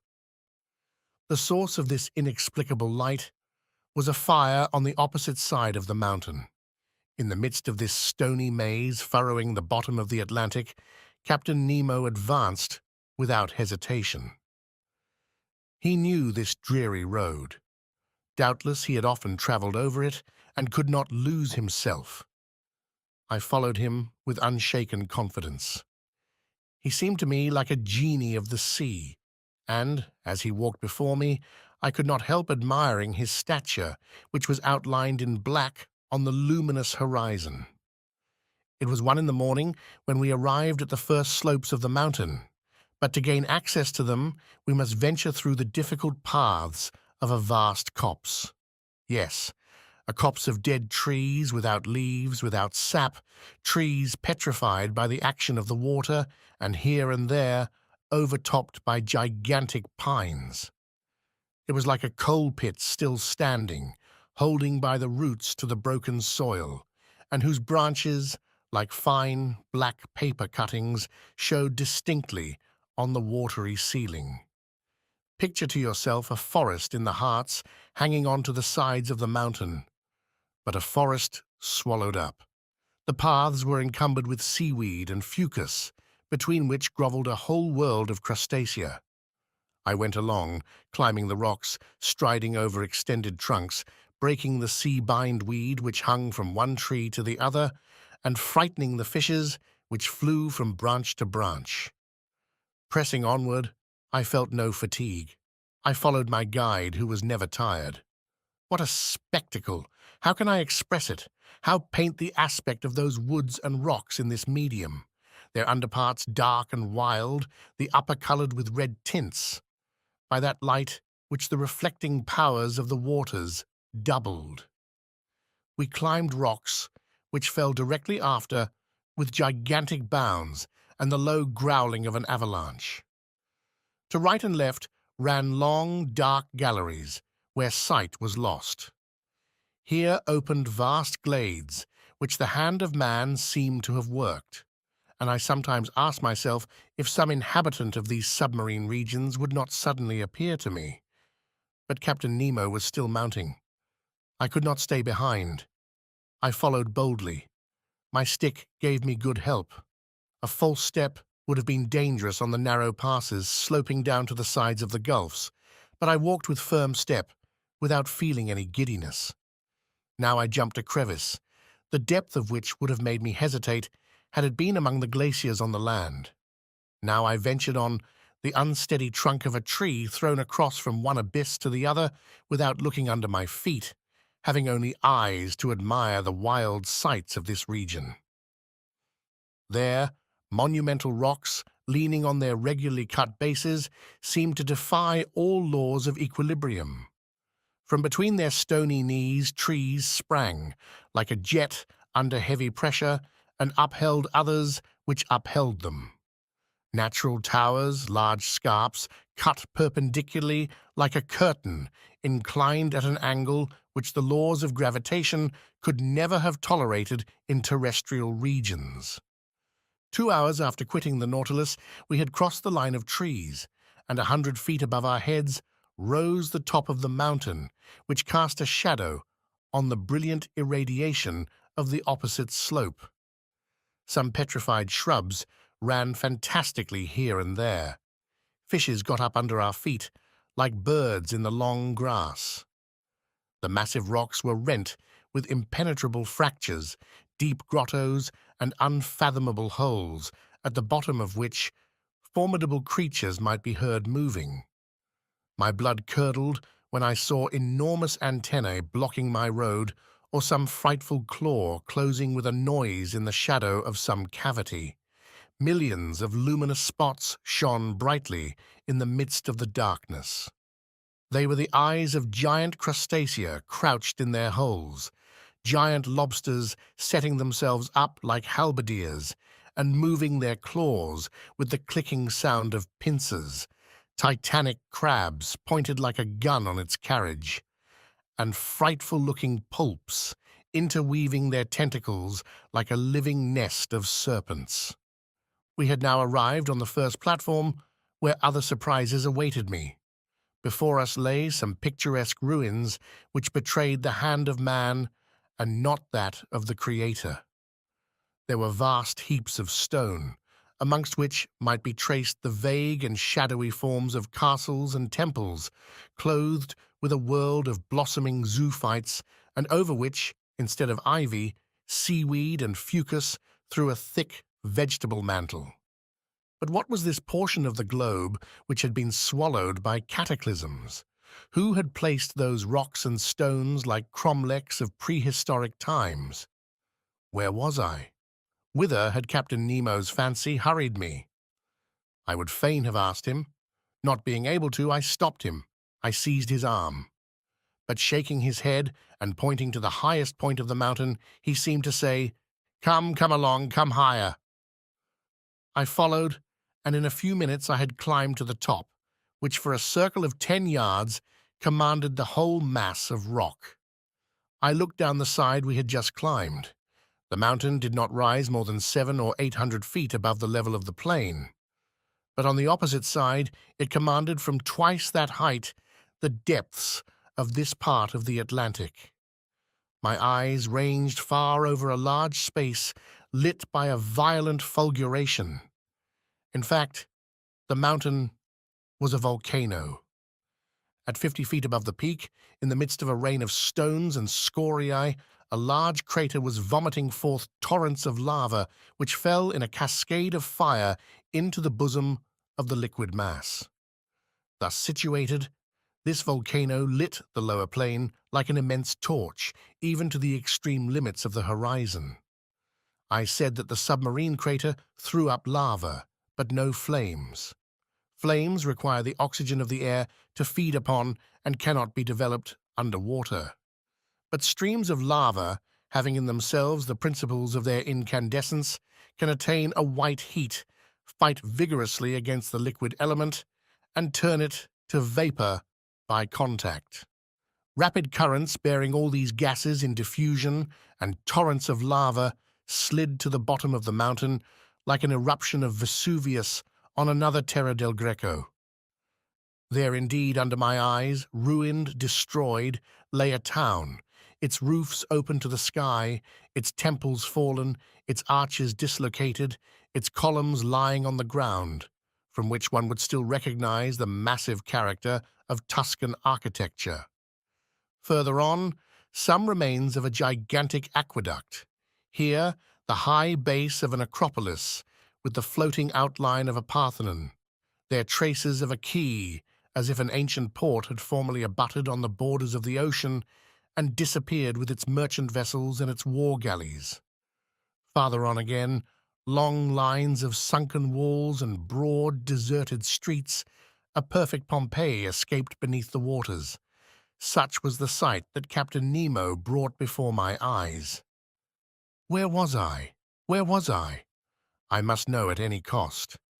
I tried to speak, but Captain Nemo stopped me by a gesture, and picking up a piece of chalk stone, advanced to a rock of black basalt, and traced the one word Atlantis. What a light shot through my mind! Atlantis! The Atlantis of Plato, that continent denied by Origen and Humboldt, who placed its disappearance amongst the legendary tales. I had it there now before my eyes, bearing upon it the unexceptionable testimony of its catastrophe. The region thus engulfed was beyond Europe, Asia, and Libya, beyond the columns of Hercules, where those powerful people, the Atlantides, lived, against whom the first wars of ancient Greeks were waged. Thus, led by the strangest destiny, I was treading underfoot the mountains of this continent, touching with my hand those ruins 1,000 generations old and contemporary with the geological epochs. I was walking on the very spot where the contemporaries of the first man had walked. Whilst I was trying to fix in my mind every detail of this grand landscape, Captain Nemo remained motionless, as if petrified in mute ecstasy, leaning on a mossy stone. Was he dreaming of those generations long since disappeared? Was he asking them the secret of human destiny? Was it here this strange man came to steep himself in historical recollections and live again this ancient life, he who wanted no modern one? What would I not have given to know his thoughts, to share them, to understand them? We remained for an hour at this place, contemplating the vast plains under the brightness of the lava, which was sometimes wonderfully intense. Rapid tremblings ran along the mountain, caused by internal bubblings. Deep noise, distinctly transmitted through the liquid medium, were echoed with majestic grandeur. At this moment, the moon appeared through the mass of waters and threw her pale rays on the buried continent. It was but a gleam, but what an indescribable effect! The captain rose, cast one last look on the immense plain, and then bade me follow him. We descended the mountain rapidly, and, the mineral forest once passed, I saw the lantern of the Nautilus shining like a star. The captain walked straight to it, and we got on board as the first rays of light whitened the surface of the ocean. Chapter 10. The Submarine. Coal Mines. The next day, the 20th of February, I awoke very late. The fatigues of the previous night had prolonged my sleep until 11 o'clock. I dressed quickly and hastened to find the course the Nautilus was taking. The instruments showed it to be still toward the south, with a speed of 20 miles an hour and a depth of 50 fathoms. The species of fishes here did not differ much from those already noticed. There were rays of giant size, 5 yards long, and endowed with great muscular strength, which enabled them to shoot above the waves, sharks of many kinds. Amongst others, one 15 feet long, with triangular sharp teeth, and whose transparency rendered it almost invisible in the water. Amongst bony fish, Conseil noticed some about 3 yards long, armed at the upper jaw with a piercing sword. Other bright-colored creatures, known in the time of Aristotle by the name of the sea dragon, which are dangerous to capture on account of the spikes on their back. About 4 o'clock, the soil, generally composed of a thick mud, mixed with petrified wood, changed by degrees, and it became more stony and seemed strewn with conglomerate and pieces of basalt, with a sprinkling of lava. I thought that a mountainous region was succeeding the long plains, and accordingly, after a few evolutions of the Nautilus, I saw the southerly horizon blocked by a high wall which seemed to close all exit. Its summit evidently passed the level of the ocean.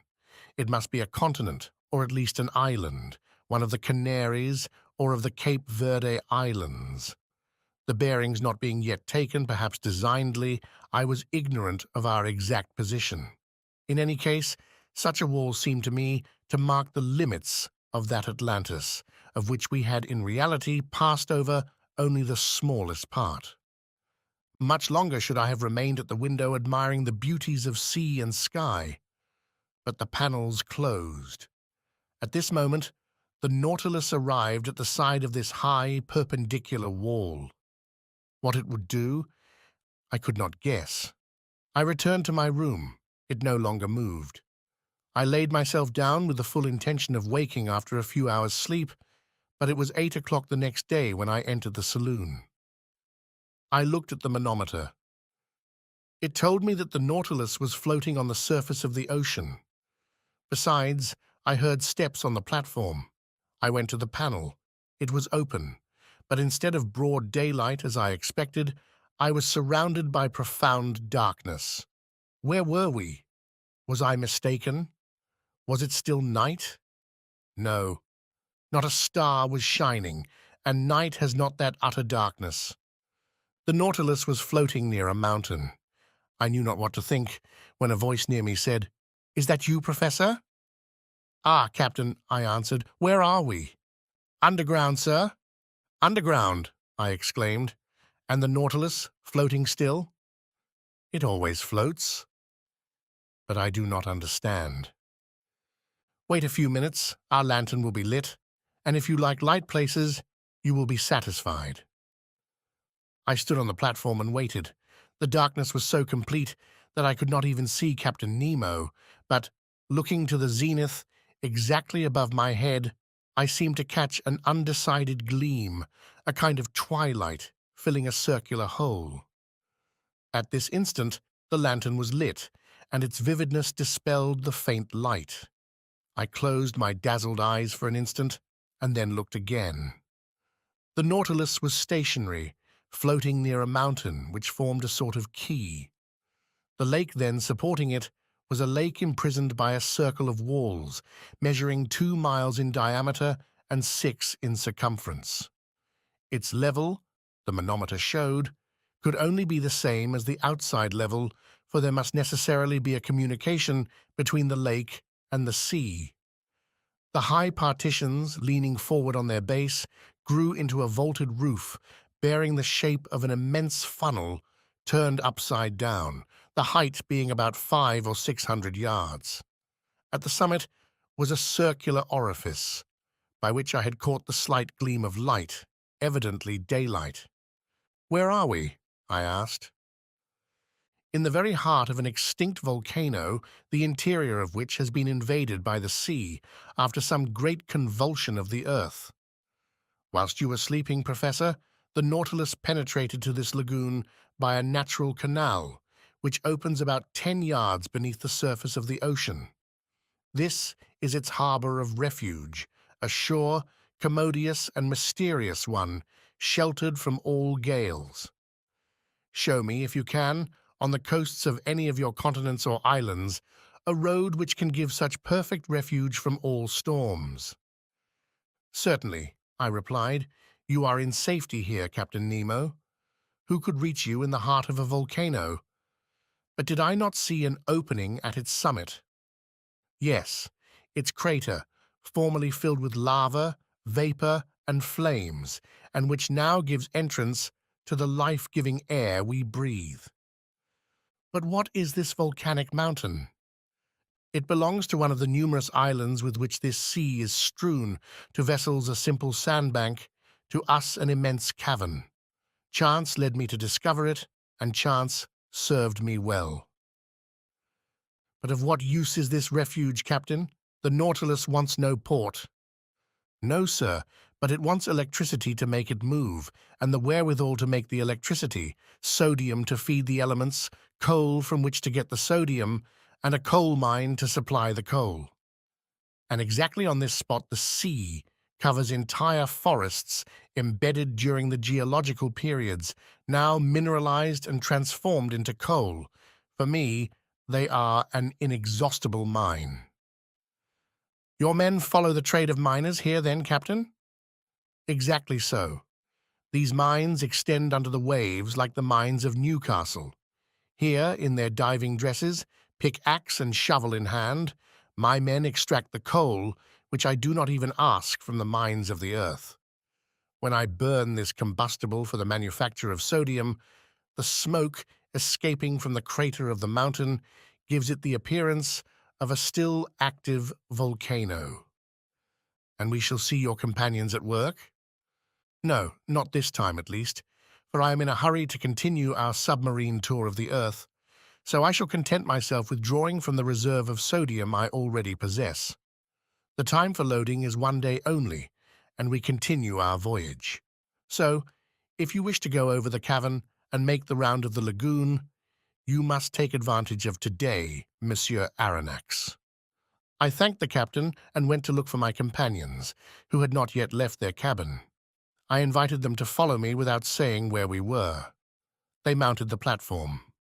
Conseil, who was astonished at nothing, seemed to look upon it as quite natural that he should wake under a mountain after having fallen asleep under the waves. But Ned Land thought of nothing but finding whether the cavern had any exit. After breakfast, about 10 o'clock, we went down onto the mountain. "Here we are, once more on land," said Conseil. "I do not call this land," said the Canadian, "and besides, we are not on it, but beneath it." Between the walls of the mountains and the waters of the lake lay a sandy shore which, at its greatest breadth, measured 500 feet. On this soil, one might easily make the tour of the lake, but the base of the high partitions was stony ground, with volcanic locks and enormous pumice stones lying in picturesque heaps. All these detached masses, covered with enamel, polished by the action of the subterraneous fires, shone resplendent by the light of our electric lantern. The mica dust from the shore, rising under our feet, flew like a cloud of sparks.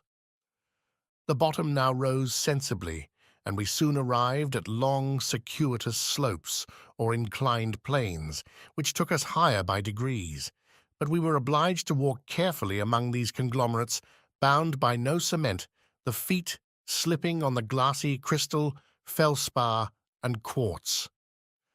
The volcanic nature of this enormous excavation was confirmed on all sides, and I pointed it out to my companions. "Picture to yourselves," said I, "what this crater must have been when filled with boiling lava, and when the level of the incandescent liquid rose to the orifice of the mountain, as though melted on the top of a hot plate." "I can picture it perfectly," said Conseil. "But, sir, will you tell me why the great architect has suspended operations, and how it is that the furnace is replaced by the quiet waters of the lake?" "Most probably, Conseil, because some convulsion beneath the ocean produced that very opening which has served as a passage for the Nautilus. Then the waters of the Atlantic rushed into the interior of the mountain. There must have been a terrible struggle between the two elements, a struggle which ended in the victory of Neptune. But many ages have run out since then, and the submerged volcano is now a peaceable grotto." "Very well," replied Ned Land. "I accept the explanation, sir, but in our own interests I regret that the opening of which you speak was not made above the level of the sea." "But, friend Ned," said Conseil, "if the passage had not been under the sea, the Nautilus could not have gone through it."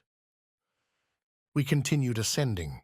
The steps became more and more perpendicular and narrow. Deep excavations, which we were obliged to cross, cut them here and there. Sloping masses had to be turned. We slid upon our knees and crawled along. But Conseil's dexterity and the Canadian's strength surmounted all obstacles. At a height of about 31 feet, the nature of the ground changed without becoming more practicable. To the conglomerate and trachyte succeeded black basalt, the first dispread in layers full of bubbles, the latter forming regular prisms, placed like a colonnade, supporting the spring of the immense vault, an admirable specimen of natural architecture. Between the blocks of basalt wound long streams of lava, long since grown cold, encrusted with bituminous rays, and in some places there were spread large carpets of sulfur. A more powerful light shone through the upper crater, shedding a vague glimmer over these volcanic depressions forever buried in the bosom of this extinguished mountain. But our upward march was soon stopped at a height of about 250 feet by impassable obstacles.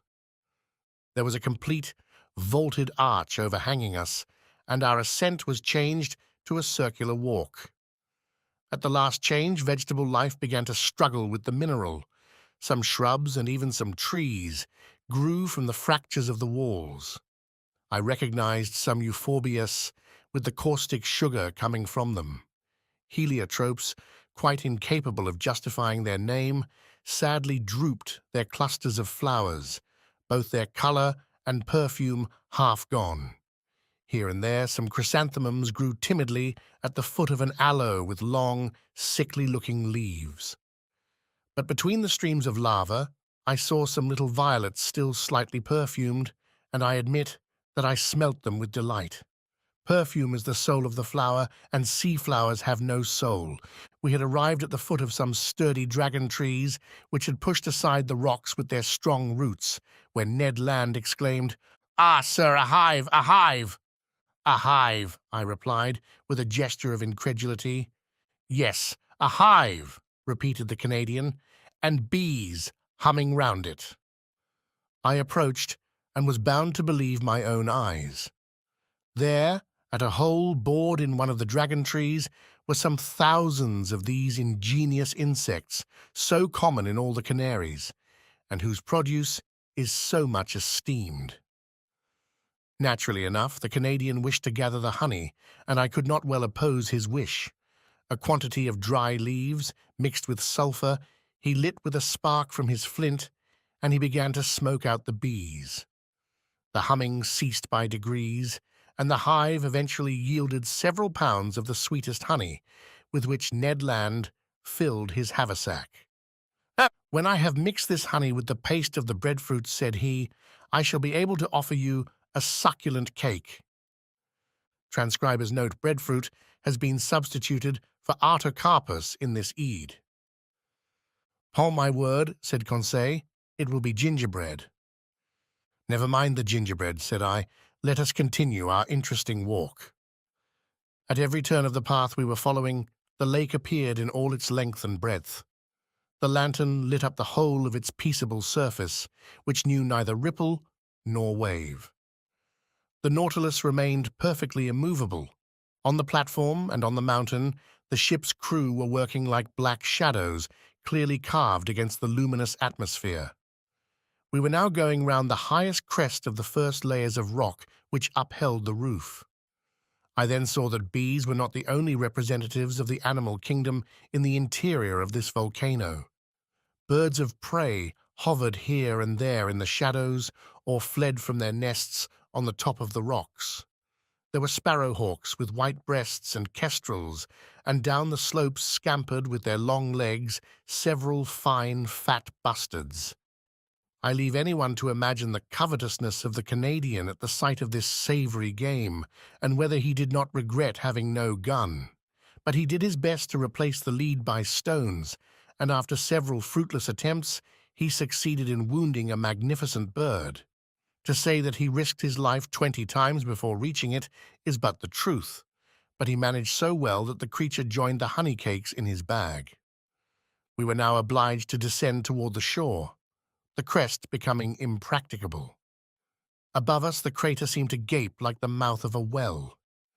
From this place the sky could be clearly seen, and clouds, dissipated by the west wind, leaving behind them, even on the summit of the mountain, their misty remnants, certain proof that they were only moderately high, for the volcano did not rise more than 800 feet above the level of the ocean. Half an hour after the Canadian's last exploit, we had regained the inner shore. Here the flora was represented by large carpets of marine crystal, a little umbelliferous plant very good to pickle, which also bears the name of pierce stone and sea fennel. Conseil gathered some bundles of it. As to the fauna, it might be counted by thousands of crustacea of all sorts, lobsters, crabs, spider crabs, chameleon shrimps, and a large number of shells, rockfish, and limpets. 3/4 of an hour later, we had finished our circuitous walk and were on board. The crew had just finished loading the sodium, and the Nautilus could have left that instant. But Captain Nemo gave no order. Did he wish to wait until night and leave the submarine passage secretly? Perhaps so. Whatever it might be, the next day the Nautilus, having left its port, steered clear of all land at a few yards beneath the waves of the Atlantic. Chapter 11. The Sargasso Sea. That day the Nautilus crossed a singular part of the Atlantic Ocean. No one can be ignorant of the existence of a current of warm water known by the name of the Gulf Stream. After leaving the Gulf of Florida, we went in the direction of Spitzbergen.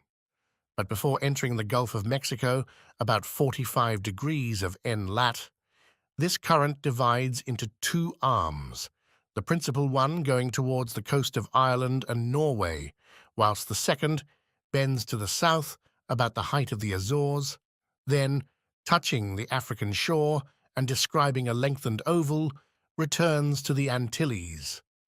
This second arm, it is rather a collar than an arm, surrounds with its circles of warm water that portion of the cold, quiet, immovable ocean called the Sargasso Sea, a perfect lake in the open Atlantic. It takes no less than 3 years for the great current to pass round it. Such was the region the Nautilus was now visiting, a perfect meadow, a close carpet of seaweed, fucus, and tropical berries, so thick and so compact that the stem of a vessel could hardly tear its way through it. And Captain Nemo, not wishing to entangle his screw in this herbaceous mass, kept some yards beneath the surface of the waves. The name Sargasso comes from the Spanish word sargazo, which signifies kelp. This kelp, or berry plant, is the principal formation of this immense bank. And this is the reason why these plants unite in the peaceful basin of the Atlantic. The only explanation which can be given, he says, seems to me to result from the experience known to all the world. Place in a vase some fragments of cork or other floating body, and give to the water in the vase a circular movement, the scattered fragments will unite in a group in the center of the liquid surface, that is to say, in the part least agitated. In the phenomenon we are considering, the Atlantic is the vase, the Gulf Stream, the circular current, and the Sargasso Sea, the central point at which the floating bodies unite. I share Maury's opinion, and I was able to study the phenomenon in the very midst where vessels rarely penetrate. Above us floated products of all kinds, heaped up among these brownish plants, trunks of trees torn from the Andes or the Rocky Mountains and floated by the Amazon or the Mississippi. Numerous wrecks, remains of keels or ships' bottoms, side planks stove in, and so weighted with shells and barnacles that they could not again rise to the surface.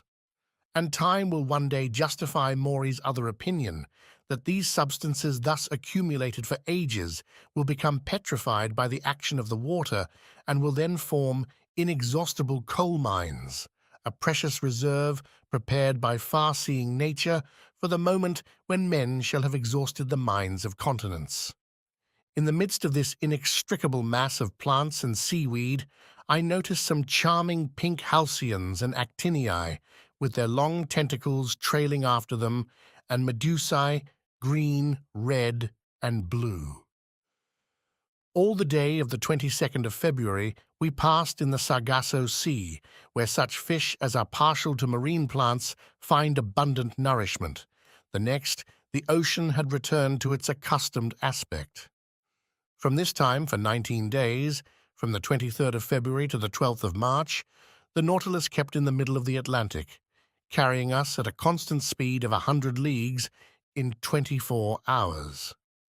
Captain Nemo evidently intended accomplishing his submarine program, and I imagine that he intended, after doubling Cape Horn, to return to the Australian seas of the Pacific. Ned Land had cause for fear. In these large seas, void of islands, we could not attempt to leave the boat, nor had we any means of opposing Captain Nemo's will. Our only course was to submit, but what we could neither gain by force nor cunning, I like to think might be obtained by persuasion. This voyage ended, would he not consent to restore our liberty under an oath never to reveal his existence? An oath of honor which we should have religiously kept. But we must consider that delicate question with the captain. But was I free to claim this liberty? Had he not himself said from the beginning, in the firmest manner, that the secret of his life exacted from him our lasting imprisonment on board the Nautilus? And would not my 4 months' silence appear to him a tacit acceptance of our situation?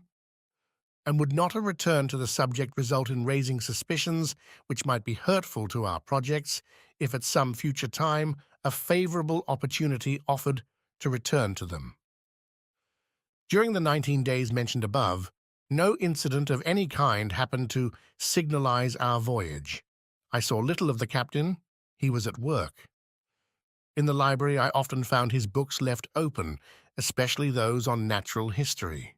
My work on submarine depths, conned over by him, was covered with marginal notes, often contradicting my theories and systems. But the captain contented himself with thus purging my work. It was very rare for him to discuss it with me. Sometimes I heard the melancholy tones of his organ, but only at night, in the midst of the deepest obscurity, when the Nautilus slept upon the deserted ocean. During this part of our voyage, we sailed whole days on the surface of the waves. The sea seemed abandoned. A few sailing vessels on the road to India were making for the Cape of Good Hope. One day we were followed by the boats of a whaler who, no doubt, took us for some enormous whale of great price. But Captain Nemo did not wish the worthy fellows to lose their time and trouble, so ended the chase by plunging under the water. Our navigation continued until the 13th of March. That day, the Nautilus was employed in taking soundings, which greatly interested me. We had then made about 13,000 leagues since our departure from the high seas of the Pacific. The bearings gave us 45 degrees 37 S lat and 37 degrees 53 W long. It was the same water in which Captain Denham of the Herald sounded 7,000 fathoms without finding the bottom. There, too, Lieutenant Parker, of the American frigate Congress, could not touch the bottom with 15,140 fathoms. Captain Nemo intended seeking the bottom of the ocean by a diagonal sufficiently lengthened by means of lateral planes placed at an angle of 45 degrees with the waterline of the Nautilus. Then the screw set to work at its maximum speed, its four blades beating the waves with indescribable force. Under this powerful pressure, the hull of the Nautilus quivered like a sonorous chord and sank regularly under the water. At 7,000 fathoms, I saw some blackish tops rising from the midst of the waters, but these summits might belong to high mountains like the Himalayas or Mont Blanc, even higher, and the depth of the abyss remained incalculable. The Nautilus descended still lower, in spite of the great pressure. I felt the steel plates tremble at the fastenings of the bolts. Its bars bent, its partitions groaned. The windows of the saloon seemed to curve under the pressure of the waters, and this firm structure would doubtless have yielded if, as its captain had said, it had not been capable of resistance like a solid block. We had attained a depth of 16,000 yards, 4 leagues, and the sides of the Nautilus then bore a pressure of 1,600 atmospheres, that is to say, 3,200 pounds, to each square 2/5 of an inch of its surface. "What a situation to be in," I exclaimed, "to overrun these deep regions where man has never trod. Look, Captain, look at these magnificent rocks, these uninhabited grottos, these lowest receptacles of the globe, where life is no longer possible. What unknown sights are here? Why should we be unable to preserve a remembrance of them?" "Would you like to carry away more than the remembrance?" said Captain Nemo. "What do you mean by those words?" "I mean to say that nothing is easier than to make a photographic view of this submarine region." I had not time to express my surprise at this new proposition when, at Captain Nemo's call, an objective was brought into the saloon. Through the widely opened panel, the liquid mass was bright with electricity, which was distributed with such uniformity that not a shadow, not a gradation, was to be seen in our manufactured light. The Nautilus remained motionless, the force of its screws subdued by the inclination of its planes. The instrument was propped on the bottom of the oceanic sight, and in a few seconds we had obtained a perfect negative. But the operation being over, Captain Nemo said, "Let us go up. We must not abuse our position nor expose the Nautilus too long to such great pressure." "Go up again," I exclaimed. "Hold well on." I had not time to understand why the captain cautioned me thus when I was thrown forward onto the carpet. At a signal from the captain, its screw was shipped and its blades raised vertically. The Nautilus shot into the air like a balloon, rising with stunning rapidity and cutting the mass of waters with a sonorous agitation. Nothing was visible, and in 4 minutes it had shot through the 4 leagues which separated it from the ocean, and after emerging like a flying fish, fell, making the waves rebound to an enormous height. Chapter 12. Cachalots and Whales. During the nights of the 13th and 14th of March, the Nautilus returned to its southerly course. I fancied that, when on a level with Cape Horn, he would turn the helm westward in order to beat the Pacific seas and so complete the tour of the world. He did nothing of the kind, but continued on his way to the southern regions. Where was he going to? To the pole? It was madness. I began to think that the captain's temerity justified Ned Land's fears. For some time past, the Canadian had not spoken to me of his projects of flight. He was less communicative, almost silent.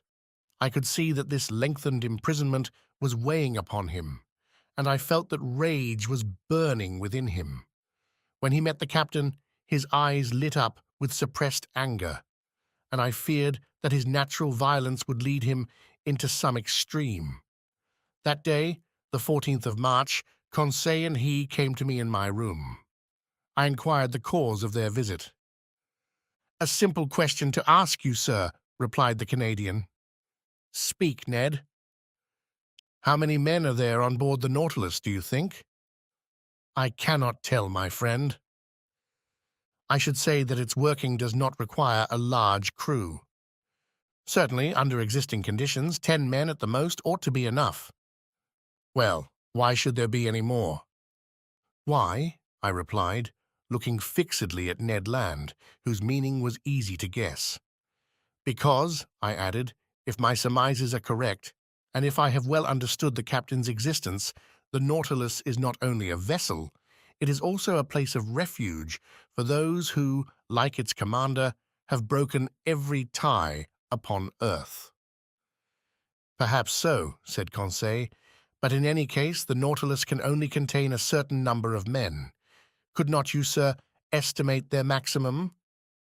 "How, Conseil?" "By calculation. Given the size of the vessel, which you know, sir, and consequently the quantity of air it contains, knowing also how much each man expends at a breath, and comparing these results with the fact that the Nautilus is obliged to go to the surface every 24 hours. Conseil had not finished the sentence before I saw what he was driving at. "I understand," said I, "but that calculation, though simple enough, can give but a very uncertain result." "Never mind," said Ned Land urgently. "Here it is, then," said I. "In 1 hour, each man consumes the oxygen contained in 20 gallons of air, and in 24, that contained in 480 gallons. We must therefore find how many times 480 gallons of air the Nautilus contains." "Just so," said Conseil. "Or," I continued, "the size of the Nautilus being 1,500 tons, and 1 ton holding 200 gallons, it contains 300,000 gallons of air, which, divided by 480, gives a quotient of 625, which means to say, strictly speaking, that the air contained in the Nautilus would suffice for 625 men for 24 hours. 625, repeated Ned. "But remember that all of us, passengers, sailors, and officers included, would not form a 10th part of that number." Still too many for 3 men, murmured Conseil. The Canadian shook his head, passed his hand across his forehead, and left the room without answering. "Will you allow me to make one observation, sir?" said Conseil. "Poor Ned is longing for everything that he cannot have. His past life is always present to him. Everything that we are forbidden, he regrets. His head is full of old recollections, and we must understand him. What has he to do here? Nothing.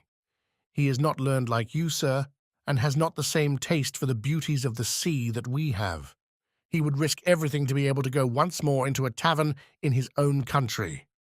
Certainly the monotony on board must seem intolerable to the Canadian, accustomed as he was to a life of liberty and activity. Events were rare which could rouse him to any show of spirit. But that day, an event did happen which recalled the bright days of the harpooner. About 11 in the morning, being on the surface of the ocean, the Nautilus fell in with a troop of whales, an encounter which did not astonish me, knowing that these creatures, hunted to death, had taken refuge in high latitudes. We were seated on the platform with a quiet sea. The month of October in those latitudes gave us some lovely autumnal days. It was the Canadian, he could not be mistaken, who signaled a whale on the eastern horizon. Looking attentively, one might see its black back rise and fall with the waves 5 miles from the Nautilus. "Ah!" exclaimed Ned Land. "If I was on board a whaler, now such a meeting would give me pleasure. It is one of large size. See with what strength its blowholes throw up columns of air and steam. Confound it, why am I bound to these steel plates?" "What, Ned?" said I. "You have not forgotten your old ideas of fishing?" "Can a whale fisher ever forget his old trade, sir? Can he ever tire of the emotions caused by such a chase?" "You have never fished in these seas, Ned." "Never, sir. In the northern only, and as much in Bering as in Davis Straits." "Then the southern whale is still unknown to you. It is the Greenland whale you have hunted up to this time, and that would not risk passing through the warm waters of the equator. Whales are localized, according to their kinds, in certain seas which they never leave. And if one of these creatures went from Bering to Davis Straits, it must be simply because there is a passage from one sea to the other, either on the American or the Asiatic side. In that case, as I have never fished in these seas, I do not know the kind of whale frequenting them." "I have told you, Ned." "A greater reason for making their acquaintance," said Conseil. "Look, look!" exclaimed the Canadian. "They approach. They aggravate me. They know that I cannot get at them." Ned stamped his feet. His hand trembled as he grasped an imaginary harpoon. "Are these cetaceans as large as those of the northern seas?" asked he. "Very nearly, Ned." "Because I have seen large whales, sir. Whales measuring 100 feet. I have even been told that those of Hullamock and Umgallick of the Aleutian Islands are sometimes 150 feet long." "That seems to me exaggeration. These creatures are only balaeopterans, provided with dorsal fins, and like the cachalots, are generally much smaller than the Greenland whale."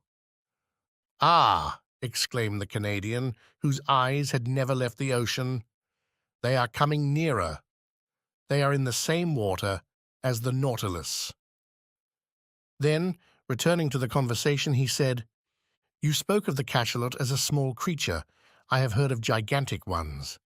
They are intelligent cetacea. It is said of some that they cover themselves with seaweed and fucus and then are taken for islands. People encamp upon them and settle there, lights a fire." "And build houses," said Conseil. "Yes, Joker," said Ned Land, "and one fine day the creature plunges, carrying with it all the inhabitants to the bottom of the sea."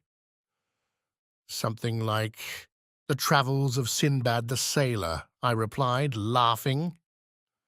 "Ah!" suddenly exclaimed Ned Land, "it is not one whale. There are 10. There are 20.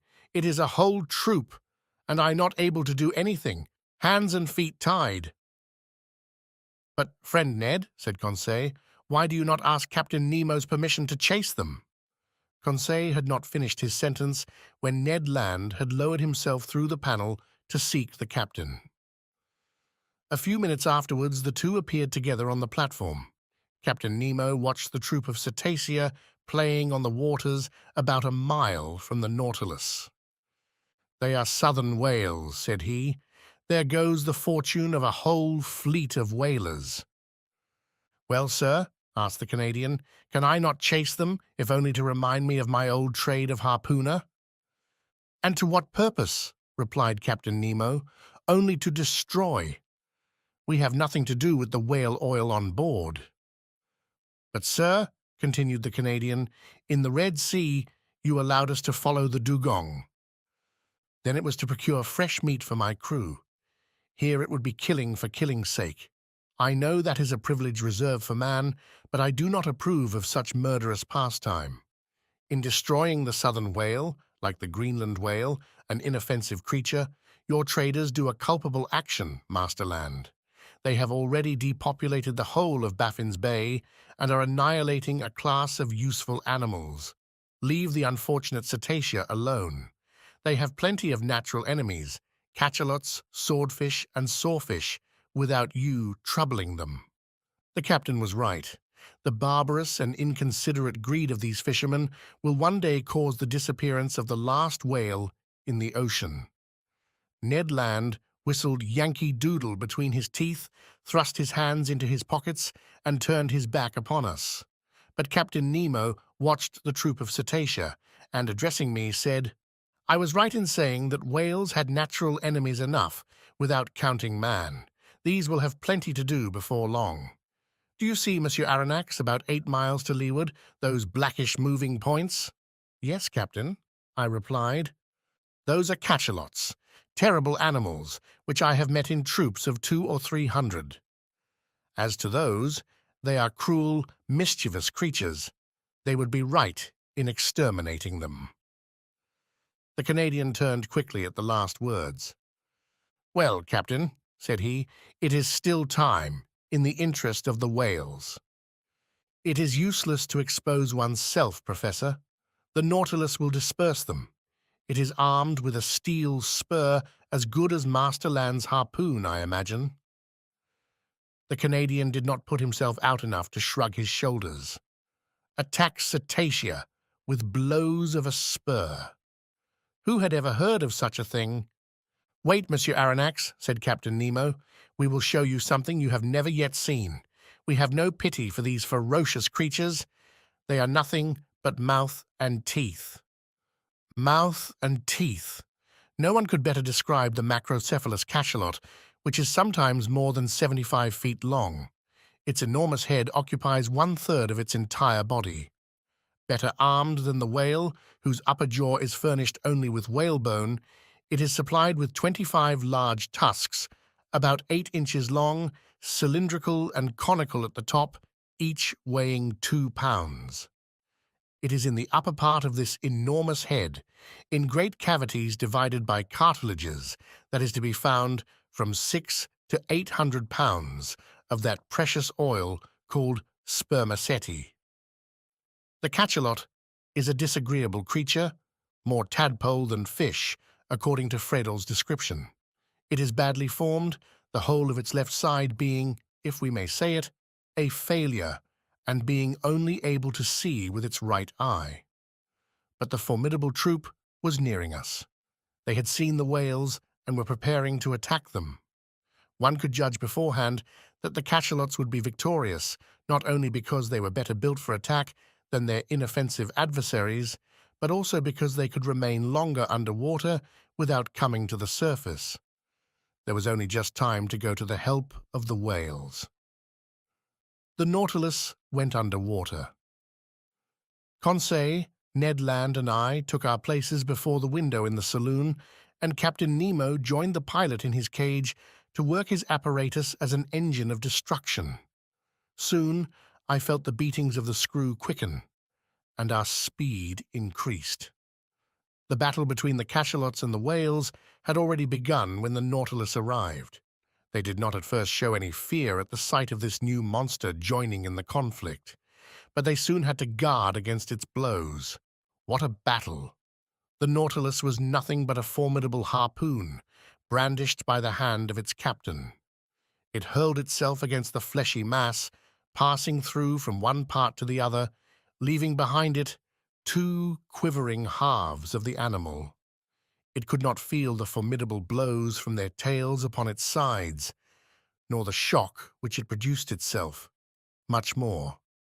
One cachalot killed, it ran at the next, tacked on the spot that it might not miss its prey, going forwards and backwards, answering to its helm, plunging when the cetacean dived into the deep waters, coming up with it when it returned to the surface, striking it front or sideways, cutting or tearing in all directions and at any pace, piercing it with its terrible spur.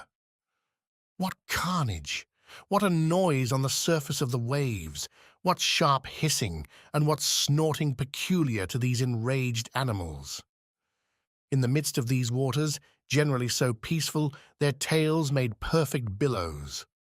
For 1 hour, this wholesale massacre continued, from which the cachalots could not escape.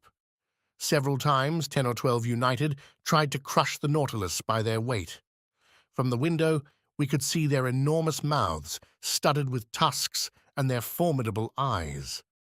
Ned Land could not contain himself. He threatened and swore at them. We could feel them clinging to our vessel like dogs worrying a wild boar in a copse. But the Nautilus, working its screw, carried them here and there, or to the upper levels of the ocean, without caring for their enormous weight, nor the powerful strain on the vessel. At length, the mass of cachalots broke up. The waves became quiet, and I felt that we were rising to the surface. The panel opened, and we hurried on to the platform. The sea was covered with mutilated bodies. A formidable explosion could not have divided and torn this fleshy mass with more violence. We were floating amid gigantic bodies, bluish on the back and white underneath, covered with enormous protuberances. Some terrified cachalots were flying towards the horizon. The waves were dyed red for several miles, and the Nautilus floated in a sea of blood. Captain Nemo joined us. "Well, Master Land," said he. "Well, sir," replied the Canadian, whose enthusiasm had somewhat calmed. "It is a terrible spectacle, certainly, but I am not a butcher. I am a hunter, and I call this a butchery." "It is a massacre of mischievous creatures," replied the captain, "and the Nautilus is not a butcher's knife." "I like my harpoon better," said the Canadian. "Everyone to his own," answered the captain, looking fixedly at Ned Land. I feared he would commit some act of violence which would end in sad consequences. But his anger was turned by the sight of a whale which the Nautilus had just come up with. The creature had not quite escaped from the cachalot's teeth. I recognized the southern whale by its flat head, which is entirely black. Anatomically, it is distinguished from the white whale and the North Cape whale by the 7 cervical vertebrae, and it has 2 more ribs than its congeners. The unfortunate cetacean was lying on its side, riddled with holes from the bites, and quite dead. From its mutilated fin still hung a young whale which it could not save from the massacre. Its open mouth let the water flow in and out, murmuring like the waves breaking on the shore. Captain Nemo steered close to the corpse of the creature. 2 of his men mounted its side, and I saw, not without surprise, that they were drawing from its breasts all the milk which they contained, that is to say, about 2 or 3 tons. The captain offered me a cup of the milk, which was still warm. I could not help showing my repugnance to the drink, but he assured me that it was excellent, and not to be distinguished from cow's milk. I tasted it, and was of his opinion. It was a useful reserve to us, for in the shape of salt butter or cheese, it would form an agreeable variety from our ordinary food. From that day, I noticed with uneasiness that Ned Land's ill will towards Captain Nemo increased, and I resolved to watch the Canadian's gestures closely. Chapter 13.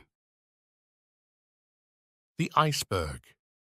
The Nautilus was steadily pursuing its southerly course, following the 50th meridian with considerable speed. Did he wish to reach the pole? I did not think so, for every attempt to reach that point had hitherto failed. Again, the season was far advanced, for in the Antarctic regions, the 13th of March corresponds with the 13th of September of northern regions, which begin at the equinoctial season. On the 14th of March, I saw floating ice in latitude 55 degrees, merely pale bits of debris from 20 to 25 feet long, forming banks over which the sea curled. The Nautilus remained on the surface of the ocean. Ned Land, who had fished in the Arctic seas, was familiar with its icebergs, but Conseil and I admired them for the first time. In the atmosphere towards the southern horizon stretched a white, dazzling band. English whalers have given it the name of ice blink. However thick the clouds may be, it is always visible and announces the presence of an ice pack or bank. Accordingly, larger blocks soon appeared, whose brilliancy changed with the caprices of the fog.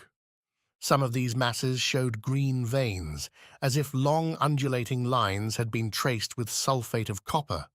Others resembled enormous amethysts, with the light shining through them. Some reflected the light of day upon 1,000 crystal facets. Others, shaded with vivid calcareous reflections, resembled a perfect town of marble. The more we neared the south, the more these floating islands increased, both in number and importance.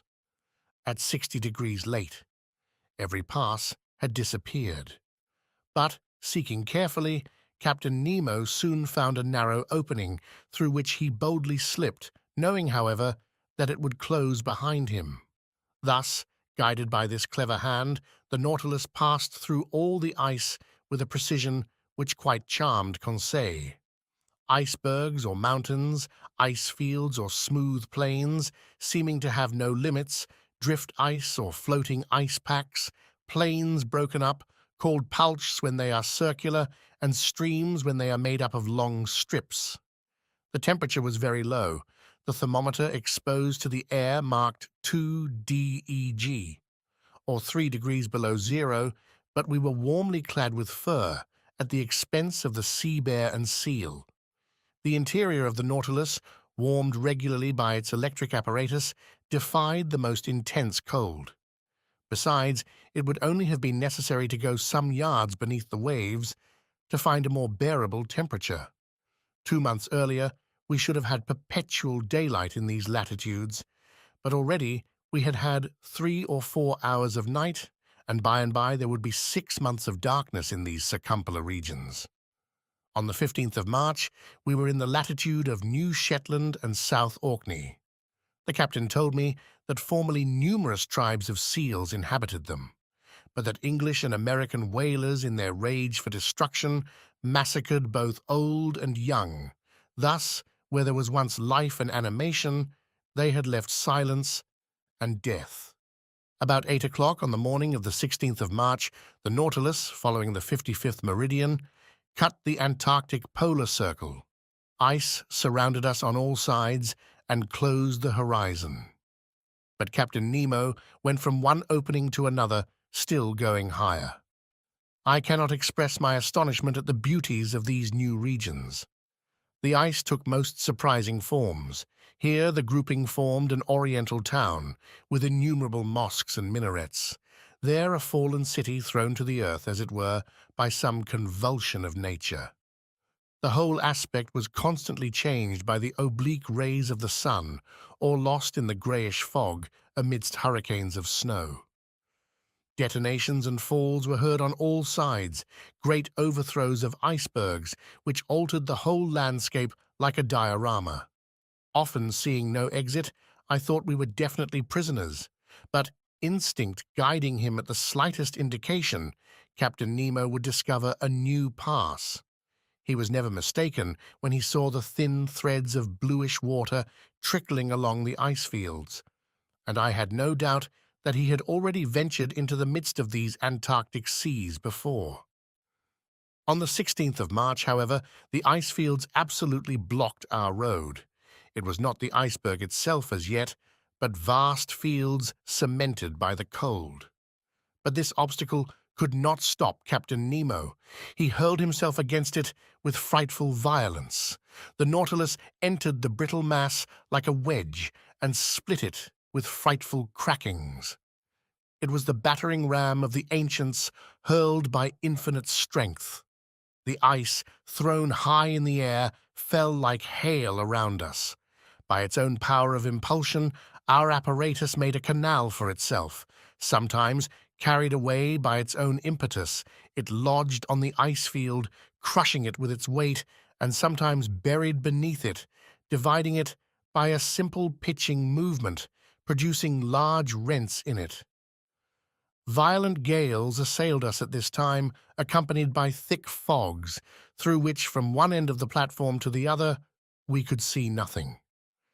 The wind blew sharply from all parts of the compass, and the snow lay in such hard heaps that we had to break it with blows of a pickaxe.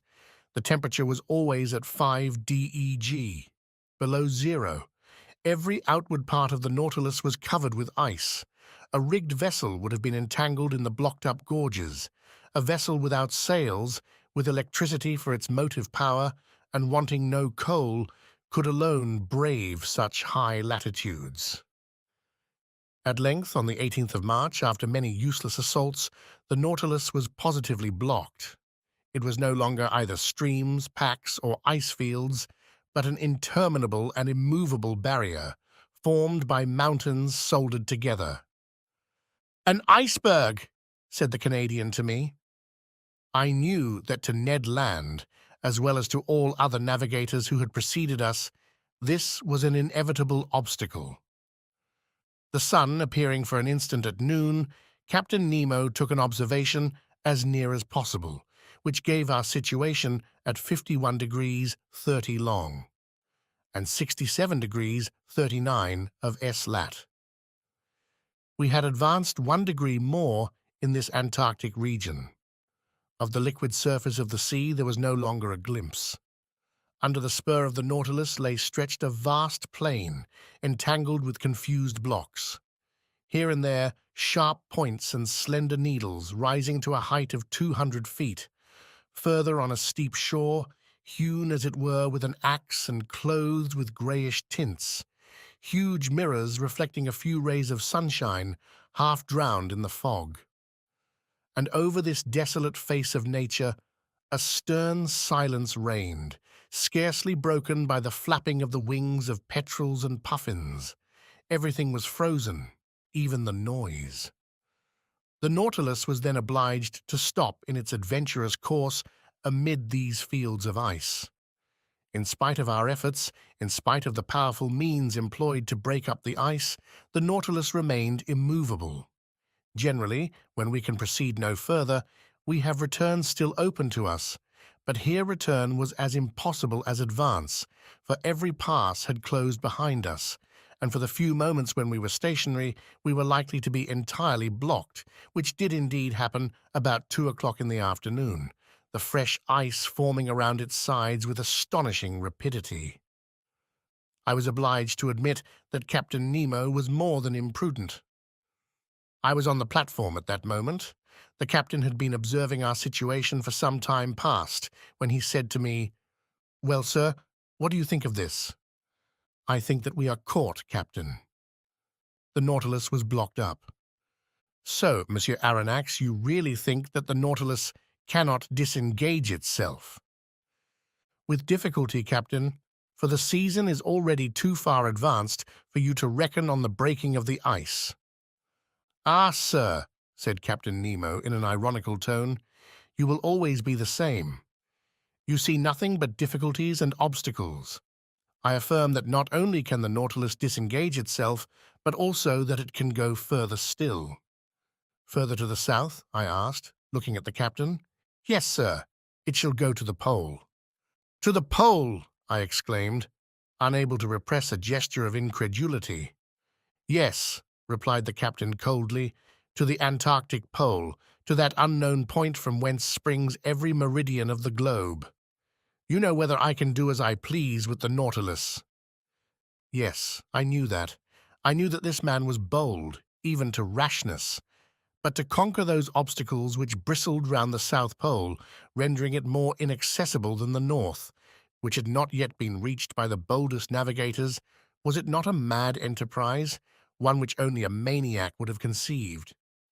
It then came into my head to ask Captain Nemo if he had ever discovered that pole which had never yet been trodden by a human creature. No, sir, he replied, but we will discover it together. Where others have failed, I will not fail. I have never yet led my Nautilus so far into southern seas, but I repeat, it shall go further yet. I can well believe you, Captain, said I in a slightly ironical tone. I believe you. Let us go ahead. There are no obstacles for us. Let us smash this iceberg. Let us blow it up. And if it resists, let us give the Nautilus wings to fly over it. Over it, sir, said Captain Nemo quietly. No, not over it, but under it. Under it, I exclaimed, a sudden idea of the captain's projects flashing upon my mind. I understood. The wonderful qualities of the Nautilus were going to serve us in this superhuman enterprise. I see we are beginning to understand one another, sir, said the captain, half smiling. You begin to see the possibility, I should say the success, of this attempt. That which is impossible for an ordinary vessel is easy to the Nautilus. If a continent lies before the pole, it must stop before the continent. But if, on the contrary, the pole is washed by open sea, it will go even to the pole. Certainly, said I, carried away by the captain's reasoning. If the surface of the sea is solidified by the ice, the lower depths are free by the providential law which has placed the maximum of density of the waters of the ocean 1 degree higher than freezing point. And, if I am not mistaken, the portion of this iceberg which is above the water is as 1 to 4 to that which is below. Very nearly, sir. For 1 foot of iceberg above the sea, there are 3 below it. If these ice mountains are not more than 300 feet above the surface, they are not more than 900 beneath. And what are 900 feet to the Nautilus? Nothing, sir. It could even seek at greater depths that uniform temperature of seawater, and there brave with impunity the 30 or 40 degrees of surface cold. Just so, sir, just so, I replied, getting animated. The only difficulty, continued Captain Nemo, is that of remaining several days without renewing our provision of air. Is that all? The Nautilus has vast reservoirs.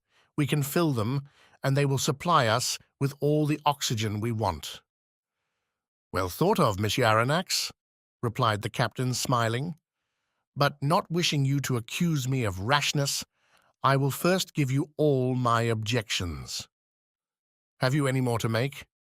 Only one.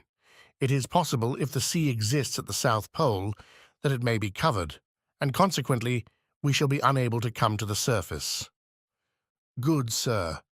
But do you forget that the Nautilus is armed with a powerful spur, and could we not send it diagonally against these fields of ice, which would open at the shocks?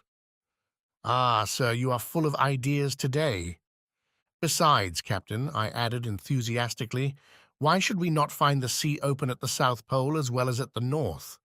The frozen poles of the earth do not coincide either in the southern or in the northern regions, and, until it is proved to the contrary, we may suppose either a continent or an ocean free from ice at these 2 points of the globe. I think so too, Monsieur Aronnax, replied Captain Nemo. I only wish you to observe that, after having made so many objections to my project, you are now crushing me with arguments in its favor.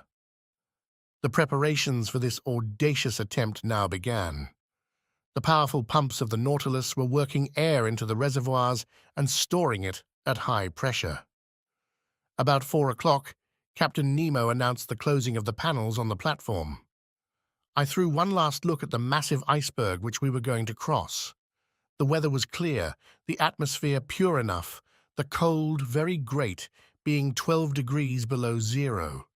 But the wind having gone down, this temperature was not so unbearable. About 10 men mounted the sides of the Nautilus, armed with pickaxes to break the ice around the vessel, which was soon free. The operation was quickly performed, for the fresh ice was still very thin. We all went below. The usual reservoirs were filled with the newly liberated water, and the Nautilus soon descended. I had taken my place with Conseil in the saloon. Through the open window we could see the lower beds of the Southern Ocean. The thermometer went up. The needle of the compass deviated on the dial. At about 900 feet, as Captain Nemo had foreseen, we were floating beneath the undulating bottom of the iceberg. But the Nautilus went lower still. It went to the depth of 400 fathoms. The temperature of the water at the surface showed 12 degrees. It was now only 10. We had gained 2. I need not say the temperature of the Nautilus was raised by its heating apparatus to a much higher degree. Every maneuver was accomplished with wonderful precision. "We shall pass it, if you please, sir," said Conseil. "I believe we shall," I said, in a tone of firm conviction. In this open sea, the Nautilus had taken its course direct to the pole, without leaving the 52nd meridian. From 67 degrees 30 to 90 DEG, 22 degrees and a half of latitude remained to travel, that is, about 500 leagues. The Nautilus kept up a mean speed of 26 miles an hour, the speed of an express train. If that was kept up, in 40 hours we should reach the pole. For a part of the night, the novelty of the situation kept us at the window. The sea was lit with the electric lantern, but it was deserted. Fishes did not sojourn in these imprisoned waters. They only found there a passage to take them from the Antarctic Ocean to the open polar sea. Our pace was rapid. We could feel it by the quivering of the long steel body. About 2 in the morning, I took some hours' repose, and Conseil did the same. In crossing the waist, I did not meet Captain Nemo. I supposed him to be in the pilot's cage. The next morning, the 19th of March, I took my post once more in the saloon. The electric log told me that the speed of the Nautilus had been slackened. It was then going towards the surface, but prudently emptying its reservoirs very slowly. My heart beat fast. Were we going to emerge and regain the open polar atmosphere? No. A shock told me that the Nautilus had struck the bottom of the iceberg, still very thick, judging from the deadened sound. We had indeed struck, to use a sea expression, but in an inverse sense, and at 1,000 feet deep. This would give 3,000 feet of ice above us, 1,000 being above the watermark. The iceberg was then higher than at its borders, not a very reassuring fact. Several times that day the Nautilus tried again, and every time it struck the wall which lay like a ceiling above it. Sometimes it met with but 900 yards, only 200 of which rose above the surface. It was twice the height it was when the Nautilus had gone under the waves. I carefully noted the different depths, and thus obtained a submarine profile of the chain as it was developed under the water. That night, no change had taken place in our situation. Still ice between 400 and 500 yards in depth. It was evidently diminishing, but still, what a thickness between us and the surface of the ocean. It was then 8. According to the daily custom on board the Nautilus, its air should have been renewed 4 hours ago, but I did not suffer much, although Captain Nemo had not yet made any demand upon his reserve of oxygen. My sleep was painful that night. Hope and fear besieged me by turns. I rose several times. The groping of the Nautilus continued. About 3 in the morning, I noticed that the lower surface of the iceberg was only about 50 feet deep. 150 feet now separated us from the surface of the waters. The iceberg was by degrees becoming an ice field, the mountain a plain. My eyes never left the manometer. We were still rising diagonally to the surface, which sparkled under the electric rays.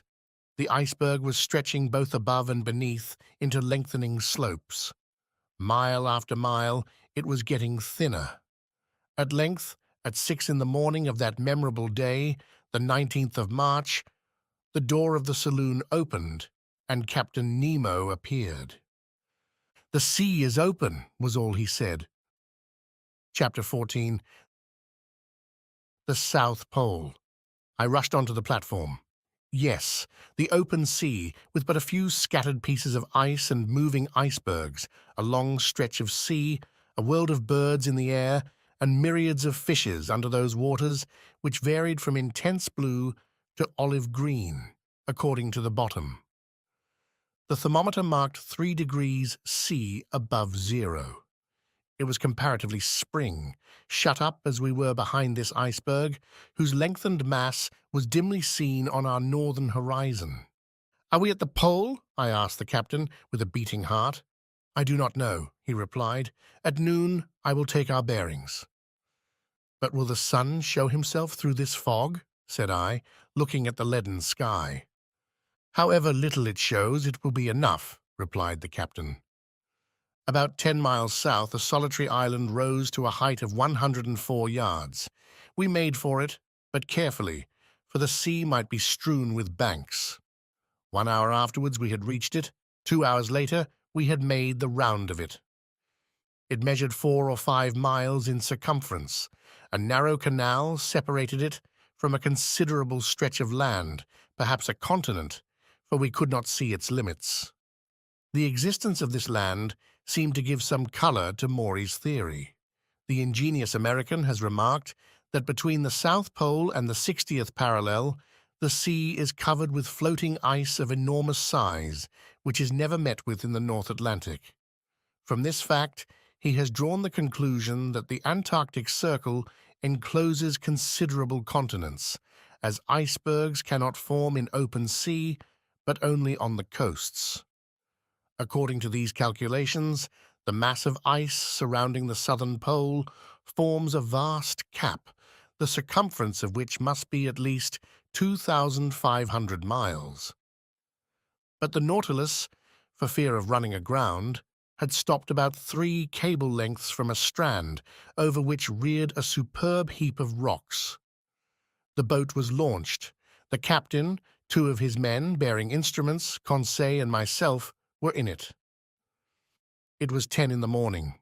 I had not seen Ned Land. Doubtless the Canadian did not wish to admit the presence of the South Pole. A few strokes of the oar brought us to the sand, where we ran ashore. Conseil was going to jump onto the land when I held him back. "Sir," said I to Captain Nemo, "to you belongs the honor of first setting foot on this land." "Yes, sir," said the captain, "and if I do not hesitate to tread this South Pole, it is because, up to this time, no human being has left a trace there." Saying this, he jumped lightly onto the sand. His heart beat with emotion. He climbed a rock, sloping to a little promontory, and there, with his arms crossed, mute and motionless, and with an eager look, he seemed to take possession of these southern regions. After 5 minutes passed in this ecstasy, he turned to us. "When you like, sir." I landed, followed by Conseil, leaving the 2 men in the boat. For a long way, the soil was composed of a reddish, sandy stone, something like crushed brick, scoriae, streams of lava, and pumice stones. One could not mistake its volcanic origin. In some parts, slight curls of smoke emitted a sulphurous smell, proving that the internal fires had lost nothing of their expansive powers, though, having climbed a high acclivity, I could see no volcano for a radius of several miles. We know that in those Antarctic countries, James Ross found 2 craters, the Erebus and Terror, in full activity on the 167th meridian, latitude 77 degrees 32. The vegetation of this desolate continent seemed to me much restricted. Some lichens lay upon the black rocks, some microscopic plants, rudimentary diatomas, a kind of cells placed between two quartz shells, long purple and scarlet weed, supported on little swimming bladders which the breaking of the waves brought to the shore. These constituted the meager flora of this region. The shore was strewn with mollusks, little mussels and limpets. I also saw myriads of northern Cleos, 1¼ inches long, of which a whale would swallow a whole world at a mouthful, and some perfect sea butterflies animating the waters on the skirts of the shore. There appeared on the high bottoms some coral shrubs, of the kind which, according to James Ross, live in the Antarctic seas to the depth of more than 1,000 yards. Then there were little kingfishers and starfish studding the soil, but where life abounded, most was in the air. There thousands of birds fluttered and flew of all kinds, deafening us with their cries. Others crowded the rock, looking at us as we passed by without fear and pressing familiarly close by our feet. There were penguins, so agile in the water, heavy and awkward as they are on the ground. They were uttering harsh cries, a large assembly, sober in gesture, but extravagant in clamour. Albatrosses passed in the air, the expanse of their wings being at least 4.5 yards, and justly called the vultures of the ocean, some gigantic petrels, and some damias, a kind of small duck, the underpart of whose body is black and white. Then there were a whole series of petrels, some whitish with brown-bordered wings, others blue, peculiar to the Antarctic seas, and so oily, as I told Conseil, that the inhabitants of the Faroe Islands had nothing to do before lighting them but to put a wick in. "A little more," said Conseil, "and they would be perfect lamps. After that, we cannot expect nature to have previously furnished them with wicks." About 1/2 mile farther on the soil was riddled with ruffs' nests, a sort of laying ground, out of which many birds were issuing. Captain Nemo had some hundreds hunted. They uttered a cry like the braying of an ass, were about the size of a goose, slate color on the body, white beneath, with a yellow line round their throats. They allowed themselves to be killed with a stone, never trying to escape. But the fog did not lift, and at 11 the sun had not yet shown itself. Its absence made me uneasy. Without it, no observations were possible. How then could we decide whether we had reached the pole? When I rejoined Captain Nemo, I found him leaning on a piece of rock, silently watching the sky. He seemed impatient and vexed. But what was to be done? This rash and powerful man could not command the sun as he did the sea. Noon arrived without the orb of day showing itself for an instant. We could not even tell its position behind the curtain of fog. And soon the fog turned to snow. "Till tomorrow," said the captain quietly, and we returned to the Nautilus amid these atmospheric disturbances. The tempest of snow continued till the next day. It was impossible to remain on the platform. From the saloon, where I was taking notes of incidents happening during this excursion to the polar continent, I could hear the cries of petrels and albatrosses sporting in the midst of this violent storm. The Nautilus did not remain motionless, but skirted the coast, advancing 10 miles more to the south in the half-light left by the sun as it skirted the edge of the horizon. The next day, the 20th of March, the snow had ceased. The cold was a little greater, the thermometer showing 2 degrees below zero. The fog was rising, and I hoped that that day our observations might be taken. Captain Nemo not having yet appeared, the boat took Conseil and myself to land. The soil was still of the same volcanic nature. Everywhere were traces of lava, scoriae, and basalt. But the crater which had vomited them I could not see. Here, as lower down, this continent was alive with myriads of birds. But their rule was now divided with large troops of sea mammals, looking at us with their soft eyes. There were several kinds of seals, some stretched on the earth, some on flakes of ice, many going in and out of the sea. They did not flee at our approach, never having had anything to do with man, and I reckoned that there were provisions there for hundreds of vessels. "Sir," said Conseil, "will you tell me the names of these creatures?" "They are seals and morses." It was now 8 in the morning. 4 hours remained to us before the sun could be observed with advantage. I directed our steps towards a vast bay cut in the steep granite shore. There, I can aver that earth and ice were lost to sight by the numbers of sea mammals covering them, and I involuntarily sought for old Proteus, the mythological shepherd who watched these immense flocks of Neptune.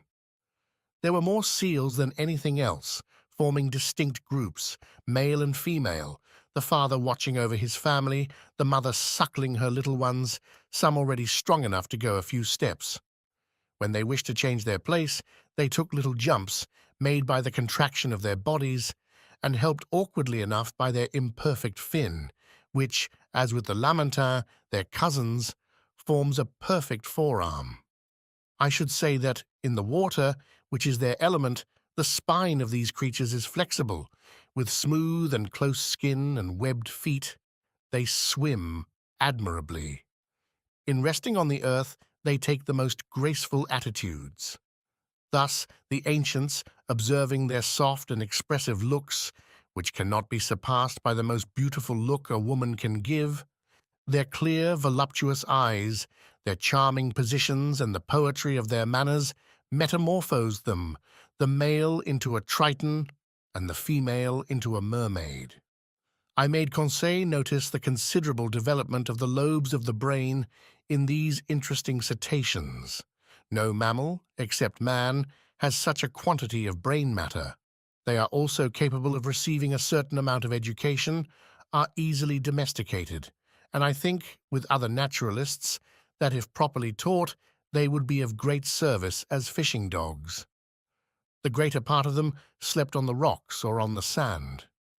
Amongst these seals, properly so called, which have no external ears, in which they differ from the otter, whose ears are prominent, I noticed several varieties of seals about 3 yards long, with a white coat, bulldog heads, armed with teeth in both jaws, 4 incisors at the top and 4 at the bottom, and 2 large canine teeth in the shape of a fleur-de-lis. Amongst them glided sea elephants, a kind of seal with short, flexible trunks. The giants of this species measured 20 feet round and 10 yards and a half in length, but they did not move as we approached. "These creatures are not dangerous?" asked Conseil. "No, not unless you attack them. When they have to defend their young, their rage is terrible, and it is not uncommon for them to break the fishing boats to pieces." "They are quite right," said Conseil. "I do not say they are not." 2 miles farther on, we were stopped by the promontory which shelters the bay from the southerly winds. Beyond it, we heard loud bellowings, such as a troop of ruminants would produce. "Good," said Conseil. "A concert of bulls." "No, a concert of morses. They are fighting. They are either fighting or playing." We now began to climb the blackish rocks amid unforeseen stumbles and over stones which the ice made slippery. More than once I rolled over at the expense of my loins.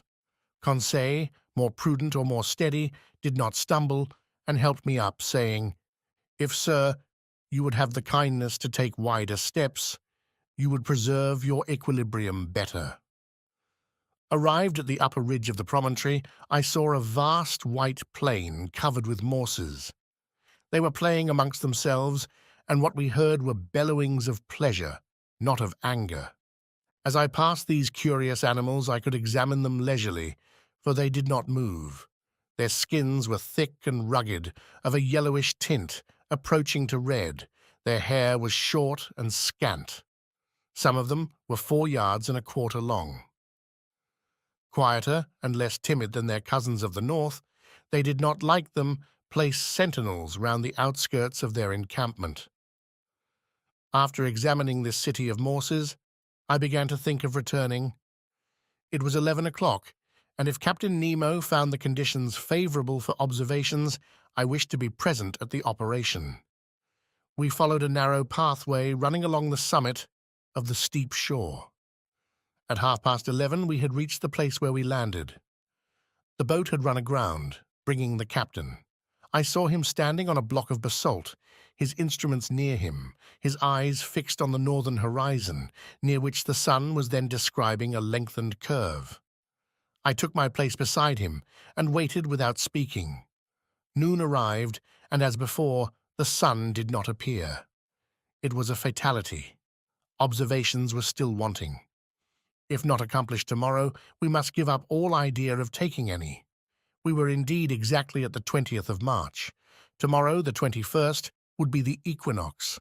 The sun would disappear behind the horizon for 6 months, and with its disappearance, the long polar night would begin. Since the September equinox, it had emerged from the northern horizon, rising by lengthened spirals up to the 21st of December. At this period, the summer solstice of the northern regions, it had begun to descend, and tomorrow was to shed its last rays upon them. I communicated my fears and observations to Captain Nemo. "You are right, Monsieur Aronnax," said he. "If tomorrow I cannot take the altitude of the sun, I shall not be able to do it for 6 months. But precisely because chance has led me into these seas on the 21st of March, my bearings will be easy to take if at 12 we can see the sun." "Why, Captain?" "Because then the orb of day described such lengthened curves that it is difficult to measure exactly its height above the horizon, and grave errors may be made with instruments." "What will you do then?" "I shall only use my chronometer," replied Captain Nemo. "If tomorrow, the 21st of March, the disk of the sun, allowing for refraction, is exactly cut by the northern horizon, it will show that I am at the South Pole." "Just so," said I. "But this statement is not mathematically correct, because the equinox does not necessarily begin at noon." "Very likely, sir, but the error will not be 100 yards, and we do not want more. Till tomorrow, then." Captain Nemo returned on board. Conseil and I remained to survey the shore, observing and studying until 5 o'clock. Then I went to bed, not, however, without invoking, like the Indian, the favor of the radiant orb. The next day, the 21st of March, at 5 in the morning, I mounted the platform. I found Captain Nemo there. "The weather is lightening a little," said he. "I have some hope. After breakfast, we will go on shore and choose a post for observation." That point settled, I sought Ned Land. I wanted to take him with me, but the obstinate Canadian refused, and I saw that his taciturnity and his bad humor grew day by day. After all, I was not sorry for his obstinacy under the circumstances. Indeed, there were too many seals on shore, and we ought not to lay such temptation in this unreflecting fisherman's way. Breakfast over, we went on shore. The Nautilus had gone some miles further up in the night. It was a whole league from the coast, above which reared a sharp peak about 500 yards high. The boat took with me Captain Nemo, 2 men of the crew, and the instruments, which consisted of a chronometer, a telescope, and a barometer. While crossing, I saw numerous whales belonging to the 3 kinds peculiar to the southern seas: the whale, or the English right whale, which has no dorsal fin; the humpback, with reeved chest and large whitish fins, which, in spite of its name, do not form wings; and the finback of a yellowish-brown, the liveliest of all the cetacea. This powerful creature is heard a long way off when he throws to a great height columns of air and vapor which look like whirlwinds of smoke. These different mammals were disporting themselves in troops in the quiet waters, and I could see that this basin of the Antarctic pole serves as a place of refuge to the cetacea too closely tracked by the hunters. I also noticed large medusae floating between the reeds, At 9 we landed. The sky was brightening, the clouds were flying to the south, and the fog seemed to be leaving the cold surface of the waters. Captain Nemo went towards the peak, which he doubtless meant to be his observatory. It was a painful ascent over the sharp lava and the pumice stones, in an atmosphere often impregnated with a sulphurous smell from the smoking cracks. For a man unaccustomed to walk on land, the captain climbed the steep slopes with an agility I never saw equaled and which a hunter would have envied. We were 2 hours getting to the summit of this peak, which was half porphyry and half basalt. From thence we looked upon a vast sea which, towards the north, distinctly traced its boundary line upon the sky. At our feet lay fields of dazzling whiteness. Over our heads a pale azure, free from fog. To the north, the disk of the sun seemed like a ball of fire, already horned by the cutting of the horizon. From the bosom of the water rose sheaves of liquid jets by hundreds. In the distance lay the Nautilus like a cetacean asleep on the water. Behind us, to the south and east, an immense country and a chaotic heap of rocks and ice, the limits of which were not visible. On arriving at the summit, Captain Nemo carefully took the mean height of the barometer, for he would have to consider that in taking his observations. At 11:45, the sun, then seen only by refraction, looked like a golden disk shedding its last rays upon this deserted continent and seas which never man had yet ploughed.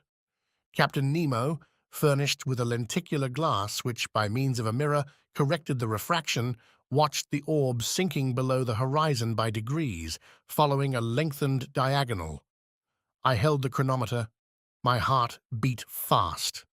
If the disappearance of the half-disk of the sun coincided with 12 o'clock on the chronometer, we were at the pole itself. 12, I exclaimed. The South Pole, replied Captain Nemo in a grave voice, handing me the glass, which showed the orb cut in exactly equal parts by the horizon.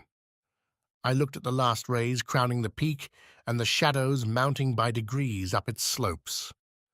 At that moment, Captain Nemo, resting with his hand on my shoulder, said, I, Captain Nemo, on this 21st day of March, 1868, have reached the South Pole on the 90th degree, and I take possession of this part of the globe, equal to 1/6 of the known continents.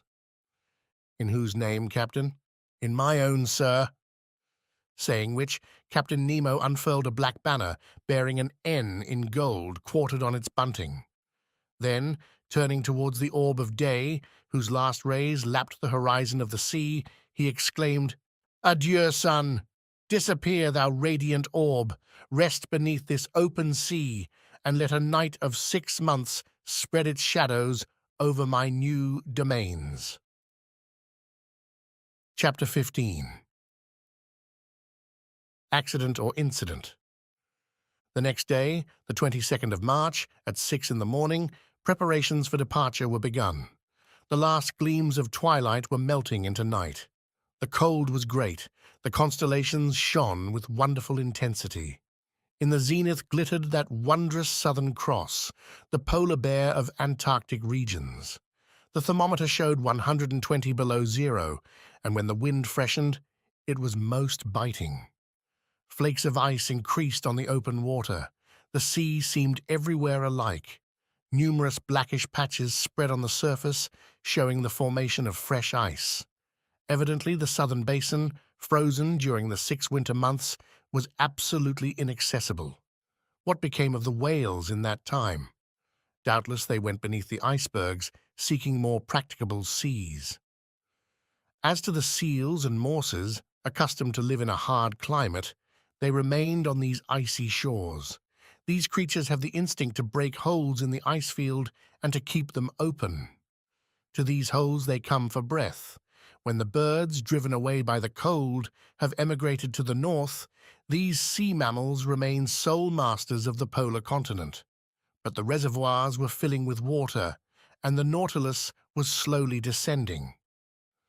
At 1,000 feet deep, it stopped. Its screw beat the waves, and it advanced straight towards the north at a speed of 15 miles an hour. Towards night, it was already floating under the immense body of the iceberg. At 3 in the morning, I was awakened by a violent shock. I sat up in my bed and listened in the darkness when I was thrown into the middle of the room. The Nautilus, after having struck, had rebounded violently. I groped along the partition and by the staircase to the saloon, which was lit by the luminous ceiling. The furniture was upset. Fortunately, the windows were firmly set and had held fast. The pictures on the starboard side, from being no longer vertical, were clinging to the paper, whilst those of the port side were hanging at least a foot from the wall. The Nautilus was lying on its starboard side perfectly motionless. I heard footsteps and a confusion of voices, but Captain Nemo did not appear. As I was leaving the saloon, Ned Land and Conseil entered. "What is the matter?" said I at once. "I came to ask you, sir," replied Conseil. "Confound it!" exclaimed the Canadian. "I know well enough. The Nautilus has struck, and judging by the way she lies, I do not think she will right herself as she did the first time in Torres Straits." "But," I asked, "has she at least come to the surface of the sea?" "We do not know," said Conseil. "It is easy to decide," I answered. I consulted the manometer. To my great surprise, it showed a depth of more than 180 fathoms. "What does that mean?" I exclaimed. "We must ask Captain Nemo," said Conseil. "But where shall we find him?" said Ned Land. "Follow me," said I to my companions. We left the saloon. There was no one in the library. At the center staircase, by the berths of the ship's crew, there was no one. I thought that Captain Nemo must be in the pilot's cage. It was best to wait. We all returned to the saloon. For 20 minutes we remained thus, trying to hear the slightest noise which might be made on board the Nautilus, when Captain Nemo entered. He seemed not to see us. His face, generally so impassive, showed signs of uneasiness. He watched the compass silently, then the manometer, and going to the planisphere, placed his finger on a spot representing the southern seas. I wouldn't interrupt him, but some minutes later, when he turned towards me, I said, using one of his own expressions in the Torres Straits, "An incident, Captain." "No, sir, an accident this time." "Serious?" "Perhaps." "Is the danger immediate?" "No." "The Nautilus has stranded?" "Yes." "And this has happened. How?" "From a caprice of nature, not from the ignorance of man. Not a mistake has been made in the working, but we cannot prevent equilibrium from producing its effects. We may brave human laws, but we cannot resist natural ones." Captain Nemo had chosen a strange moment for uttering this philosophical reflection. On the whole, his answer helped me little. "May I ask, sir, the cause of this accident?" "An enormous block of ice, a whole mountain, has turned over," he replied. "When icebergs are undermined at their base by warmer water or reiterated shocks, their center of gravity rises and the whole thing turns over. This is what has happened. One of these blocks, as it fell, struck the Nautilus, then, gliding under its hull, raised it with irresistible force, bringing it into beds which are not so thick where it is lying on its side." "But can we not get the Nautilus off by emptying its reservoirs, that it might regain its equilibrium?" "That, sir, is being done at this moment. You can hear the pump working. Look at the needle of the manometer. It shows that the Nautilus is rising, but the block of ice is floating with it. And until some obstacle stops its ascending motion, our position cannot be altered." Indeed, the Nautilus still held the same position to starboard. Doubtless it would right itself when the block stopped. But at this moment, who knows if we may not be frightfully crushed between the two glassy surfaces? I reflected on all the consequences of our position. Captain Nemo never took his eyes off the manometer. Since the fall of the iceberg, the Nautilus had risen about 150 feet, but it still made the same angle with the perpendicular. Suddenly, a slight movement was felt in the hold. Evidently, it was writing a little. Things hanging in the saloon were sensibly returning to their normal position. The partitions were nearing the upright. No one spoke. With beating hearts, we watched and felt the straightening. The boards became horizontal under our feet. 10 minutes passed. "At last we have righted," I exclaimed. "Yes," said Captain Nemo, going to the door of the saloon. "But are we floating?" I asked. "Certainly," he replied, "since the reservoirs are not empty, and when empty, the Nautilus must rise to the surface of the sea." We were in open sea, but at a distance of about 10 yards on either side of the Nautilus rose a dazzling wall of ice, above and beneath the same wall. Above, because the lower surface of the iceberg stretched over us like an immense ceiling. Beneath, because the overturned block, having slid by degrees, had found a resting place on the lateral walls, which kept it in that position. The Nautilus was really imprisoned in a perfect tunnel of ice more than 20 yards in breadth, filled with quiet water. It was easy to get out of it by going either forward or backward, and then make a free passage under the iceberg, some hundreds of yards deeper. The luminous ceiling had been extinguished, but the saloon was still resplendent with intense light. It was the powerful reflection from the glass partition sent violently back to the sheets of the lantern. I cannot describe the effect of the voltaic rays upon the great blocks so capriciously cut. Upon every angle, every ridge, every facet was thrown a different light, according to the nature of the veins running through the ice. A dazzling mine of gems, particularly of sapphires, their blue rays crossing with the green of the emerald. Here and there were opal shades of wonderful softness, running through bright spots like diamonds of fire, the brilliancy of which the eye could not bear. The power of the lantern seemed increased 100-fold, like a lamp through the lenticular plates of a first-class lighthouse. "How beautiful! How beautiful!" cried Conseil.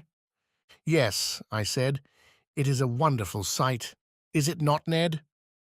"Yes, confound it. Yes," answered Ned Land. "It is superb. I am mad at being obliged to admit it.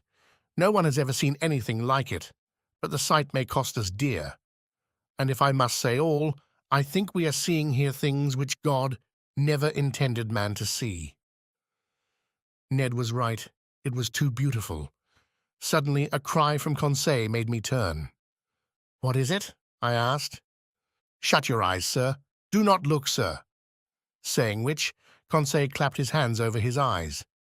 "But what is the matter, my boy?" "I am dazzled, blinded." My eyes turned involuntarily towards the glass, but I could not stand the fire which seemed to devour them. I understood what had happened. The Nautilus had put on full speed. All the quiet luster of the ice walls was at once changed into flashes of lightning. The fire from these myriads of diamonds was blinding. It required some time to calm our troubled looks. At last, the hands were taken down. "Faith, I should never have believed it," said Conseil. It was then 5 in the morning, and at that moment a shock was felt at the bows of the Nautilus. I knew that its spur had struck a block of ice. It must have been a false maneuver, for this submarine tunnel, obstructed by blocks, was not very easy navigation. I thought that Captain Nemo, by changing his course, would either turn these obstacles or else follow the windings of the tunnel. In any case, the road before us could not be entirely blocked. But contrary to my expectations, the Nautilus took a decided retrograde motion. "We are going backwards?" said Conseil. "Yes," I replied.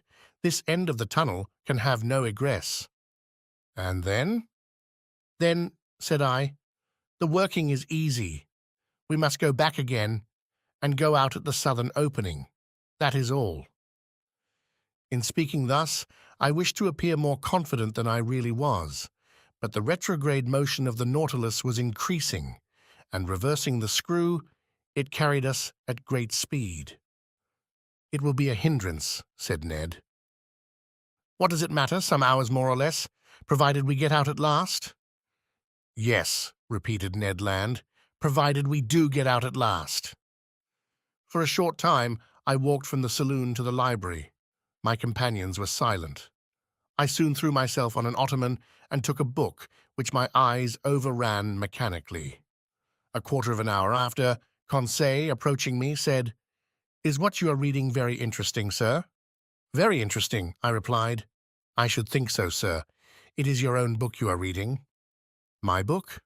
And indeed I was holding in my hand the work on the great submarine depths. I did not even dream of it. I closed the book and returned to my walk. Ned and Conseil rose to go. "Stay here, my friends," said I, detaining them. "Let us remain together until we are out of this block." "As you please, sir," Conseil replied. Some hours passed. I often looked at the instruments hanging from the partition.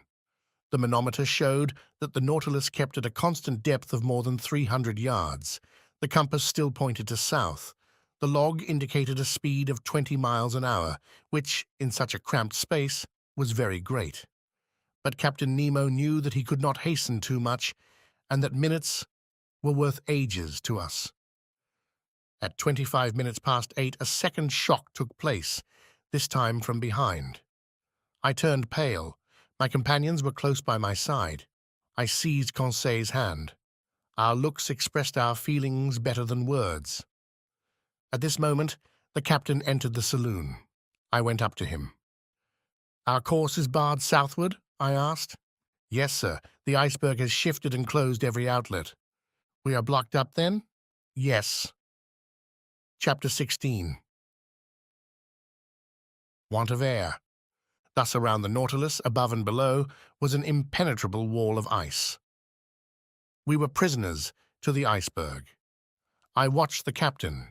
His countenance had resumed its habitual imperturbability. "Gentlemen," he said calmly, "there are two ways of dying in the circumstances in which we are placed." This puzzling person had the air of a mathematical professor lecturing to his pupils. "The first is to be crushed. The second is to die of suffocation. I do not speak of the possibility of dying of hunger, for the supply of provisions in the Nautilus will certainly last longer than we shall. Let us, then, calculate our chances." "As to suffocation, Captain," I replied, "that is not to be feared because our reservoirs are full." "Just so, but they will only yield 2 days' supply of air. Now, for 36 hours we have been hidden under the water, and already the heavy atmosphere of the Nautilus requires renewal. In 48 hours, our reserve will be exhausted." "Well, Captain, can we be delivered before 48 hours?" "We will attempt it, at least, by piercing the wall that surrounds us." "On which side?" "Sound will tell us. I am going to run the Nautilus aground on the lower bank, and my men will attack the iceberg on the side that is least thick." Captain Nemo went out. Soon I discovered by a hissing noise that the water was entering the reservoirs.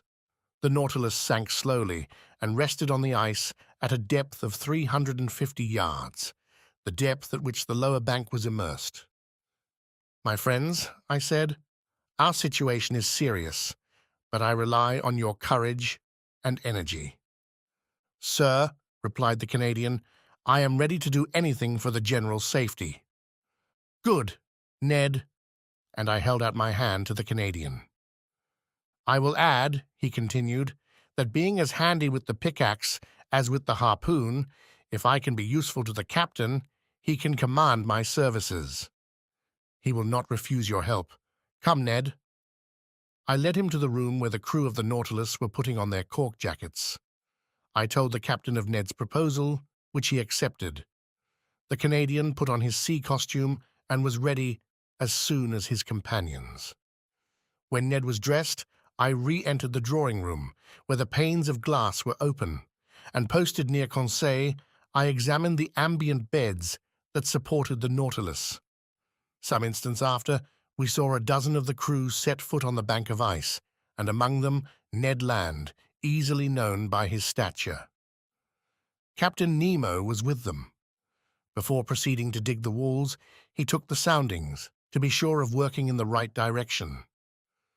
Long-sounding lines were sunk in the side walls, but after 15 yards, they were again stopped by the thick wall. It was useless to attack it on the ceiling-like surface, since the iceberg itself measured more than 400 yards in height. Captain Nemo then sounded the lower surface. There, 10 yards of wall separated us from the water, so great was the thickness of the ice field. It was necessary, therefore, to cut from it a piece equal in extent to the waterline of the Nautilus. There were about 6,000 cubic yards to detach, so as to dig a hole by which we could descend to the ice field. The work had begun immediately and carried on with indefatigable energy. Instead of digging round the Nautilus, which would have involved greater difficulty, Captain Nemo had an immense trench made at 8 yards from the port quarter. Then the men set to work simultaneously with their screws on several points of its circumference. Presently the pickaxe attacked this compact matter vigorously, and large blocks were detached from the mass. By a curious effect of specific gravity, these blocks, lighter than water, fled, so to speak, to the vault of the tunnel that increased in thickness at the top in proportion as it diminished at the base. But that mattered little, so long as the lower part grew thinner. After 2 hours' hard work, Ned Land came in exhausted. He and his comrades were replaced by new workers whom Conseil and I joined. The second lieutenant of the Nautilus superintended us. The water seemed singularly cold, but I soon got warm handling the pickaxe. My movements were free enough, although they were made under a pressure of 30 atmospheres. When I re-entered after working 2 hours to take some food and rest, I found a perceptible difference between the pure fluid with which the Rouquayrol engine supplied me and the atmosphere of the Nautilus, already charged with carbonic acid. The air had not been renewed for 48 hours, and its vivifying qualities were considerably enfeebled. However, after a lapse of 12 hours, we had only raised a block of ice 1 yard thick on the marked surface, which was about 600 cubic yards. Reckoning that it took 12 hours to accomplish this much, it would take 5 nights and 4 days to bring this enterprise to a satisfactory conclusion. 5 nights and 4 days. And we have only air enough for 2 days in the reservoirs. Without taking into account, said Ned, that even if we get out of this infernal prison, we shall also be imprisoned under the iceberg, shut out from all possible communication with the atmosphere. True enough. Who could then foresee the minimum of time necessary for our deliverance? We might be suffocated before the Nautilus could regain the surface of the waves. Was it destined to perish in this ice tomb, with all those it enclosed? The situation was terrible, but everyone had looked the danger in the face, and each was determined to do his duty to the last. As I expected, during the night, a new block a yard square was carried away, and still further sank the immense hollow. But in the morning when, dressed in my cork jacket, I traversed the slushy mass at a temperature of 6 or 7 degrees below zero, I remarked that the side walls were gradually closing in. The beds of water farthest from the trench, that were not warmed by the men's work, showed a tendency to solidification. In presence of this new and imminent danger, what would become of our chances of safety, and how hinder the solidification of this liquid medium that would burst the partitions of the Nautilus like glass? I did not tell my companions of this new danger. What was the good of damping the energy they displayed in the painful work of escape? But when I went on board again, I told Captain Nemo of this grave complication. "I know it," he said, in that calm tone which could counteract the most terrible apprehensions. "It is one danger more, but I see no way of escaping it. The only chance of safety is to go quicker than solidification. We must be beforehand with it, that is all." On this day for several hours I used my pickaxe vigorously. The work kept me up. Besides, to work was to quit the Nautilus and breathe directly the pure air drawn from the reservoirs and supplied by our apparatus, and to quit the impoverished and vitiated atmosphere. Towards evening, the trench was dug 1 yard deeper. When I returned on board, I was nearly suffocated by the carbonic acid with which the air was filled. Ah, if we had only the chemical means to drive away this deleterious gas! We had plenty of oxygen. All this water contained a considerable quantity, and by dissolving it with our powerful piles, it would restore the vivifying fluid. I had thought well over it, but of what good was that, since the carbonic acid produced by our respiration had invaded every part of the vessel? To absorb it, it was necessary to fill some jars with caustic potash and to shake them incessantly. Now this substance was wanting on board, and nothing could replace it. On that evening, Captain Nemo ought to open the taps of his reservoirs and let some pure air into the interior of the Nautilus. Without this precaution, we could not get rid of the sense of suffocation. The next day, March 26th, I resumed my miner's work in beginning the fifth yard. The side walls and the lower surface of the iceberg thickened visibly. It was evident that they would meet before the Nautilus was able to disengage itself. Despair seized me for an instant. My pickaxe nearly fell from my hands. What was the good of digging if I must be suffocated, crushed by the water that was turning into stone, a punishment that the ferocity of the savages even would not have invented? Just then, Captain Nemo passed near me. I touched his hand and showed him the walls of our prison. The wall to port had advanced to at least 4 yards from the hull of the Nautilus. The captain understood me and signed me to follow him. We went on board. I took off my cork jacket and accompanied him into the drawing room. Aronnax, we must attempt some desperate means, or we shall be sealed up in this solidified water as in cement. Yes, but what is to be done? Ah, if my Nautilus were strong enough to bear this pressure without being crushed! Well, I asked, not catching the captain's idea. Do you not understand, he replied, that this congelation of water will help us? Do you not see that by its solidification it would burst through this field of ice that imprisons us, as, when it freezes, it bursts the hardest stones? Do you not perceive that it would be an agent of safety instead of destruction? Yes, Captain, perhaps. But whatever resistance to crushing the Nautilus possesses, it couldn't support this terrible pressure and would be flattened like an iron plate. I know it, sir. Therefore we must not reckon on the aid of nature, but on our own exertions. We must stop this solidification. Not only will the side walls be pressed together, but there is not 10 feet of water before or behind the Nautilus. The congelation gains on us on all sides. How long will the air in the reservoirs last for us to breathe on board? The captain looked in my face. After tomorrow they will be empty. A cold sweat came over me. However, ought I to have been astonished at the answer? On March 22nd, the Nautilus was in the open polar seas. We were at 26 degrees. For 5 days we had lived on the reserve on board. And what was left of the respirable air must be kept for the workers. Even now, as I write, my recollection is still so vivid that an involuntary terror seizes me and my lungs seem to be without air. Meanwhile, Captain Nemo reflected silently, and evidently an idea had struck him, but he seemed to reject it. At last, these words escaped his lips. "Boiling water," he muttered. "Boiling water?" I cried. "Yes, sir. We are enclosed in a space that is relatively confined. Would not jets of boiling water, constantly injected by the pumps, raise the temperature in this part and stay the congelation?" "Let us try it," I said resolutely. "Let us try it, Professor." The thermometer then stood at 7 degrees outside. Captain Nemo took me to the galleys where the vast distillatory machines stood that furnished the drinkable water by evaporation. They filled these with water, and all the electric heat from the piles was thrown through the worms bathed in the liquid. In a few minutes, this water reached 100 degrees. It was directed towards the pumps, while fresh water replaced it in proportion.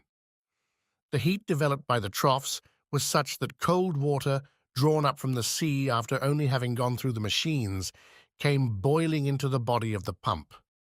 The injection was begun, and 3 hours after the thermometer marked 6 degrees below zero outside. 1 degree was gained. 2 hours later, the thermometer only marked 4 degrees. "We shall succeed," I said to the captain, after having anxiously watched the result of the operation. "I think," he answered, "that we shall not be crushed. We have no more suffocation to fear." During the night, the temperature of the water rose to 1 degree below zero. The injections could not carry it to a higher point. But as the congelation of the sea water produces at least 2 degrees, I was at least reassured against the dangers of solidification. The next day, March 27th, 6 yards of ice had been cleared, 12 feet only remaining to be cleared away. There was yet 48 hours' work. The air could not be renewed in the interior of the Nautilus, and this day would make it worse. An intolerable weight oppressed me. Towards 3 o'clock in the evening, this feeling rose to a violent degree. Yawns dislocated my jaws. My lungs panted as they inhaled this burning fluid, which became rarefied more and more. A moral torpor took hold of me. I was powerless, almost unconscious. My brave Conseil, though exhibiting the same symptoms and suffering in the same manner, never left me. He took my hand and encouraged me, and I heard him murmur, "Oh, if I could only not breathe, so as to leave more air for my master." Tears came into my eyes on hearing him speak thus. If our situation to all was intolerable in the interior, with what haste and gladness would we put on our cork jackets to work in our turn? Pickaxes sounded on the frozen ice beds. Our arms ached, the skin was torn off our hands. But what were these fatigues? What did the wounds matter? Vital air came to the lungs. We breathed. All this time, no one prolonged his voluntary task beyond the prescribed time. His task accomplished, each one handed in turn to his panting companions the apparatus that supplied him with life. Captain Nemo set the example and submitted first to this severe discipline. When the time came, he gave up his apparatus to another and returned to the vitiated air on board, calm, unflinching, unmurmuring. On that day, the ordinary work was accomplished with unusual vigor. Only 2 yards remained to be raised from the surface. 2 yards only separated us from the open sea. But the reservoirs were nearly emptied of air. The little that remained ought to be kept for the workers, not a particle for the Nautilus. When I went back on board, I was half suffocated. What a night! I know not how to describe it. The next day, my breathing was oppressed. Dizziness accompanied the pain in my head and made me like a drunken man. My companions showed the same symptoms. Some of the crew had rattling in the throat. On that day, the 6th of our imprisonment, Captain Nemo, finding the pickaxes work too slowly, resolved to crush the ice bed that still separated us from the liquid sheet. This man's coolness and energy never forsook him. He subdued his physical pains by moral force. By his orders, the vessel was lightened, that is to say, raised from the ice bed by a change of specific gravity. When it floated, they towed it so as to bring it above the immense trench made on the level of the waterline. Then, filling his reservoirs of water, he descended and shut himself up in the hole. Just then, all the crew came on board, and the double door of communication was shut. The Nautilus then rested on the bed of ice, which was not 1 yard thick, and which the sounding leads had perforated in 1,000 places. The taps of the reservoirs were then opened, and 100 cubic yards of water was let in, increasing the weight of the Nautilus to 1,800 tons. We waited, we listened, forgetting our sufferings in hope. Our safety depended on this last chance. Notwithstanding the buzzing in my head, I soon heard the humming sound under the hull of the Nautilus. The ice cracked with a singular noise, like tearing paper, and the Nautilus sank. "We are off," murmured Conseil in my ear. I could not answer him. I seized his hand and pressed it convulsively. All at once, carried away by its frightful overcharge, the Nautilus sank like a bullet under the waters. That is to say, it fell as if it was in a vacuum. Then all the electric force was put on the pumps that soon began to let the water out of the reservoirs. After some minutes, our fall was stopped. Soon, too, the manometer indicated an ascending movement.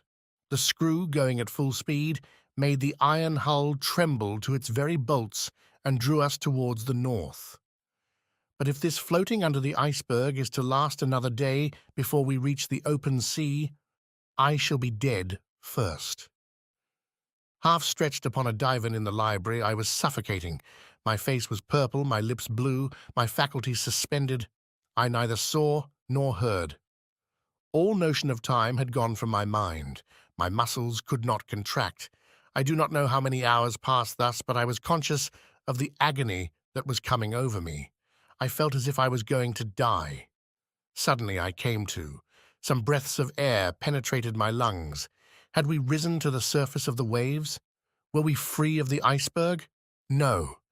Ned and Conseil, my two brave friends, were sacrificing themselves to save me.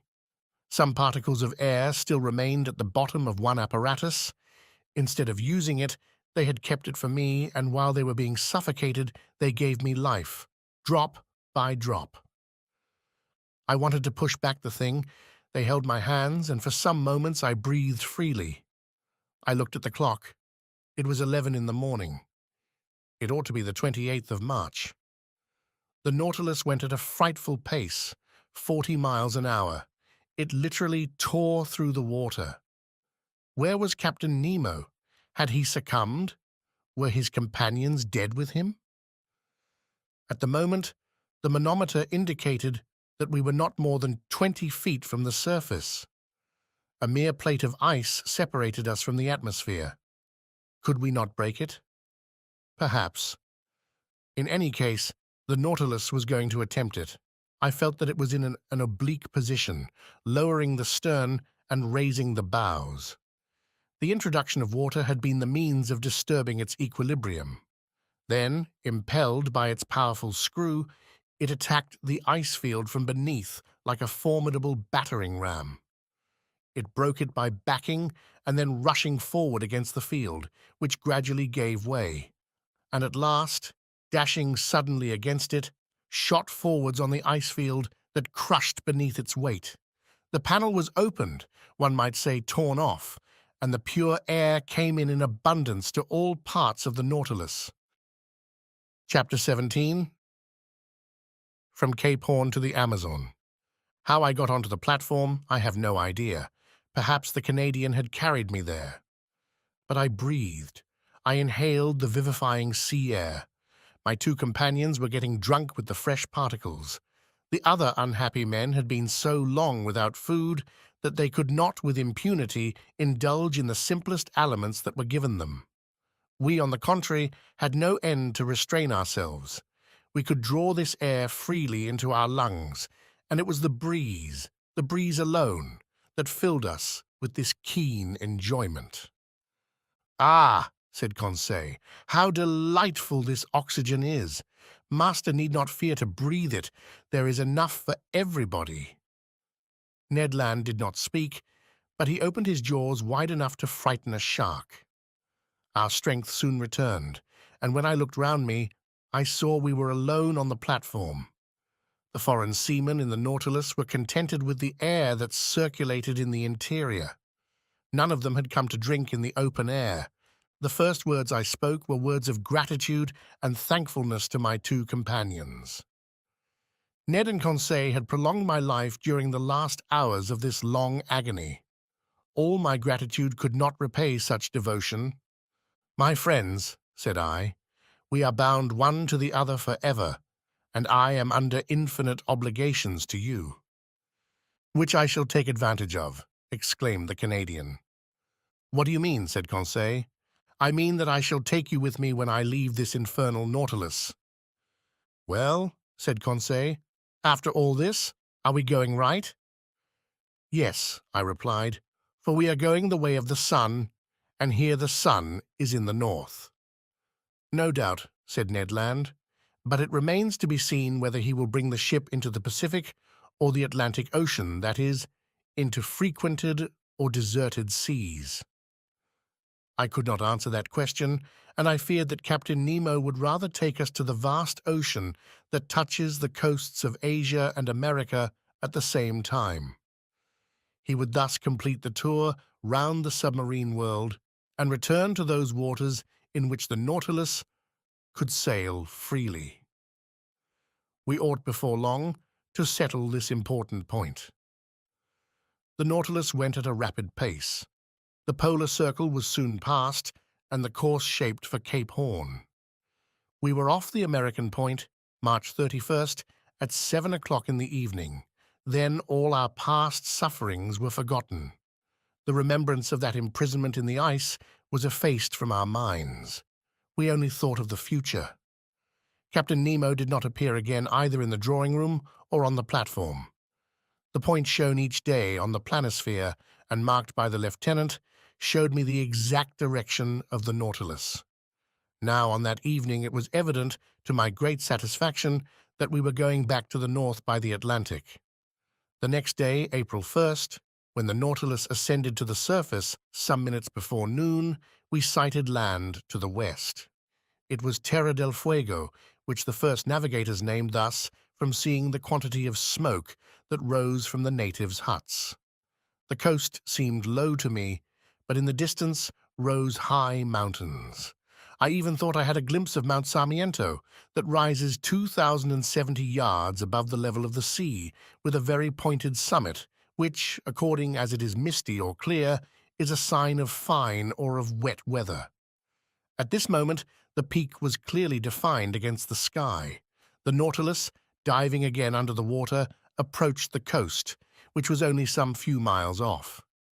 From the glass windows in the drawing-room, I saw long seaweeds and gigantic fuci and varech, of which the open polar sea contains so many specimens with their sharp, polished filaments.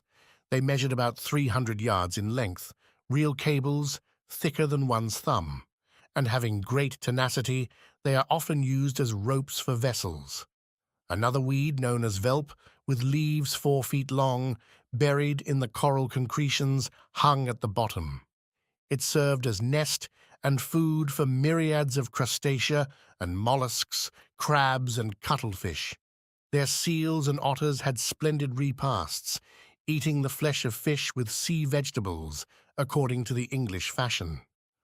Over this fertile and luxuriant ground, the Nautilus passed with great rapidity. Towards evening it approached the Falkland Group, the rough summits of which I recognized the following day. The depth of the sea was moderate.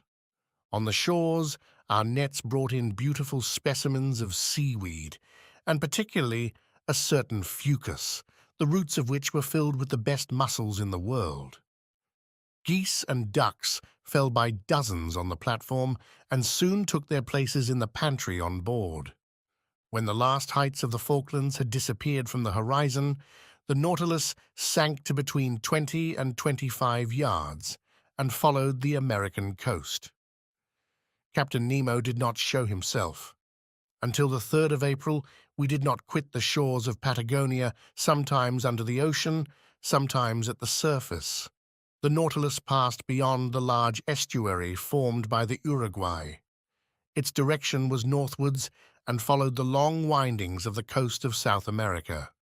We had then made 1,600 miles since our embarkation in the seas of Japan. About 11 o'clock in the morning, the Tropic of Capricorn was crossed on the 37th meridian, and we passed Cape Frio standing out to sea. Captain Nemo, to Ned Land's great displeasure, did not like the neighborhood of the inhabited coasts of Brazil, for we went at a giddy speed. Not a fish, not a bird of the swiftest kind could follow us, and the natural curiosities of these seas escaped all observation. This speed was kept up for several days, and in the evening of the 9th of April we sighted the most westerly point of South America, that forms Cape San Roque. But then the Nautilus swerved again and sought the lowest depth of a submarine valley which is between this cape and Sierra Leone on the African coast. This valley bifurcates to the parallel of the Antilles and terminates at the mouth by the enormous depression of 9,000 yards. In this place, the geological basin of the ocean forms, as far as the Lesser Antilles, a cliff to 3.5 miles perpendicular in height, and, at the parallel of the Cape Verde Islands, an other wall not less considerable that encloses thus all the sunk continent of the Atlantic. The bottom of this immense valley is dotted with some mountains that give to these submarine places a picturesque aspect. I speak, moreover, from the manuscript charts that were in the library of the Nautilus, charts evidently due to Captain Nemo's hand and made after his personal observations. For 2 days the desert and deep waters were visited by means of the inclined planes. The Nautilus was furnished with long diagonal broadsides, which carried it to all elevations.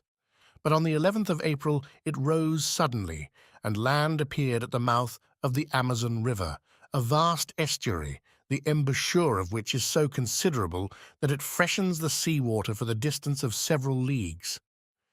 The equator was crossed. 20 miles to the west were the Guianas, a French territory on which we could have found an easy refuge, but a stiff breeze was blowing, and the furious waves would not have allowed a single boat to face them. Ned Land understood that, no doubt, for he spoke not a word about it. For my part, I made no allusion to his schemes of flight, for I would not urge him to make an attempt that must inevitably fail. I made the time pass pleasantly by interesting studies. During the days of April 11th and 12th, the Nautilus did not leave the surface of the sea, and the net brought in a marvelous haul of zoophytes, fish, and reptiles. Some zoophytes had been fished up by the chain of the nets. They were for the most part beautiful fictilines, belonging to the actinidian family, and among other species, the Fictilis protexta, peculiar to that part of the ocean, with a little cylindrical trunk ornamented with vertical lines, speckled with red dots, crowning a marvelous blossoming of tentacles. As to the mollusks, they consisted of some I had already observed, torritellas, olive porphyras, with regular lines intercrossed, with red spots standing out plainly against the flesh, odd pteroceras, like petrified scorpions, translucid hyalias, argonauts, cuttlefish, excellent eating, and certain species of calmars that naturalists of antiquity have classed amongst the flying fish, and that serve principally for bait for cod fishing. I had now an opportunity of studying several species of fish on these shores. Amongst the cartilaginous ones, Petromyzons pricker, a sort of eel, 15 inches long, with a greenish head, violet fins, grey-blue back, brown belly, silvered and sewn with bright spots, the pupil of the eye encircled with gold, a curious animal that the current of the Amazon had drawn to the sea, for they inhabit fresh waters, tuberculated streaks with pointed snouts, and a long, loose tail, armed with a long, jagged sting. Little sharks, a yard-long grey and whitish skin, and several rows of teeth bent back, that are generally known by the name of pantoufles.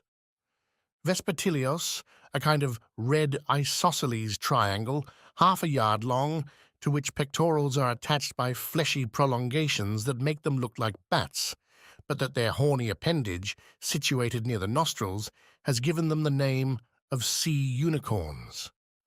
Lastly, some species of ballistae, the curasavian, whose spots were of a brilliant gold colour, and the capriscus of clear violet, and with varying shades like a pigeon's throat. I end here this catalogue, which is somewhat dry perhaps, but very exact, with a series of bony fish that I observed in passing belonging to the apteronotes, and whose snout is white as snow, the body of a beautiful black, marked with a very long, loose, fleshy strip. Odontognathus, armed with spikes. Sardines 9 inches long, glittering with a bright silver light. A species of mackerel provided with two anal fins. Centronotes of a blackish tint that are fished for with torches. Long fish, 2 yards in length, with fat flesh, white and firm, which, when they are fresh, taste like eel and when dry, like smoked salmon. Labras, half red, covered with scales only at the bottom of the dorsal and anal fins. Chrysoptera, on which gold and silver blend their brightness with that of the ruby and topaz. Golden-tailed spares, the flesh of which is extremely delicate and whose phosphorescent properties betray them in the midst of the waters. Orange-colored spares with long tongues. Maigre, with gold caudal fins, dark thorn-tails, anableps of Suriname, etc. Notwithstanding this etc., I must not omit to mention fish that Conseil will long remember, and with good reason. One of our nets had hauled up a sort of very flat ray fish, which, with the tail cut off, formed a perfect disc and weighed 20 ounces.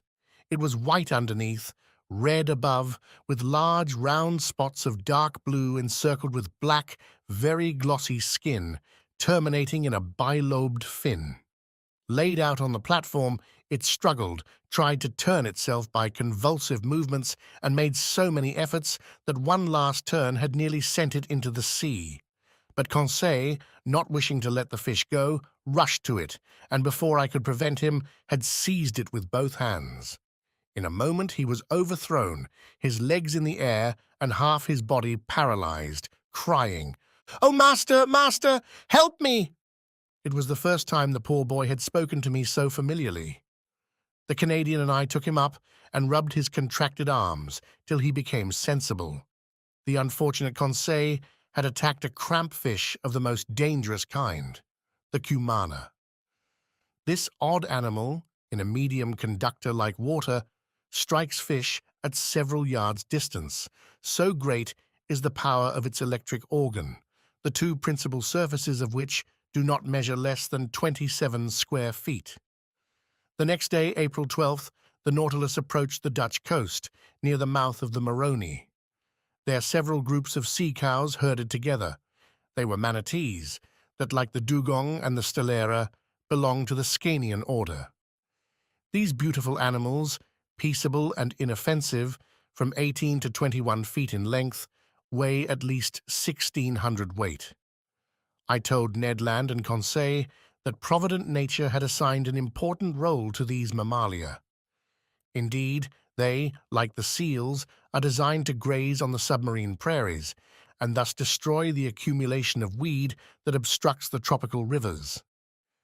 And do you know, I added, what has been the result since men have almost entirely annihilated this useful race? That the putrefied weeds have poisoned the air, and the poisoned air causes the yellow fever that desolates these beautiful countries. Enormous vegetations are multiplied under the torrid seas, and the evil is irresistibly developed from the mouth of the Rio de la Plata to Florida. If we are to believe Toussaint, this plague is nothing to what it would be if the seas were cleaned of whales and seals. Then, infested with pulps, medusae, and cuttlefish, they would become immense centers of infection, since their waves would not possess these vast stomachs that God had charged to infest the surface of the seas. Chapter 18.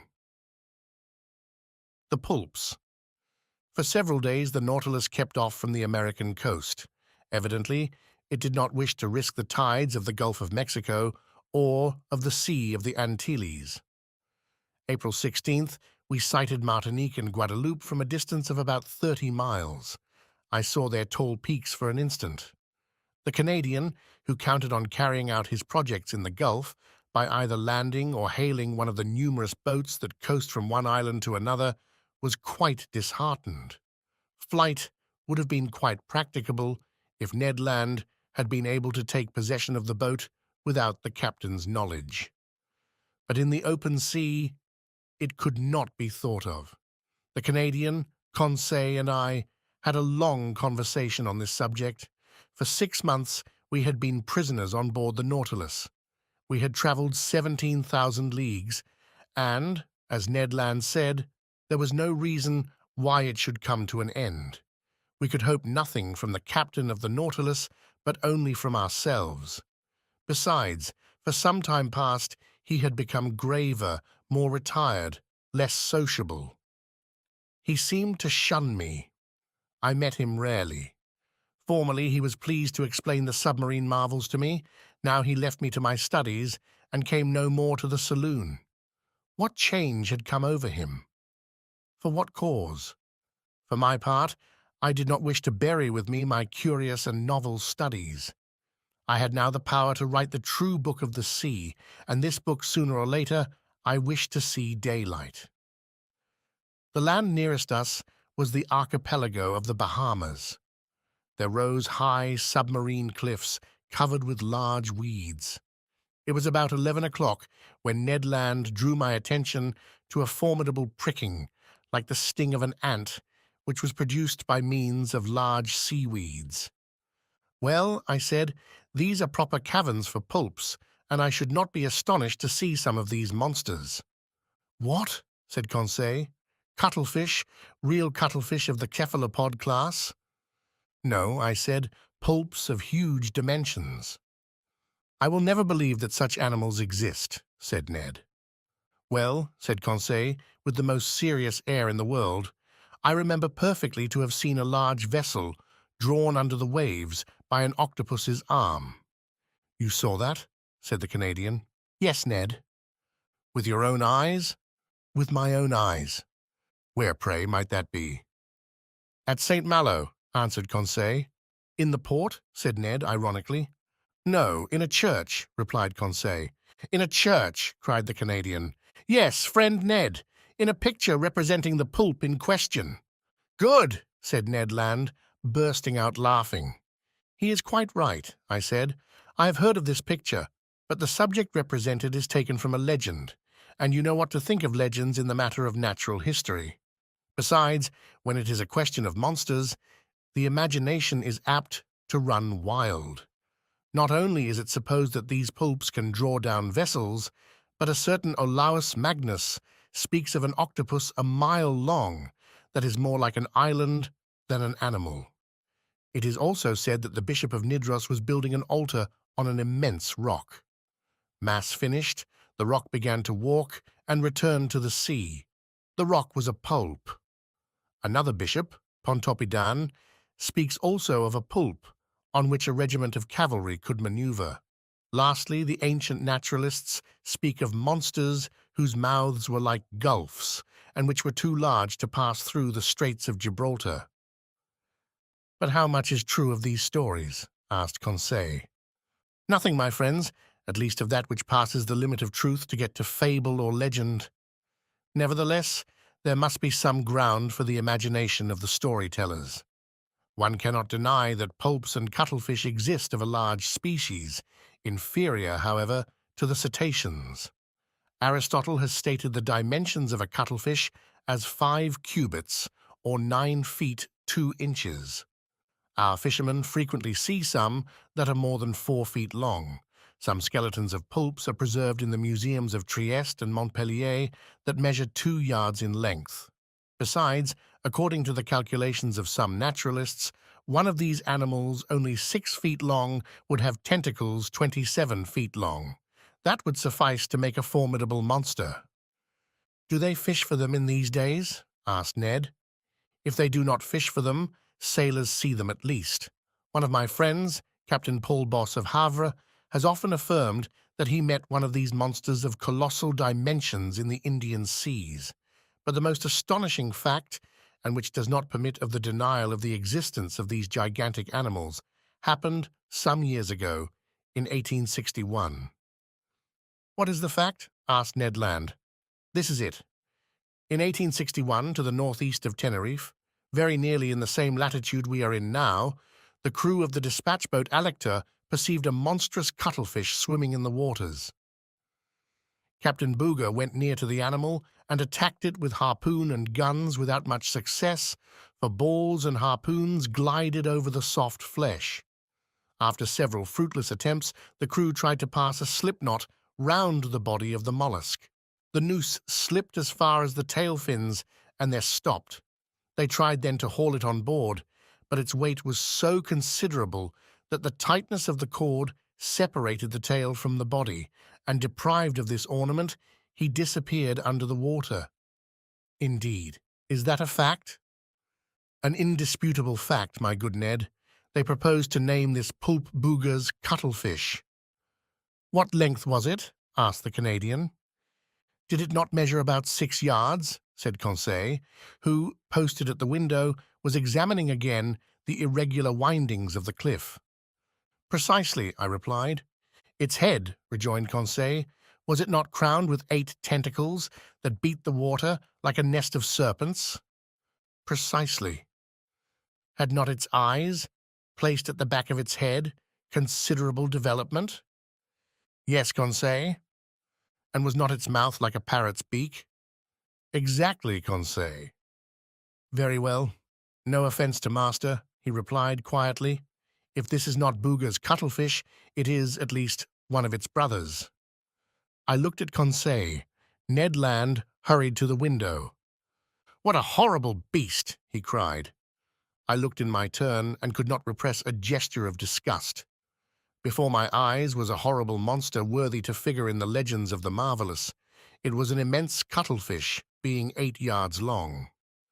It swam crossways in the direction of the Nautilus with great speed, watching us with its enormous staring green eyes. Its 8 arms, or rather feet, fixed to its head, that have given the name of cephalopod to these animals, were twice as long as its body, and were twisted like the Fury's hair.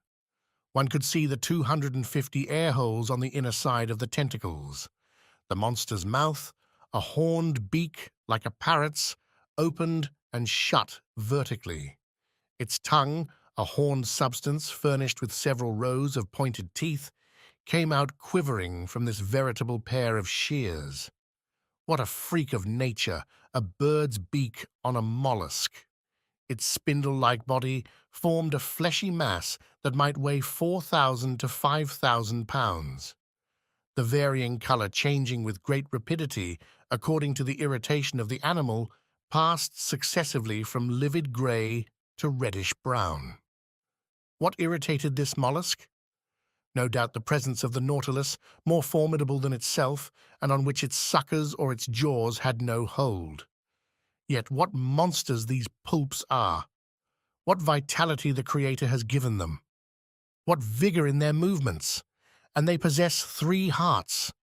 Chance had brought us in presence of this cuttlefish, and I did not wish to lose the opportunity of carefully studying this specimen of cephalopods. I overcame the horror that inspired me, and taking a pencil, began to draw it. Perhaps this is the same which the Elector saw, said Conseil.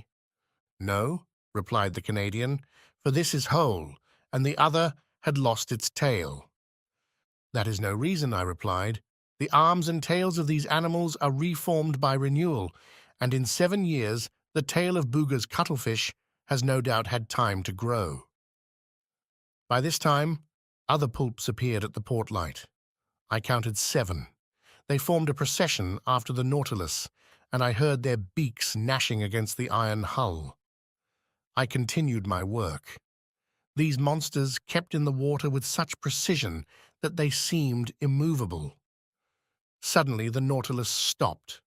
A shock made it tremble in every plate. "Have we struck anything?" I asked. "In any case," replied the Canadian, "we shall be free, for we are floating." The Nautilus was floating, no doubt, but it did not move. A minute passed. Captain Nemo, followed by his lieutenant, entered the drawing-room. I had not seen him for some time. He seemed dull. Without noticing or speaking to us, he went to the panel, looked at the pulps, and said something to his lieutenant. The latter went out. Soon the panels were shut. The ceiling was lighted. I went towards the captain. A curious collection of pulps, I said. Yes, indeed, Mr. Naturalist, he replied, and we are going to fight them, man to beast. I looked at him. I thought I had not heard aright. Man to beast? I repeated. Yes, sir. The screw is stopped. I think that the horny jaws of one of the cuttlefish is entangled in the blades. That is what prevents our moving. What are you going to do? Rise to the surface and slaughter this vermin. A difficult enterprise. Yes, indeed. The electric bullets are powerless against the soft flesh, where they do not find resistance enough to go off, but we shall attack them with the hatchet. And the harpoon, sir, said the Canadian, if you do not refuse my help. I will accept it, Master Land. We will follow you, I said, and following Captain Nemo, we went towards the central staircase. There, about 10 men with boarding hatchets were ready for the attack. Conseil and I took 2 hatchets. Ned Land seized a harpoon. The Nautilus had then risen to the surface. One of the sailors, posted on the top ladder step, unscrewed the bolts of the panels. But hardly were the screws loosed when the panel rose with great violence, evidently drawn by the suckers of a pulp's arm.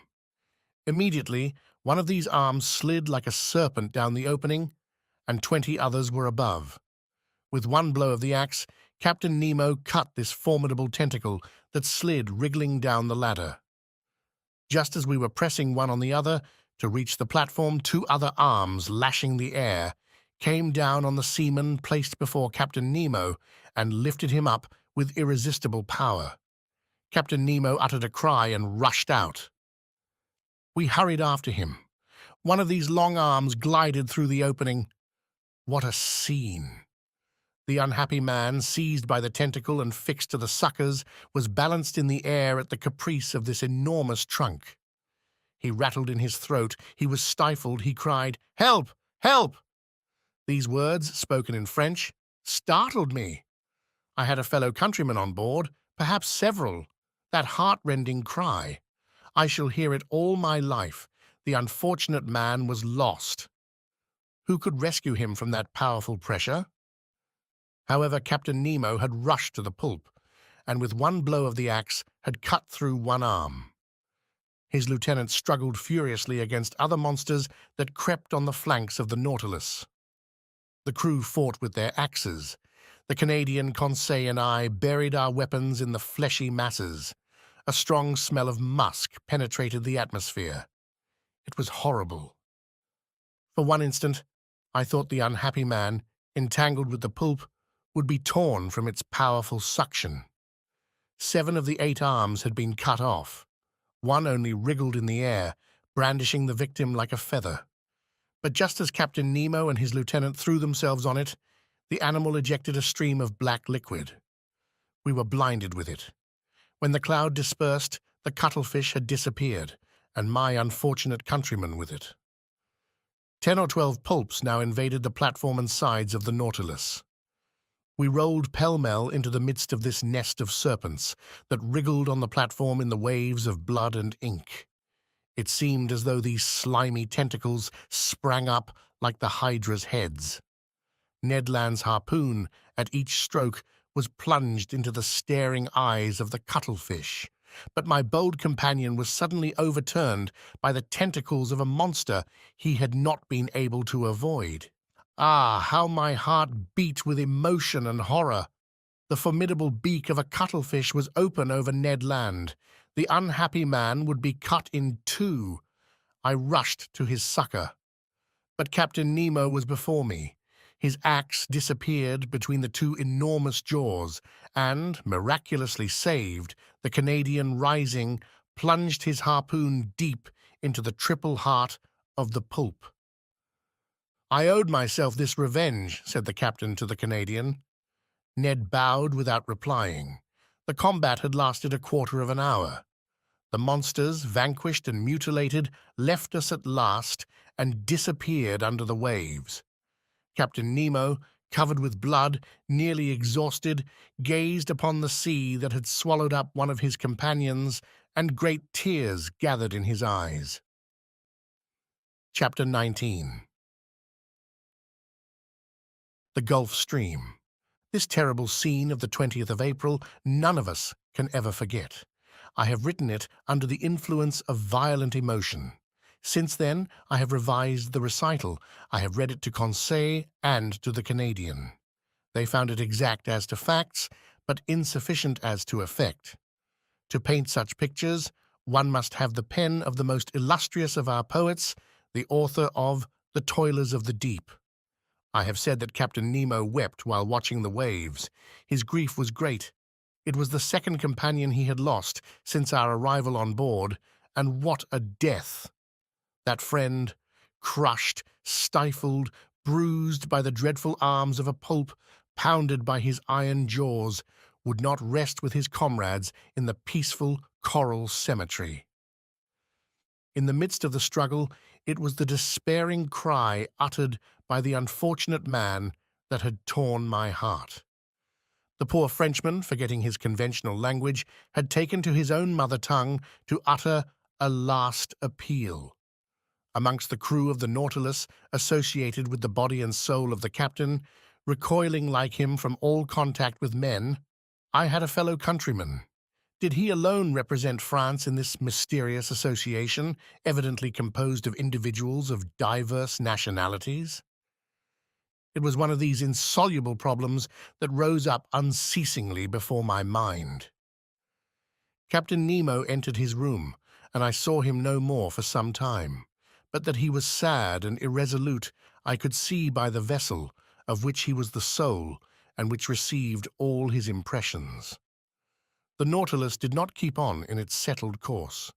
It floated about like a corpse at the will of the waves. It went at random. He could not tear himself away from the scene of the last struggle, from this sea that had devoured one of his men. 10 days passed thus. It was not till the 1st of May that the Nautilus resumed its northerly course, after having sighted the Bahamas at the mouth of the Bahama Canal. We were then following the current from the largest river to the sea that has its banks, its fish, and its proper temperatures. I mean the Gulf Stream. It is really a river that flows freely to the middle of the Atlantic and whose waters do not mix with the ocean waters. It is a salt river, salter than the surrounding sea. Its mean depth is 1,500 fathoms, its mean breadth 10 miles. In certain places, the current flows with the speed of 2 miles and a half an hour. The body of its waters is more considerable than that of all the rivers in the globe. It was on this ocean river that the Nautilus then sailed. I must add that, during the night, the phosphorescent waters of the Gulf Stream rivaled the electric power of our watchlight, especially in the stormy weather that threatened us so frequently. May 8th, we were still crossing Cape Hatteras at the height of the North Caroline. The width of the Gulf Stream there is 75 miles, and its depth 210 yards. The Nautilus still went at random. All supervision seemed abandoned. I thought that under these circumstances, escape would be possible. Indeed, the inhabited shores offered anywhere an easy refuge. The sea was incessantly ploughed by the steamers that ply between New York or Boston and the Gulf of Mexico, and overrun day and night by the little schooners coasting about the several parts of the American coast. We could hope to be picked up. It was a favorable opportunity, notwithstanding the 30 miles that separated the Nautilus from the coasts of the Union. One unfortunate circumstance thwarted the Canadians' plans. The weather was very bad. We were nearing those shores where tempests are so frequent, that country of waterspouts and cyclones actually engendered by the current of the Gulf Stream. To tempt the sea in a frail boat was certain destruction. Ned Land owned this himself. He fretted, seized with nostalgia that flight only could cure. "Master," he said that day to me, "this must come to an end. I must make a clean breast of it. This Nemo is leaving land and going up to the north. But I declare to you that I have had enough of the South Pole, and I will not follow him to the north." What is to be done, Ned, since flight is impracticable just now? We must speak to the captain, said he. You said nothing when we were in your native seas. I will speak now we are in mine. When I think that before long the Nautilus will be by Nova Scotia, and that there near Newfoundland is a large bay, and into that bay the St. Lawrence empties itself, and that the St. Lawrence is my river, the river by Quebec, my native town. When I think of this, I feel furious. It makes my hair stand on end. Sir, I would rather throw myself into the sea. I will not stay here. I am stifled. The Canadian was evidently losing all patience. His vigorous nature could not stand this prolonged imprisonment. His face altered daily. His temper became more surly. I knew what he must suffer, for I was seized with homesickness myself. Nearly 7 months had passed without our having had any news from land. Captain Nemo's isolation, his altered spirits, especially since the fight with the pulps, his taciturnity, all made me view things in a different light. "Well, sir?" said Ned, seeing I did not reply. "Well, Ned, do you wish me to ask Captain Nemo his intentions concerning us?" "Yes, sir." "Although he has already made them known?" "Yes, I wish it settled finally. Speak for me, in my name only if you like. But I so seldom meet him. He avoids me." "That is all the more reason for you to go to see him." I went to my room. From thence I meant to go to Captain Nemo's. It would not do to let this opportunity of meeting him slip. I knocked at the door. No answer. I knocked again, then turned the handle. The door opened. I went in. The captain was there. Bending over his work table, he had not heard me. Resolved not to go without having spoken, I approached him. He raised his head quickly, frowned, and said roughly, "You here. What do you want?" "To speak to you, Captain." "But I am busy, sir. I am working. I leave you at liberty to shut yourself up. Cannot I be allowed the same?" This reception was not encouraging, but I was determined to hear and answer everything. "Sir," I said coldly, "I have to speak to you on a matter that admits of no delay." "What is that, sir?" he replied, ironically. "Have you discovered something that has escaped me, or has the sea delivered up any new secrets?" We were at cross purposes, but before I could reply, he showed me an open manuscript on his table and said in a more serious tone, "Here, Monsieur Aronnax, is a manuscript written in several languages. It contains the sum of my studies of the sea, and, if it please God, it shall not perish with me. This manuscript, signed with my name, complete with the history of my life, will be shut up in a little floating case. The last survivor of all of us on board the Nautilus will throw this case into the sea, and it will go whither it is borne by the waves. This man's name, his history written by himself. His mystery would then be revealed some day." "Captain," I said, "I can but approve of the idea that makes you act thus. The result of your studies must not be lost, but the means you employ seem to me to be primitive. Who knows where the winds will carry this case, and in whose hands it will fall? Could you not use some other means? Could not you, or one of yours—" "Never, sir," he said, hastily interrupting me. "But I and my companions are ready to keep this manuscript in store, and if you will put us at liberty—" "At liberty?" said the captain, rising. "Yes, sir. That is the subject on which I wish to question you. For 7 months we have been here on board, and I ask you today, in the name of my companions and in my own, if your intention is to keep us here always. M. Aronnax, I will answer you today as I did 7 months ago. Whoever enters the Nautilus must never quit it. You impose actual slavery upon us. Give it what name you please. But everywhere the slave has the right to regain his liberty. Who denies you this right? Have I ever tried to chain you with an oath?" He looked at me with his arms crossed. "Sir," I said, "to return a second time to this subject will be neither to your nor to my taste. But As we have entered upon it, let us go through with it. I repeat, it is not only myself whom it concerns. Study is to me a relief, a diversion, a passion that could make me forget everything. Like you, I am willing to live obscure in the frail hope of bequeathing one day to future time the result of my labors. But it is otherwise with Ned Land. Every man, worthy of the name, deserves some consideration. Have you thought that love of liberty, hatred of slavery, can give rise to schemes of revenge in a nature like the Canadian's, that he could think, attempt, and try? I was silenced. Captain Nemo rose. Whatever Ned Land thinks of, attempts, or tries, what does it matter to me? I did not seek him. It is not for my pleasure that I keep him on board. As for you, Monsieur Aronnax, you are one of those who can understand everything, even silence. I have nothing more to say to you. Let this first time you have come to treat of this subject be the last. For a second time I will not listen to you. I retired. Our situation was critical. I related my conversation to my two companions.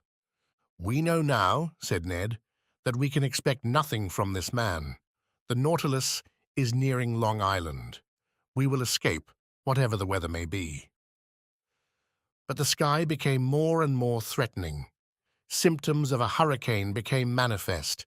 The atmosphere was becoming white and misty. On the horizon, fine streaks of cirrus clouds were succeeded by masses of cumuli. Other low clouds passed swiftly by. The swollen sea rose in huge billows. The birds disappeared with the exception of the petrels, those friends of the storm. The barometer fell sensibly and indicated an extreme extension of the vapors. The mixture of the storm glass was decomposed under the influence of the electricity that pervaded the atmosphere. The tempest burst on the 18th of May, just as the Nautilus was floating off Long Island, some miles from the port of New York. I can describe this strife of the elements. For instead of fleeing to the depths of the sea, Captain Nemo, by an unaccountable caprice, would brave it at the surface. The wind blew from the southwest at first. Captain Nemo, during the squalls, had taken his place on the platform. He had made himself fast to prevent being washed overboard by the monstrous waves. I had hoisted myself up and made myself fast also, dividing my admiration between the tempest and this extraordinary man who was coping with it. The raging sea was swept by huge cloud drifts, which were actually saturated with the waves. The Nautilus, sometimes lying on its side, sometimes standing up like a mast, rolled and pitched terribly. About 5 o'clock, a torrent of rain fell that lulled neither sea nor wind. The hurricane blew nearly 40 leagues an hour. It is under these conditions that it overturns houses, breaks iron gates, displaces 24-pounders. However, the Nautilus, in the midst of the tempest, confirmed the words of a clever engineer: "There is no well-constructed hull that cannot defy the sea." This was not a resisting rock. It was a steel spindle, obedient and movable, without rigging or masts, that braved its fury with impunity. However, I watched these raging waves attentively. They measured 15 feet in height and 150 to 175 yards long, and their speed of propagation was 30 feet per second. Their bulk and power increased with the depth of the water. Such waves as these, at the Hebrides, have displaced a mass weighing 8,400 pounds. They are they which in the tempest of December 23rd, 1864, after destroying the town of Yedo in Japan, broke the same day on the shores of America. The intensity of the tempest increased with the night. The barometer, as in 1860 at Reunion during a cyclone, fell 7/10 at the close of day. I saw a large vessel pass the horizon, struggling painfully. She was trying to lie to under half steam, to keep up above the waves. It was probably one of the steamers of the line from New York to Liverpool or Havre. It soon disappeared in the gloom. At 10 o'clock in the evening, the sky was on fire. The atmosphere was streaked with vivid lightning. I could not bear the brightness of it, while the captain, looking at it, seemed to envy the spirit of the tempest. A terrible noise filled the air, a complex noise made up of the howls of the crushed waves, the roaring of the wind and the claps of thunder. The wind veered suddenly to all points of the horizon, and the cyclone, rising in the east, returned after passing by the north, west, and south, in the inverse course pursued by the circular storm of the southern hemisphere. Ah, that Gulf Stream! It deserves its name of the king of tempests.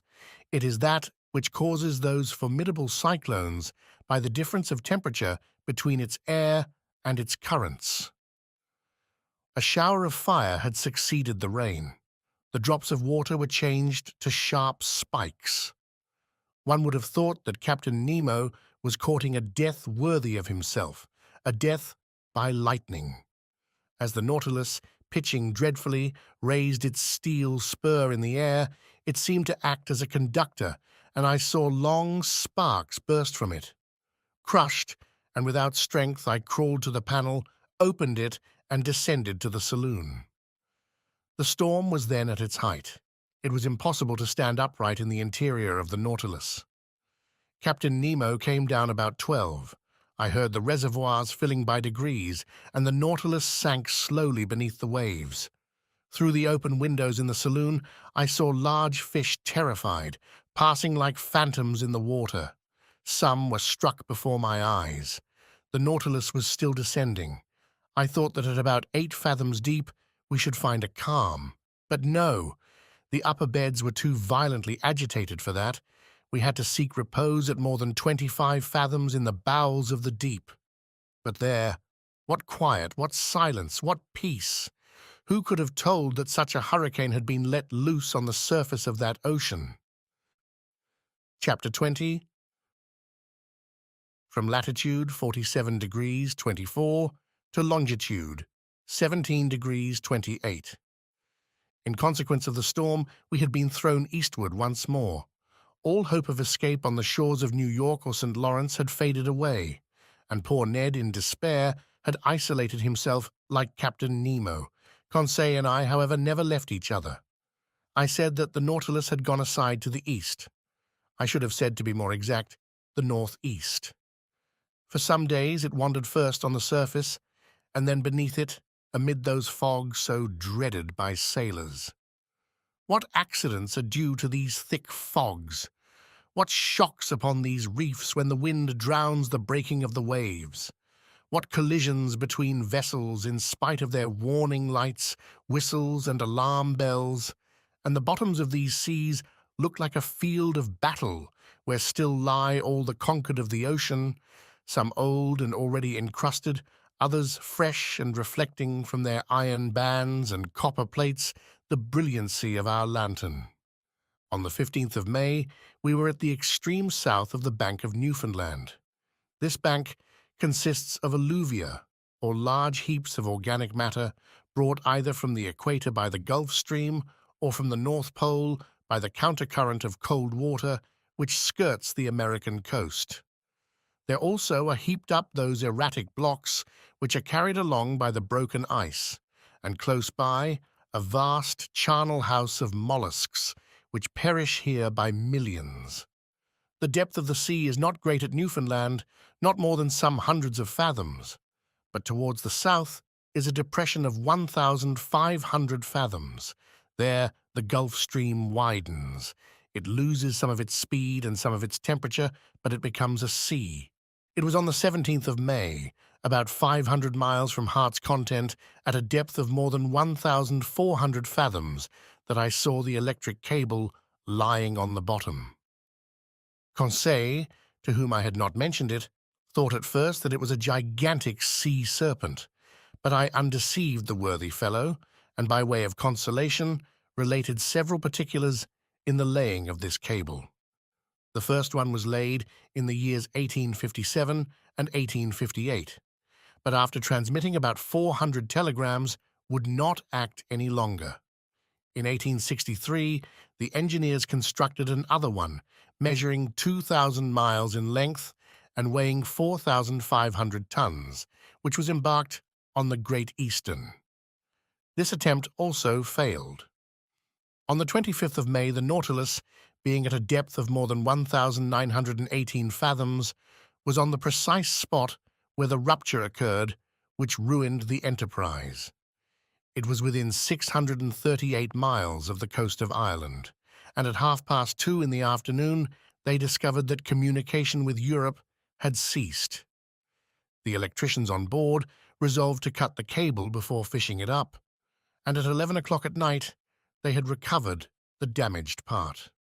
They made another point and spliced it, and it was once more submerged. But some days after it broke again, and in the depths of the ocean, could not be recaptured. The Americans, however, were not discouraged. Cyrus Field, the bold promoter of the enterprise, as he had sunk all his own fortune, set a new subscription on foot, which was at once answered, and another cable was constructed on better principles. The bundles of conducting wires were each enveloped in gutta-percha and protected by a wadding of hemp, contained in a metallic covering. The Great Eastern sailed on the 13th of July, 1866. The operation worked well, but one incident occurred. Several times, in unrolling the cable, they observed that nails had recently been forced into it, evidently with the motive of destroying it. Captain Anderson, the officers and engineers consulted together and had it posted up that, if the offender was surprised on board, he would be thrown without further trial into the sea. From that time, the criminal attempt was never repeated. On the 23rd of July, the Great Eastern was not more than 500 miles from Newfoundland when they telegraphed from Ireland the news of the armistice concluded between Prussia and Austria after Sadowa. On the 27th, in the midst of heavy fogs, they reached the port of Heart's Content. The enterprise was successfully terminated, and for its first dispatch, young America addressed old Europe in these words of wisdom so rarely understood: "Glory to God in the highest, and on earth peace, goodwill towards men." I did not expect to find the electric cable in its primitive state, such as it was on leaving the manufactory. The long serpent, covered with the remains of shells, bristling with foraminiferae, was encrusted with a strong coating, which served as a protection against all boring mollusks. It lay quietly sheltered from the motions of the sea and under a favorable pressure for the transmission of the electric spark, which passes from Europe to America in 0.32 of a second. Doubtless this cable will last for a great length of time, for they find that the gutta-percha covering is improved by the seawater. Besides, on this level, so well chosen, the cable is never so deeply submerged as to cause it to break. The Nautilus followed it to the lowest depth, which was more than 2,212 fathoms, and there it lay without any anchorage. And then we reached the spot where the accident had taken place in 1863. The bottom of the ocean then formed a valley about 100 miles broad, in which Mont Blanc might have been placed without its summit appearing above the waves. This valley is closed at the east by a perpendicular wall more than 2,000 yards high. We arrived there on the 28th of May, and the Nautilus was then not more than 120 miles from Ireland. Was Captain Nemo going to land on the British Isles? No. To my great surprise, he made for the south, once more coming back towards European seas. In rounding the Emerald Isle for one instant, I caught sight of Cape Clear, and the light which guides the thousands of vessels leaving Glasgow or Liverpool. An important question then arose in my mind. Did the Nautilus dare entangle itself in the Manche? Ned Land, who had reappeared since we had been nearing land, did not cease to question me. How could I answer? Captain Nemo remained invisible. After having shown the Canadian a glimpse of American shores, was he going to show me the coast of France? But the Nautilus was still going southward. On the 30th of May, it passed in sight of Land's End, between the extreme point of England and the Scilly Isles, which were left to starboard. If we wished to enter the Manche, he must go straight to the east. He did not do so. During the whole of the 31st of May, the Nautilus described a series of circles on the water, which greatly interested me. It seemed to be seeking a spot it had some trouble in finding. At noon, Captain Nemo himself came to work the ship's log. He spoke no word to me, but seemed gloomier than ever. What could sadden him thus? Was it his proximity to European shores? Had he some recollections of his abandoned country? If not, what did he feel? Remorse or regret? For a long while, this thought haunted my mind, and I had a kind of presentiment that before long chance would betray the captain's secrets. The next day, the 1st of June, the Nautilus continued the same process. It was evidently seeking some particular spot in the ocean. Captain Nemo took the sun's altitude as he had done the day before. The sea was beautiful, the sky clear. About 8 miles to the east, a large steam vessel could be discerned on the horizon. No flag fluttered from its mast, and I could not discover its nationality. Some minutes before the sun passed the meridian, Captain Nemo took his sextant and watched with great attention. The perfect rest of the water greatly helped the operation. The Nautilus was motionless. It neither rolled nor pitched. I was on the platform when the altitude was taken, and the captain pronounced these words: "It is here." He turned and went below. Had he seen the vessel which was changing its course and seemed to be nearing us? I could not tell. I returned to the saloon. The panels closed. I heard the hissing of the water in the reservoirs. The Nautilus began to sink, following a vertical line, for its screw communicated no motion to it. Some minutes later, it stopped at a depth of more than 420 fathoms, resting on the ground. The luminous ceiling was darkened. Then the panels were opened, and through the glass I saw the sea brilliantly illuminated by the rays of our lantern for at least half a mile round us. I looked to the port side and saw nothing but an immensity of quiet waters. But to starboard, on the bottom, appeared a large protuberance, which at once attracted my attention. One would have thought it a ruin buried under a coating of white shells, much resembling a covering of snow. Upon examining the mass attentively, I could recognize the ever-thickening form of a vessel bare of its masts, which must have sunk. It certainly belonged to past times.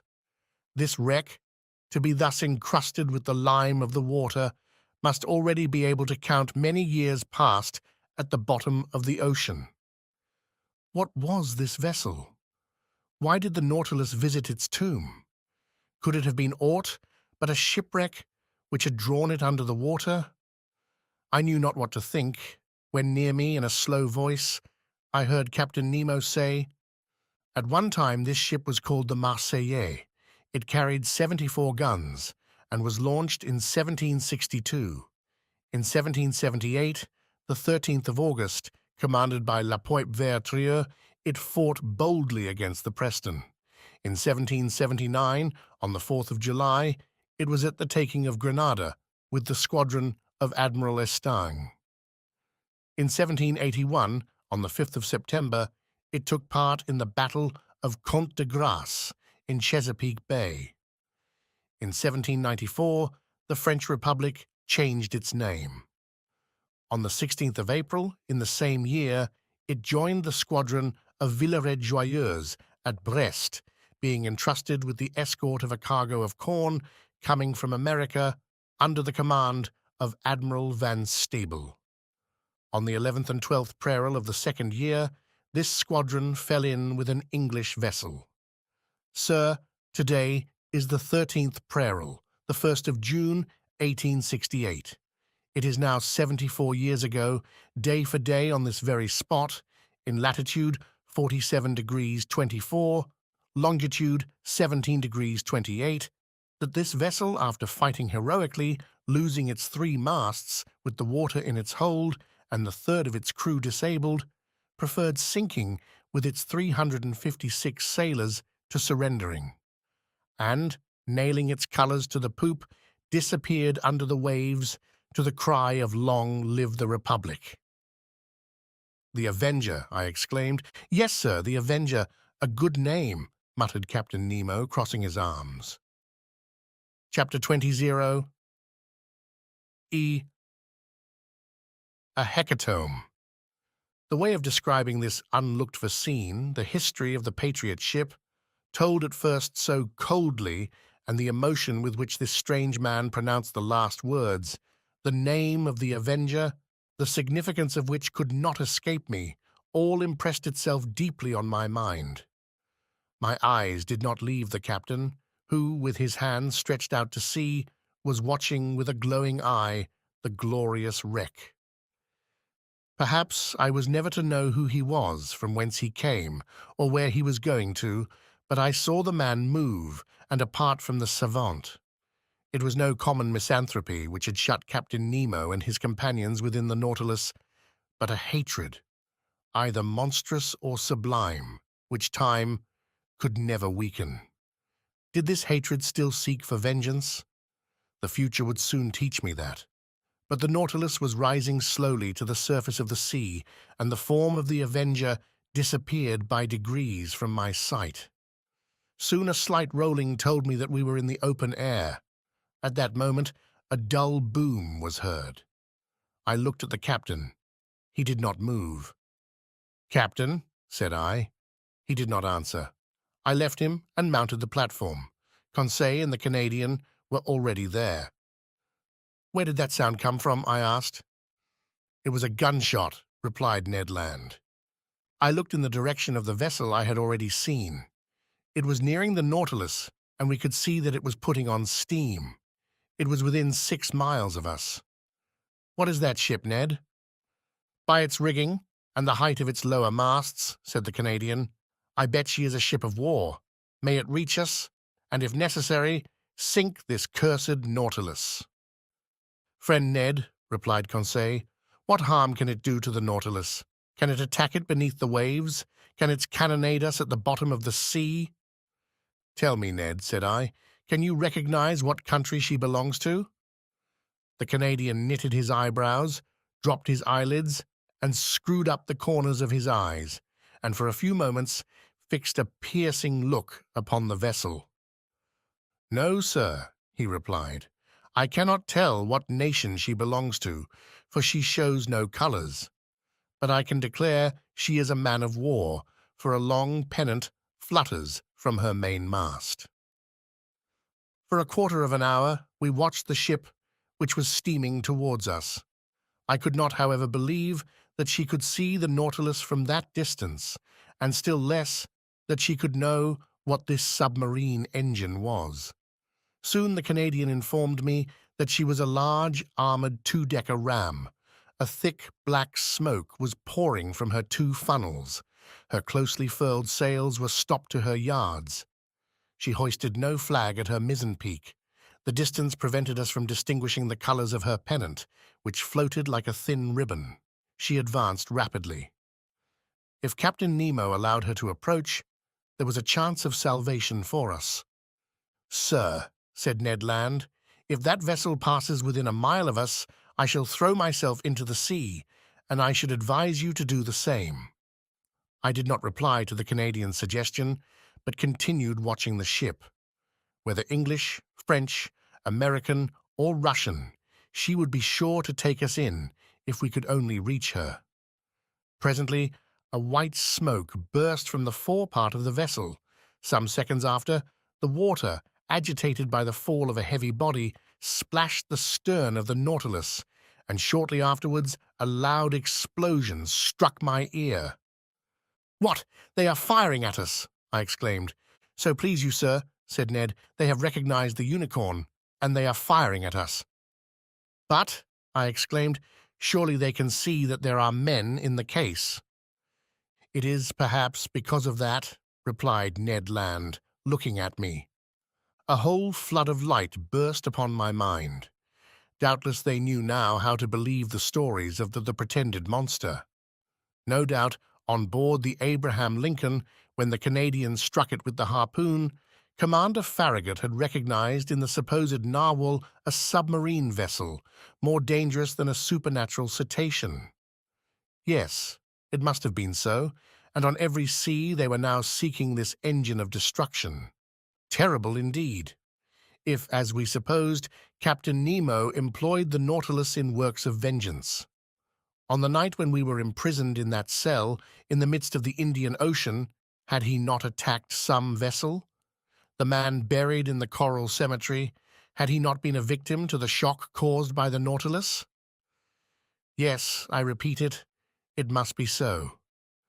One part of the mysterious existence of Captain Nemo had been unveiled, and if his identity had not been recognized, at least, the nations united against him were no longer hunting a chimerical creature, but a man who had vowed a deadly hatred against them. All the formidable past rose before me. Instead of meeting friends on board the approaching ship, we could only expect pitiless enemies. But the shot rattled about us. Some of them struck the sea and ricocheted, losing themselves in the distance. But none touched the Nautilus. The vessel was not more than 3 miles from us. In spite of the serious cannonade, Captain Nemo did not appear on the platform. But if one of the conical projectiles had struck the shell of the Nautilus, it would have been fatal. The Canadian then said, "Sir, we must do all we can to get out of this dilemma. Let us signal them. They will then, perhaps, understand that we are honest folks." Ned Land took his handkerchief to wave in the air, but he had scarcely displayed it when he was struck down by an iron hand and fell, in spite of his great strength, upon the deck. "Fool!" exclaimed the captain. "Do you wish to be pierced by the spur of the Nautilus before it is hurled at this vessel?" Captain Nemo was terrible to hear. He was still more terrible to see. His face was deadly pale, with a spasm at his heart. For an instant, it must have ceased to beat. His pupils were fearfully contracted. He did not speak. He roared, as with his body thrown forward, he wrung the Canadian's shoulders. Then, leaving him and turning to the ship of war, whose shot was still raining around him, he exclaimed with a powerful voice, "Ah, ship of an accursed nation, you know who I am. I do not want your colors to know you by. Look, and I will show you mine." And on the forepart of the platform, Captain Nemo unfurled a black flag, similar to the one he had placed at the South Pole. At that moment, a shot struck the shell of the Nautilus obliquely without piercing it, and, rebounding near the captain, was lost in the sea. He shrugged his shoulders, and addressing me, said shortly, "Go down, you and your companions, go down." "Sir," I cried, "are you going to attack this vessel?" "Sir, I am going to sink it." "You will not do that?" "I shall do it," he replied coldly, "and I advise you not to judge me, sir. Fate has shown you what you ought not to have seen. The attack has begun. Go down." "What is this vessel? You do not know? Very well. So much the better. Its nationality, to you at least, will be a secret. Go down." We could but obey. About 15 of the sailors surrounded the captain, looking with implacable hatred at the vessel nearing them. One could feel that the same desire of vengeance animated every soul. I went down at the moment another projectile struck the Nautilus, and I heard the captain exclaim, "Strike, mad vessel! Shower your useless shot! And then you will not escape the spur of the Nautilus. But it is not here that you shall perish. I would not have your ruins mingle with those of the Avenger." I reached my room. The captain and his second had remained on the platform. The screw was set in motion, and the Nautilus, moving with speed, was soon beyond the reach of the ship's guns. But the pursuit continued, and Captain Nemo contented himself with keeping his distance. About 4 in the afternoon, being no longer able to contain my impatience, I went to the central staircase. The panel was open, and I ventured onto the platform. The captain was still walking up and down with an agitated step. He was looking at the ship, which was 5 or 6 miles to leeward. He was going round it like a wild beast, and drawing it eastward, he allowed them to pursue. But he did not attack. Perhaps he still hesitated. I wished to mediate once more. But I had scarcely spoken when Captain Nemo imposed silence, saying, "I am the law, and I am the judge. I am the oppressed, and there is the oppressor. Through him I have lost all that I loved, cherished and venerated, country, wife, children, father and mother. I saw all perish. All that I hate is there. Say no more." I cast a last look at the man-of-war, which was putting on steam, and rejoined Ned and Conseil. "We will fly," I exclaimed. "Good," said Ned. "What is this vessel?" "I do not know, but whatever it will be sunk before night. In any case, it is better to perish with it than be made accomplices in a retaliation the justice of which we cannot judge." "That is my opinion, too," said Ned Land, coolly. "Let us wait for night." Night arrived. Deep silence reigned on board. The compass showed that the Nautilus had not altered its course. It was on the surface, rolling slightly. My companions and I resolved to fly when the vessel should be near enough either to hear us or to see us. For the moon, which would be full in 2 or 3 days, shone brightly. Once on board the ship, if we could not prevent the blow which threatened it, we could, at least we would, do all that circumstances would allow. Several times I thought the Nautilus was preparing for attack, but Captain Nemo contented himself with allowing his adversary to approach and then fled once more before it. Part of the night passed without any incident. We watched the opportunity for action. We spoke little, for we were too much moved. Ned Land would have thrown himself into the sea, but I forced him to wait. According to my idea, the Nautilus would attack the ship at her waterline, and then it would not only be possible, but easy to fly. At 3 in the morning, full of uneasiness, I mounted the platform. Captain Nemo had not left it. He was standing at the forepart near his flag, which a slight breeze displayed above his head. He did not take his eyes from the vessel. The intensity of his look seemed to attract and fascinate and draw it onward more surely than if he had been towing it. The moon was then passing the meridian. Jupiter was rising in the east. Amid this peaceful scene of nature, sky and ocean rivaled each other in tranquility, the sea offering to the orbs of night the finest mirror they could ever have in which to reflect their image. As I thought of the deep calm of these elements, compared with all those passions brooding imperceptibly within the Nautilus, I shuddered. The vessel was within 2 miles of us. It was ever nearing that phosphorescent light which showed the presence of the Nautilus. I could see its green and red lights, and its white lantern hanging from the large foremast. An indistinct vibration quivered through its rigging, showing that the furnaces were heated to the uttermost. Sheaves of sparks and red ashes flew from the funnels, shining in the atmosphere like stars. I remained thus until 6 in the morning, without Captain Nemo noticing me. The ship stood about 1.5 miles from us, and with the first dawn of day, the firing began afresh. The moment could not be far off when, the Nautilus attacking its adversary, my companions and myself should forever leave this man. I was preparing to go down to remind them when the second mounted the platform, accompanied by several sailors. Captain Nemo either did not or would not see them. Some steps were taken which might be called the signal for action. They were very simple. The iron balustrade around the platform was lowered, and the lantern and pilot cages were pushed within the shell until they were flush with the deck. The long surface of the steel cigar no longer offered a single point to check its maneuvers. I returned to the saloon. The Nautilus still floated. Some streaks of light were filtering through the liquid beds. With the undulations of the waves, the windows were brightened by the red streaks of the rising sun, and this dreadful day of the 2nd of June had dawned. At 5 o'clock, the log showed that the speed of the Nautilus was slackening, and I knew that it was allowing them to draw nearer. Besides, the reports were heard more distinctly, and the projectiles, laboring through the ambient water, were extinguished with a strange, hissing noise.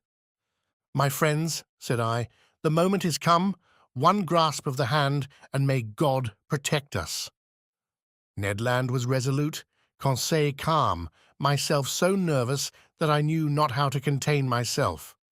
We all passed into the library, but the moment I pushed the door opening onto the central staircase, I heard the upper panel close sharply. The Canadian rushed onto the stairs, but I stopped him. A well-known hissing noise told me that the water was running into the reservoirs, and in a few minutes the Nautilus was some yards beneath the surface of the waves. I understood the maneuver. It was too late to act. The Nautilus did not wish to strike at the impenetrable cuirass, but below the waterline, where the metallic covering no longer protected it. We were again imprisoned, unwilling witnesses of the dreadful drama that was preparing. We had scarcely time to reflect. Taking refuge in my room, we looked at each other without speaking. A deep stupor had taken hold of my mind. Thought seemed to stand still. I was in that painful state of expectation preceding a dreadful report. I waited. I listened. Every sense was merged in that of hearing. The speed of the Nautilus was accelerated. It was preparing to rush. The whole ship trembled. Suddenly I screamed. I felt the shock, but comparatively light. I felt the penetrating power of the steel spur. I heard rattlings and scrapings, but the Nautilus, carried along by its propelling power, passed through the mass of the vessel like a needle through sailcloth. I could stand it no longer. Mad, out of my mind, I rushed from my room into the saloon.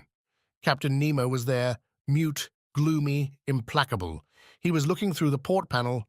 A large mass cast a shadow on the water, and, that it might lose nothing of her agony, the Nautilus was going down into the abyss with her. 10 yards from me, I saw the open shell, through which the water was rushing with the noise of thunder, then the double line of guns and the netting. The bridge was covered with black, agitated shadows. The water was rising. The poor creatures were crowding the ratlines, clinging to the masts, struggling under the water. It was a human ant-heap overtaken by the sea. Paralyzed, stiffened with anguish, my hair standing on end, with eyes wide open, panting, without breath, and without voice, I too was watching. An irresistible attraction glued me to the glass. Suddenly, an explosion took place. The compressed air blew up her decks, as if the magazines had caught fire. Then the unfortunate vessel sank more rapidly. Her topmast, laden with victims, now appeared. Then her spars, bending under the weight of men. And last of all, the top of her mainmast. Then the dark mass disappeared, and with it the dead crew, drawn down by the strong eddy. The unfortunate vessel sank more rapidly. I turned to Captain Nemo. That terrible avenger, a perfect archangel of hatred, was still looking.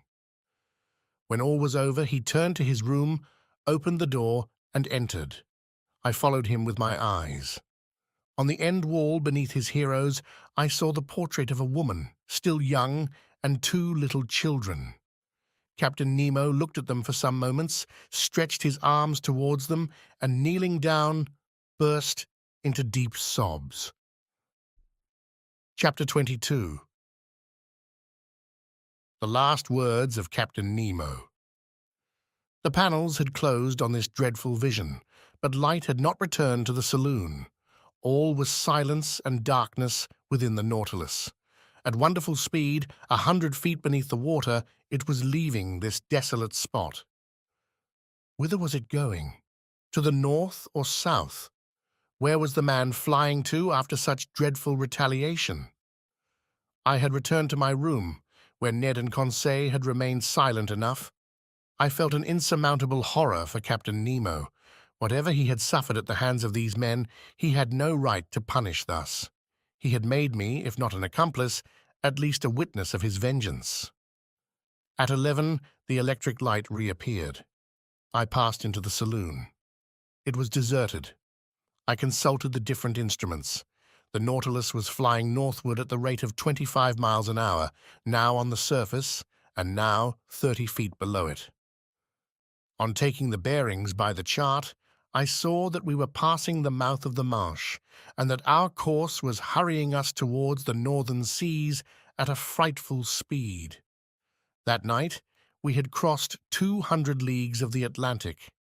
The shadows fell, and the sea was covered with darkness until the rising of the moon. I went to my room, but could not sleep.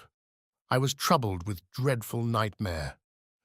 The horrible scene of destruction was continually before my eyes. From that day, who could tell into what part of the North Atlantic basin the Nautilus would take us, still with unaccountable speed, still in the midst of these northern fogs? Would it touch at Spitzbergen or on the shores of Nova Zembla? Should we explore those unknown seas, the White Sea, the Sea of Kara, the Gulf of Obi, the archipelago of Liarov, and the unknown coast of Asia? I could not say. I could no longer judge of the time that was passing. The clocks had been stopped on board. It seemed, as in polar countries, that night and day no longer followed their regular course. I felt myself being drawn into that strange region where the founded imagination of Edgar Poe roamed at will. Like the fabulous Gordon Pym, at every moment I expected to see that veiled human figure of larger proportions than those of any inhabitant of the earth thrown across the cataract which defends the approach to the pole. I estimated, though perhaps I may be mistaken, I estimated this adventurous course of the Nautilus to have lasted 15 or 20 days, and I know not how much longer it might have lasted had it not been for the catastrophe which ended this voyage. Of Captain Nemo I saw nothing whatever now, nor of his second. Not a man of the crew was visible for an instant. The Nautilus was almost incessantly under water. When we came to the surface to renew the air, the panels opened and shut mechanically. There were no more marks on the planisphere. I knew not where we were, and the Canadian, too, his strength and patience at an end, appeared no more. Conseil could not draw a word from him, and fearing that, in a dreadful fit of madness, he might kill himself, watched him with constant devotion. One morning, what date it was I could not say, I had fallen into a heavy sleep towards the early hours, a sleep both painful and unhealthy, when I suddenly awoke. Ned Land was leaning over me, saying, in a low voice, "We are going to fly." I sat up. "When shall we go?" I asked. "Tonight.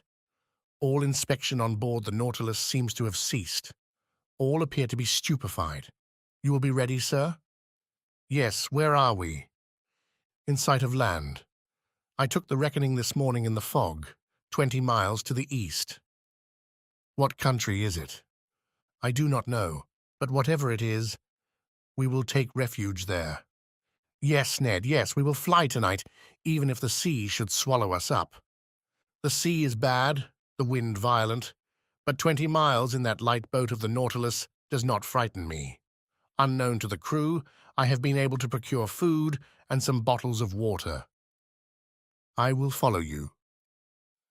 "But," continued the Canadian, "if I am surprised, I will defend myself. I will force them to kill me."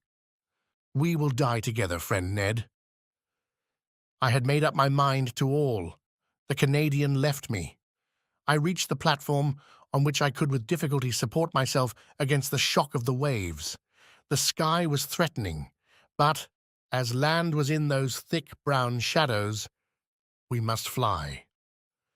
I returned to the saloon, fearing and yet hoping to see Captain Nemo, wishing and yet not wishing to see him. What could I have said to him? Could I hide the involuntary horror with which he inspired me? No. It was better that I should not meet him face to face, better to forget him.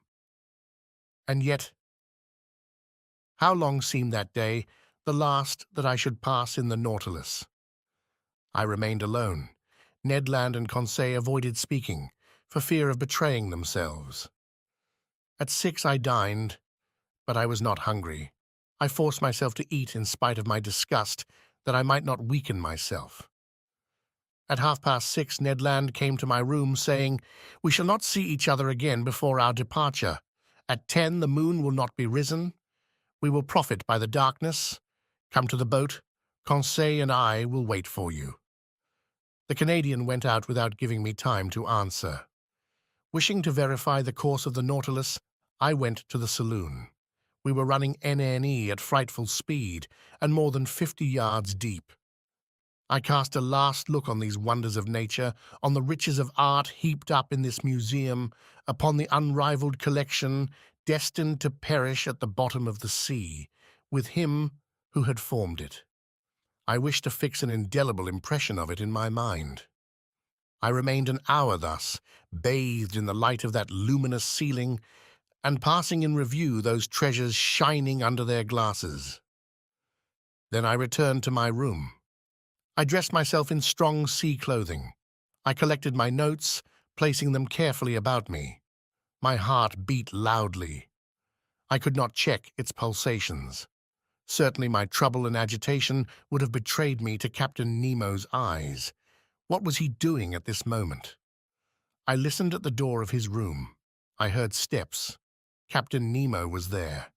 He had not gone to rest. At every moment I expected to see him appear and ask me why I wished to fly. I was constantly on the alert. My imagination magnified everything.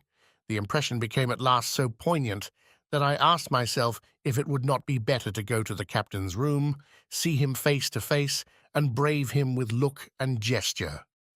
It was the inspiration of a madman.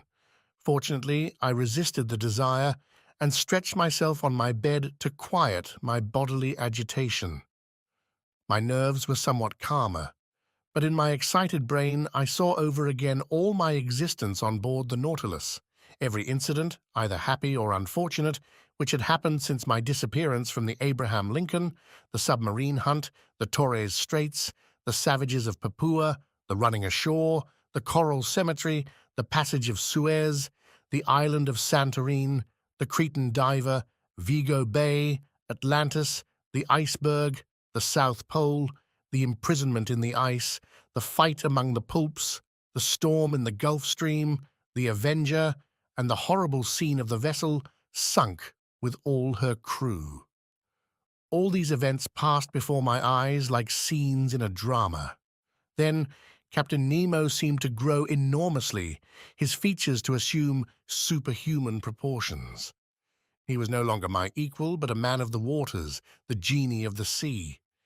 It was then 9:30. I held my head between my hands to keep it from bursting. I closed my eyes. I would not think any longer. There was another half-hour to wait, another half-hour of a nightmare, which might drive me mad. At that moment, I heard the distant strains of the organ, a sad harmony to an undefinable chant, the wail of a soul longing to break these earthly bonds. I listened with every sense, scarcely breathing, plunged like Captain Nemo in that musical ecstasy, which was drawing him in spirit to the end of life. Then a sudden thought terrified me.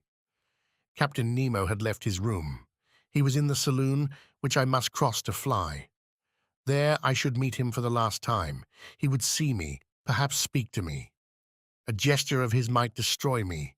A single word chain me on board. But 10 was about to strike. The moment had come for me to leave my room and join my companions. I must not hesitate, even if Captain Nemo himself should rise before me. I opened my door carefully, and even then, as it turned on its hinges, it seemed to me to make a dreadful noise. Perhaps it only existed in my own imagination. I crept along the dark stairs of the Nautilus, stopping at each step to check the beating of my heart. I reached the door of the saloon and opened it gently. It was plunged in profound darkness. The strains of the organ sounded faintly. Captain Nemo was there. He did not see me. In the full light, I do not think he would have noticed me, so entirely was he absorbed in the ecstasy. I crept along the carpet, avoiding the slightest sound which might betray my presence. I was at least 5 minutes reaching the door, at the opposite side, opening into the library. I was going to open it when a sigh from Captain Nemo nailed me to the spot. I knew that he was rising. I could even see him, for the light from the library came through to the saloon. He came towards me silently, with his arms crossed, gliding like a spectre rather than walking. His breast was swelling with sobs, and I heard him murmur these words, the last which ever struck my ear. "Almighty God, enough, enough!" Was it a confession of remorse which thus escaped from this man's conscience? In desperation, I rushed through the library, mounted the central staircase, and following the upper flight, reached the boat. I crept through the opening, which had already admitted my two companions. "Let us go! Let us go!" I exclaimed.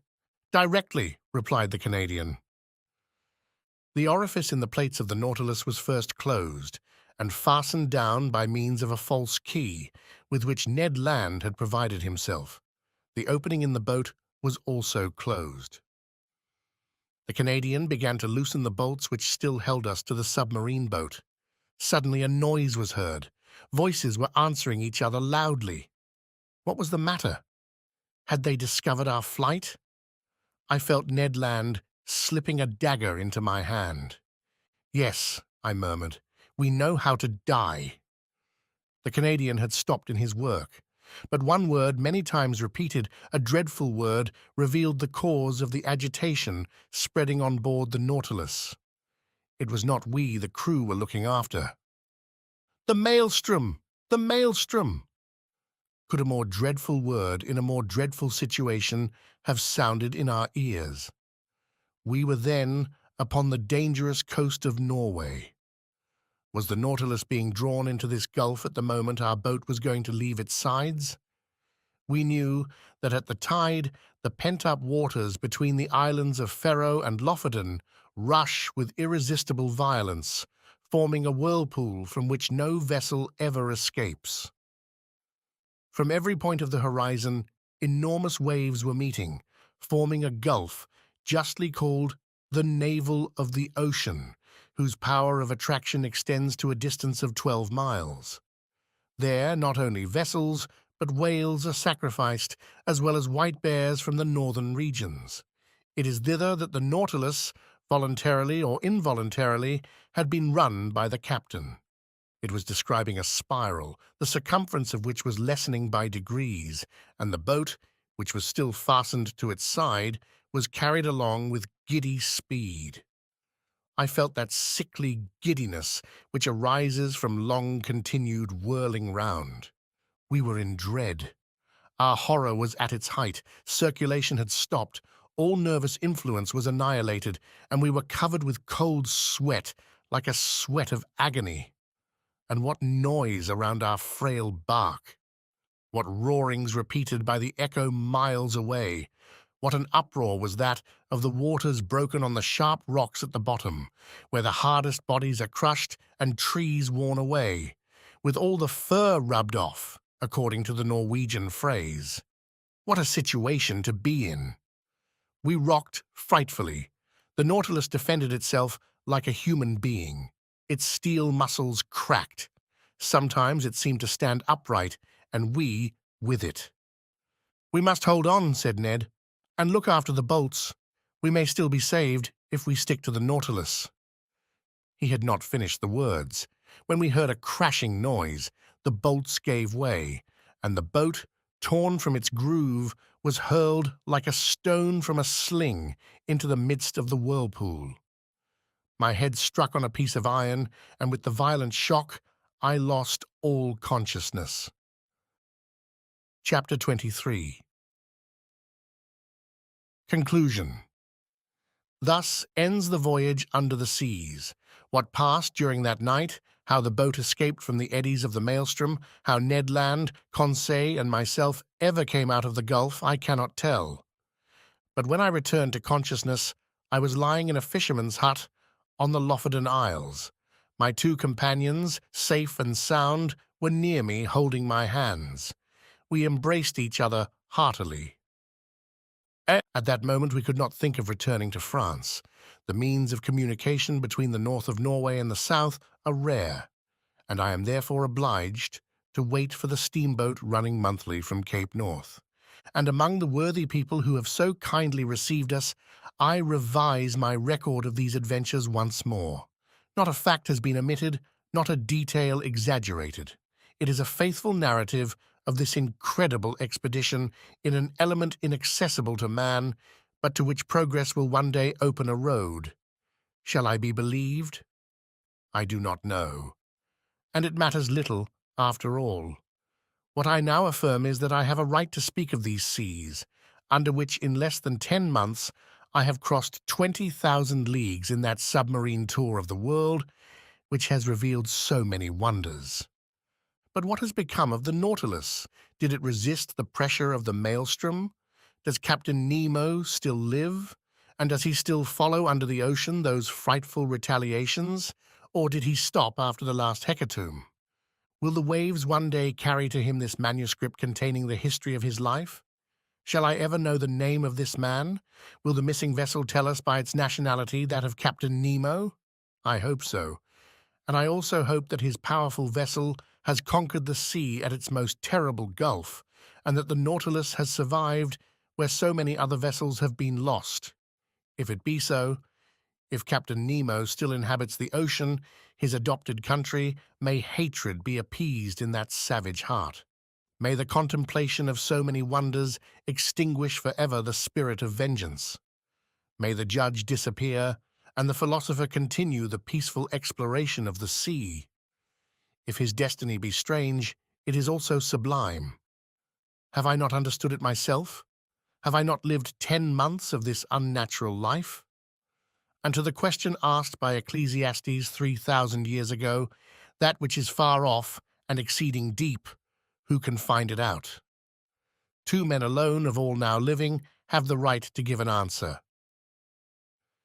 Captain Nemo and myself,